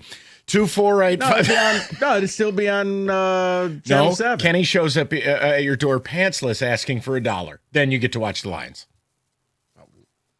Kenny, put on some pants. I will not. Pay this man or you don't get to watch your games. To your point, Mike, for the NFL, there is a package that's available that will be soon because we hear the rumors of every week there'll be an international game. That's the package that's going to be available. You won't go to NFL Network to watch those games. It'll be a streaming service, and you have to watch every day, 9:30 every Sunday. That's how you get to watch it. I thought we were still talking about me with no pants. No. I don't want to talk about that. Assuredly not. I'm just making a point. I don't know how we got there. Just made an offhand joke. Okay. It's really not that, Why Kenny wants to keep going like, I don't want to wear pants. No, okay. You know what? Let's just go to Tony, 97.1. Tone, how are you, bud? Hey, how you doing? Good, Tony. What's up? No, I won't pay another $20. I have Hulu Live, I have Amazon Prime, Netflix. I'm not paying no more money to see games that a lot of them games I don't even really want to watch. I only want to watch certain games, and if I got to watch those games the teams that I really want to see, I just go to the local bar, Twin Peaks. I go to Twin Peaks, watching at Twin Peaks. But I'm not coming out of another $20. It'd be a little harder for me to say no to the Lions because they play less games. But I'm done paying extra money for these games that I used to see for free. A little bit, yes, but $20 a month, man, I'm done with that. Well, no, because, and here's what happens, Tony. It locks you into something where when you really think about what you want to watch, let's say 162 baseball games. All right, now we'll add 82 Piston games. All right, so now we're up at, let's call it 250 games. Then we're going to add 82 hockey games, call it 330 games. Of the 330 total games, how many are you locked into that you really want to watch? Exactly. Not very many, less than half of that. No, and I make the joke. Look, the Pistons are doing their damn job. They're paid to win games, but these games are not compelling. Hey, we played OKC's B squad. I'm out. Oh, Friday night and the Cavs are down everybody? I don't care. Same thing. I don't get to see Spider Mitchell tonight. Why the hell? This isn't some playoff preview tonight. And then like I know, next year it'll be $25. Then the year after that it'll be $30. Yes. It's continuous. It's just a money grab. It's a money grab. Well, and listen. I respect Tony. Look, I can see both sides here. I am not mad at the Tigers in the least. In fact, hey, man, they got a business to run, and if even a small percentage of the revenue this generates is pumped back into that payroll, we get a better product. I'm going to live with that. But it is the overriding message that sports has sent to fans. I did this the other day. Hey, want to buy a World Baseball Classic jersey? $420, and it doesn't arrive till April. Huh? The event's done in March. Want a hat? $45. Want to go to a game? Take out a home equity line. They just keep basically riding you like a Shetland pony, And now you can't even sit in your home without Freddy Krueger reaching through the window and going, "Hey, want that game on Friday night?" I mean, it's Big just game. big game. Do you want to see Noah Eagle's crystal clear 4K hairline? Fresh from the barbershop. Or Maury's wig store? You're not going to let that go. I can't. I know it. You know. I know it, and people are catching on. I know it. Man makes a lot of money. He can get his hair cut every day. No hairline. Carlos Boozer, when he lacquered his dome, didn't have a hairline that crispy. Jaylen Brown. That man was staining jerseys of Detroit Pistons. His hairline wasn't that crispy. The look of the players like, what is this on my... Is this you? Is this the Exxon Valdez or did Jaylen Brown just drive the lane? Did this come from your bald? Like, hairline wasn't nearly as crispy as Noah Eagle. It's unnatural, and you know it. Just a great barber. No, you know it. People are catching on. The streets are buzzing. I'm going to ask him next time. No, you're not. Is that real? I don't think that's something you could ask him. I'll never see him again, so why not? Well, because listen, we can speculate, but like if you ask him. Okay, well, what if I say, hey, let's take a picture, and then I get a picture, and I can blow it up to see? I've already sent you that type of photo. I mean, like up close and in person. That hairline was made with a laser jet printer. 3D printing? Yeah, Noah Eagle's actually a 3D printed announcer. It's an Epson somewhere in his room. Yes. 248-539-9790. You knock on his door, he comes out in a robe without putting a hairpiece on. Yeah, and he looks like Ralph in The Sopranos. The sky piece is gone. All right, Northville Lumber, largest Trex decking outlet in the country. Northville is Michigan's Trex superstore, and they stock all colors of Trex decking, railing, lighting. They have it all the time and at the best prices. And yes, I know it's still winter and it's gross out, but if you want to get your deck built, get on their schedule. They will intro you to a Trex certified pro. You'll buy all the product that's already in stock, and then build day comes around. You're ready to rock. There's no back orders. Call Northville Lumber today or go to northvillelumber.com. That's northvillelumber.com.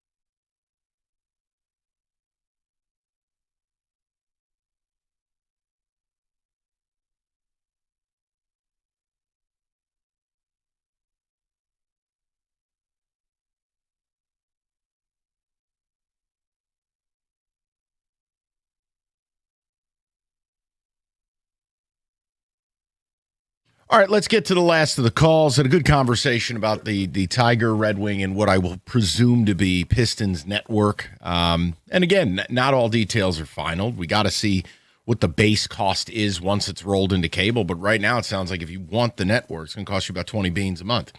Hour one, talk David Montgomery, and the stunning David Hull with the Max Crosby updated odds. Not only are the Bears the favorite, they are now negative odds to land Max Crosby.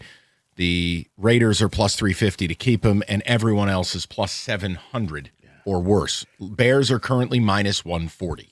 Yeah, minus 135. Oh, the Raiders are plus 165. Oh, well, odds are all over, David. Can't wait. And again, it's a nightmare. You don't want him in this division.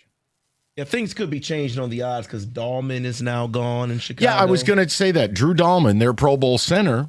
So, look, you hate to see it, right? So the Bears incur something surprising. A 27-year-old who they just inked to a 3-year, $42 million deal has up and retired. Now, luckily for the Bears, he didn't do the Ragnow, as we say, and wait until June and walk away.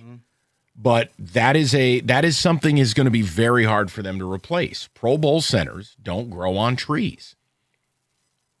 Now, I wonder if Dahlman retiring, all of a sudden, what? Would that change their pursuit of Crosby? I doubt it. I don't think one has anything to do with the other. Well, here's what it does do is it affects the Lions because they need a center.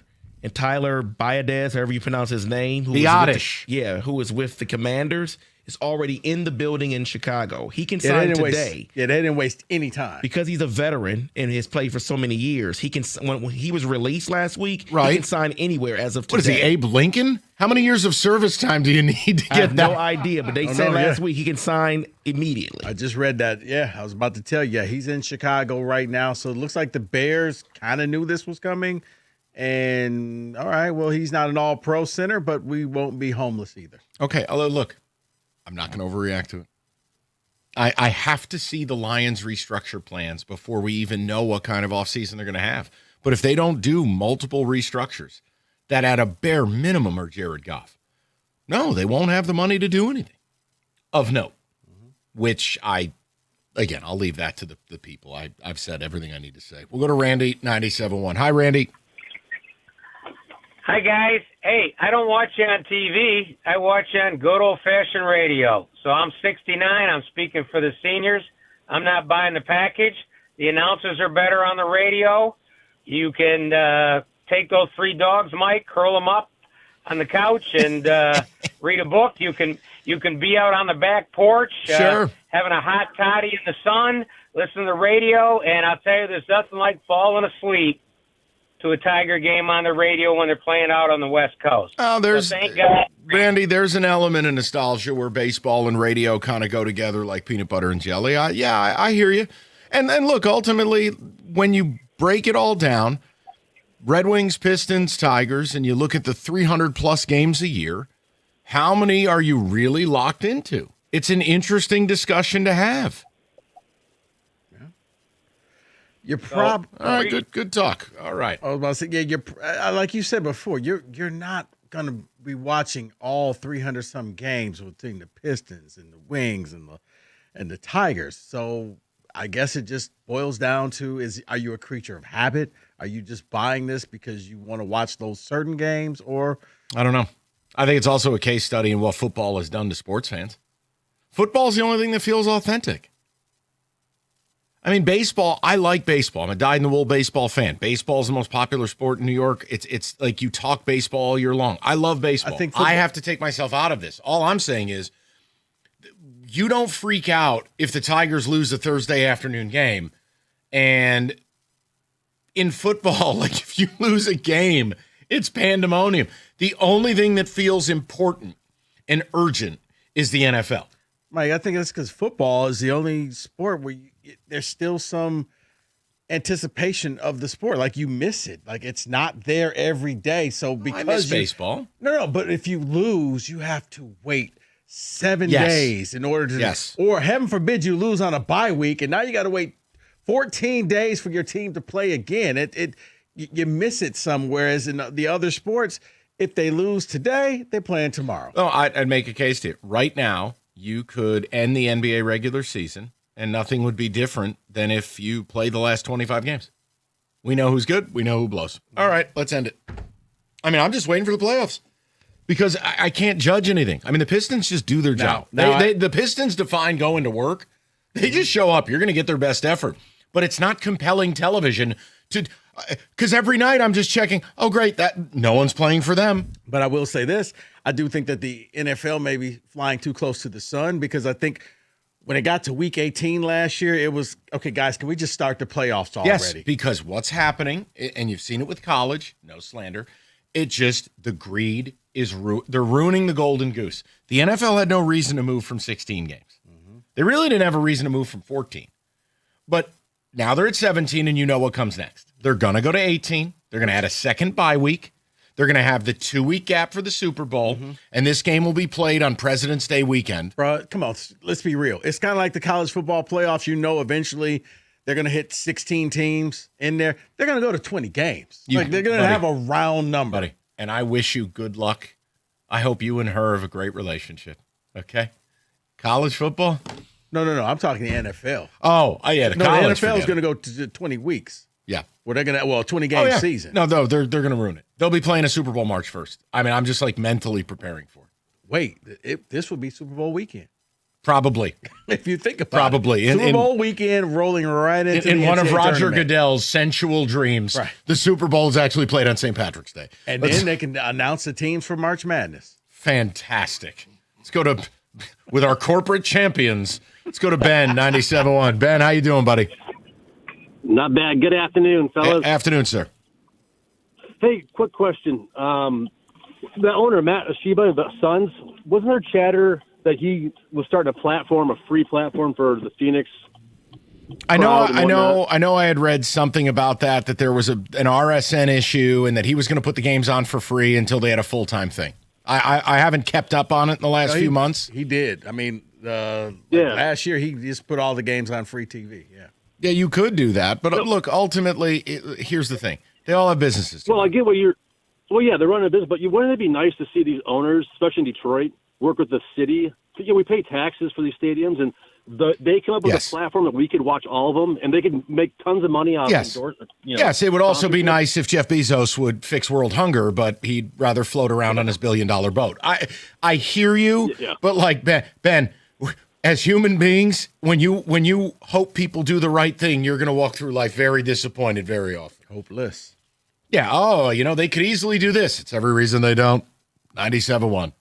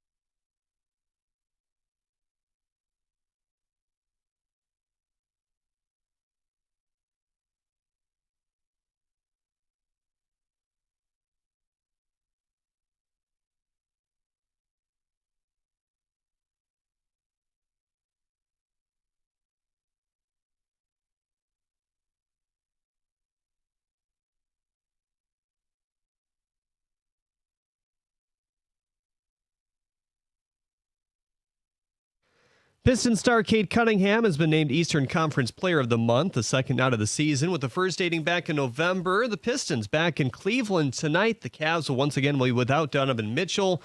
Dean Wade is also questionable. Here, the 6:35 pregame right here on 97.1. Tip-off just after 7. Lions beat writer Dave Burkett wrote the following in the Free Press today, quote, multiple agents who met with the Lions at the NFL Combine do not expect the team to be major players in free agency, and one who spoke with the team believes they will move Tate Ratledge to center. Why didn't you do one more? An open competition at the guard spots, end quote. According to Adam Schefter, the Seahawks are not expected to tag ex-MSU running back Kenneth Walker. The Bengals are avoiding it as well with pass rusher Trey Hendrickson. The Colts have tagged QB Daniel Jones. The Lions aren't the only team searching for their next center potentially. Bears lineman Drew Dahlman retired today at the age of 27. The Tigers are in the Dominican Republic facing their World Baseball Classic roster managed by Albert Pujols at 6:05. Ty Madden will face Luis Severino. Team USA also in action right now against the Giants with Skeens on the mound. Atlanta Braves star Jurickson Profar has been suspended for 162 games after testing positive for a performance-enhancing drug. That's the second time. Detroit Mercy Basketball opens the Horizon League tournament with Milwaukee tomorrow, whose leading scorer, Amar Aguilar, has been ruled out for the season with a broken ankle. That's Corwell Health Sports Desk. I'm Jeremy Otto. For more, go to 97.1 The Ticket or Odyssey.com.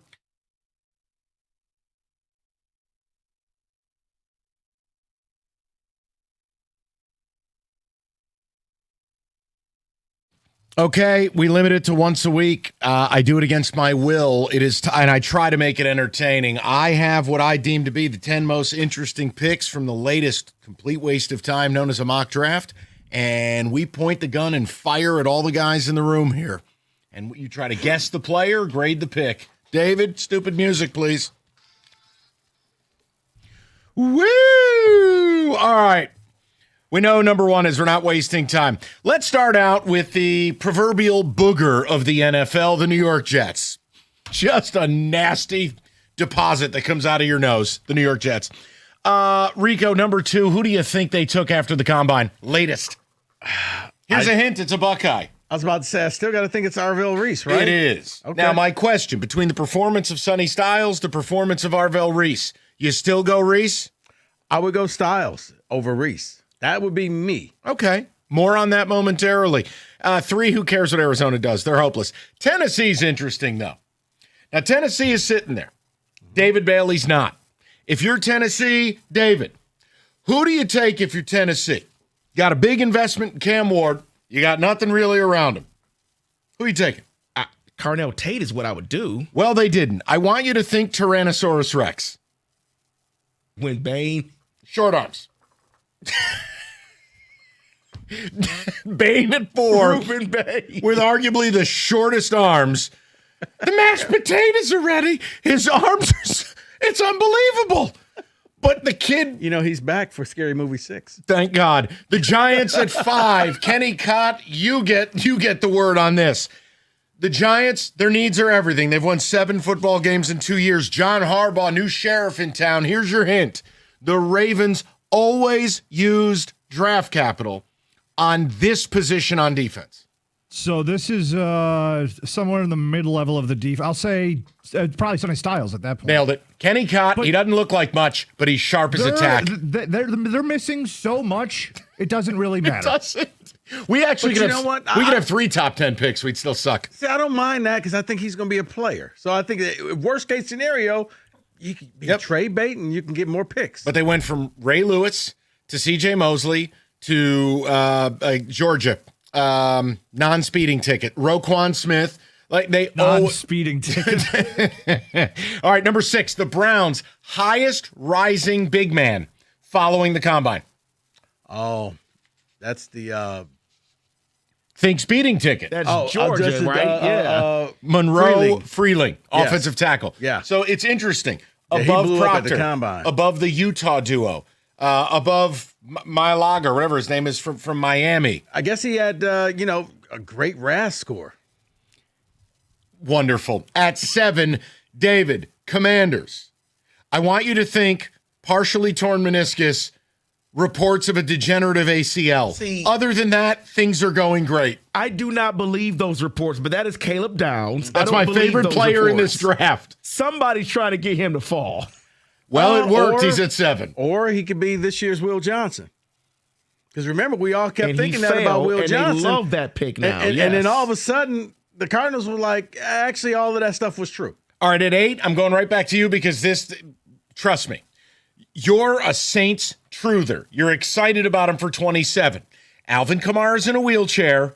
The Saints select Jeremiah Love. Right in front of the Kansas City Chiefs. Talk about Jeremiah Love's career going right. Remember that? Whoa. Wait, I can only imagine as they walk up to the podium, both double birds to Kansas City as they walk past them. Yes. Just like Costner with Seattle. And I want Putney. Who cares? Who cares who the Chiefs take? They didn't get the running back. The Bengals aren't a real NFL franchise. I want to move down to, well, the Rams. I'm fascinated by them. Reports are they desperately want Ty Simpson to be good for a succession plan. They have 2 picks. Pick 13 was Atlanta's in the now potential felonious James Pierce deal. Oh, boy. I want you to think ridiculous 40 time by big person at 13. And they use a lot of this position group all the time. I've seen Wait, they're going to move up? No, they have 2 picks, brother. Oh, no. I've seen it. It's scary. Sadiq, the Oregon tight end, because he ran a 4.37. They already got Higbee. They already got Parkinson. They already got Ferguson. Now they're taking Kenyon Sadiq, who ran like a 4.1. Oh, boy is right, Rico. Oh, boy. You know what? Yeah. Hey, Stafford, stick around for a little bit longer. Here's your new toys. Let me give you a fascinating one. We go to Kenny Cotton down in the Lone Star State. Dallas Cowboys, okay? This is Jerry Jones. Think, what's the weakness of their team? On what side of the ball? Absolute combine freak by way of a garbage Big Ten school transferred to a non-garbage Big Ten school that isn't a real Big Ten school.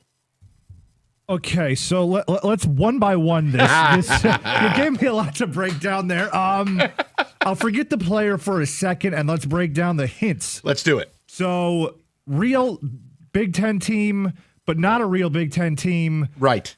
But a good Big Ten team. Correct. So that leads me to believe it's somewhere in the West. So Correct. That means it's probably Oregon. Correct. You're good at this game. Biggest weakness of the Cowboys. Which side of the ball? It's goal that would be a defensive back. And maybe? what? Okay, perfect. You're right where you need to be. You are good at this game. Oh, the Combine freak. The safety from Oregon. I'm giving you credit. Dustin Thieneman. Yes. Dylan, rather. Excuse me. Whatever. Fast. We get to your Detroit football Lions. I want to go to David Hall since he's being King Petty today. Okay. David, Lions are sitting at 17. Now, this is how I would describe this. It's a pick everyone has hoped for years. Concepcion. Except this player comes with added benefits. Discounts at afternoon movies. Okay, well, if the edges are gone in the top 5, there's still some out there. Wide receiver. David. It has to be, let's go tight end. No, edge. It is. But which one? Discounts on matinees. I know what I see what he just did. He says he's on the Bo Nix plan. That is not very nice. So this is the other Miami edge. He's got him on the. This is Akeem Messidor, he's 45 years who's old. 32 with 3 kids and a mortgage and an insurance job he doesn't like. All right, 21. The Steelers. David doesn't get this one. Now it's time for Rico to be petty to David. I set it up perfect. Here we go. Okay. Steelers, not a quarterback. Of course. Wait, it's not Ty Simpson. Okay. Think about the Steelers have a rich tradition selecting this position. Generally, the players turn into whacked out degenerates, but the Steelers sure do a good job drafting this position. It's a wide receiver. That's one. Now, do you want another hint? Round, though. Do you want another hint? Yeah. Activate the Valley. Jordan Tyson. Correct. So let's look at the Steelers for a second on how this is all worked out. You got no quarterback. You go out and trade for DK and pay him. David, I'm sorry. I'm sorry that's the pick. You get rid of George Pickens, only to then go out and try to replace George Pickens a year later, all while having a mushroom-eating, tree bark-eating, darkness retreat having 50-year-old quarterback. And let's not forget, Tyson dealt with injuries, a lot of injuries in college. David, I'm sorry. I want to go to Kenny But it's Cott. not Ty Simpson. That's when you were gone. I would have rather had Ty Simpson. Okay. I want to go to Kenny Cott for what I think is an absolutely fascinating draft pick. At number 22, the LA Chargers, team I'm high on. I think Harbaugh is going to a Super Bowl next year. Kenny, what does Jim Harbaugh want to do on offense? He likes to run the football. And what was the Chargers' biggest problem this past year? Not being able to run the football. All their O-linemen died. O-linemen, yeah. Now, Joe Alt, Rashawn Slater, both died. They are selecting arguably the biggest boom or bust prospect of any big person in this first round. And I do believe he's going to have a dual position tag. That's your hint. We argued about this one last week. Kenny. Oh, Think of all right, he hails from a state with questionable literacy. Yeah, a dead giveaway. We argued about this one. Proctor. Alabama, yes. Alabama. Now, do you guys think, Harbaugh with a 350-pound tackle/guard, doesn't he slot into where, they're going to cut Mekhi Becton and he starts his career guard? Yep. It's a great fit. Or, you know what? If all your guys go down again, you can move him around. You won't be without a tackle. I want to go to number 27. We have to do it, but in the name of pettiness, Rico doesn't rep his team. David does. The San Francisco 49ers. In the name of pettiness. With their Pro Combat Power Station uniforms. Here we go. David, what do the Niners desperately need on offense? Well, they have a bunch of receivers that are always hurt. Good so they start. Need receivers. Okay. I want you to think slot machine, screen merchant, crossing route demon, and was the number one transfer receiver in last year's cycle. He went from a team where we've said the whites, the helmets, are much better, to a powerhouse who usually wins Bupkis. He ain't playing in KC. His name is KC. Concepcion. Yeah. Yes. Okay. Wow. Let's go to Rico Beard. Grade the fit. I think it's brilliant. It is. You know what? He's going to start from day one. Wow. So long as none of his fans shoot him. Ricky Pearsall. Now I understand where that was going. For a second, I went, what did he just say? Real quick, just for fun, since this is 2 rounds. Hold on. The Detroit Lions. I'm not going to. Yeah, just for fun. If this happened, fans' heads would explode. We're talking, the fans' heads would cave inward like the Titan sub. Oh, we got a wide receiver. Worse. At pick 50. Backup quarterback. Worse. At pick 50, the Lions select not even the best running back on his own team, Jadarian Price from Notre Dame. No. Woo! That, my friend, root for radio. That is that player would come out with an RFR. There wouldn't be a WCF patch. He'd be wearing a root for radio. That's everybody in the Lions draft room looking at Brad Holmes saying, "You sure about that? Are you sure about that? Turn the card in." Hey, Brad, that's your job. He better be. If they use a second-round pick on a running back, it's like a third-round pick on a broken quarterback. Okay. That is your mock draft roundtable, 97.1. What if Jurassic Park really existed? Well, you would need reliable mobile connection to keep you online at the park. And with Xfinity Mobile, you'll have Wi-Fi when you need it and where you need it, and 5G everywhere else. Whether you're live streaming a T-Rex feeding or downloading park maps when you're lost on the... or park maps when you're lost on the Geomalamus run, you'll stay connected with Raptor Fast Speeds. Xfinity Mobile is there for you at home, at the park, because it was born ready for you to roam. Xfinity, imagine that. Now, you can cut your mobile bill in half with 2 lines of unlimited. Learn more at XfinityMobile.com and watch Jurassic Park with Xfinity. Restrictions apply. Xfinity Internet requires savings based on promotional rate of 2 lines of Xfinity Mobile Unlimited versus 2 lines of T-Mobile. Experience more. Verizon Unlimited Plus and AT&T Starter as of 2/10/26. Taxes and fees are extra. To get started, call Xfinity, visit Xfinity.com, or just drop into an Xfinity store today.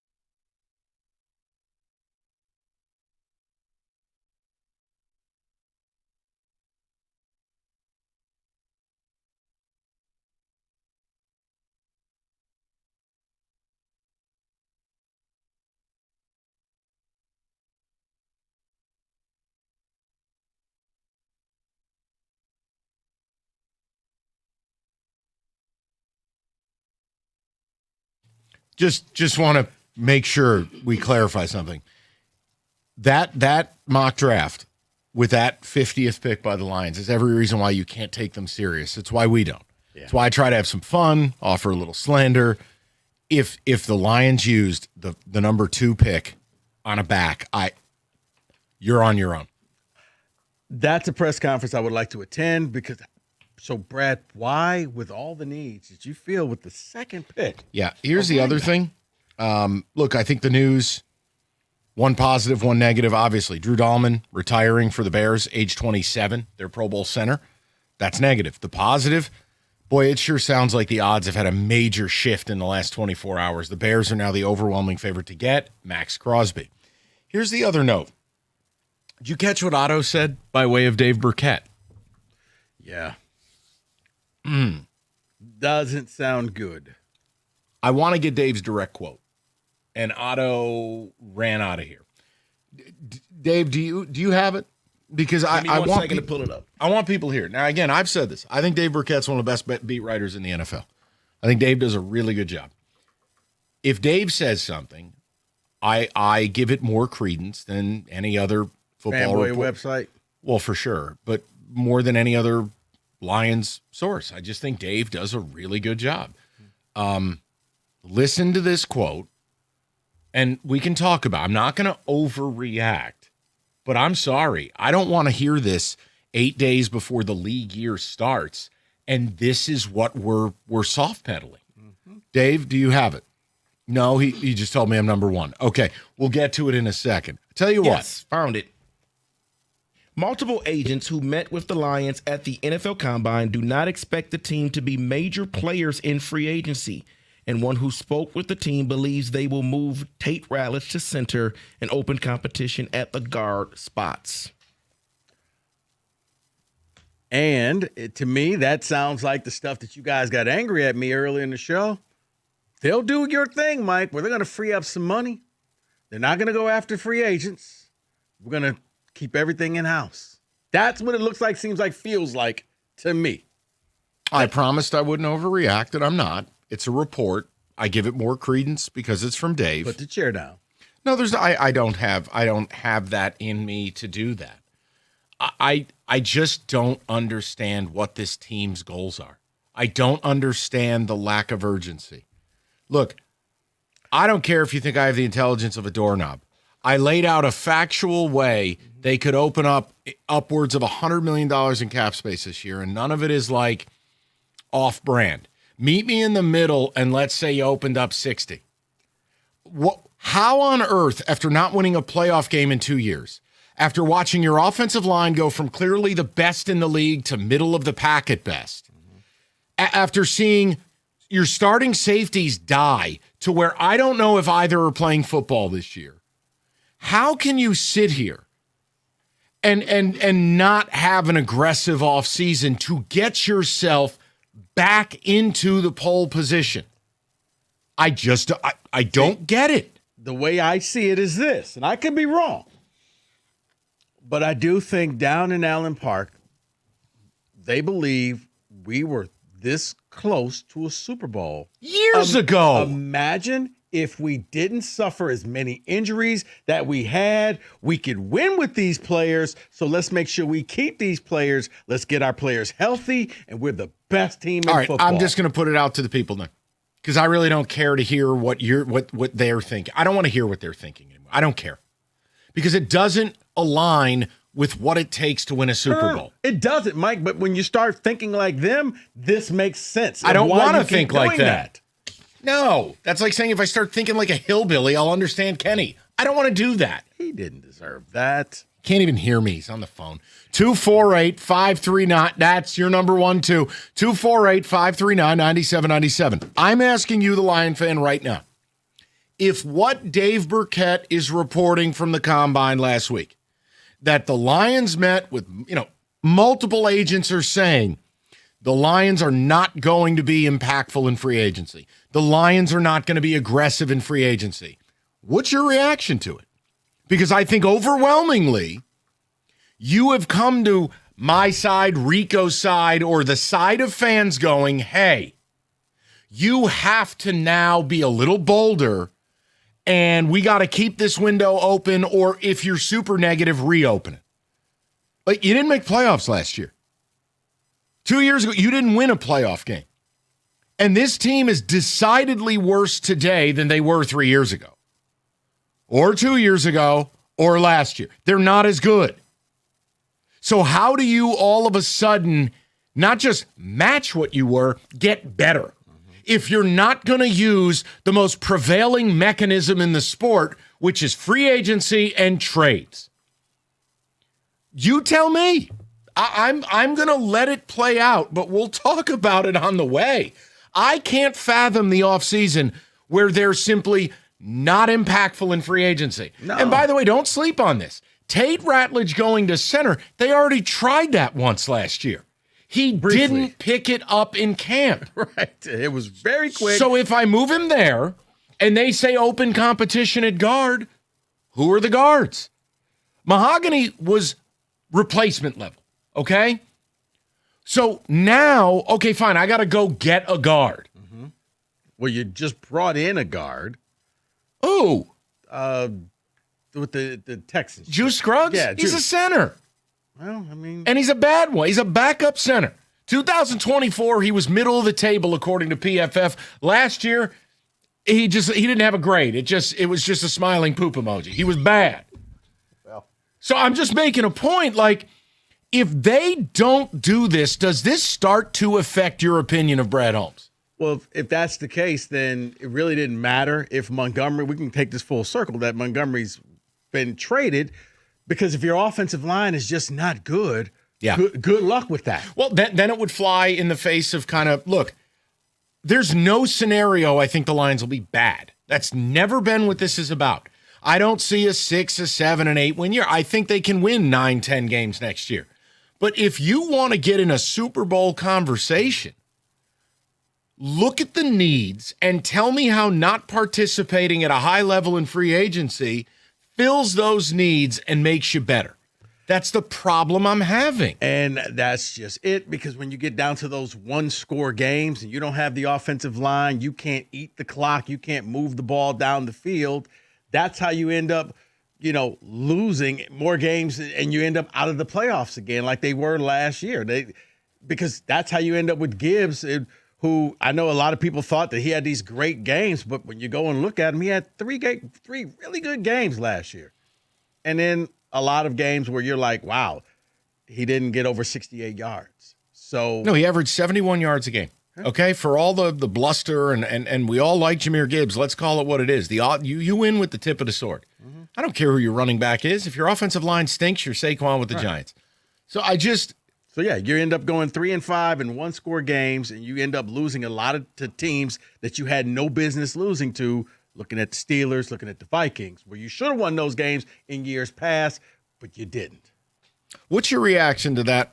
And read it one more time for the people, because I want them to hear it. And I do. I just want your general reaction as Lions fans. This can't be what this offseason is going to be, right? Multiple agents who met with the Lions at the NFL Combine do not expect the team to be major players in free agency, and one who spoke with the team believes they will move Tate Ratledge to center and open competition at the guard spots. If this is their offseason, to me, it just tells me they're happy being good. They're happy having you all on a waiting list. They're happy being able to have really high ticket prices and be relevant and be loved, be popular.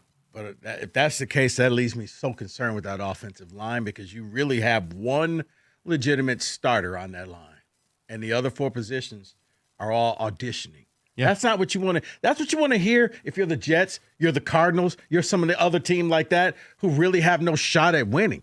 You don't want to hear you're auditioning while you're in your Super Bowl window. Not having, if they're not going to be high level, create a bunch of cap space, get into free agency, and look, free agency is not without pitfalls. I'm just making a point. This is where they are. I'm living in the reality of the situation. You have 2 options.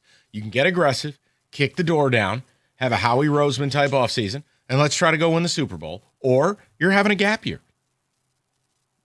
I mean, that's the gap year. And that's stunning to me, because I do think they have the capability to jump right back into this thing, but they have some dire needs. Well, and here's the other thing about it, Mike. I said the quiet part out loud before we move on. If what we're seeing is true with Vegas, now all of a sudden you're looking at the Packers with Micah Parsons and maybe the Bears loading up with Max Crosby, and your O-line is auditioning. Good luck with that. Yeah, you're not wrong. I don't think you're wrong. But I'd like to hear from the people on it. Or maybe the people are so sick of this, they don't want to talk about it. I don't know. Whatever. 248-539-9797. March is here. College basketball about to take over every living room in the area. You know. Yeah, it's only 3 weeks of the year people care about college hoops. Spring's around the corner. Means indoor upgrades, outdoor entertainment systems, landscape audio, patio TVs, lighting, you name it. Paulson's does it. But the best part, they design it. Ground up. You buy the products from them, you may as well have the people who know the products design what spaces the products belong in. They're the best in class, guys. Go to paulsonsav.com. That's paulsonsav.com. For over 30 years, they have been the leader in audio video in Metro Detroit. New season, new projects, new experiences. Same Paulson's. It's Paulson's Audio Video.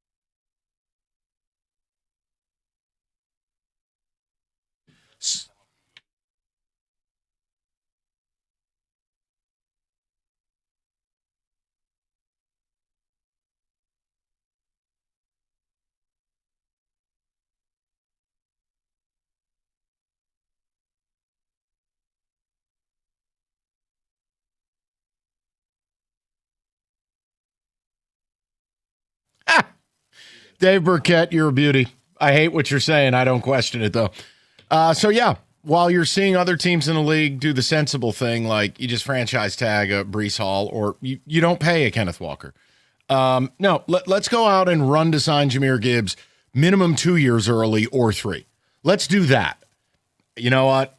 To hell with it. Here's another quote from Burkett I got to tell you, Rico might be right on something. Asked how his past searches for pass rush partners for Aiden Hutchinson could influence what he does with the position this spring. Brad Holmes said after the 25 season he planned to take, quote, the same approach we took last year when the Lions leaned on low-price veteran Marcus Davenport and Bob Muhammad, editorial. Yeah, okay. I thought the rush was good, Holmes said, but I understand that Bob's a free agent. Rewind that. What did you just say? I thought the rush was good. But I understand Muhammad's a free agent. Davenport's a free agent. We're definitely going to have to look and replenish opposite of Hutch for sure. Woo boy. I'll leave it to the people. I don't have it in me to yell or do any of it. You guys know how I feel, and that's it. Look, it gets to a point where you just stop. Don't care anymore. No. That's where I'm at. No, I get to the point where I stop trying to want, and you just start thinking like that person thinks. The expectations get lower, and you understand why they do it. It doesn't say that it makes sense to me because it doesn't. Can anyone make any sense of why you're paying Jahmyr Gibbs right now? I'm being dead serious when I say this. He's entering his 4th year. You have a 5th year you can trigger. You have a 6th year with a franchise tag. Why would you clear cap space to do that now? Right. Why? To do that, to audition O-linemen and to say, well, we're going to go and find some low-end edge rusher, defensive line help, and you hear multiple reports of saying they're not going to go all in for free agency. So what are you going to do with your money? Sir, as you like to say, Mike, flow chart right back into the team. Yeah, I'll leave it to the people. And that's why, look, I don't want, this is one where I don't want to be right because I do believe. No, you want to be. No, Mike. I know you. No, I do believe you're in your window, but I think sometimes I'm the only person in this city that believes you're in your window. And when you're in your window, you have to do everything possible. And if you swing and miss, that's okay. David, text communications coming in, and we'll get to the calls. I'm leaving it to the people. All right. Text I have nothing to give. Someone says, let me tell you the Lions' goal. Stay relevant, sell tickets. They'll go 8-9 next season, and there will be moron fans that'll be very happy. Doesn't it? Okay. I don't co-sign the 8-9 thing. I don't. Again, I'll say it to you. I think the Lions will be a good football team. But if this is about winning a Super Bowl, how can the approach they're taking result in that? Honestly, I hope Max Crosby goes to the Bears while we're live on the air. Then I want to see people fill the phone lines up. But see, I know, you're saying they're going to be a good football team, Mike, but when I hear that, your offensive line is starting all over. Your defensive line, like each line has one really good player on it and other guys who are kind of auditioning. I can't sit here and say you're going to be a good team because you followed enough football to know your O-line is good and your D-line is good. You got a really good team. But when they're questionable, you could have all the toys and all the receivers and the fastest corners in the league. You ain't stopping nobody. So I can't sit here and say right here, right now, that they are going to be a good team, especially when I'm seeing other teams in the division get better. The Dave Burkett report sounds similar to all the reports in the offseason where we heard the Tigers wouldn't make any moves, so I'll wait this out. Yeah, well, understand something. You can wait it out, so can I. The difference is this is a salary cap league. Baseball isn't. If Reese Olson dies, you can just flippantly go out, defer some money, and sign a guy. You can't do that in the NFL. So their restructures that take place or don't take place before March 11th will tell you the pool of money they're dealing in. And I swear to God, if the only restructure they do is Goff, no, this prophecy will be true. And then I'm going to have to listen to him because he's going to be right too. And they're going to hand all their money to their own people. And we're going to be sitting here getting our Schwartzes tangled in anger.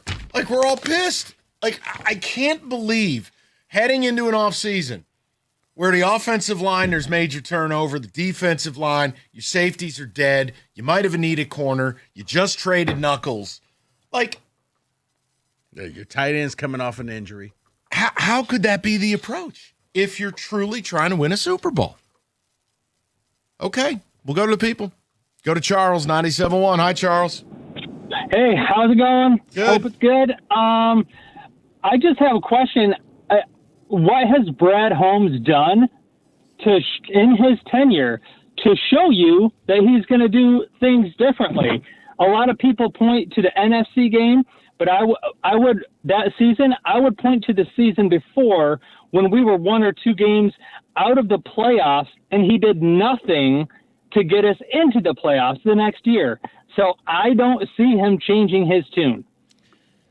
You might be right. And, I mean, Charles, there's nothing I can say.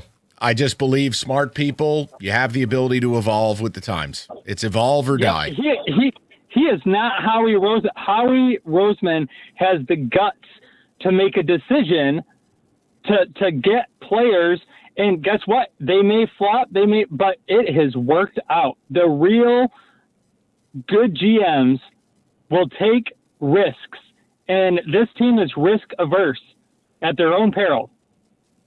Which is so strange because, again, I mean, the neighborhood is getting tougher. I mean, obviously the Packers and the Bears have raised their game, and Minnesota just comes down to can they find an above-average QB. But, I mean, man, if we're still going back to 2023 as we're close, it's headed to 2026-27. But you know what? I think it's a little bit of a seduction, Mike. It's why you always see that team that's the runner-up for the Super Bowl don't make the playoffs the next season, it seems like, because you think you're so close. We just a little tiny tweak instead of doing a wholesale change, and by the time you realize it, you've thrown away a year. Do fans think they're close?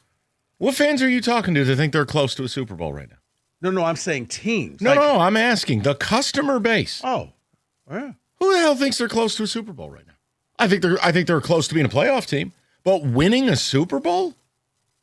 Well, it got a lot of people now believe they can win a Super Bowl when Darnold went out and won a Super Bowl because it's like, well, Jared Goff is better than Sam Darnold. So if Darnold can win the Super Bowl. No. I'm going to be Cat Williams. No. No. You want to know what fans, and I'm saying. No, you don't have that defense, and you don't have you know who ran the ball more than anybody else? Seattle. Yeah. Do you know who doesn't go for it on 4th down? Seattle. The most conservative team in the NFL. And they got a defense that's built from hell. Right. And basically, where's that here? They told Darnold, don't turn the ball over. That's a win. And you'll get a ring. And he did. You wanted to know, do fans believe that? I shouldn't have asked the question then because it's rooted in fantasy. They're fans. Okay, what do you expect from fans? But you asked the question. I guess I just expect a level of rational thought or a clue about what they're doing. You watch football. Did you? You not can't hear the comp yourself to them. Did you not hear the morning show as they said? No, we I got didn't. A better quarterback than them. No. In fact, I didn't because largely it upsets me, so I don't listen. Okay? I'm just saying. Because I don't want to turn in and hear how the Pistons are better than the 73-9 Bulls. I'm not interested. Jared Goff is better than Sam Darnold, so therefore Lions are better than the Seahawks. Both things. Well, Goff is better than Darnold. They are not better than Seattle in any measure. There's where fans are. Well, then I don't want to talk to them. Hi, I'm Rico Beard, and I'm representing the fans. I just don't understand. It's like we all watch the same stuff. Come on, you can want certain things, but you can't say certain things. Bro, it's 2026. You see what you want to see. All right, he wins. That's actually the right way. David, enough with the Yellowstone routine like you're roping cattle. All right, I understand. Hard out. 97.1.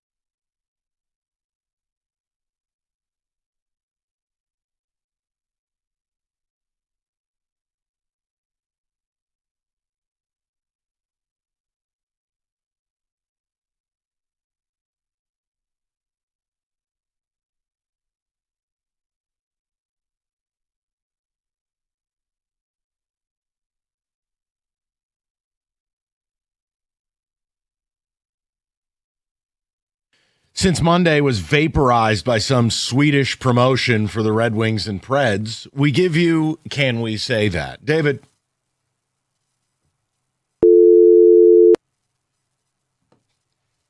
Not so funny now, is it? All right, guys, I'm going to mix this up. I got some football in here. And, Mike, I have your favorite sport, college hoops, in here as well. Oh, joy. But let's start off with some football. Can we say that based off of his combine, Sonny Styles is going to be a high draft choice come draft day? Yeah, he basically outperformed everybody else, and it's a copycat league. And look, you saw what Seattle did where they had this oversized nickel at, 6'4", 235. You run that way, you move that way. To me, he's guaranteed to be what? Top 4? I was about to say top 5, I think. Yeah, I think so. There's been mock drafts of post-combine put him in top 5. So, yes, he's top 5. Hell, I wouldn't mind him with the Giants. We are void of linebacker talent and big people who can do things. So, yeah, he's almost positionalist, where you just put him out there and say, just go get him. Now, the danger, not to be a deflator, is the Isaiah Simmons comp. Remember him coming out of Clemson. Oh, my God, a guy that big moving that fast. He played safety. Cutscene, he couldn't play a lick. Yeah. Sorry. Carry on. Can we say that his brother, Lorenzo Styles Jr., who ran the 4.27, may have gotten himself drafted in this draft? Yes. Speed like that, somebody's going to bring you into camp. Somebody is going to want to have you in camp. Like fast corners that light the lamp, doesn't even matter if they can cover. It's like teams get seduced. I will say yes to he's got Raiders written all over him. Yeah. The Darius Hayward Bay or Kelvin Hayden, all these combine. Right here, Detroit. What? About Detroit yet? No. No, we need corners who can cover people. Well, late in the draft, when you start getting, priority free agents and all that stuff, a team will draft them just because they want to make sure they have that because of the speed and give them a chance. Okay. Guys, can we say that Marshawn Lattimore is done? Yes. Therefore, the Lions will sign him. But you and David. Somebody just dropped a note on Brad's desk. Got a hot tip on a corner who blew his ACL in week 9. Brad's already on the line. He's done. Guy's missed so many damn games. He's living off his name. It's over. Put him on the outside. Marshawn Lattimore. He can cover Justin Jefferson. Baked. Kenny, what is in the water? Why are we doing this? Why is this the plan? I'm just saying. Listen, you're not going to believe this. We got a line on a small school kid who's only got one arm. Brad's already on the phone. Look, we'll work around it. Hold on. I'm on the phone with Lattimore's people. He was good at Ohio State. If we put this player with Lattimore, we get 4 complete limbs. We're good. He's missing both legs. Let's get him. We'll Michael. I'm sorry, but the Lions signing injured players who then, wait for it, get injured. It's just, it's rattled me. Looks like the rumors are, can we say the Lions are going to be playing your Giants in Munich? You happy with that? I'm happy for Lions because it's a free square and they can get home, get their 10, get some rest. I didn't want them going over there for a divisional game. I didn't want them going over there for an out-of-division showdown game. I'm glad that it's a rebuilding Giants team for your sake. The Giants, it doesn't matter. They've won 7 games in 2 years. They could play on the planet that Matt Damon grew potatoes on in that movie, and they'd find a way to lose. Mars? Sure. Man, I know you feel that way, but your team is entertaining when everybody is healthy. The Giants are fun to watch. Oh, good. Next. Whether it's your backup quarterback or your... All right, guten Tag. And the Lions almost lost to a team that wasn't fully healthy. Hey, man. All right, the hell with it. Giants are going to win by 40, okay? He scored his touchdown and did the whole Broadway dance routine. Come on, man. All right. Can we say the Jets did the right thing by franchising Breece Hall? Their running back. Yeah, I'm not paying him an extension because we don't pay running backs. He's clearly the best offensive player they have. And a trade? Like, what are you really getting? A second, a third-round pick? Tops? Yeah, it's the right thing. And if Breece wants to make money playing football, you're going to show up for camp. Period. Either that or go be a potato farmer. So, yeah, right move. But they're the Jets. There is no right move. You can make the right move, and it still goes wrong. Gotcha. It's the Jets. Smart move. Got a coach falling asleep at the comp. He was tired and then jet lagged, okay? I wish we could time sync Aaron Glenn falling asleep at the combine to that clip years ago of Mike Francesa on New York radio falling asleep on the air. Just time sync those two together. AG, come on, man. Clean it up, please. A little tired. Please. Jet lag from New Rico. York. From New York to Indy. What was he doing? Watching tape of his offense? Flight. Yeah. Yeah, he did the round trip like the B-2 bombers, the 37 hours from Missouri to Iran back to Missouri. Right, he had a lot of layover spots. It wasn't a direct flight. You're at the combine, dude. Pour a coffee. David. Nothing much I can say there, but that's the only weapon they really had, so they had to keep them. Yeah, or either that or just wear sunglasses indoors and nobody will know you're sleeping. All right, this isn't a can we say that, but more of a question. Where does Kenneth Walker, where does K9 end up? Because obviously Seattle is saying we're not going to give you a long term. You know where all the smoke is right now, and you know I don't love it. Apparently the Giants, it's lasted more than 6 hours, and they need to seek medical attention because apparently they're all in on K9. Pretty much. That's live audio of John Harbaugh priming his pump to go pay $14 million a year for a running back. But you already got 2. No, we don't.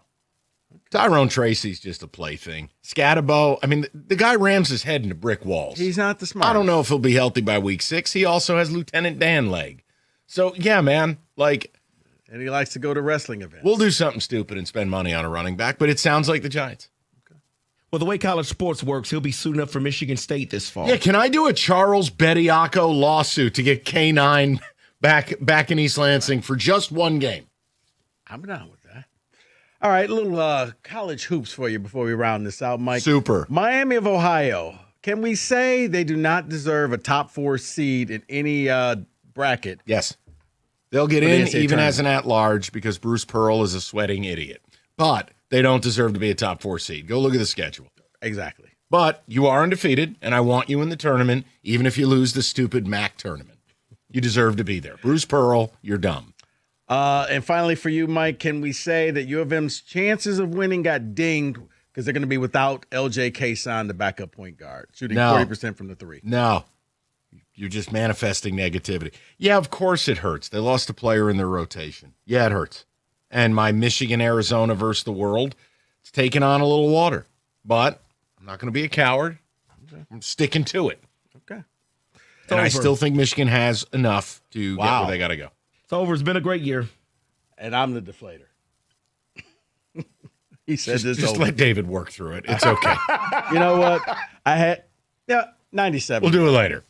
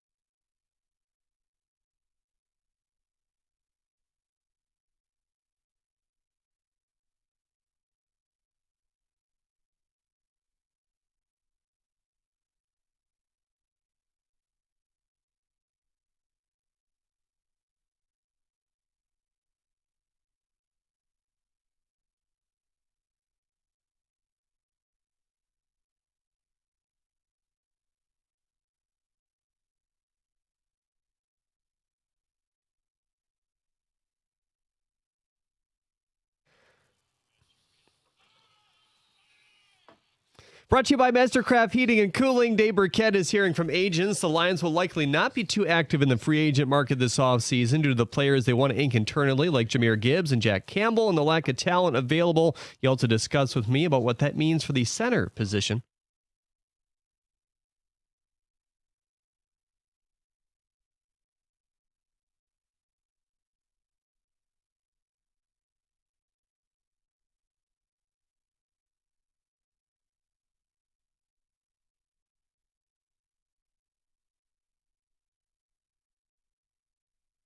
Kyler Murray and Trey Hendrickson both bid farewell to their respective teams on social media today. Tigers owner Chris Ilitch was asked if the team would be in position to re-sign Skubal. He deferred to Scott Harris and said, quote, "I think I'm going to do everything I can to continue to support our team and make sure we're a championship-type club. So let's see how it all plays out," end quote. Detroit faces the Dominican Republic World Baseball Classic roster tonight. Javi Baez has been scratched with low back tightness. Kevin McGonigal is leading off with his .400 batting average this spring. Cade Cunningham has been named Eastern Conference Player of the Month. The Pistons hit the hardwood in Cleveland tonight, which marks Isaiah Stewart's return after that 7-game suspension as well. He hasn't played in a game in 21 days right here on the ticket at 7 o'clock. At the Corwell Health Sports Desk, I'm Jeremy Otto. For more, go to 97.1 The Ticket or Odyssey.com.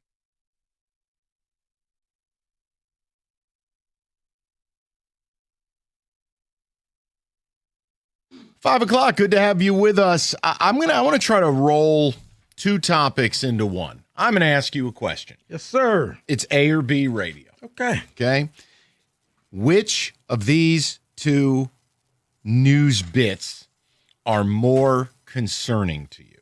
Okay. Okay. A, everything's trending towards the Bears getting Max Crosby. The betting markets today, a heavy shift in the last 24 hours, and the Bears were minus 135 today to get him, and he was plus 350 to go back to the Raiders. Everybody else was plus 700, then plus 1,200. The Lions weren't even listed. Okay. More concerning is that went from the Bears being plus 600, a massive shift. Mm-hmm. Do I believe someone knows something? Yes. Mm-hmm. And that's kind of how... That sounds like negotiations are getting serious. So does that concern you? Because these are both concerning. Okay. But what concerns you more? Crosby going to the Bears or your general manager, according to Dave Burkett, agents that have been met with, I'll tell you, I'll just have David read it.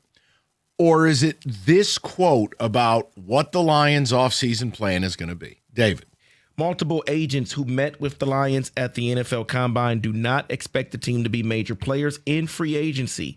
And one who spoke with the team believes they will move Tate Ratledge at center and open competition at the guard spots. So more concerning. Clearly you put them together, you're concerned. Separate them. If you still believe the Lions are a real... Look, I think they're a good football team. I just don't think they're great anymore. If you think they're good... Maybe your bigger concern is the offseason, that you're not going to do everything it takes to be great. And honestly, at that point, let me be very clear about something. At that point, if Burkett is right, you start to question Brad Holmes. I'm not questioning Dan Campbell. There's no part of me that believes Dan Campbell's cool with being 9-8 or conservative. None. That to me is a Brad Holmes thing. It is. Okay? So what's more concerning?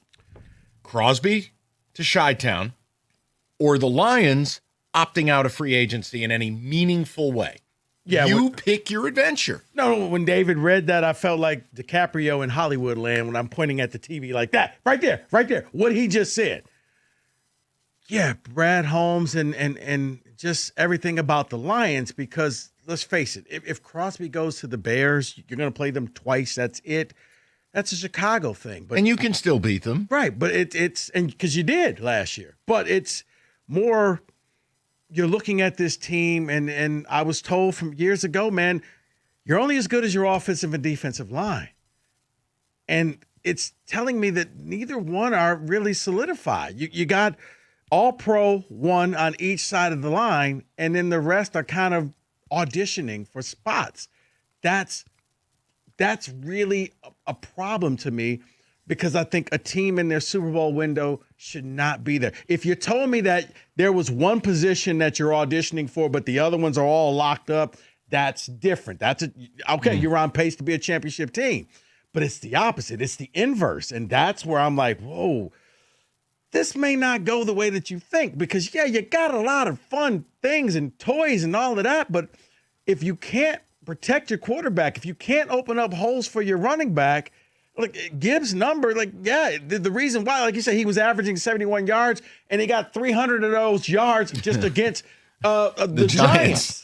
So take away that game, and his numbers aren't that good. So that's the problem. All right, you're more concerned about the Lions' inactivity. And I understand that. Look, here would be the one thing I would say. The principle of if we get someone opposite Aiden, this becomes really unstoppable.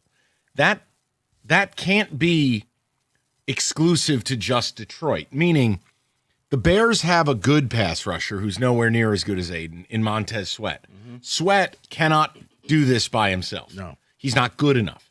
But if I add an Aiden, or better, in Max Crosby, that unlocks something for the Bears defense that, in my opinion, it would be transformative in a lot of ways that Micah Parsons was pre-knee injury, and he's got to work his way back. But, Rico, look, I think both are concerning. They are. But, Mike, put it this way. I will be willing to lay down my sword. You know, I've been saying for years, you need to get an edge rusher. Every draft, get an edge rusher, get a D tackle. This year, it's about your O-line, okay? We'll live with Aiden and whoever you put up there. Your O-line is in tatters right now. That's where your main focus should be. Your first-round selection and your second-round selection, and you need to go get somebody or a body or two in free agency to replenish this O-line. Well, I'll tell you what. I mean, I said it to you a few weeks back before I had a couple of days off, was like, I wouldn't have a problem drafting a guard in the first round because I wasn't guaranteeing Mahogany a spot. Maybe this Ratledge. Look, if Ratledge is truly going to rep at center, who's the guard from Penn State? I can't pronounce his damn name. Whatever. Iffy Cheeseburger, whatever his name is. Like, if you put heavy capital into a guard, I'm not going to knock it to the point you're making. They've got to start to have that offensive line be a difference maker again. Look, and I know, you know, his games were either feast or famine, but that's why a guy like a Caden Proctor would be valuable here, because you got so many spots. Hey, can you at least get one of these spots? You know, we need you to do something. The whole Ratledge to center possibility, according to Dave Burkett, that would open up my willingness, because if I had to play Proctor as a tackle, look, if you think I'm just a horse's ass, cool, but I don't like him as a tackle. I watched enough Alabama football, but and honestly, there's a lot that he's a bit sloppy. You can put that at guard. He can anchor and drive and do what he needs to do. I just didn't want him coming in here as a left tackle. Right. But if I have a guard spot open, to your point, yeah, maybe it does open that up. And okay, down the line, all of a sudden you lose your left tackle and you need an emergency guy for a game or two. Okay, here's your chance. Show us what you got. What about Manu? I'm kidding. 248-539-9797. Which, I had to do that. I'm sorry. Which comment concerns you more? That seemingly Crosby's trending to the Bears, or seemingly, according to Dave Burkett and agents he spoke to who spoke to the Lions are not going to be aggressive in free agency. Which of those bother you more? They both should bother you. But again, I don't care if it's 51%, 49%, scales of justice. I need you to pick. For me, I have to agree with Rico. I want to control what's in our house first. And as scary as Crosby to the Bears could be, I have to handle our business first.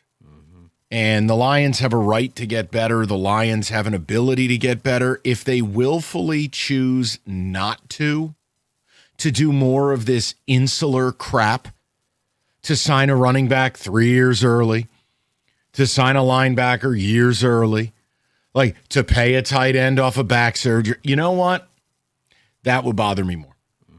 That would. And I admit it. Can I add something else to you all about the in-house stuff? Because you are supposed to know more about your house than anyone else's house.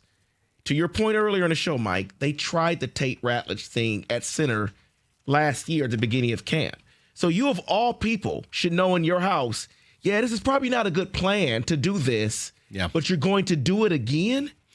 That's what it sounds like. Well, it feels like. Make no mistake, Ratledge was acceptable at guard. Correct. Acceptable. Correct. He didn't show his ass. He wasn't bad.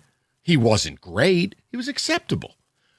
If you put him at center, to Rico's point, you have now made two positions a question mark, both the position he's vacating and the new one he's taking over. Like, I've agreed with you, and I talked to TJ about this a few weeks back. There's only one job on that line that should have been guaranteed. It's Penei Sewell. Yeah. But the fact that Decker's back and they know they need to get a replacement for him in real time, not a Manu. Right. I'm talking somebody who can play now. Mahogany's no sure thing. You don't have a center. If you do have a center, you've opened up right guard. I mean, that's... And then your center, how good is he? Do you need to have another center there? And it's not easy, man. Like, it's, you know, I'm not trying to be smart ass. Like, this isn't a video game. You don't just move a guy's position. Picking up center as a young player, if you don't have experienced high-level guards. Like, look, if Kevin Zeitler were here like 2 years ago, and I've got a Pro Bowl guard next to me, he can help that kid. Mm-hmm. But when you put a young center out there, and now again, maybe they do use a high draft pick on a guard. Okay, so now I've got youth on youth. It's not a recipe for success. I don't like what I'm hearing. And look, I didn't marry myself to the Linderbaum fantasy. Plus, I told you, leave him for the Giants. You leave him alone. The point is, there were other centers out there. I mean, dude, even if they got down the list, and it was like Ethan Pocic, the kid who left U of M, I think, and went to LSU or wherever he's. That's like an $8 million center. That's not a McGovern, which is not a Linderbaum. I wanted to bring in a vet. But at least you got experience in doing this. Yeah, and that's why I'm with you. That's why it's so concerning, because I do see your window, but I see your window closing, whether you want to believe it or not. And if you swing and miss, it's going to be devastating here. Now, if this all works out, we'll look like idiots. And you'll be like, see, I told you. But this is a lot of... Look, if you haven't... Here's what I would say, okay? Whether it's gotcha society or not, I don't care. You haven't won a playoff game in 2 years. And now you're talking about not having an impactful offseason, not being aggressive in free agency. We deal in real time with real information that you have today. Yeah. You know, if you want to just let it play out, tune back in Labor Day weekend. I don't know what to tell you, man. We're talking sports. We're not talking Middle East policy. It's okay to have an effing opinion and not be a bitch about it. Like, everybody's so afraid to have an opinion for what? Fear of reprisal from internet virgins? I don't care. Yeah, I think the plan blows. Okay? There. No, I don't think it's appropriate when you haven't won a playoff game multiple years and you've got a ton of needs. I don't think it's appropriate to not be aggressive in free agency. Oh my God, make the bad man stop. Trust me. You told me something years ago when I was somewhere else. Like, if you don't have an opinion, then what the heck? Why are you on the air? Unless you want to just be one of these glazers, these hype men. But no, this team's the best. No, this team's the best. Yeah, Max Crosby. This is a big game. Crosby in Chicago, it's your problem for maybe 2-3 times a year. But here, yeah, you got to do something. Sorry, David's doing his drugstore cowboy routine again. All right, if you're in the market for a new ride, remember Moran Buick GMC of Sterling Heights. Now open on Van Dyke, just south of 18 Mile, and they are setting the standard for how car buying should be done. Moran Buick GMC Sterling Heights, the premier Buick GMC dealer in the area. Car buying should not be a ball-breaking experience. Right now, 26 GMC Sierra 1500 crew cab starting at $199 a month, 0 down. A 26 Buick Envision Preferred, $379 a month, $999 down. And both deals, 24 months. So if you're shopping for GMC trucks or Buick SUVs, start at Moran. You're going to get the best price, period. It's on Van Dyke, just south of 18 Mile, or online anytime. MoranExpress.com. It's Moran Buick GMC of Sterling Heights. We are professional grade.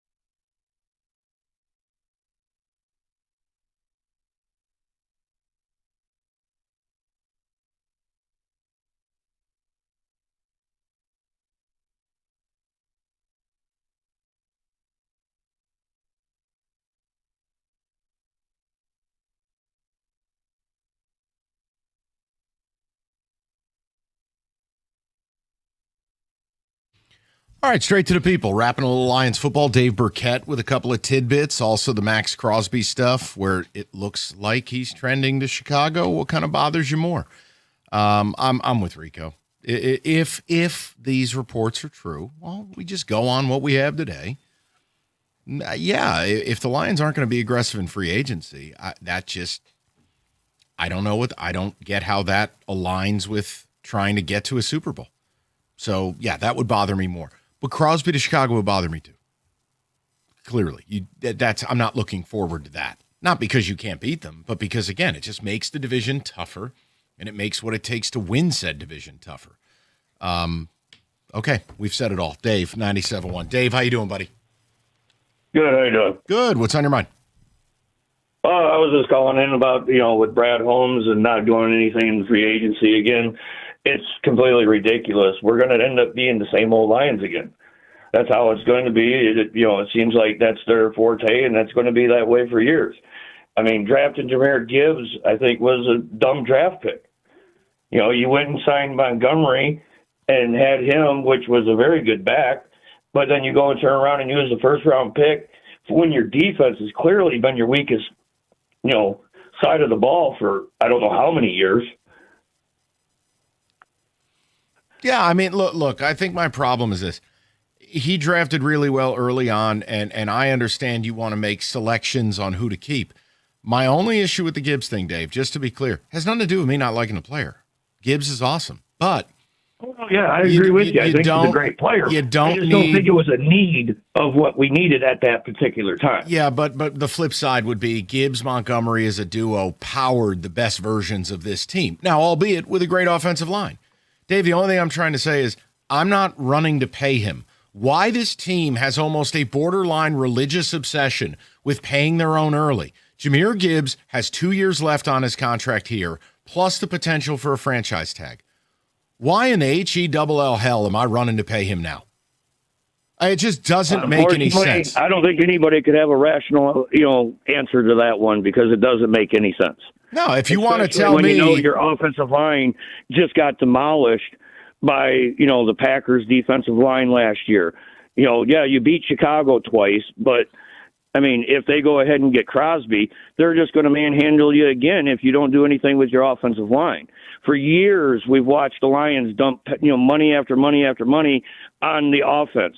And where has that gotten us? Nowhere. Well, it did get you to the NFC title game. I mean, Dave, hold on. I appreciate the passion, but you're speaking in absolutes that make even me blush. You got to the NFC title game with a 17-point lead. You won 15 games and then dumped in the playoffs. But I understand you didn't win it all. But the strategy in an offensive league that your offense was awesome, that's not insane. But now it's kind of leveled off because the O-line, the tip of the spear, isn't what it was. I'm with Rico in this regard. What sense does it make if they restructure Goff, create $40 million in space, and it gets eaten up in these local contracts with Jack Campbell and Gibbs versus let's get better? Right. If I got to be honest, if I were Campbell, I'd be going nuts. Because this just feels like a GM that yeah. Okay. Well, I'd also be going nuts if I got paid $20 million a year. God bless Jack Campbell. Enjoy yourself. No, I'm just saying, wait, okay. Let's go to Nate, 97.1. Nate, how you doing, buddy?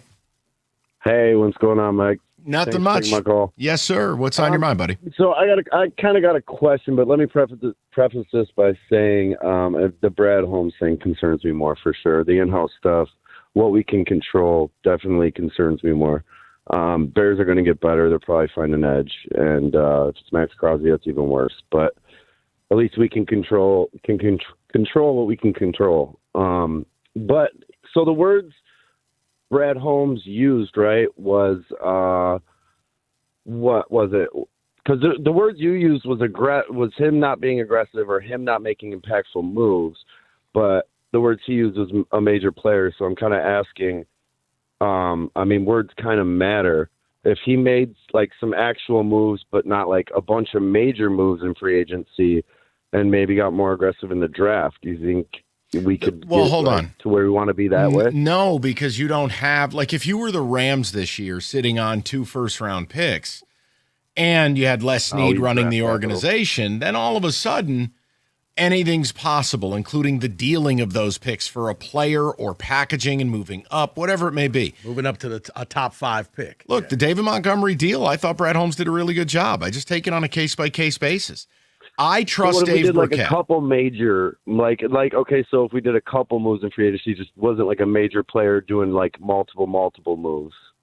I just they don't were think like that big works. moves. No, I don't think it I works. Believe you. I don't think he's going to be aggressive. I don't think he's going to be over aggressive. We don't have the money, and he hasn't shown that he's going to restructure. No, because I think he's happen. worried about I have to sign Jahmyr Gibbs 10 years early and crap like that. Well, that's the thing. So if he restructures, do you think he's opening that money up just to sign his own players again? And if that's the case, then yeah, we're just running down the same rabbit hole, and we're not going to get anywhere that we want to be. No, and that's my general tone is that Nate, again, I'm not advocating for it, but teams, including the man to my left, his team, they do take gap years where they reset the deck. They are able to kind of get the players they want signed, have another draft, kind of clear some future stuff with age-out veterans, and then they're back. And let me say this about the gap year. It's not like you're throwing away the year. If you If you happen to go far in the playoffs and stumble into the Super Bowl, great. You'll take that. But you also have realistic expectation. We're doing this to be better next year and the year after. That's when you want to be the powerhouse. Yeah. That's when you want to be the Super Bowl contender. And look, we are in smoke and mirrors season. The only thing I'm saying is when it comes to the Lions, I trust Dave Burkett. Dave is not a sensationalist. Dave is not salacious. And Dave does a commendable job. I'm telling you. So look, if my belief in Dave Burkett is bad, then fine. But I'm just being honest. I think Dave does a killer job. And when he speaks on Lions Matters, I'm going to listen. I mean, it beats listening to that useful idiot Adam Schefter. You see what he did the other day with Carnell Tate? Don't believe what you see the actual 40 time. Yeah. No. Other people had him faster. Yeah, it won't problem. We've never heard of individual team times versus the official combine time. Almost seemed like you were singing for your supper for Tate's agent, Drew Rosenhaus. Almost. Yeah, only time you see that is at a pro day. Where they're only running 36 yards at 440. Like on Kaz's field. Right. It's a 36-yard dash instead of 40. Those times are elite. 4:06. Wow. Go to DJ, 97.1. DJ, how you doing, buddy? What up, though, Money Mike? How you doing, dog? I'm great, pal. What's on your mind? Rico, you good, my dog? I'm good, man.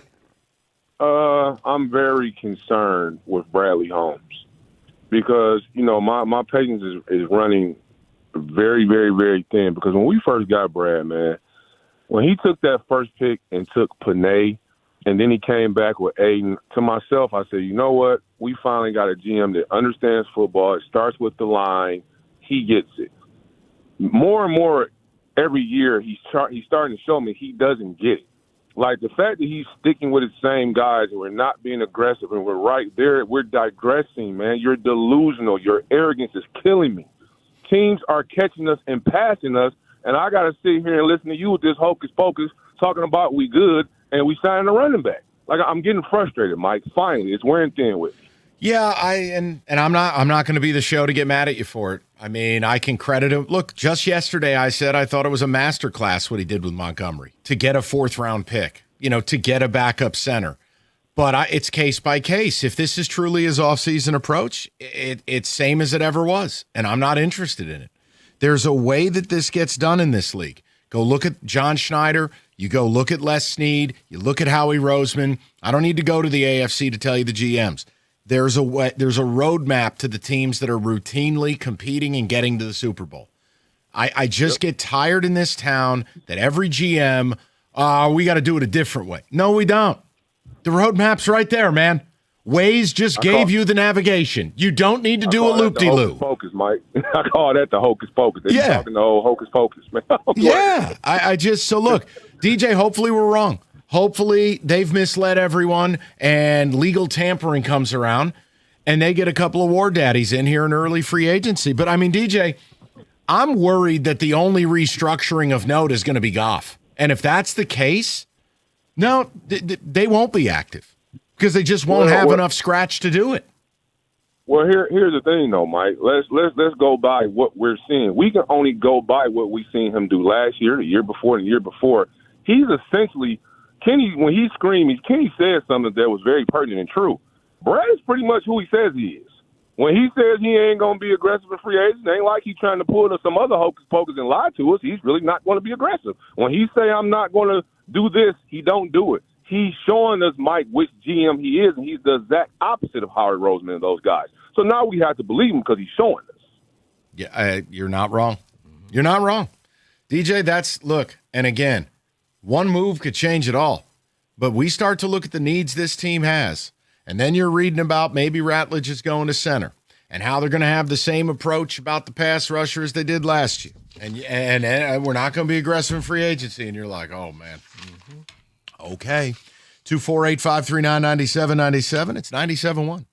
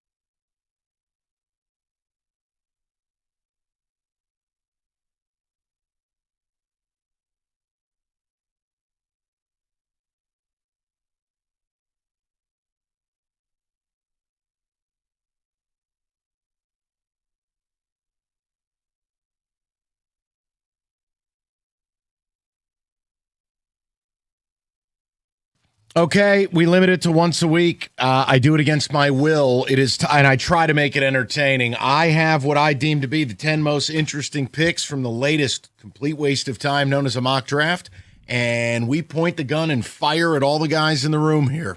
And you try to guess the player, grade the pick. David, stupid music, please.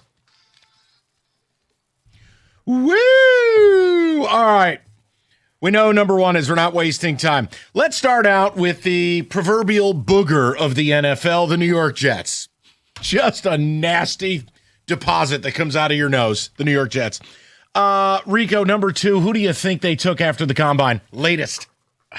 Here's a hint, it's a Buckeye. I was about to say, I still got to think it's Arvell Reese, right? It is. Okay. Now, my question, between the performance of Sonny Styles, the performance of Arvell Reese, you still go Reese? I would go Styles over Reese. That would be me. Okay. More on that momentarily. Three, who cares what Arizona does? They're hopeless. Tennessee's interesting, though. Now, Tennessee is sitting there. David Bailey's not. If you're Tennessee, David, who do you take if you're Tennessee? Got a big investment in Cam Ward. You got nothing really around him. Who are you taking? Carnell Tate is what I would do. Well, they didn't. I want you to think Tyrannosaurus Rex. When Bane. Short arms. Bane at 4. Ruben Bane. With arguably the shortest arms. The mashed potatoes are ready. His arms are... It's unbelievable. But the kid... You know, he's back for Scary Movie 6. Thank God. The Giants at 5. Kenny Cott, you get the word on this. The Giants, their needs are everything. They've won 7 football games in 2 years. John Harbaugh, new sheriff in town. Here's your hint. The Ravens always used draft capital on this position on defense.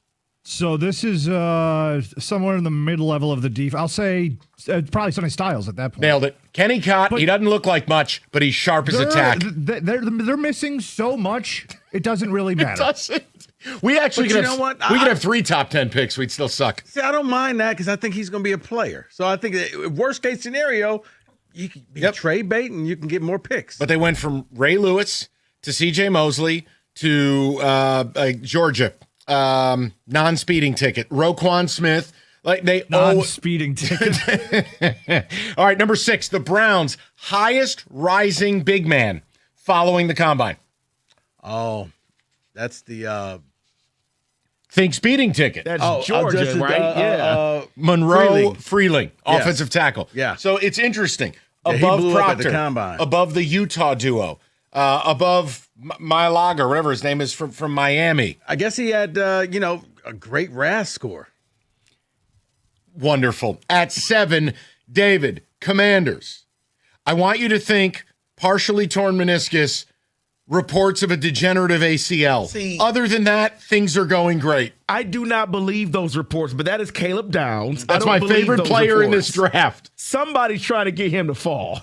Well, it worked. He's at 7. Or he could be this year's Will Johnson. Because remember, we all kept thinking that about Will Johnson. They love that pick now. And then all of a sudden, the Cardinals were like, actually, all of that stuff was true. All right, at 8, I'm going right back to you because this, trust me, you're a Saints truther. You're excited about him for 27. Alvin Kamara's in a wheelchair. The Saints select Jeremiah Love. Right Notre in front Dame. Of the Kansas City Chiefs. Talk about Jeremiah Love's career going right. Remember that? Whoa. Wait, I can only imagine as they walk up to the podium, both double birds to Kansas City as they walk past them. Yes. Just like Costner with Seattle. And I want Putney. Who cares? Who cares who the Chiefs take? They didn't get the running back. The Bengals aren't a real NFL franchise. I want to move down to, well, the Rams. I'm fascinated by them. Reports are they desperately want Ty Simpson to be good for a succession plan. They have 2 picks. Pick 13 was Atlanta's in the now potential felonious James Pierce deal. Oh boy. I want you to think ridiculous 40 time by big person at 13. And they use a lot of this position group all the time. I've seen Wait, they're going to move up? No, they have 2 picks, brother. Oh, no. I've seen it. It's scary. Sadiq, the Oregon tight end, because he ran a 4.37. They already got Higbee. They already got Parkinson. They already got Ferguson. Now they're taking Kenyon Sadiq, who ran like a 4.1. Oh, boy is right, Rico. Oh, boy. You know what? Yeah. Hey, Stafford, stick around for a little bit longer. Here's your new toys. Let me give you a fascinating one. We go to Kenny Cott down in the Lone Star State. Dallas Cowboys, okay?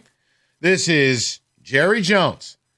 Think, what's the weakness of their team? On what side of the ball? Absolute combine freak by way of a garbage Big Ten school transferred to a non-garbage Big Ten school that isn't a real Big Ten school.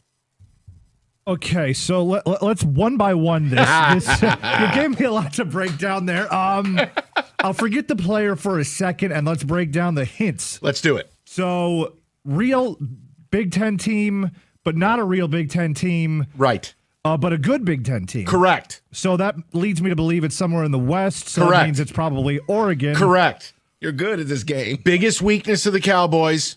Which side of the ball? It's goal that would be a defensive back. And maybe? what? Okay, perfect. You're right where you need to be. You are good at this game. Oh, Combine freak. The safety from Oregon. I'm giving you credit. Dustin Thieneman. Yes.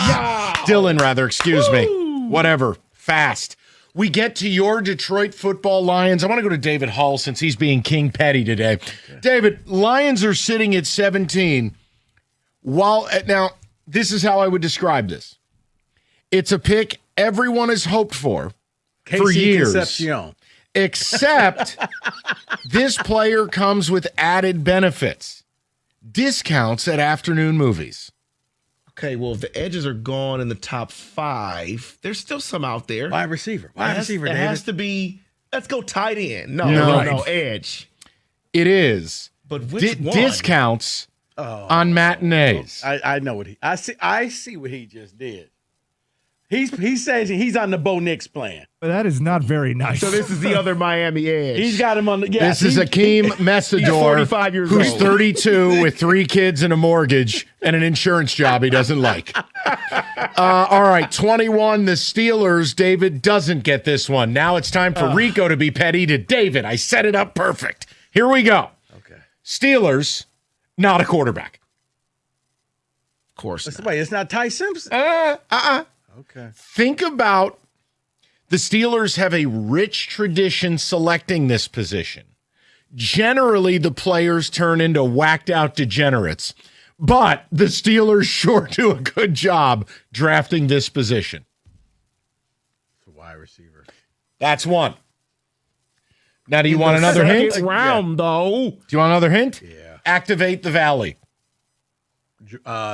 Jordan Tyson. Correct. So let's look at the Steelers for a second on how this has all worked out. You got no quarterback. You go out and trade for DK and pay him. David, I'm sorry. I'm sorry that that's the pick. You get rid of George Pickens, only to then go out and try to replace George Pickens a year later, all while having a mushroom-eating, tree bark-eating, darkness retreat having 50-year-old quarterback. And let's not forget, Tyson dealt with injuries, a lot of injuries in college. David, I'm sorry.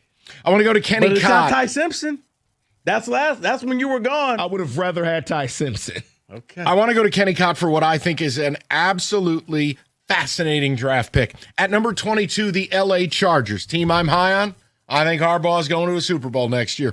Kenny, what does Jim Harbaugh want to do on offense? He likes to run the football. And what was the Chargers' biggest problem this past year? Not being able to run the football. All their O-linemen died. O-linemen, yeah. Now, Joe Alt, Rashawn Slater, both died. They are selecting arguably the biggest boom or bust prospect of any big person in this first round. And I do believe he's going to have a dual position tag. That's your hint. We argued about this one last week. Kenny. Oh, Think of all right, he hails from a state with questionable literacy. Yeah, a dead giveaway. We argued about this one. Proctor. Alabama, yes. Alabama. Now, do you guys think, Harbaugh with a 350-pound tackle/guard, doesn't he slot into where, they're going to cut Mekhi Becton and he starts his career guard? Yep. It's a great fit. Or, you know what? If all your guys go down again, you can move him around. You won't be without a tackle. I want to go to number 27. We have to do it, but in the name of pettiness, Rico doesn't rep his team. David does. The San Francisco 49ers. In the name of pettiness. With their Pro Combat Power Station uniforms. Here we go. David, what do the Niners desperately need on offense? Well, they have a bunch of receivers that are always hurt. Good so they start. need receivers. Okay. I want you to think slot machine, screen merchant, crossing route demon, and was the number 1 transfer receiver in last year's cycle. He went from a team where we've said the whites, the helmets, are much better, to a powerhouse who usually wins Bupkis. He ain't playing in KC. His name is KC. Concepcion. Yeah. Yes. Okay. Wow. Let's go to Rico Beard. Grade the fit. I think it's brilliant. It is. You know what? He's going to start from day one. Wow. So long as none of his fans shoot him. Ricky Pearsall. Now Wow. I understand where that was Wow. going. For a second, I went, what did he just say? Real quick, just for fun, since this is 2 rounds. Hold on. The Detroit Lions. I'm not going to. Yeah, just for fun. If this happened, fans' heads would explode. We're talking, the fans' heads would cave inward like the Titan sub. Oh, we got a wide receiver. Worse. At pick 50. Oh, backup quarterback. Worse. At pick 50, the Lions select not even the best running back on his own team, Jadarian Price from Notre Dame. No. Woo! That, my friend, root for radio. That is that player would come out with an RFR. There wouldn't be a WCF patch. He'd be wearing a root for radio. That's everybody in the Lions draft room looking at Brad Holmes saying, "You sure about that? Are you sure about that? Turn the card in." Hey, Brad, that's your job. He better be. If they use a second-round pick on a running back, it's like a third-round pick on a broken quarterback. Okay. That is your mock draft roundtable, 97.1.